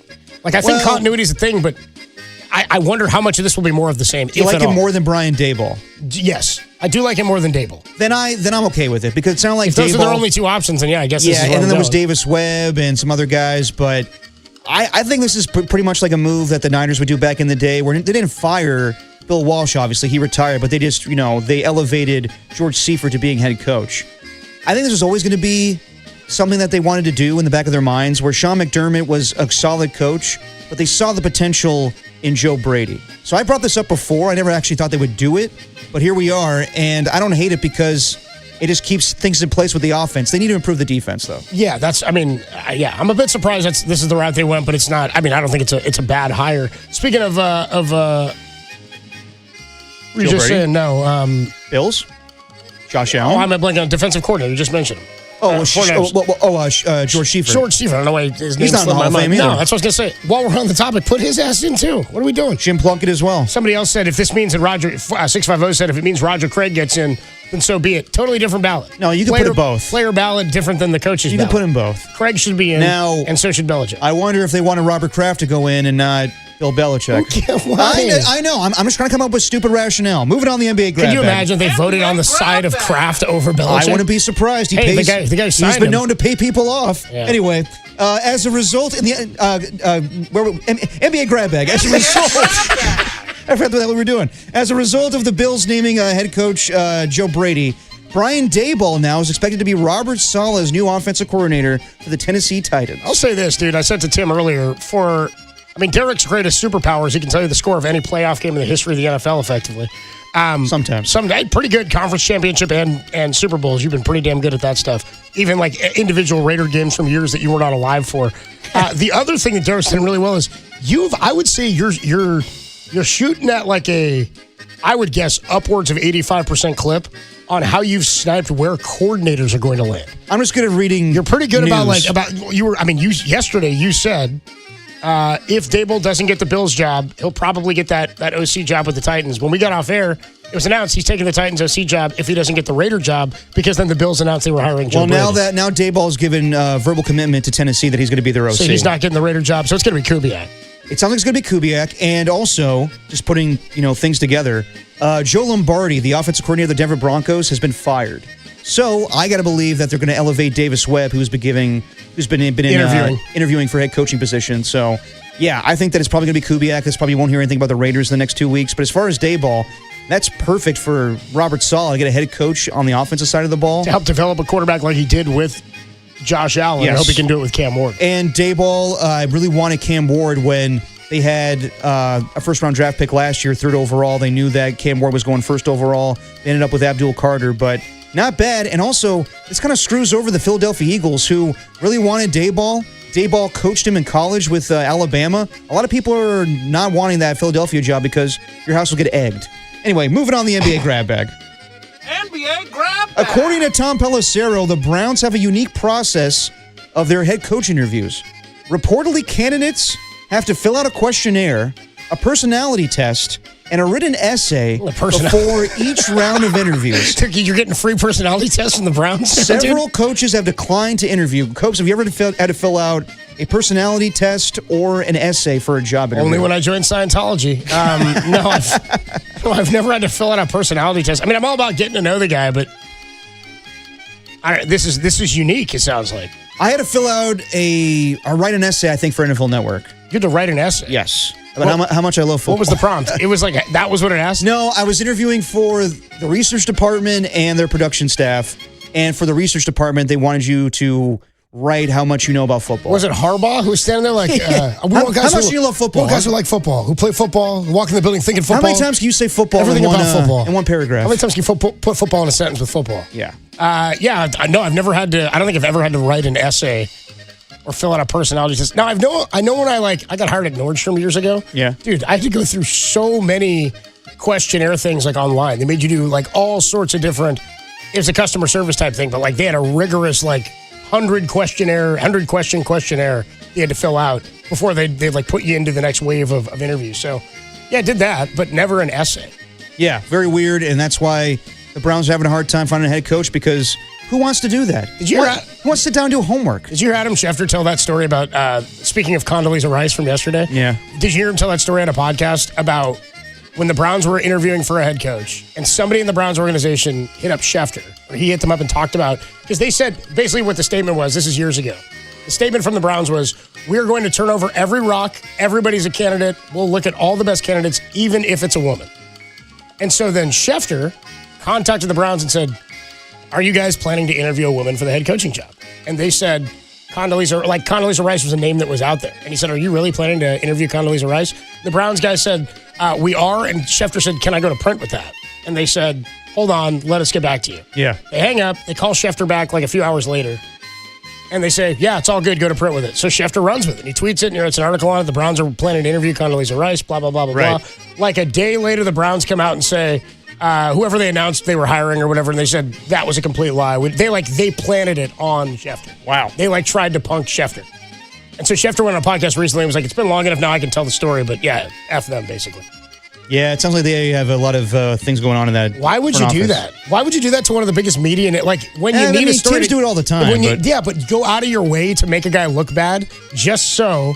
What happens when you need to not look bad later? What happens when something does go wrong and it has consistently for you? Didn't Nate Rapport get mad about that a year ago with Mike Mularkey? Somebody lied to him about the firing of Mularkey. Yeah. That's a little bit different than to plant a fake story on somebody. Right. Yeah. I think we have audio of the essay, though. It's for football. This is a football team. And we need guys that love everything about football. That was the NFL Network prompt, huh? Moving on the NBA grab bag. NBA grab bag. The Jets have fired their offensive coordinator, Tanner Eggstrand, after one season. Who? I know. Tanner Eggstrand? Now, you're probably wondering, why do we care about that, Derek? Well, reports have former Stanford head coach Frank Reich as a leading candidate to be the new Jets play caller. I thought he was retiring from football. He loves football. He loves football. He loves calling offensive football. He's a big football guy. Frank Reich might be the I offense. want that for Frank. Frank Reich might be the O coordinator of the Jets, huh? Yes. With Aaron Glenn. Who's his quarterback? Great question. Kyler Murray? Tua? I don't know. It's not Dante Moore anymore. No, there's not. I mean, there's a lot of guys out there that are going to be football. like, it could be a potential starter for them. Or they're going to need to sign like 3 dudes and have them compete and draft somebody. Yeah, I don't know what the hell's going to happen there. And, I mean, if Frank just wants to get back into the game, that's an odd choice. Maybe Philadelphia will be a better option for him because he knows Nick Sirianni. Okay, last one, the NBA grab bag. NBA grab bag. Well, Shedeur Sanders was named to the Pro Bowl after Drake May made the Super Bowl. It's a crock. Shedeur, of course, had a great season, Pro Bowl season that is, with 7 touchdowns and 10 interceptions. Sean Merriman took to social media to say, I have a Pro Bowl helmet that I walk by almost every day. It's signed by some of the best players in the history of the NFL. Legends, Hall of Famers, and real GOATs. The Pro Bowl used to be a badge of honor and respect. Things have changed. Yes. Now, I know the game itself, he's not saying was a badge of honor, but the honor itself, yeah. And now, again, I said this to you before, because of injuries in the postseason, I don't know why we have to name replacements. I mean, I guess because they want to do these stupid Pro Bowl games that nobody likes. Yeah. But they're making money I'll off be of watching and whatever. Coach. Yeah. Doesn't do anything for anybody. It's as bad as the game itself was. So you could just name the players like you name a first team All-Pros. You could just name them Pro Bowlers, but and in name and not have them participate in the events because Drake May's in the Super Bowl. Right. But like, who cares? You've mocked this yourself. It's not All-Star Weekend that you'd like it to be.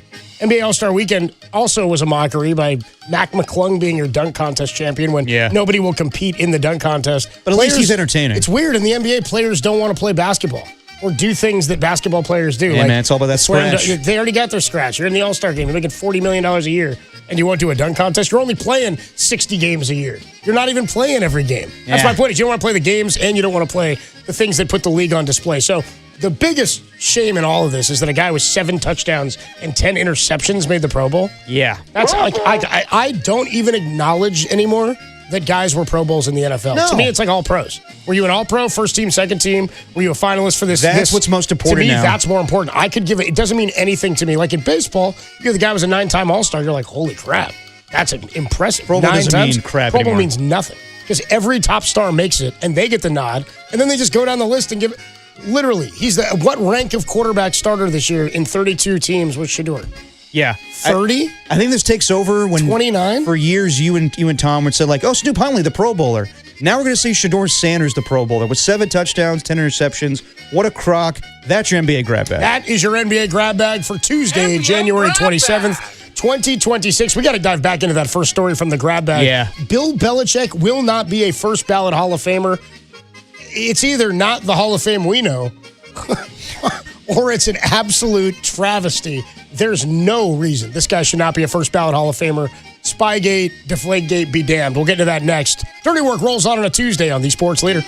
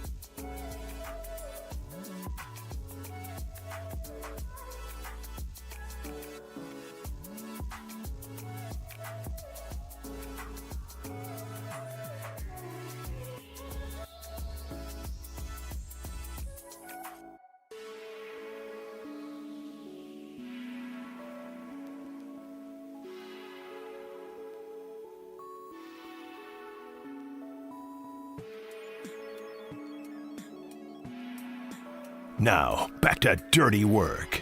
Adam Copeland and Derek Papa on KNBR 104.5 and 680 AM, the sports leader. Dirty Work on a Tuesday. Go ahead, Tim. You can Dirty Work is sponsored by Jack's Restaurant and Bar, an all-day, any-day Sorry, kind John. of place. That's me. Yeah, we are. We're sponsored. We'll be at Jack's Restaurant in a couple of weeks. Friday, February 13th for our Dirty Work Valentine's Day Massacre. But before that, we got more to get into here. Breaking news, as you heard in the NBA grab bag just a few minutes ago, that Bill Belichick did not receive 40 of the 50 votes needed to be a finalist on this year's Hall of Fame ballot, his first year on the ballot. Now, I'm like, we knew the Barry Bonds thing was going to be problematic. We knew that Roger Clemens would be problematic. We knew A-Rod would be problematic. The steroid era is a little bit different. But having somebody who far and away is the greatest coach of his era and arguably the greatest coach of all time, like, you can make the case, and I would, that Bill Belichick's the best coach of all time, considering what he did with the Giants, 2 titles with Bill Parcells. Parcells never got one without Belichick. Nope. He has 2. Belichick got 2 there as the DC. And so much of what they did with that Giants defense was about stopping the Bills and getting that time. I mean, they were incredible. They did it with a backup quarterback because of what the defense was able to do with Bill Belichick. And he effectively did it again with Tom Brady, a backup quarterback, when he won his first Super Bowl with New England.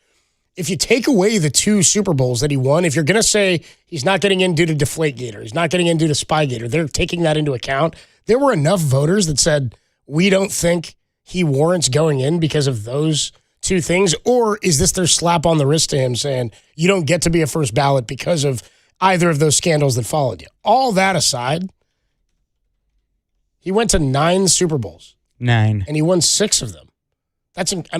He won. If you take the 2 away, he's got 4 Super Bowl wins as a head coach and 2 more. 69. Thank you. 2 more as a coordinator for 6 total. He's got 8 total. I don't know. I mean, any of the coaches on this ballot, or who are not on the ballot, any of the coaches who are voting for this, because it is made up of executives, former players, coaches. Mm-hmm. You mentioned Bill Polian was there and said they needed to take all of that into account. Bill Belichick has more rings than all those guys, and most of them combined. Now, a lot of those guys are not first ballot Hall of Famers. For example, outside of the initial inauguration class in 1963, where they just inducted George Halas and Curly Lambeau. Mm-hmm. So those 2 guys go in automatically, right? Just at the top in the very first Hall of Fame class. Kind of like Ted Williams and Babe Ruth. Like, all those guys who went in the very first class were just the very first. So there was no first ballot per se. They were just number 1. The only 3 coaches to go into the Hall of Fame. Actually, no, there's 5, it looks like, to go into the Hall of Fame. The modern era on the first ballot. Tom Landry, Chuck Noll, Don Shula. I believe are the only 3. Yeah, I'm looking it up right now. Vince Lombardi, not a first ballot Hall of Famer. Vince Lombardi, not a first ballot. Paul Brown, not a first ballot. He waited like 3 to 5 years or something. Did you mention Bill Walsh? Bill Walsh was not a first ballot. He was not? No. The only 3 first ballot Hall of Famers in the modern era outside of 1963. Landry in 90, Chuck Noll in 93, Shula in 97. Well, I think Belichick falls in the category of those 3 men. I mean, that's ridiculous. I do too. He's got more rings than all of them. So hold on. So with Walsh, 89, 90, 91, 92, 93, he would be eligible. Are you sure he wasn't a first ballot Hall of Famer? It's not saying that? It says notable non-first ballot coaches waited. Lombardi, Paul Brown, Bill Walsh. Yeah, he retired in 89 after that 88 season.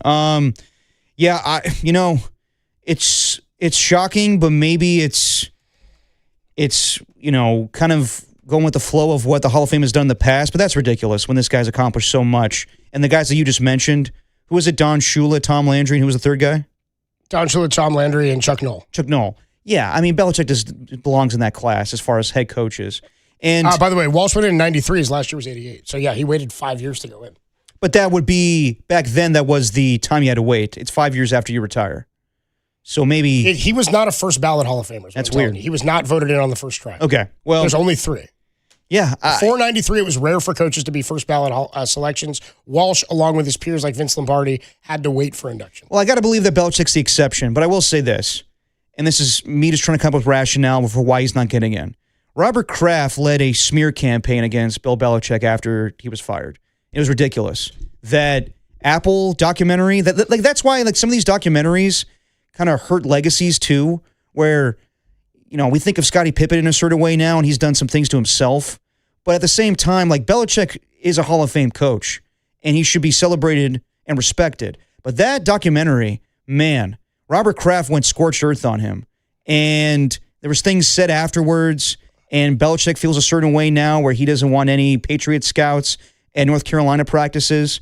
But I got to believe that maybe some of the Hall of Fame voters are a little more comfortable with Robert Kraft going in right now as opposed to Bill Belichick, and maybe they don't want him to be a part of the same Hall of Fame class. Not a good enough reason. It's not a good enough reason. I'm just coming up with excuses where this would be valid. There's no good excuse. There is no valid. Like, if you're coming up with a reason why maybe he was left off, I sort of like maybe they think he falls more into the class of they don't want to put him in the same class as Landry, and which to me is ridiculous.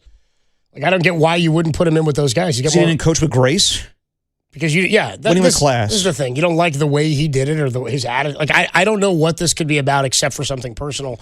And Bill Belichick said as much. He believed that this was a sort of he's not going in for political reasons, I think, was the statement that he made to somebody. I have some quotes here from Belichick because he heard about this over the weekend. I guess over the weekend is when they announced or called the candidates or the people on the ballot. This will be around that time where we see those videos where people are showing up to people's houses. Yeah, exactly. So several sources who spoke to Bill Belichick over the weekend described him as, quote, puzzled and, quote, disappointed by his inability to secure at least 80% from the Hall committee members. Quote from Belichick, 6 Super Bowls isn't enough. He asked an associate referring to the rings he'd won with the Patriots. What does a guy have to do? Said Bill Belichick. Another source familiar with Belichick's thinking said, quote, politics kept him out. He doesn't believe this is a reflection of his accomplishments. And Belichick declined to comment for ESPN. A spokesperson for the Hall said, the Pro Football Hall of Fame does not comment on voting of selection committee and awaits the unveiling of the class of 2026 at the NFL Honors on February 5th in San Francisco. Nice plug, dude. Way to get that out. That's incredible. Yep. It's kind of like one time when I was working on Murph and Mac, there was there's an article in the Chronicle one morning where, Bob's Donuts in San Francisco? Of course, yeah. 24 hours, one on Polk. I think they opened in a second location or one down the street. Anyway, they're 24 hours. And there was an article in the Chronicle because somebody had stumbled in there at like 3 a.m. They'd been stabbed outside. Yeah. And the owner was there. And so she called 911.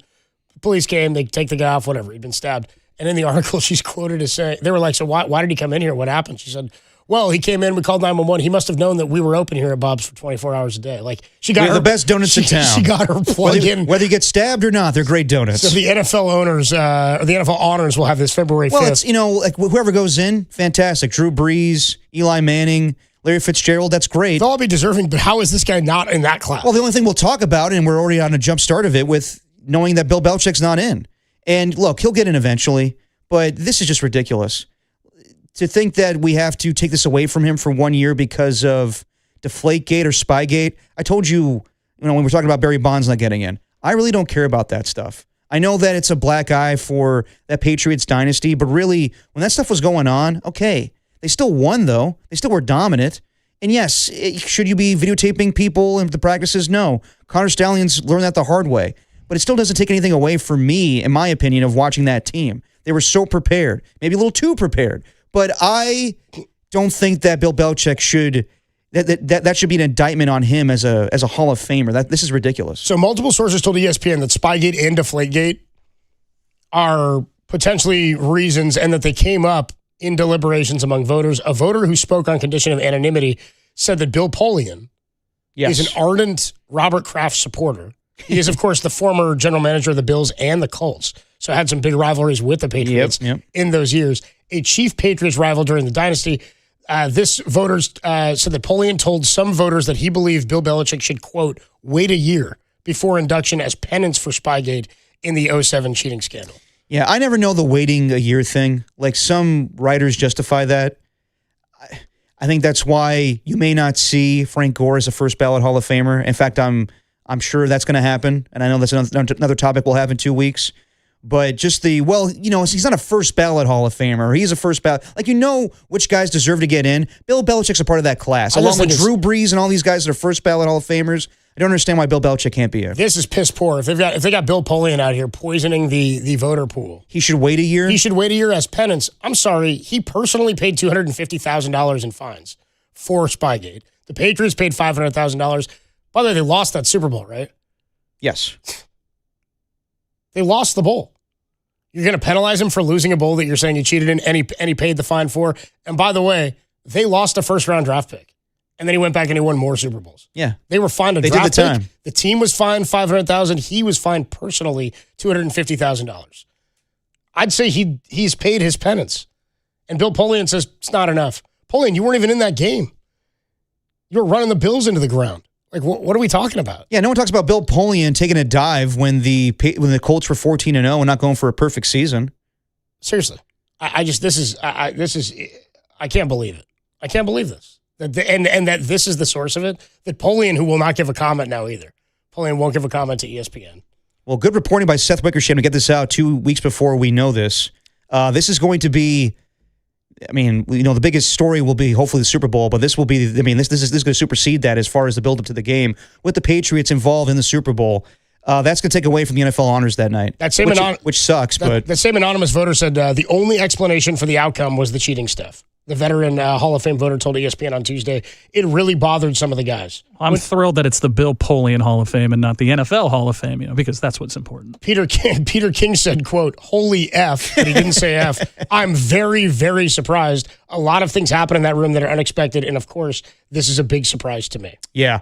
I can't wait to talk to Matt Mayoko a week from yesterday, next Monday, where we ask him what goes on in these rooms, because it seems to be a whole jealousy thing or more personal than anything when people actually are validated what they accomplished. This they're saying Belichick falling short this year means that 3 other head coaching favorites will likely need to wait because of this.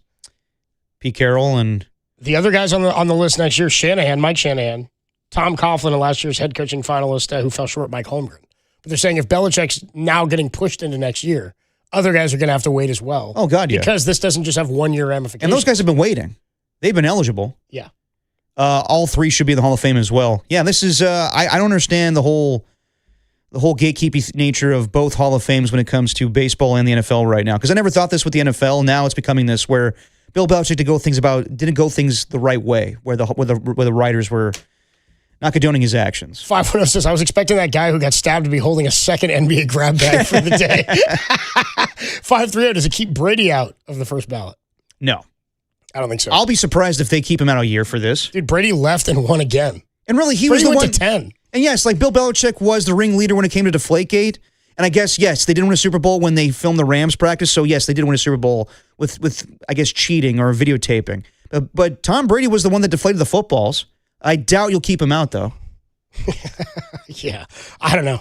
This is preposterous to me. Adam Copeland, Depop, Tim Webb with you. It's Dirty Work on a Tuesday afternoon. We'll take a quick break. When we come on back, let's get into some more Warrior basketball. The saintly one, Gary St. Jean. But we'll do we want to do that now? You want to do the all right, let's countdown do it real to quick. kickoff? Yeah. You know what, Tim? Before we get to Dubs, I think we got to get to some NFL stuff. Let's do no it. NFL football this weekend. You do get Shador in the Pro Bowl, and we got to get you your countdown to kickoff. Oh, yes. It's time for the Countdown to Kickoff, sponsored by Grainer Resort and Casino. Win a big prize package every Saturday evening through February 7th. Details are at GrainerResortCasino.com.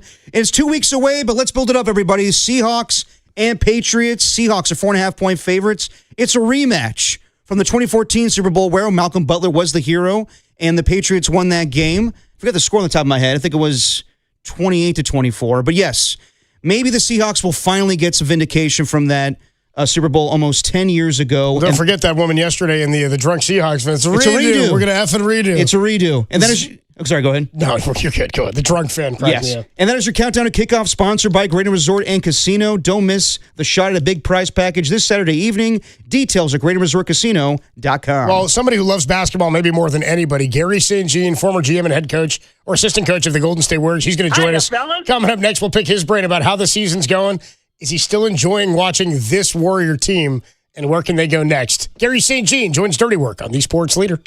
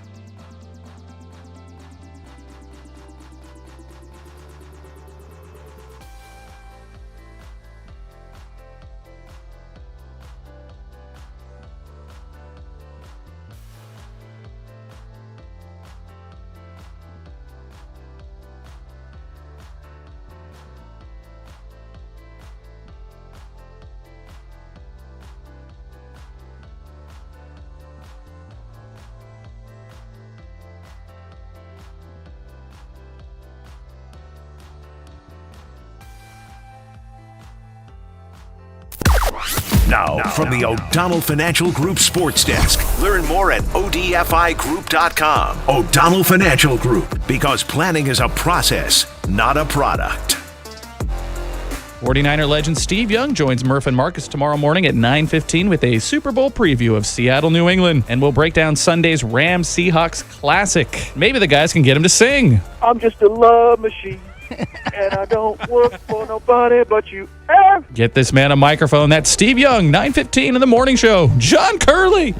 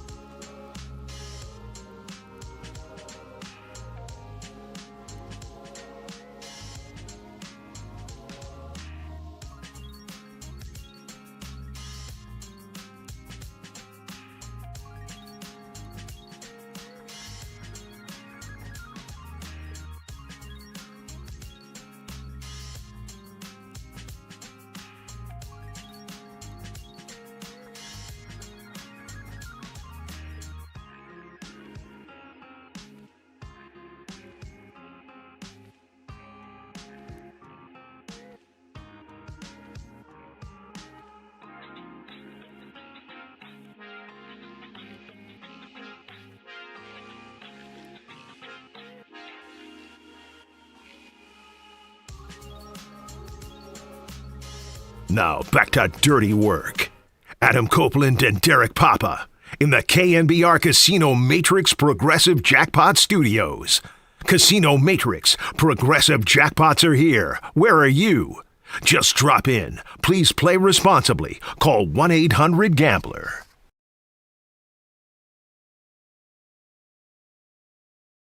We're still griping about this Bill Belichick thing. We got to jump off, or we can stay on it with our next guest, Gary St. Jean, the great Saintly one, joins us on the UMA guest line. What's up, Saintly? How you doing, bro? Saintly. How you doing, fellas? Doing well. Great to have you, man. We were just talking about. I Imagine you've seen this breaking news today about your former head coach. I know you're a Patriots guy. You see this Bill Belichick news? Well, I got a text from my buddy up in Reno, Frank Polaire, and he said, Coach, he said, looks like Belichick's not going to be in on first ballot. Then the next line was, don't forget, he was cheating. Come on, man. Still has 6 rings if you take those away. Come on. Well, you know what? The guy doesn't smile very much. The writers, he's not very nice to them. On to Cincinnati. And then you got the other past players that vote, and none of them loved him because he beat them all the time. So I'm not shocked. Yeah, what do you guys think? I mean, it's not shocking when the media is involved in this because he treated him so poorly. But at the same time, with what he accomplished, he won 6 Super Bowls. I think that should, put you in the same class as Don Shula and Tom Landry. But I guess that's not going to happen. So the news is he's not going to make it. Not for this season, Stanley, or this year. Wow.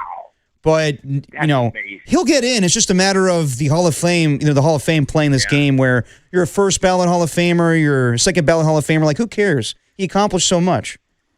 Wow.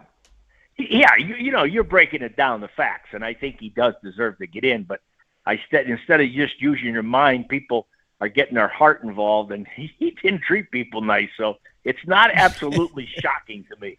Talking to Gary St. Jean. You know what, guys? Go ahead. What's that? Guys, Adam, and this is true for everybody, and we find this in the sports world, and we got an example of it in Steve Kerr.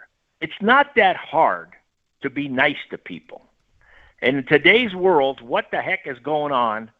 Make a little effort to be nice to somebody every day. You'll feel better, too.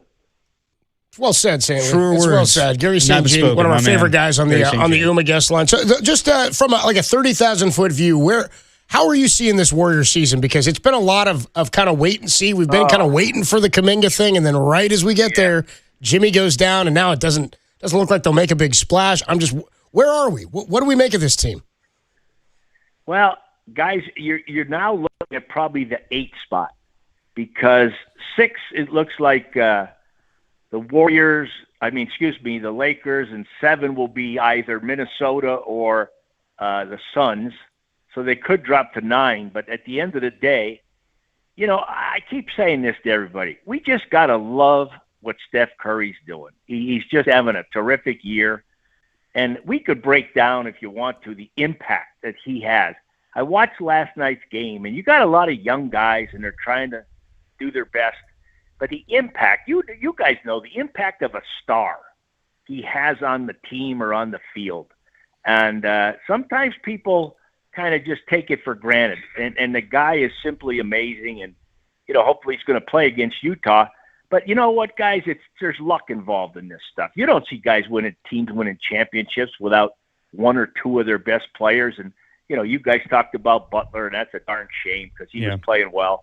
And the whole Kuminga thing, I sat at the desk at a general manager and dealing with agents. And you know what?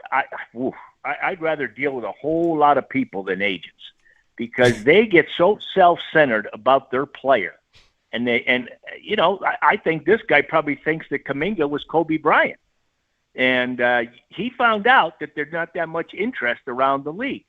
And conversely, he finally gets to play after the Butler injury. He does a good job, but he breaks down again. I'm just hoping he can get healthy.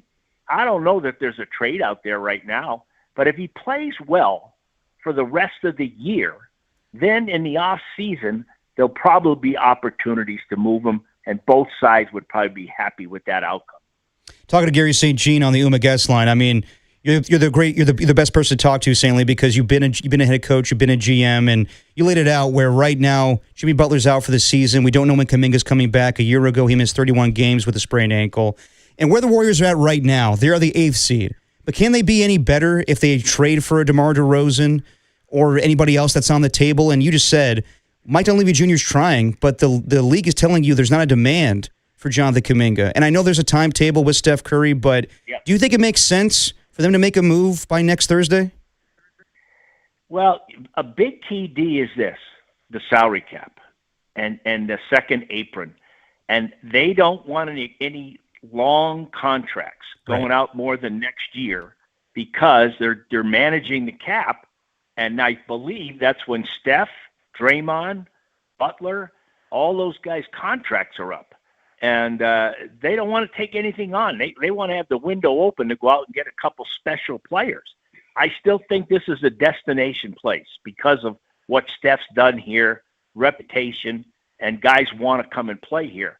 And I don't think they want to play around with that. DeRozan, to me, terrific player, underrated what he's accomplished, the number of points he scored. But again, you're taking on a contract with an older guy. And with that said, I think they'll probably take a pass on that. I had read things about Wiggins coming back. That would have been a multiplayer deal. The key there is I think he only has an option after this year. So we'll see if they get anything done. With that said, I'm looking at the team right now, and you got all these young guys. And the one guy to me, the last 5 games, who's really played well is Moody. And, I think he's got the capability to, with more minutes and more opportunities to shoot the ball, I think he could get up there to 15 points a night. And I like the way he competes on defense. And I don't have any argument or faults with anybody's efforts. I think everybody's really working hard. They're trying to play together. That was a really weird situation, being up there in Minnesota. Yeah. You feel for everybody. It's a terrible thing that's going on up there. And Steph's talking about looking out his window and seeing all the protesters down below. And on Sunday, they wind up with a back-to-back, and I thought they played a whale of a game. They really played hard. Guys going on the floor for the ball. That was a heck of a win. And conversely, I thought Minnesota just looked like a lot of wind was taken out of their sail because that's their town. That's their city. And you could see it on their faces. They didn't want to play. And then the next night, the Warriors, maybe the 3 of us could have dressed and gotten to play. We had good minutes, too, probably. We might have got some shots. Yeah, we do. We're going to get some looks, right? Yeah. Talking to Gary St. Jean on the UMA guest line. You're talking about when you were a GM. If you were still running a front office, what would your philosophy be at the deadline? Aggressive, cautious, opportunistic? How would you go about approaching this deadline? Well, the key there is your ownership. And you sit down and you talk dollars and what you're willing to do. And you get a message there. And you're out there with your assistant GMs. You're calling the other 29 teams now. You're calling 3 times a week, checking in. Okay, we talked about, we really like that guy Greg Papa on your roster. He's a great shooter. He never passes. I don't know about never passes, dude. Yeah. Sounds like him. But we still really like him. He's got a lot of moxie. So that's the guy we want on your team. And, you have these conversations with guys, and you say, well, who do you like on our team? Now, how could we make it a 3-team deal if the money doesn't match up? So there's a lot of things going on. And, in my day, you had a pencil and a yellow pad, and you had a whiteboard up there writing names. Now, they've got this all computerized. They can put names in there with their contracts, and they got this thing to figure out what trades can work and not work. They've gone way beyond my level. I was just out in the front yard shooting with my grandson, William, and that's about where I'm at. Okay. So when you look at this Warrior season, though, through a front office lens, what's your read? Are they closer to contention or are they closer to a reset? Well, if we don't get some guys healthy, then you're going to play. And they're certainly getting good enough to get into play in. And, it depends where you are. You'd like to get a home game. You don't want to have to go to Minnesota or Phoenix to play your first game.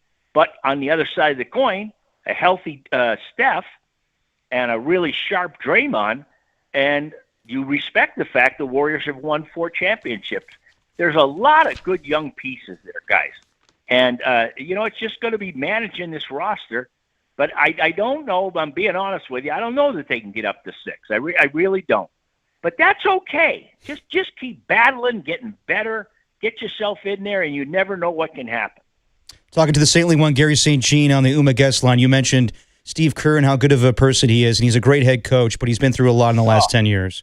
And I never thought he would coach this long with the back injuries, but he's dealt with Draymond and Jordan Poole and now Kuminga, and the owner kind of minimalizing what he's accomplished with emails. And I hear him in interviews and press conferences talk about how this is a diminishing or a fading dynasty and how they really can't compete with the likes of OKC and the Spurs these days. And there's a report out there that maybe Steve Kerr will walk away after this season. And I got to believe that he wants to be there for Steph Curry's remaining years with the Warriors. But I'll ask you this. He always talks about coaching or playing with joy. Do you see the same joy from Steve Kerr when he's coaching? Do you think that Steve Kerr is more wanting to be the coach of Steph Curry instead of really the basketball team right now? You know, D, that's a great question. And when I look at Steve, he lives his life with joy. His message is joy. And how many guys do you guys know that sit on the bench and they're really smiling a lot and they're having a fun time? I mean, you got 82 games and you're sitting there and you're coaching and you're saying, my gosh, you know, I love this. But boy, you're fighting for your life's existence. I got to tell you, it's about the relationships he's created with his players, whether it's on the practice floor, whether it's on the team plane, in the hotel where they go out for these dinners. He has everybody's respect, everybody. And he is appreciated for who he is as a person. And I'm telling you guys, coaches, you know, you look at Mount Rushmore and you talk about Red Auerbach and you talk about Phil Jackson and Pat Riley and whoever else you want to put up there and Popovich. Well, they didn't have many more championships than Steve. And, you know, I got to know all of those guys. And Steve Kerr, I don't think he's appreciated enough as a coach and as well as a player and a person. Long ago, you know, kind of your dad and I nominated myself for vice president or president of the Steve Kerr fan club. I just have so much respect for the guy. And your dad just nodded at me and he said, you're right. And you can't win that argument with me. You have to respect what he's done with 4 championships and all these situations that have come up. He handles them with class. He doesn't throw anybody under the bus. You know, he had a great relationship with Bob Myers and Mike, who we drafted in my day as GM now. And hey, call me anybody, anytime, and I'll debate it with you about Steve Kerr. I'll give you my number. Last one for you, St. Lee. I know you're a big football fan, and we were talking about Bill Belichick earlier, but what about your Patriots going to the Super Bowl? Do you think they have a chance against the Seattle Seahawks? Well, we're 3,000 miles away. I am absolutely thrilled what they've done. Vrabel, great hire by Kraft. This young quarterback, May. Guys, do you know any of their linemen on either side of the ball? I know they got 2 good defensive tackles and that guy Gonzalez or something. Yeah, Christian Gonzalez. He's pretty good. Yeah, he's good. Okay. Nobody made All-Pro. Right. They got a young kicker who's good. And then you look at May, and, you know, I know who Stevenson was. And when he was playing the last couple of years, he was Mr. Fumble. And they've helped him correct that problem. And they got a rookie backup runner. And the guy that I'm watching now is the guy Hooper, who's a De La Salle guy. He is, yeah. And I like that. I'll tell you, Seattle's really impressed me. What a defense. Holy cow. That young coach, they've done a great job up there. And it's going to be tough. What's the line, 5.5? I think it's 4.5 right now, but that may change. Oh, it's coming down. See, that's respect. There you go, guys. Veterans giving love. They got a chance. If you need me a week from Sunday, come on over.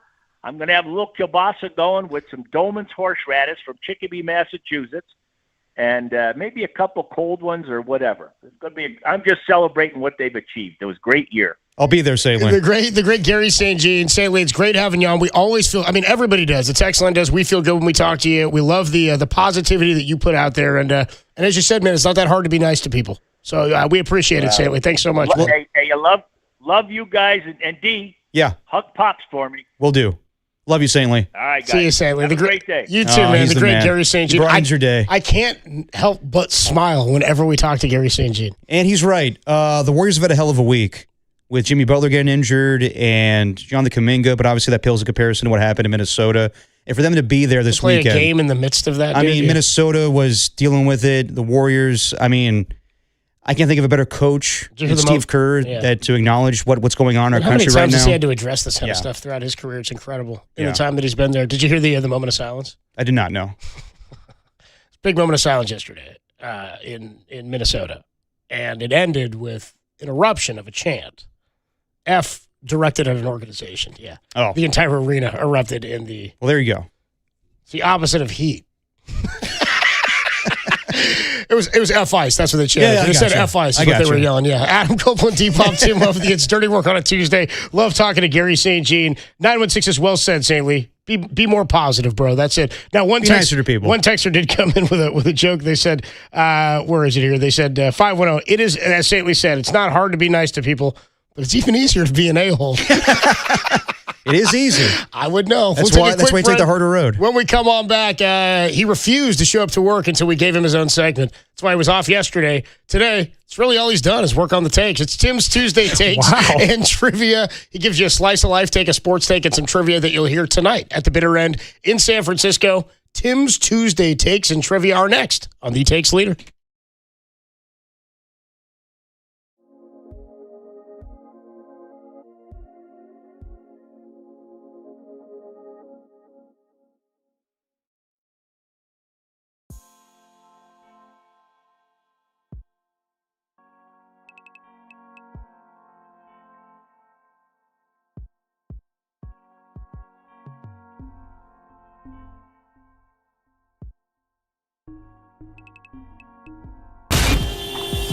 Time for your Bay Area Chevy dealers traffic update.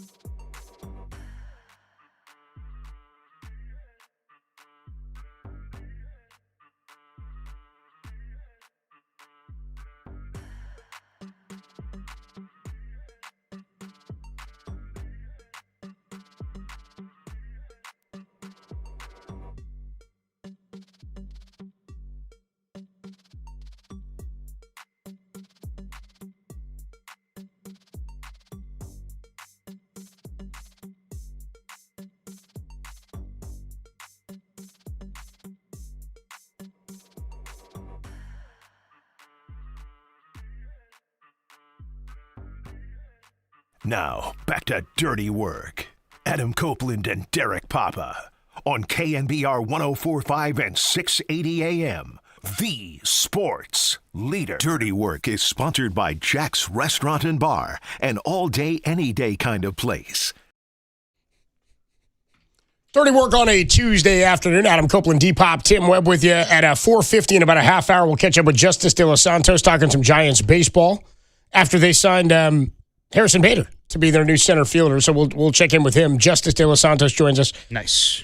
At 4:50, and we'll talk some more Bader in just a minute because Mike Kruco also checked in on the signing and doesn't think he's going to be an everyday center fielder. So we'll talk more about that in a bit. But Tim was off yesterday. It's okay. It was a Monday. Tuesday's his day. Tuesday's all of our day here. Yeah, he didn't miss anything. It's on all good. Dirty Work. Didn't miss anything except for Jake's Takes, which we got in place in lieu of Tim. Yeah. Now on Tuesdays, Tim does his own segment. Tim's Tuesday Takes and Trivia. He hosts trivia at 8 o'clock every Tuesday night at the bitter end. Been crabbing on me for working on it so hard. Jeez. You're in San Francisco. Well, you worked awful hard last week, and we didn't get a slice of life. So, Tim, his Tuesday Takes and Trivia. Let's open it up. It's time for Tim's Tuesday Takes and Trivia on KNBR, the Takes Leader. All right, Tim, it always starts with a sports take and then a slice of life and then some trivia. What do you got for us in the sports world today? Well, hello, dirty workers, filth, and highway patrol officers. I appreciate you guys not crap canning me for not making it in yesterday. Honestly, I kind of do feel bad about missing 3 calls from Ishmael. Call me Ishmael, really? Yeah. Well, as his thoughts on the Broncos curse, and how about Jake's takes on snow football? In all honesty, I do love Jake. How could you not? And there is a rumor that he is getting a haircut today. Now, as our resident Samson, that's a Bible reference, you can look it up. I'm not sure how I feel about any mop chop on that glorious head of lettuce, but if filling in for me for one day makes you rethink your entire life and your purpose in life, then that truly is the dirty work. Samson. But I digress. It's Tuesday, and you guys know I'd never miss an opportunity for the segment that I soiled myself for, so let's do some GD takes. And today's takes are all about football and hypocrisy. Yeah. So let's talk about the Super Bowl. It's Patriots, it's Seahawks. It's going to be in a week and a half. By this time next week, we're all going to be sick of the storylines that no one, and I mean no one, care about. You know these storylines. It's the third-string center that overcame getting cut from his peewee football team, only to make it to the bowl and prove Coach Jackwad wrong. It's the run game coordinator who got through minor dental surgery to scheme up that 4th and 1 halfback belly dive that won him a game in Week 3. We all know these stories. Just like we know the inevitable, hi, I'm the punter from the 1988 San Diego Chargers. Here's my breakdown and why you should buy lawn furniture from Mervin's. Yes, it's part of the whole dog and pony show, and hey, I get it. In this very segment last week, I went on a screed about how I don't want to root for anybody except myself for gambling purpose, which I'm sure you'll be thrilled to know I blew a parlay because I didn't check the weather in Denver. Just like I didn't check the traffic map last Thursday that ended up me being late for a 2 p.m. show. As you can see, my brilliance was on full display. So in an act of self-flagellation, I'm going to go into full hypocrite mode and find any, if few, reasons to be interested in Super Bowl 60. Yeah, I told you that I hate all of these teams, but there has to be a few things to root for, right? Bueller? Anyone? Okay, so let's talk about the Patriots. Yeah, New England fans are entitled. Yeah, they have more Super Bowls than the 49ers. Yeah, Robert Kraft has had some happy endings in Super Bowls. Happy endings in Super Bowls. Jesus, guys. But all that aside, what can we root for? Well, Drake May is the real deal. 72% completion in the regular season, nearly 4,500 yards, 31 TDs to 8 picks. He flashes mobility. And let's call it what it is. It's fun to see a young quarterback have success. In a league that's just itching to bury quarterbacks as busts, just ask Sam Darnold. We'll get to that. A young guy having success is fun. It's good for the league. The Patriots have implemented successfully a 2-headed monster run game in Travion Henderson and Ramondre Stevenson. They combined for 19 total TDs. But good luck telling me which one had more. Stephon Diggs has more legal choking charges against him, so that's obviously out.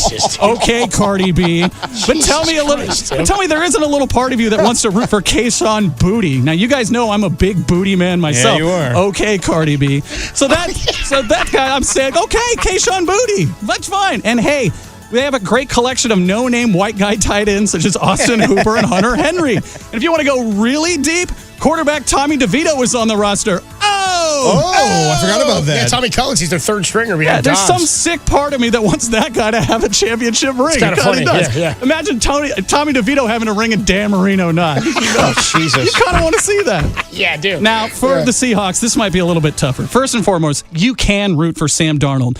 The guy 49ers haters love to say should be the Niners quarterback because, it warms their curdled blood of hate. But why not root for the guy? As I mentioned before, the league was done with Slingin' Sammy. A short stint with the 49ers, and all of a sudden he's Fran Tarkenton leading Minnesota to the playoffs, and he cashes in with Seattle, and now he's in the bowl.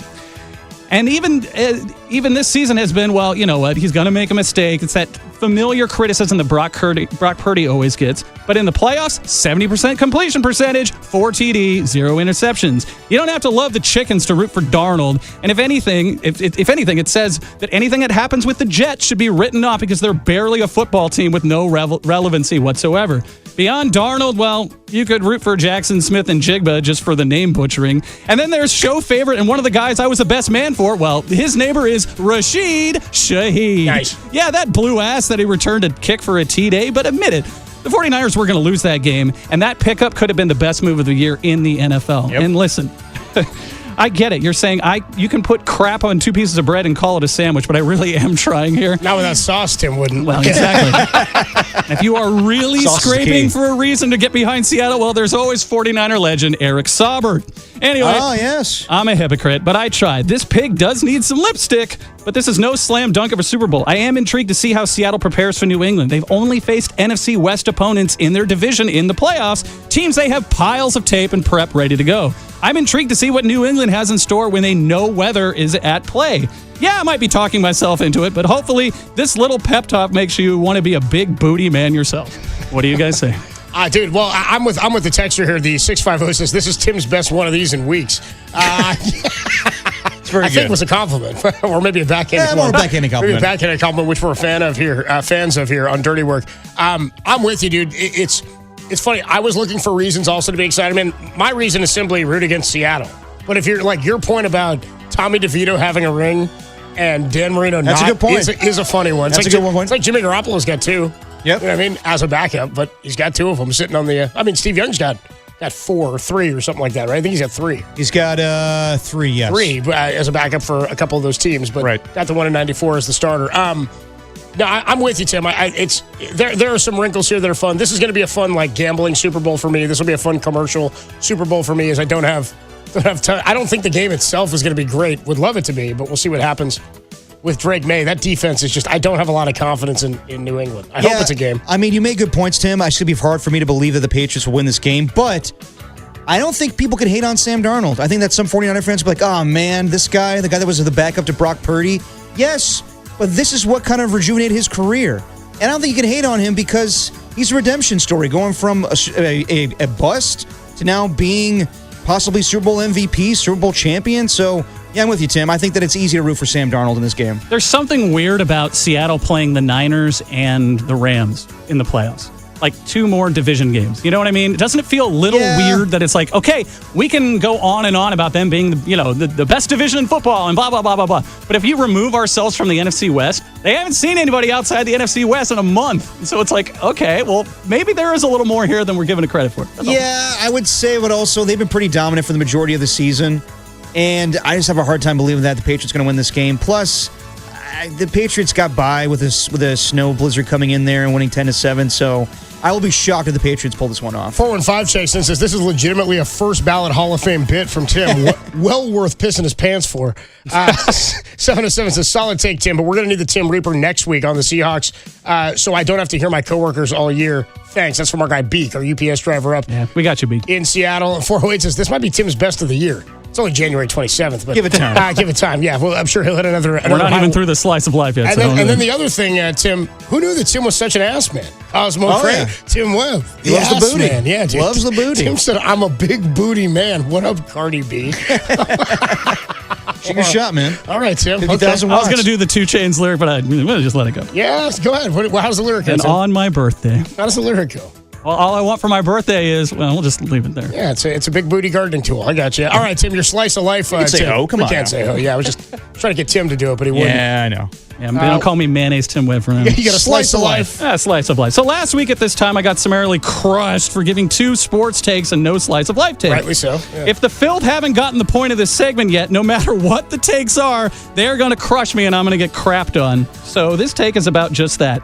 I want to talk about bathrooms, specifically the work bathroom. Man, you are an ass, man. Yeah, everybody has the work bathroom. The workplace sanctuary where you go to get away from your own version of Mr. KNBR or Joan from accounting. Those phone games are not going to play themselves after all, unless you work from home, which in case clean the mirror, you disgusting human, and you know who you are. No, the workplace bathroom here has me in a crappy mood, but you guys can tell me if I'm full of S. Why does every work bathroom have a urinal that's 2 feet from the ground? Yeah. It's like taking a leak off Niagara Falls. You have to have the aim of an Olympic biathlon athlete to not end up in a puddle of your own office coffee. Who is that for? Now, I am not a short king, but if they had a urinal that was specifically designed for my height, I think I'd be more offended than taken account for. Unless you are in the fine dining establishment that is Charles Cheese and his fun house, enough with the tiny urinal. Charles E. Cheese. E's for entertainment cheese. And while we're at it, why do people leave the cowboy hat butt paper mache on the toilet seat after they go? The cowboy hat. This only happens in the work office place. How is it a thing to not trash that cowboy hat? If trashing your own personal ass gasket is too gross for you to flush, then why on God's earth would it be okay for someone else unless you're a weapons-grade psychopath? And while we're at it, why are the lights always set to blind in the office bathroom? The surface of the sun not doing it for you? Go ahead, check out your workplace sink. Listen, I am an ugly person. I don't need the cumulus bathroom's home spotlights reminding me that I look like someone vomited on Gavin Newsom with acid and bath salts. My God, in an ideal world, I would never have to look at myself in a mirror at all. But the good news is we're on camera for 4 straight hours, so thank God I have the 6,000-watt blinders to remind me that the office bathroom is not only for taking an S, but for looking like one too. But the thing that really gets me about the office bathroom, it's the single-ply toilet paper. Yeah. It's like the Zach Morris cell phone or AskJeeves.com. Why does this still exist? Ask Jeeves still around? The only accessible use for single-ply toilet paper is if you're 15 years old and you and your 27 idiot friends went to throw it in the tree of that neighbor that you hate, but you have about as much money as the Raiders looking to pay a head coach. And without getting too gross, and if we aren't already there, we here at The Leader, we like to live Moss. I lived Moss today. I'll let you imagine the gory details, but single ply is like throwing a bottle of Avian into Kilauea's volcano. Listen, with all the adventures of the office bathroom, it's where with all the adventures of the office bathroom, this is where you better get your body clock right to do the dirty work at home. Because that's why I want to be miserable in peace. Think about that every time you have that 3rd cup of mun and you'll thank me later. What do you think? Okay, hold on, Tim. 2 things. What happened today in the bathroom? Yeah, dude, somebody said sounds like it's been a rough 6 days for Tim. Was it that bad today? Yeah, dude, what happened? Dude? No, I've been building this take up for about a year. You okay? It sounds like you're building a crap up, too. Good Lord. Yeah, right? We did live Moss. Yeah, okay, second thing. Tim, seems like he got kind of upset about it. Tim, you're a beautiful man. Enough of this self-deprecation, my friend. Good Lord. Well, 916 does say Tim has a face for radio. He is right. Oh, come on now. Low-hanging fruit. 530. Sounds like it's been a rough 6 days for Tim. Yeah, it sounds like it. 831 Ass Gasket. LOL. We call them Texas T-shirts on the job site. 707. I'm voting for Tim 2028. Somebody else said Tim Webb for president. That's the 916. Checks in on that. That's CHP Joe. 707 says, I love how Tim is calling out y'all's bathroom etiquette. It's not us per se. We do share the floor with other people. Now, it's interesting, I too. don't think I do anything. We have 2 bathrooms on this floor, too, Tim. We do. When you walk out, do you go left or do you go right? I'm a left man. I'm a right left now. man, too. Derek's a right man. I go right. Derek's a right man. I swipe right. I noticed that, yeah. One time Derek's like, where are you going? I was like, to this one. Oh, no, this is my territory. We talked enough on the air. I don't need to hear you when I'm in the can, too. No, we don't need that. But I mean, dude, I will say, the first day we were here, I told you in my note to self, it's a long ways away. It's a ways, yeah. Tim, I hear you on the one ply. One ply, I mean, what are we doing? You can't have a finger ripping through that thing. You know what I mean? No. You can't have a finger poking through that paper. That's a tough one. Who was the comment about the dirty bathroom mirror about? Oh, like people who you've ever met your friend that works from home and everything, and then they take a bathroom selfie and their mirror is disgusting. Clean your damn mirror, okay? Okay. I need to do that more. Derek looked at me and he was like, "Yeah, that's me. Yeah, that's me. Your bathroom sink, your mirror's dirty." I clean it every now and then, but sometimes I'm like, oh god, this is gross. It's a little spotty. Yeah. 5 throws this dude, Tim. You got to use like 6 times the amount of single-ply toilet paper, and then make it into a concentric circle flower-looking like thing. Then you wipe with But that. I'm with you, man. The cowboy hat, people just leave that on the seat. That's gross as hell. What the hell Flush is that? That is flushable. What are you Flush that. talking about? What are you guys talking about? Talking about the ass gasket, the little piece The little of paper thing that you that put on when you sit down The and take a toilet crap. seat cover? Yeah. Jeez, just call it what it is. I was like, what are you talking about? The cowboy hat. You know I what you're talking about. get calling it a cowboy hat. That's good. Somebody else here, who our favorite plumber.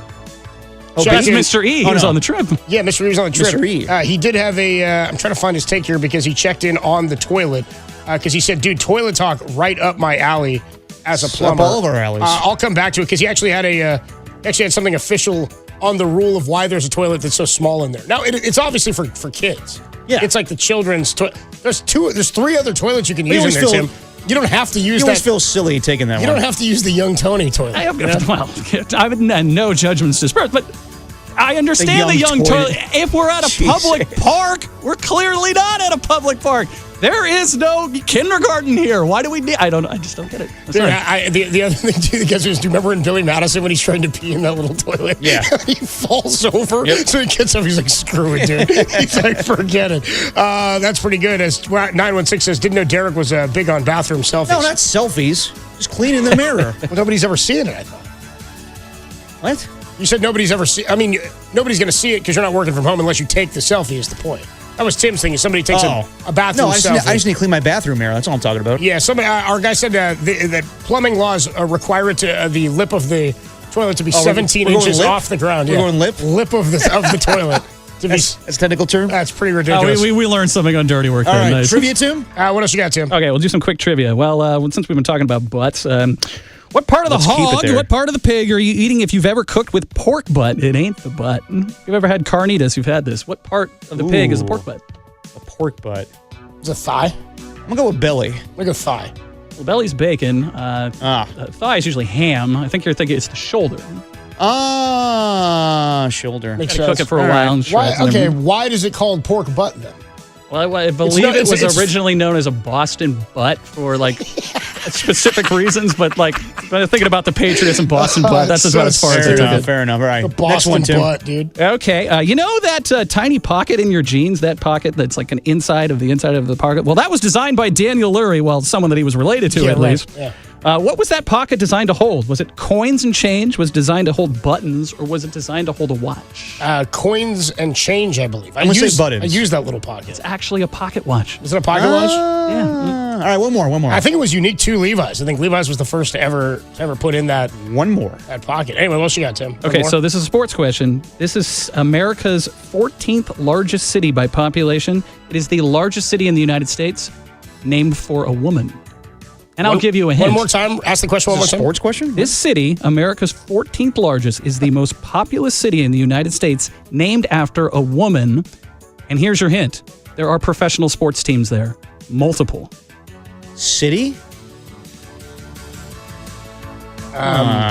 In this city, there are multiple. It's going to bother Boy, me. named after a woman. See, I'm thinking like, it's not like a saint. It's not a... Multiple boy. sports teams. Well, I'm wondering if it's going to be a name of something where I don't know that it's named after a woman. Yeah. Like, is it something that sounds like it's named after a woman? You know what I mean? Yeah, I hear you. Like, is it, is the name Dallas? Is it a woman's name? I doubt it. So, no. Boy, I don't know, Tim. This is a tough one. All right, hold on. When we get it, when we hear it, it's Okay. gonna be- Charlotte? That is correct. Nice job. Oh, boy, Derek. There we go. Let's go. Well done. 805 checks in and says, Copes, Derek. Hold that out of my ass at the last second. Good Lord. 805 says, Copes, Derek, you guys got to do something about Tim's self-esteem. Yikes. That's Tim's Tuesday Takes and Trivia on a Tuesday. Well done, Tim. We'll take a quick break. When we come on back, we will talk a little bit more about this Harrison Bader signing by the Giants. Mike Kruco joined the morning show. He doesn't think Harrison Bader is going to be the everyday center fielder. We'll hear from him. And Jim Bowden says Harrison Bader is a bad clubhouse ad for the Giants. Ooh. I don't like that. We'll get to that next. And then Justice De Los Santos talking ball at 4:50. It's Dirty Work on a Tuesday. Greatest show in America on the Sports Leader.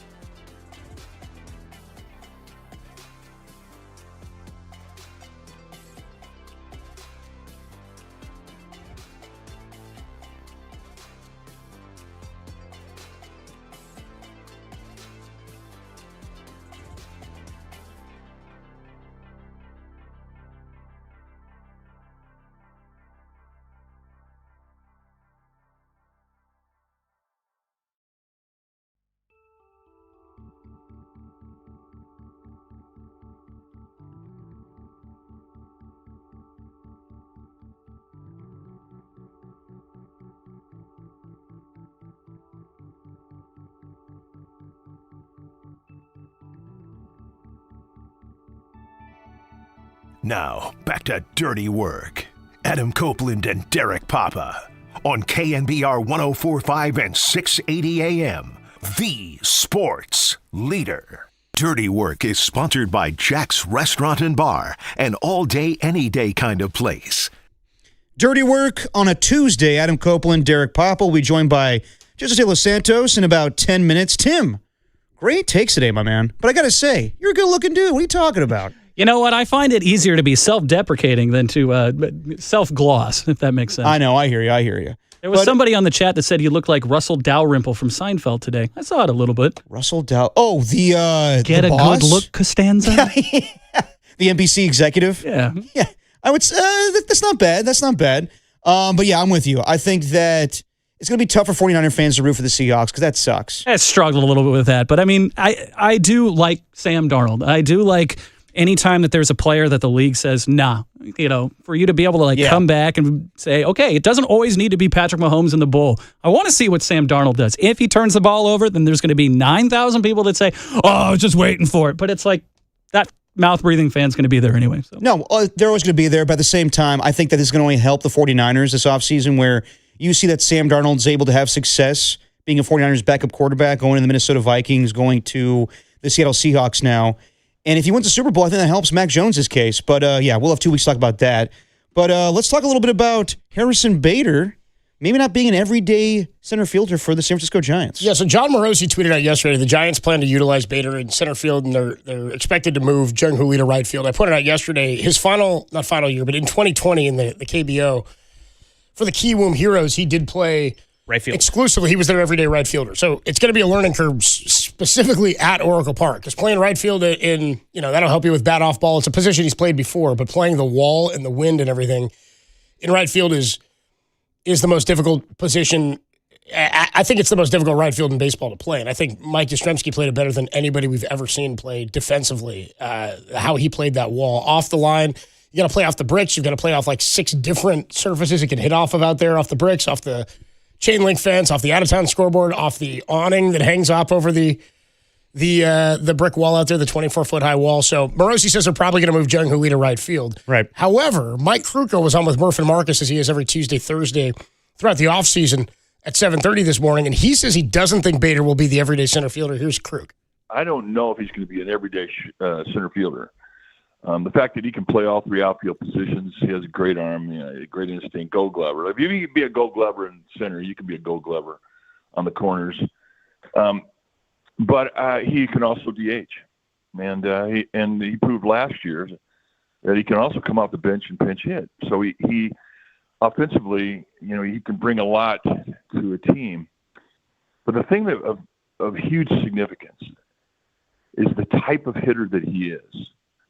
Most of what he hits goes back up the middle. Now, that's a throwback philosophy. When I played, they taught hitters to use the middle of the field. Go think gap to gap, make two strikes adjustments, go back up the middle. Well, he does this. We're coming out of the era of the launch angle and the uppercut. When you see a Harrison Bader, he's a high ball hitter. He's also a really good fastball hitter. That plays well against the Dodgers pitching staff. So, I think that he was acquired for a lot of reasons, and it reinforces the philosophy that Buster Posey has. Last year, he comes to camp and he tells Pat Burrell, the hitting instructor, we want to make two strike adjustments. We want to put the ball in play. We want to use the middle of the field. Okay. They've been doing that for 150 years. I don't know why he doesn't think he'd be an everyday center fielder, though. I don't really get his take on that. I don't understand either. He's like, if he can play, I don't know. Maybe it's the bat. He doesn't think he's going to play every day, and maybe that's how that works out. I think the configuration of the roster right now would have him as the everyday center fielder. He's your best defensive outfielder, unless somebody's bat plays their way in and Jung Hoo Lee moves back over to center. But the point of this move is to improve defense. And you're not going to get, clearly Buster wasn't going to fix every problem they had in one offseason, but they did need to improve there. Well, you said it yesterday. He's not going to be high in the lineup. He's probably going to hit seventh, 6, 7, somewhere down there. I imagine it's like Casey Schmidt, Pat Bailey are 8 and 9 right now. Exactly. So he's down there too. Honestly, that's still kind of a tough bottom of the lineup. Beggars can't be choosers. I don't know why he wouldn't be an everyday center fielder. I say tough. I mean a rough bottom of the lineup. Right. This is a guy who's going to strike out a lot. Yes. A lot. And then you've got Pat Bailey, who's got to figure something out offensively. And did on this in the back half of the year, the final couple of months, he did hit a lot better. We heard early in the offseason that they may go after some catchers in free agency, but I haven't heard that of late. It's more second base. Well, they didn't because they picked up Susak in the Rule 5 draft. That's right, Susak, yeah. So they have him, and they've got – so, again, he's a Rule 5 guy. If he doesn't make the team out of camp, or if at some point they decide he's not good enough and they need a different backup catcher – they call somebody else up, then they have to keep him on the big league roster all year. Right. Is the point, or offer him back to his previous team with the Rule 5. So I think they've got an offensive bat they believe is as a backup, but he'll still have to make the team. Here's the more interesting one to me, Jim Bowden. And we're going to catch up with Justice De Los Santos, who covers the Giants for the San Jose Mercury News and the Bay Area News Group in just a bit. By the way, check out his YouTube page, Justice_De Los Santos. Yeah, he's putting up YouTube videos as well on the Giants this offseason. Anyway, Jim Bowden on the Foul Territory show, he's talking about Harrison Bader as a fourth outfielder for the Giants. So I don't know who he projects as the that's great if he's the fourth. Who's the third? Gilbert? I don't know. Is it Gilbert? Is it Gerard Encarnacion? Is it Luis Matos? Two guys without options, Encarnacion and Matos. So they've got to figure that situation out. Anyway, he says he thinks Bader is a fourth outfielder. Maybe more concerning, though, is he talks about him not being a good clubhouse guy. Here's Jim Bowden. Yeah, so, to me, Bader's a fourth outfielder. He's a pretty good defensive player. He is a good base runner. His uniform is dirty by opening day, and he tends to irritate coaching staffs by the end of the season.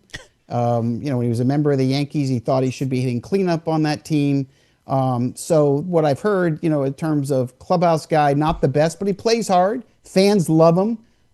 Because of that. And to me, it's a good fourth outfielder. We all love pitching and defense. And so to me, Harrison Bader is a plus when it comes to that. But my view on the player is more of a fourth outfielder than a starting center fielder.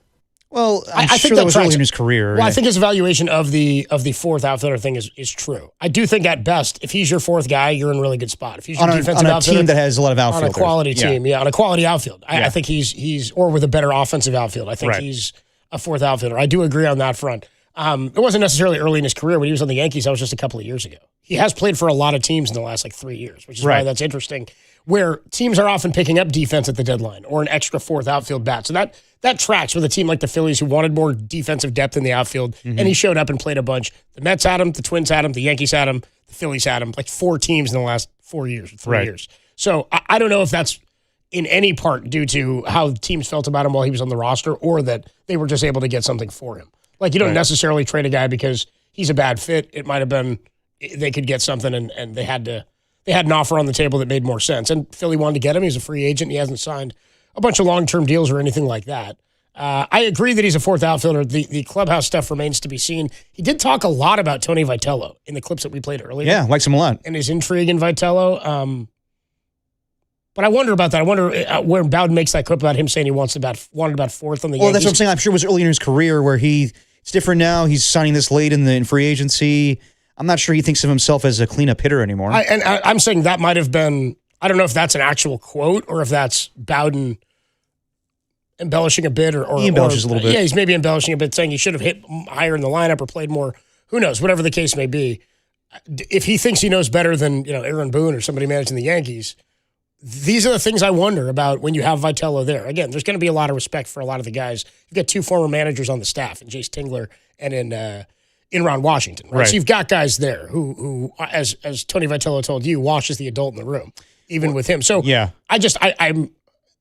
it's important that this clubhouse is cohesive, specifically this year under Vitello. Right. Because if there's any dissent or anybody who's like, I'm not buying into this, I'm not into this guy, that has ripples through a clubhouse. And a guy you just give a 2-year deal to, if he has a bit of a reputation, not a good thing for a first-year manager, first-time big league manager. Yeah, but I got to believe that Buster Posey would.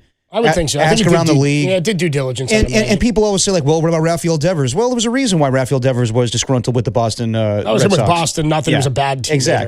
Exactly. So I have to believe that Buster Posey would ask around and get the okay this guy's not a problem. So I'll believe it when I see it when it comes to being a bad clubhouse guy. Adam Copeland, Depop, Tim Webb with you. We were going to catch up with Justice De Los Santos of the San Jose Mercury News and the Bay Area News Group. We'll ask him about what he's heard on Harrison Bader and this ad. Also, the move of Jung-Hoo Lee to right field, Bader into center field. Are the Giants done? There are still some names out there. Do we believe they're actually finished on the pitching front? Scherzer's still a free agent. Talked about that as his relationship to Vitello. Verlander too, but we did think that maybe Scherzer would be a fit with the Giants because of his relationship with Tony Vitello. I tell you what, I'd take both of those guys. I don't think it would cost. I don't think it would cost all that much. Yes. Why not take the depth? I'll take the innings from 2 future Hall of Famers and a guy who 2 major competitors too. You could still develop guys on the back end if you had those 2 dudes. We'll talk about some of that with Justice De Los Santos, who joins us next. It's Dirty Work on a Tuesday on The Sports Leader.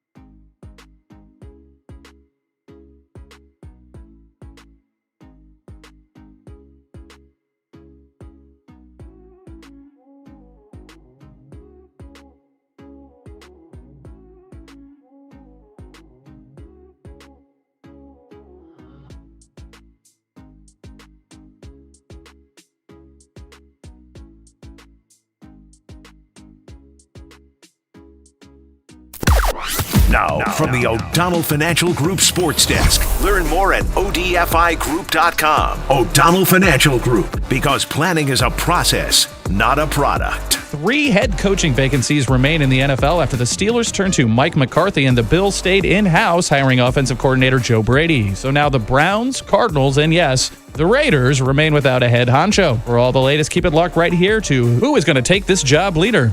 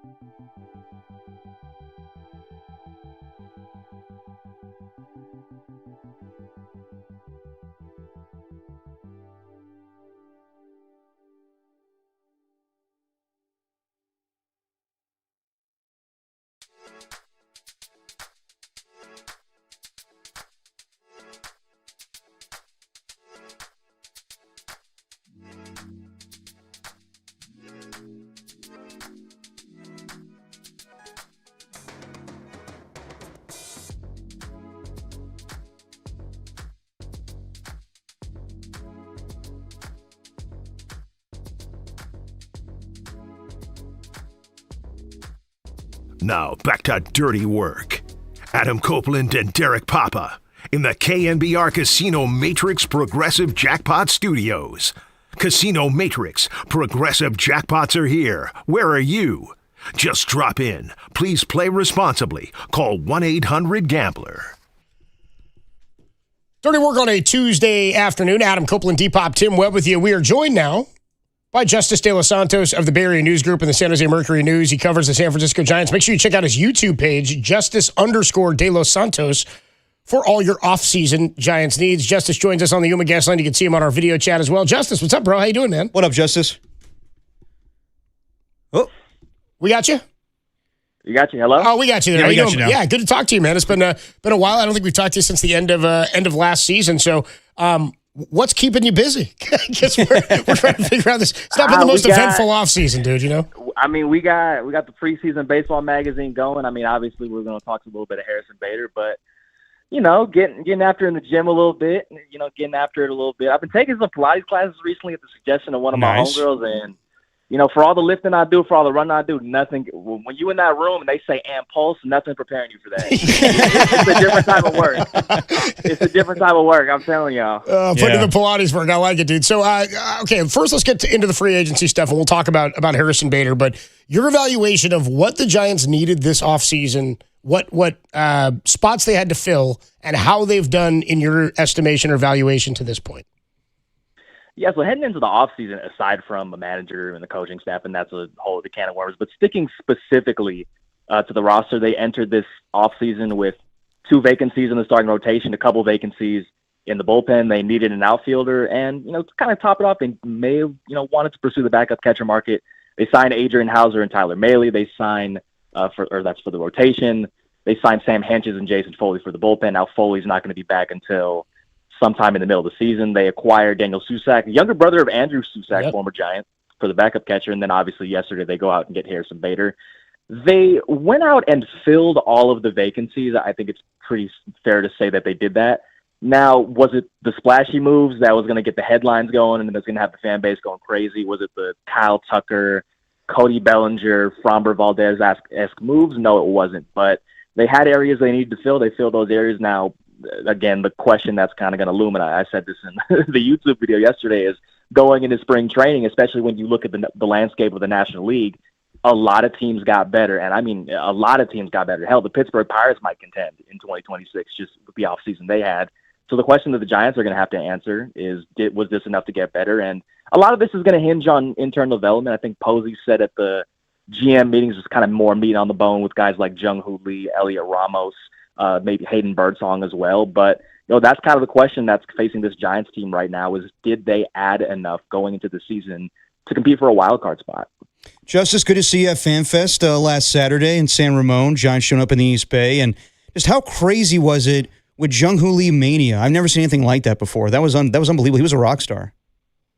Yeah, I mean, as someone I grew up in the Bay and as someone who is Asian, I can tell you that, speaking to the Filipino side of it specifically, I know like whenever we find out that there's a Filipino athlete, we claim him like crazy. It's big. So it has been a while since, the Bay Area has really had like an Asian American like rock star type of player. And so I personally wasn't shocked that Jung-Hoo did get the reception they did. And also for anyone who's curious, after the detainment, he appeared to be in good spirits. Yep. Everything was kind of fine. It was just kind of a miscommunication when he brought all the paperwork he typically does. But of the 12,000 fans that were there, which is the most that they've had on any of these FanFest tours, I'd say at the minimum, it felt like half of them was there for Jung-Hoo. Right. Shout out Tim Lincecum's Filipino heritage. And also the funky Filipino Gino Espinelli, left-handed pitcher, reliever, pitched for the Giants back in like 08, 09, somewhere in there.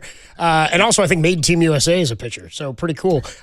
Just a thought from you on how this outfield, after they signed Harrison Bader, reports yesterday were that he would likely be the center fielder. He immediately becomes their best defensive outfielder. Jung-Hoo Lee potentially moving to right. You've still got Elliot Ramos in left field. How does the rest of the outfield shake out? Because Luis Matos out of options. Correct me if I'm wrong. Gerard Encarnacion, I think, is out of options as well. Or is he a free agent? I think he's still on the 40-man roster, isn't he? And then you've got Drew Gilbert also as a minor leaguer. How does the rest of this shake out? And are there spots up for grabs? How do they manage Matos this offseason? Yeah, I think Matos is the very interesting one in this equation because the Giants have given him opportunities over the course of the last 3 seasons, I believe, to really take that right field spot, especially when Yastrzemski got traded. It was pretty much his opportunity to really seize that spot. And we've seen it in spurts. I remember it was the 2024 season where there was that crazy week that he had against the Dodgers in particular, but he hasn't been able to sustain it over an extended period of time. The glove isn't really there.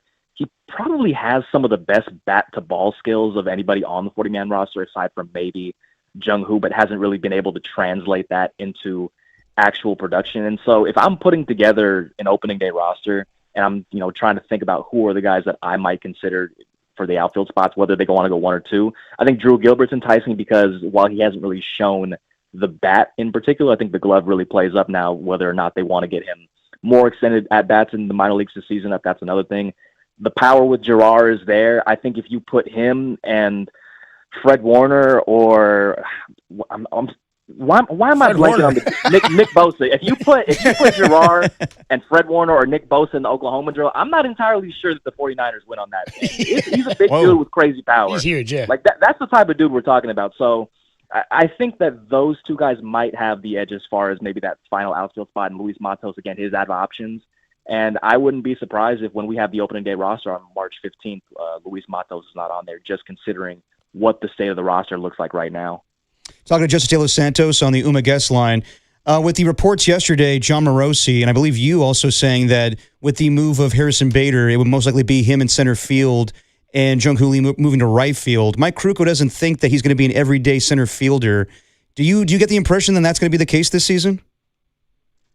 I probably would envision him playing center field, and the reason for that is you look at Bader and what he's been able to do defensively. He's been one of the best pretty much since he came up to the major league level.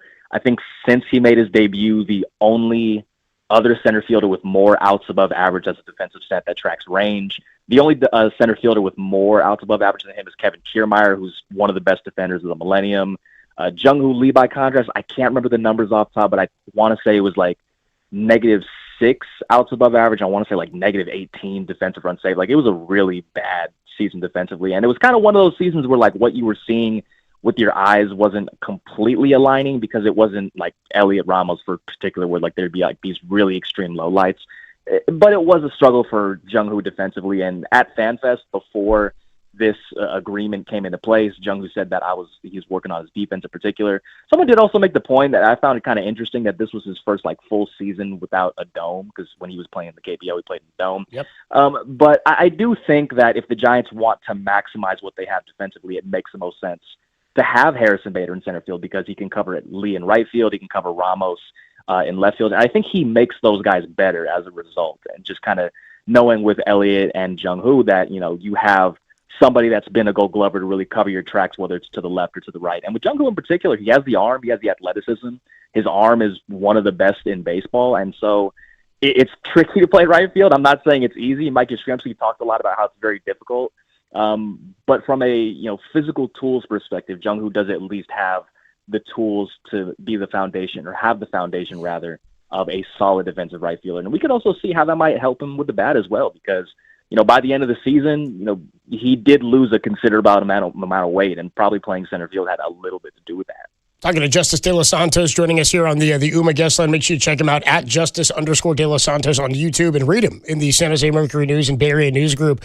Do you think the Giants are done at this point? I'm asking mostly because there's a couple names out there, like Max Scherzer was a guy mentioned at the beginning of the offseason because of his ties to Tony Vitello after Vitello was hired. They obviously had Verlander, but we haven't heard anything about that. And I guess now we're hearing that maybe the Orioles have interest there. They did sign, as you pointed out, Hauser and Molly, so maybe everybody's moved on. But do you think they're done on the pitching front? And then on the offensive side, Luis Arraez is still out there. Seemingly, he would be an awesome add. The versatility from DH, first base, second base, third base, you could still potentially wait a little bit and give Bryce Eldridge a little bit more time to season his at-bats in the minor leagues to start the year. Just your thoughts on if they're done, and if maybe they could find a deal, even a short term, somewhere here before the end of the offseason. Yeah, I think the term that general manager Zach Manassian used a lot was they're going to continue to keep their doors open and things of that nature. But I wouldn't be surprised if this was the last significant ad, like maybe there's a non-roster invitee here and there. They have been linked, according to reports from Jeff Passan, with Nico Horner and Brendan Donovan as far as second base. Andrew Bagley, the Athletic, also mentioned that they aggressively pursued C.J. Abrams, right, who they would have converted to second base. As far as the batting side with the Rise in particular, I think it's at least a little intriguing if they don't believe that Eldridge is ready for opening day. Now, the thing that I do want to mention with the Rise, and I've debated with John Shea over this, the great John Shea, who, if you want to irritate him, say it is what it is on air. It's his favorite saying. But Arraez is very fascinating in that he does have the high batting average, but I think the OPS is barely a 700. It's he's low. A really he's in a bad defender too. And so it's really the scope of what he could do is pretty much just a DH. And it's kind of a philosophical question then. It's do you want your DH to be, a high average guy, but pretty much that is he doesn't have great on base numbers. He doesn't have great slugging numbers. But getting back to the main question, is this it? It could potentially be. It's always that looming question. It's could they do something? And there are still a couple names out there. Zach Gallen's still out there. Now, whether they want to swallow the qualifying offer, that's something that they'd have to decide. But I wouldn't be shocked if when pitchers and catchers report in a couple weeks that Beta represents the last significant add that they've had to their roster. Couple more minutes with Justice De Los Santos on the UMA guest line. I know we got to see him actually manage a baseball game, but just your impressions on seeing Tony Vitello at FanFest. I don't know if you were there in San Jose, but last week, just seems that fans are gravitating towards him. Obviously very personable and going to visit Willie Adames and Jung-Hoo Lee in the offseason in their home countries. Just your impression so far with the way that he's had this fan base just kind of gravitate towards him. The personality is most definitely there, and it's definitely a bit of a different personality compared to, not even just Bob Melvin, just a lot of other managers in Major League Baseball. But it does seem like, as far as trying to embrace this fan base, it does seem, as far as trying to get to know this fan base, he's not shy. He hasn't shied away from a little self-deprecation. I remember at the San Jose stop, he said something to the effect of, I'm going 2 for 3 on the FanFest tour. That's probably better than I ever did as a player. So he has leaned into that pretty early. I think he referred to himself as a scrub walk-on when he was back in Mizzou. So I think that there's a personality there that I think a lot of fans are going to gravitate towards. Now, I'm sure we mentioned this a lot at the beginning of the offseason. There still are a lot of questions that he's going to have to answer as far as, how his style is going to translate from college. 60 games at Tennessee, that's the entire season. 60 games here, that's June. But I think as far as bridging the gap with some of the foundational players as well, going to Korea, that's not something that's insignificant for him to do. Seems like he has, tried to make those connections with Logan Webb as well. Obviously, Logan was there at San Ramon. But, as far as first impressions, I think, as far as, winning over social media, winning over the fan base, I think he's made a good first step. But obviously the big thing with him is going to be winning. One more for you, Justice, before we let you go. We played a piece of audio before we got you on from Jim Bowden on Foul Territory talking about Harrison Bader. And he'd referenced something that happened with the Yankees a few years ago. And I know it didn't end great for him there. He was placed on waivers, I think, ultimately at the end of his Yankee tenure. But he had a great postseason for them at one point. He mentioned that Bader thought he should be batting higher in the lineup. He should be hitting cleanup or something. And mentioned that he might not be a great clubhouse guy. I personally would find it hard to believe that Buster, with the situation with the new manager and a first-year manager, wouldn't have done that due diligence or would have brought somebody in that had a reputation as a, quote, not good clubhouse guy. I just don't think that's where Buster lands. Have you heard anything about that or do you have a take on that? Is there any? I just feel like Buster would do the right thing in terms of getting the right people in place, not just a bat or a defensive outfielder that could be detrimental to the team. It's kind of funny, but a couple hours before this, I got a text from someone who used to cover Bader, and he did say from a clubhouse perspective, he seems to have been a little more on the net positive side. And I can't obviously speak to what was happening in New York, but as I did see a clip of him, I think it was with John Heyman yesterday. He was talking about the decision to sign here, and he did say that I wanted the opportunity to play with star players. So I think that there's an acknowledgement kind of there in and of itself that he might not necessarily be the type of guy that's going to hit at the top of the lineup when you have Willie Adames, Matt Chapman, Rafael Devers, even Jung-Hoo Lee on this roster. So can't speak to that in particular. Obviously, we're going to have the opportunity to get to know him in a couple of weeks. But it does seem like Buster has been very intentional about the personalities that he's curated here. Obviously, Willie Adames, super personal. Logan Webb takes it upon himself to be that clubhouse leader. Matt Chapman's a veteran. So we'll kind of – it's obvious things that can be – they're great until they're not. But from looking at what Buster has done and the types of players that he has acquired, it does seem like he has done a due diligence as far as someone and their potential impact in the clubhouse. And I don't think that Bader may necessarily fall into that category. Again, can't speak to what happened in New York, but that's just kind of my read on the situation. Yeah, based on who Buster was as a player, winning a Willie Mack Award himself, it sort of feels like he's a high-character clubhouse guy, and I don't think he would let something ruin that, especially being the leader that he was in his time as a player. Justice De Los Santos covers the Giants for the San Jose Mercury News. Make sure you're watching him at Justice_De Los Santos on YouTube. Justice, great to talk to you, man, and we'll see you soon. Have a safe trip out to Scottsdale, bro. Thanks, Justice.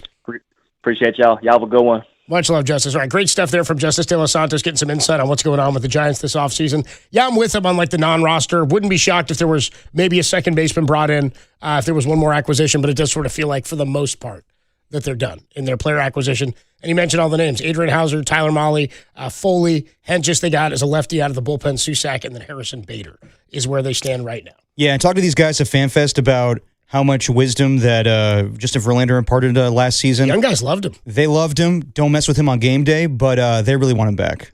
Well, sounds like he may be wearing black and orange for a different team. Really? Baltimore? Baltimore showed interest, I guess, in the last week. They had some ties to him, but we shall see. Adam Copeland, Depop, Tim Webb with you. We don't have a sound soiree for you, but we do have one of our other favorite sound segments. When NFL and college coaches talk, we listen. We got press conferences. We've got a coach speak for you featuring Variable, more of Chapdash Sean Payton. Mike McCarthy introduces the new head coach of the Pittsburgh Steelers, and Mike McDaniel is now officially a LA Charger. We'll talk about that next in the Coach Speak segment. Then we got some Pat H crap for you. It's a Tuesday on Dirty Work on the Sports Leader.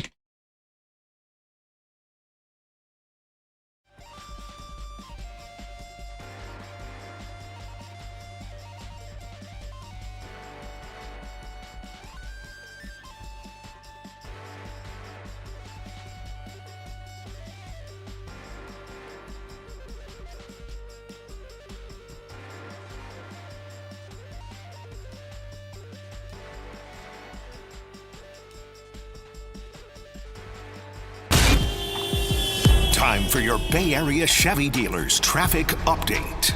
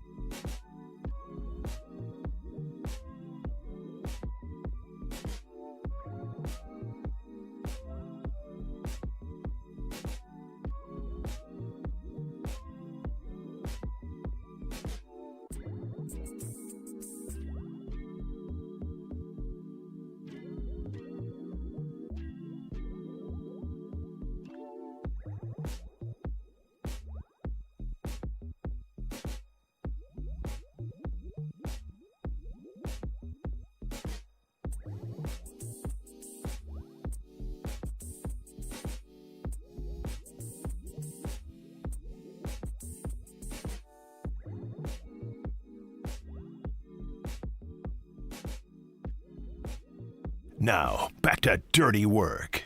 Adam Copeland and Derek Papa on KNBR 104.5 and 680 AM, the sports leader.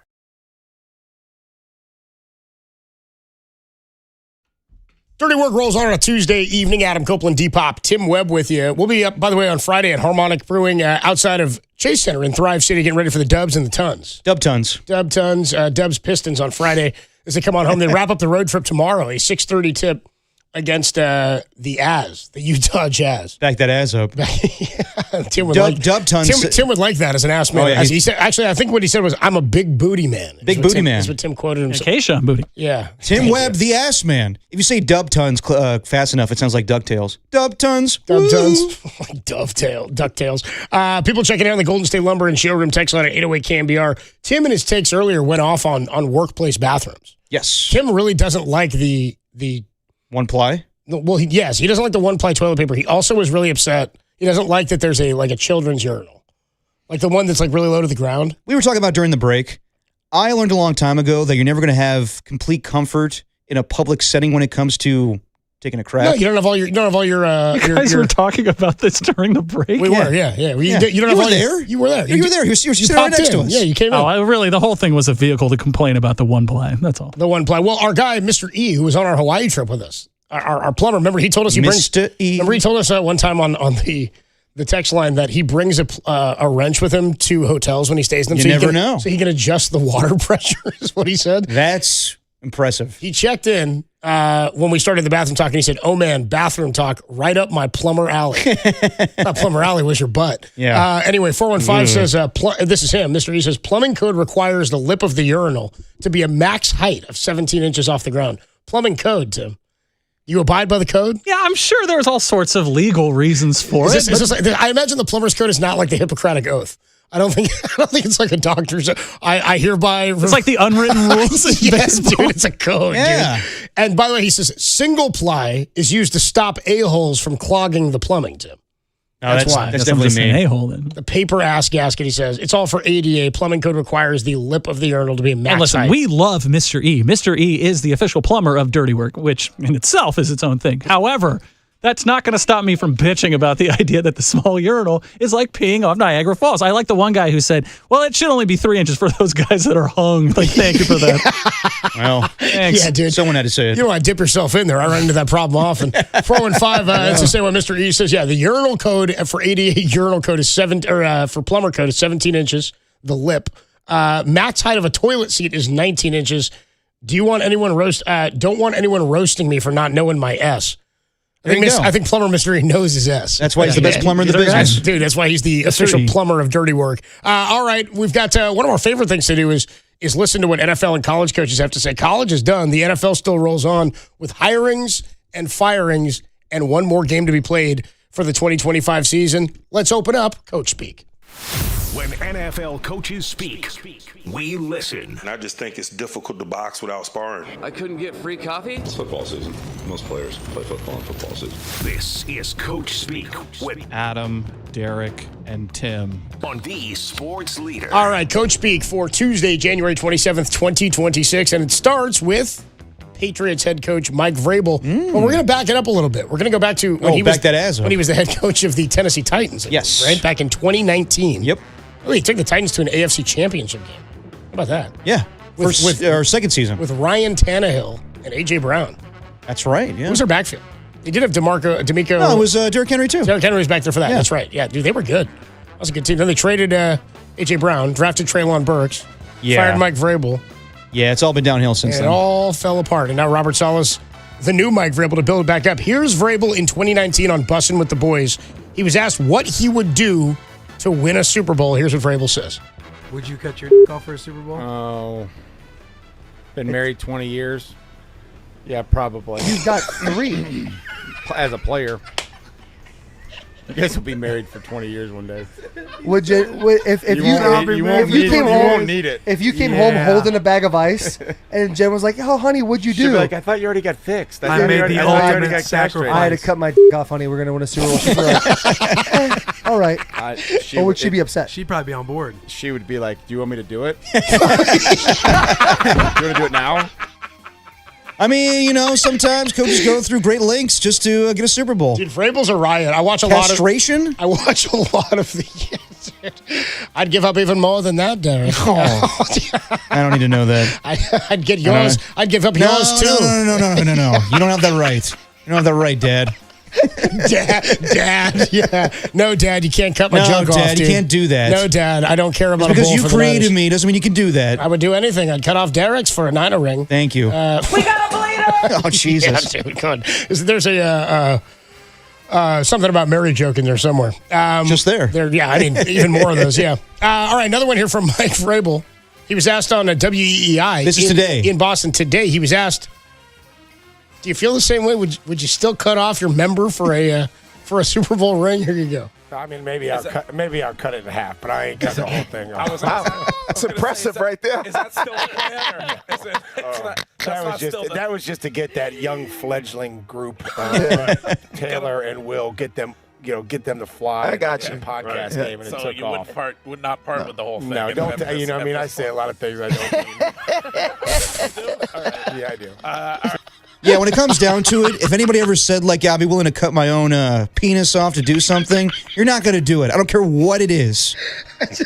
I just like them saying, you wouldn't part with it? No. like it's a garage sale. I can't part with it for that price. I'm really attached to it, so no, I'm sorry. It's like, I got to keep one of them, the pillar or the stones. I can't go the whole thing. And I know my wife doesn't care, but, like, I don't know. It's kind of a part of me, so yeah, nah.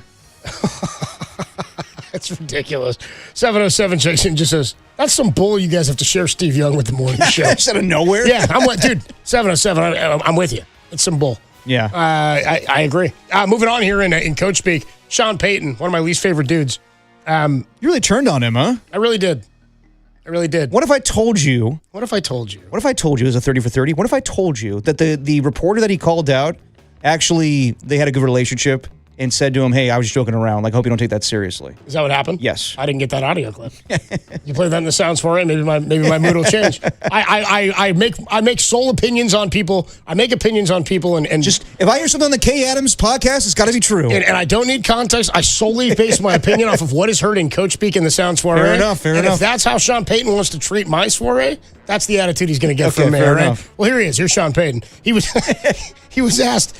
Davis Webb is his passing game coordinator. Pass game coordinator. He was interviewing for the Raiders head coaching job. Boy, Raiders really are scraping the bottom. Hold on, I don't know about that. Well, so he's asked if Davis Webb takes the Raiders job, what happens next? Where are you going? Here's Sean Payton. Well, it'd be a pain in the ass for him. Basically daring him, like, I dare you to go take that Raiders job. By the way, now he might be the OC in Denver. Yeah, they just farted. They just fired Joe Lombardi, who was his coordinator with the Saints back in the day. So I believe with all the attention that Davis Webb is getting right now, they're going to elevate Davis Webb to be the offensive coordinator. And I think Davis Webb's intriguing, but he hasn't been a coach for that long. He was a backup quarterback for the Bills and the Giants. I think he went to Cal back in the day. He did. But I don't think he's going to be a head coach. I think he needs to be a play caller for a little bit of time. And as far as the Raiders, I hear you. It's not an attractive job. I get it. Along with the Cardinals and the Browns, not great. But it does sound like they're waiting on Clint Kubiak, and that's why you may see them last when it comes to hiring a head coach. Yeah, maybe after the Super Bowl, day after, 2 days after next week. We'll find that out in the near future. 707 checks in and says, what the hell's going on? I walked into the post office. I get back into the car, and I hear Depop talking about slicing manhood. Yeah, man. Couldn't have junk. Mike Vrabel said back in 2019 that he would cut off his junk. You missed it, okay? Cut off his junk for a Super Bowl. 408 says, did Depop just have a farty and slip? Well, so did the guy in the Mike Vrabel clip, if you want to play the WWE. WEI? Yeah, if you want to play it one more time, listen closely. He almost says fart? Yeah, I think he did say fart, but go ahead. If you have it. I got you. Podcast game, and it So took you off. would not part with the whole thing. No, You wouldn't fart with part. Happens to all of us. Fart on the brain, dude. Happens to all of us. 5 Thrift says, I love my D. I got to keep it. That's a simple way to say it. Attaboy. And I love my D. All right, Mike McCarthy. How much you feed off the D? What's that? How much you feed off the D? The old Ross clip? Yeah. They're all laughing at that. Mike McCarthy, new Steelers head coach. Very well. Oh, here we go. It's just like Kyle Tucker farting into that mic at his presser. All right, here's Mike McCarthy. He was asked after he took that Steelers job, hey, Mike, do you want Aaron Rodgers back? Here's McCarthy. I mean, definitely. I mean, I don't see why you wouldn't. But, I think just like anything, knowing Aaron long enough, going through seasons, I think when players, to see Mel Blunt here, I mean, when guys are up at that stage of their career, they need to step away and decompress. I think that's very important. The game is so emotional, what these men commit to and what they put into it. I think that time away is important, and I have spoken to Aaron, and so that's really where we are there. But I was able to sit back and watch the games. I watched most of the Pittsburgh games on TV, and I thought he was a great asset for the team. So just watching this press conference today, it's clear that this means a lot to Mike McCarthy, and man, to have the teams that he coached for, I mean, the franchises. Legendary franchises? Yeah, the Cowboys, the Packers, the Steelers. And then, by the way, as an assistant, Niners, Chiefs. Yeah. I mean, he's been with the most legendary cream of the crop when it comes to the NFL. Yeah, so this means a lot to him. He got choked up at one point saying, like, I get to see my old friends and my family now, coaching in Heinz Field. But when it comes to Aaron Rodgers, look, I think that he's saying that today, when in reality, like, yeah, he'd bring him back, but it's just one and done. Like, maybe end on a high note because there was, some weirdness once Mike McCarthy was fired. There was an article written where maybe Aaron Rodgers didn't love his time with Mike McCarthy. So if it goes out in a good note with the two guys, that's good. But for the long-term success of the Pittsburgh Steelers, they need to move on from Aaron Rodgers. Yeah, but they also need to draft a quarterback. They do. And so but they're going to need somebody this year. So, having a stopgap or having somebody who's going to fill that void, if it could be Rodgers, if I'm McCarthy, I would love it to still be Rodgers. That would be the best case scenario for McCarthy. The same thing like a year ago. No, I'm saying for him though to move, you can have Rodgers with McCarthy and move forward and know we're drafting somebody. I'm going to develop somebody, but I'm not doing it in 1 year right here, and we're going to waste this defense. I hear you. Your best option is to have a stopgap quarterback, and the best option for Pittsburgh is the guy who was just there. I just wonder if Rodgers wants to be a stopgap quarterback. Well, at the end of his career, that's what he is. I know, anywhere he goes, I'm just saying anywhere he goes, he was already that. They just didn't have anybody behind him yet. Yeah, I just wonder if it's like worth it for him where you're going to draft a quarterback, cool, and I'm just going to do this to, be kumbaya with Mike McCarthy as opposed to go win a Super Bowl. Well, I think it's about him. I don't think that's why. I think it's about if Rodgers wants to keep playing, I think it'll happen in Pittsburgh. Yeah, maybe. Or Minnesota. If they kick those That's tires on the table. We'll see. I'd say those two. But if I were him, do you really want 3 teams in 3 years? I would imagine being in Pittsburgh with a system at least, with players and teammates, an organization you're familiar with.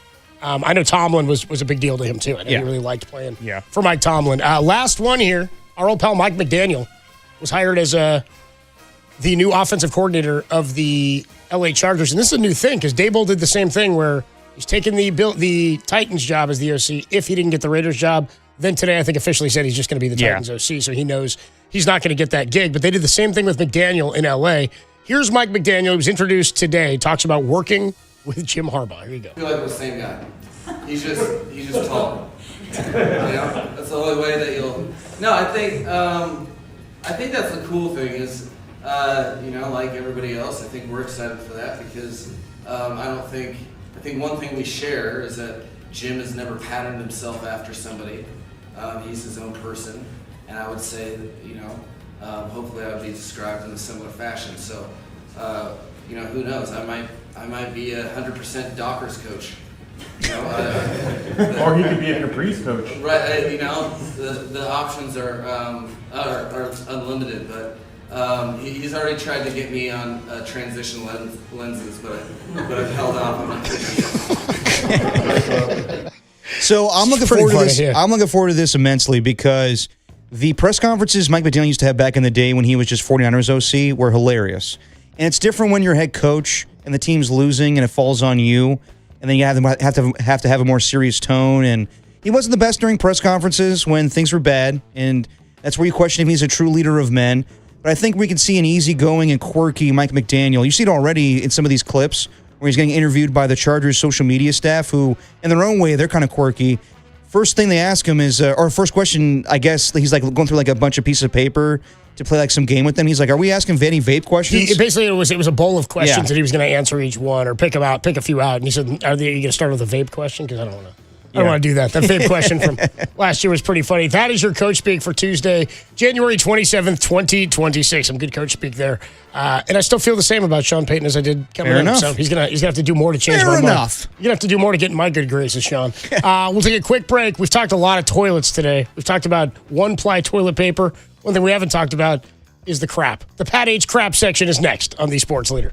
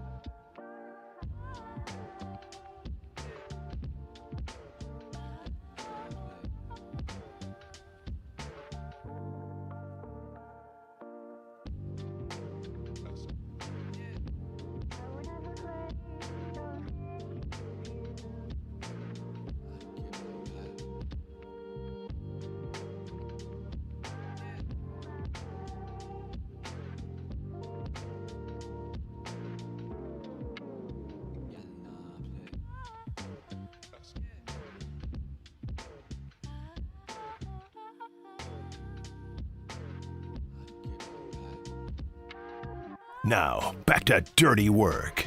Adam Copeland and Derek Papa on KNBR 104.5 and 680 AM, the sports leader.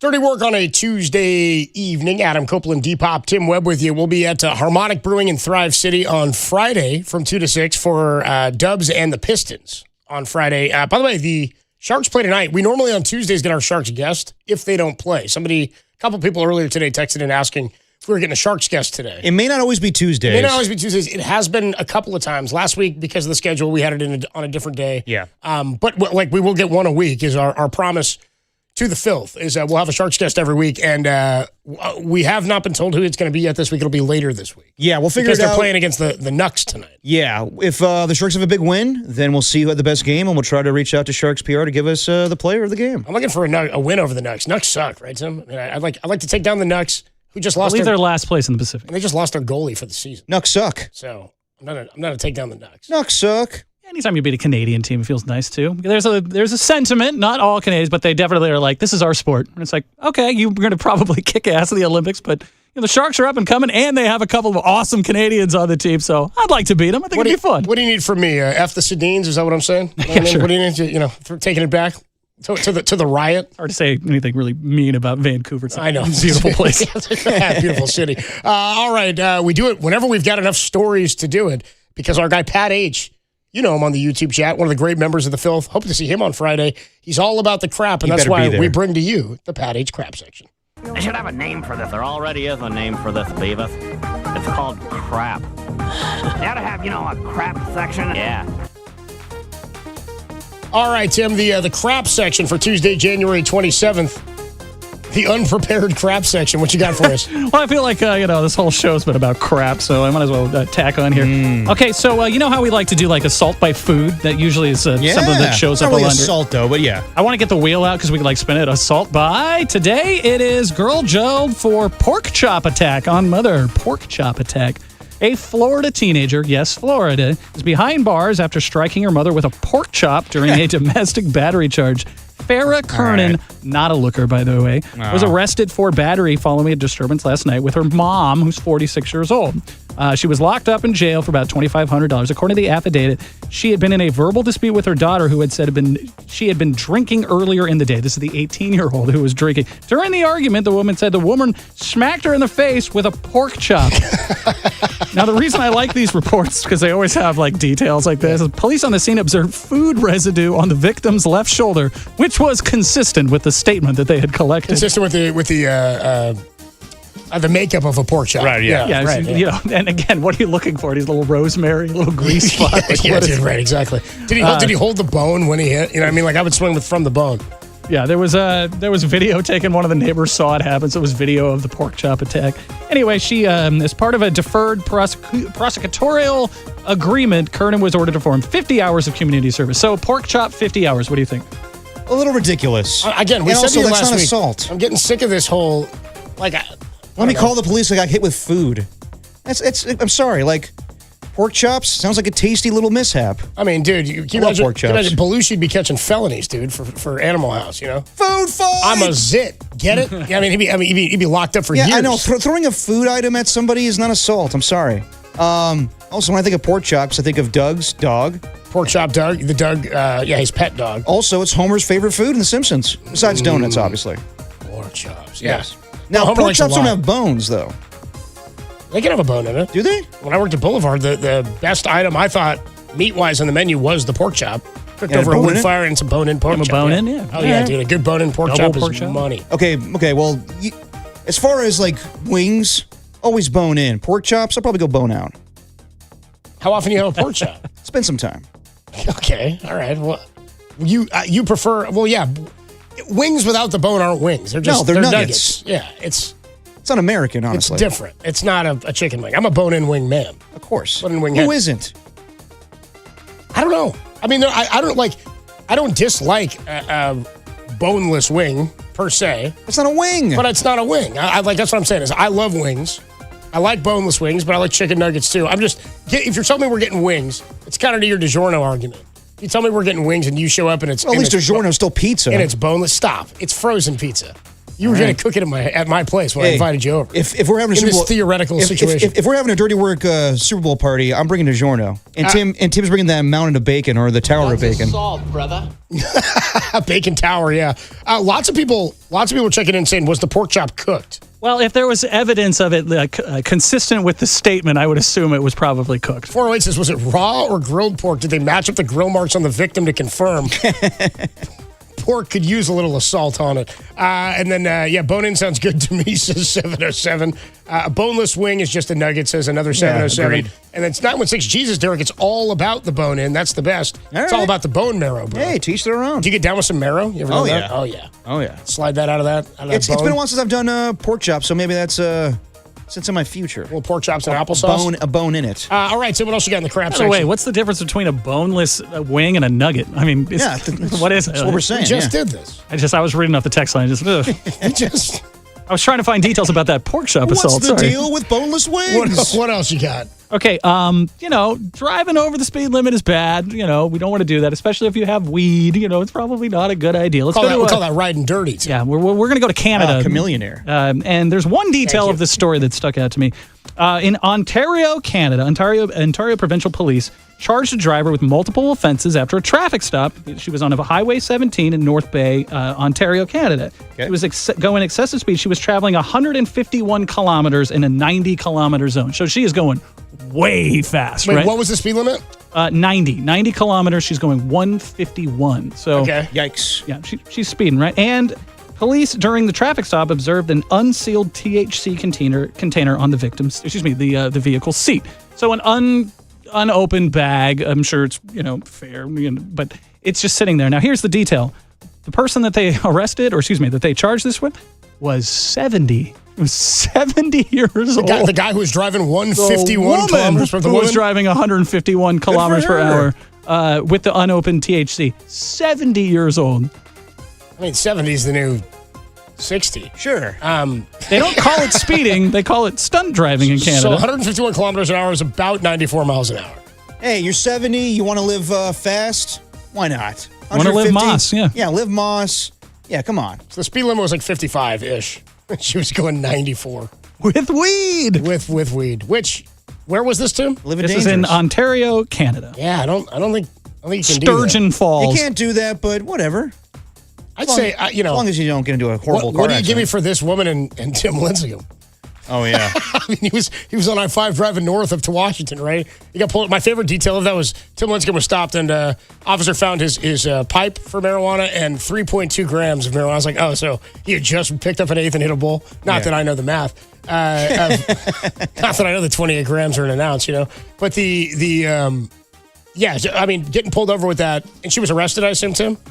Yes, her penalty was that she was a suspended license for 30 days. Her vehicle was impounded for 14 days, and she has a future traffic court appearance. All right, so nothing for the ganj, dude. Nothing for the ganj. Nothing for the devil's lettuce. The two charges, again, Canada here were stunt driving. So if you go over to certain things, it's stunt driving. They call that stunt driving? This is stunt driving, and she's 70. That's nice.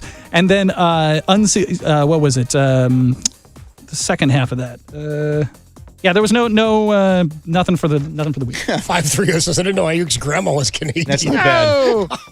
I mean, going 90. Okay. Also, to answer Van's question, not a looker. Yeah, you can't go 90. Okay, yeah. you can't go 90, but okay, she's 70 years old. Live a little. 916 is 70 years old. She doesn't have time to waste. Seriously, that's let what her go. That's what I'm saying. Yeah, Van checks in. He says, I absolutely always love the, quote, not a looker comment included in the stories with the ladies. I'm always curious, says Van. You're a freak, Van. Aren't we all? All right, dude. One more, Tim? I got one more for you, and let's return to Florida because we're always in Florida, the right? Sunshine State. In Aventura, Florida, surveillance video obtained by Local 10 News shows a beef thief stuffing steaks and briskets down his pants in a South Florida supermarket. Yes, Derek, it was a Publix. It all happened. I've been there. Near Kosher Kingdom. Nice. A beef thief. The beef thief. The owner wants to find the suspect. So what happened was they interview the news station interviews the manager of the store, and he says, quote, I want to find him. Meat prices are continuing to go up. It's not us that's raising it. It's the whole industry. Our margins are very tiny. There you go. The beef thief. Yeah, dude, the tariffs are hitting the beef thief now. The people. One thing that was not tiny, this is how the story reads, the guy's pants. He was wearing big pants. Britches? I think they're like made for stealing, says Einhorn, who is the manager. Einhorn. Not Finkel? Finkel is Einhorn? They're blocked at the bottom so the meat doesn't go through. I just love the rhyming of beef thief. Wait, so he's going like parachute pants. The guy came in with like the hammer right pants. He came in with like MC Hammer pants. Steal the beef. And he said they're clapped at the bottom so they clip the bottom so they can't fall out. Yeah. Video shows a store employee walking by the man, then the suspect shoving a nearly $100 cowboy steak down his pants. It's the perfect crime. In addition to a bottle of wine. You know what? Setting up a nice night. Props to the beef thief. Props to the beef thief. He's like, you guys got tomahawks? I'm hungry. You got pork chops? You got Wagyu here, dude? They're like, sorry, only bone out. So the story takes a turn here. The guy actually returns the steak. He says he eventually gave the steak back. What? Einhorn goes on to say, we were shocked. No. Then why, when he gave one steak back, he thought, okay, I got this. Then we found out there was all sorts of other crap in his pants. Not It was just beef? unbelievable. Wait, so he came back to the store with return the beef? Yeah. After he saw the news and the meat was still in his I think pants? what he did is he saw somebody he saw that one of the employees saw him sticking the steak down his pants. So he lifted it out and did it, but the employees realized that he had a ton of other stuff in his pants as well. In his pants, yeah. They eventually chased him out of the store. Now, he was at a Kosher Kingdom. He ran into a Publix. Kosher Kingdom, and then he ran into a Publix.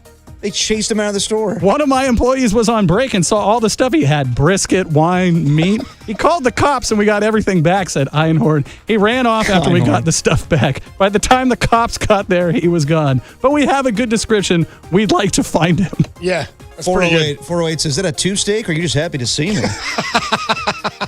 You know what? I mean, beef thief makes me laugh. It reminds me of One Battle After Another where they have the rhyme of, she was a semen demon, huh? Okay, all right. Jesus Christ, Derek. Oh my God. That was a good family show. That's where you were going. What's the matter with you? What are you talking about? Beef thief, it What rhymes. are you doing? I know. Jesus. I was ready to get out. Now I don't even know where to go. That was your crap section. That's some crap. You know what we didn't mention? Tim, did you see the thing about the lion that was roaming San Francisco? Oh, yeah. Oh, man. Dude, there was a mountain That's lion scary as hell. for like 30 hours roaming San Francisco. Literally between my place and your place was a mountain lion. Yeah, exactly. It was like between our houses. They I guess we're able to capture it today. So Derek asked me, was this a legit lion? And I said, yeah. And he was like, so is it more legit than those monkeys who escaped in St. Louis? We actually have footage of the lion. We actually have footage of the lion. There was no real footage of the monkeys. Remember, it was all like, even the guy It's was all like hearsay. Even the guy was like, the cop was like, we love that the people are helping, but we can't verify what's a real sighting of a monkey or not. Right. Said the only real verification we have. And I didn't hear anything after that. So we were talking about There's one- raccoons, yeah.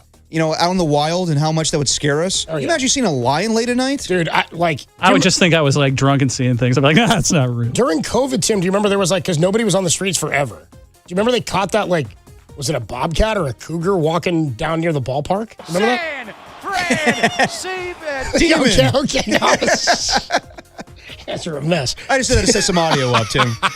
Yeah, that was the reason. Do you remember that cougar, Tim? That animal Yeah. It was like something. It's like a bobcat or something Yeah, like that, it came from they thought San Bruno Mountain. Same thing was coyotes were walking around. Well, the during packs COVID of in Northeast. coyotes because there was nobody nobody on the streets, and so people, what they would do, if you recall, there was all those slow streets, and there's a few of them still that exist, and people would go and they would walk their dogs, but because the coyotes didn't feel threatened by any humans, they would run out in packs and chase those tiny dogs. I lived over in the Presidio at the time, and it happened pretty frequently, actually. That's not funny. They're chasing down these dogs. That was a People, scary thing. they're walking their little dog Muffy. It's like, I don't know, man. Maybe not late at night, okay? As a former beef thief, says 707. I'm glad you admit it. I'm glad, dude. We'll pass the statue. He says, a former beef thief, he was doing too much. You got to go for subtlety and push the cart right out the door. Okay. There you go. He says, and then he misspelled maybe saying too much, but misspelled it 3 times. He's like, Jesus, I'll put the beer down. All right, that's going to do it for your crap section. Tuesday, January 27th, 2026. We'll take a quick break. When we come on back, we will put the show to bed and hand it over to Larry Kruger with some Niners Nightly. Wash your mouth out with soap, man. Well, that's not wrong with that. Rolls on it's these, the same thing when you think about on it. these Beef sports thieves, leading. San Fred, save it. Demon.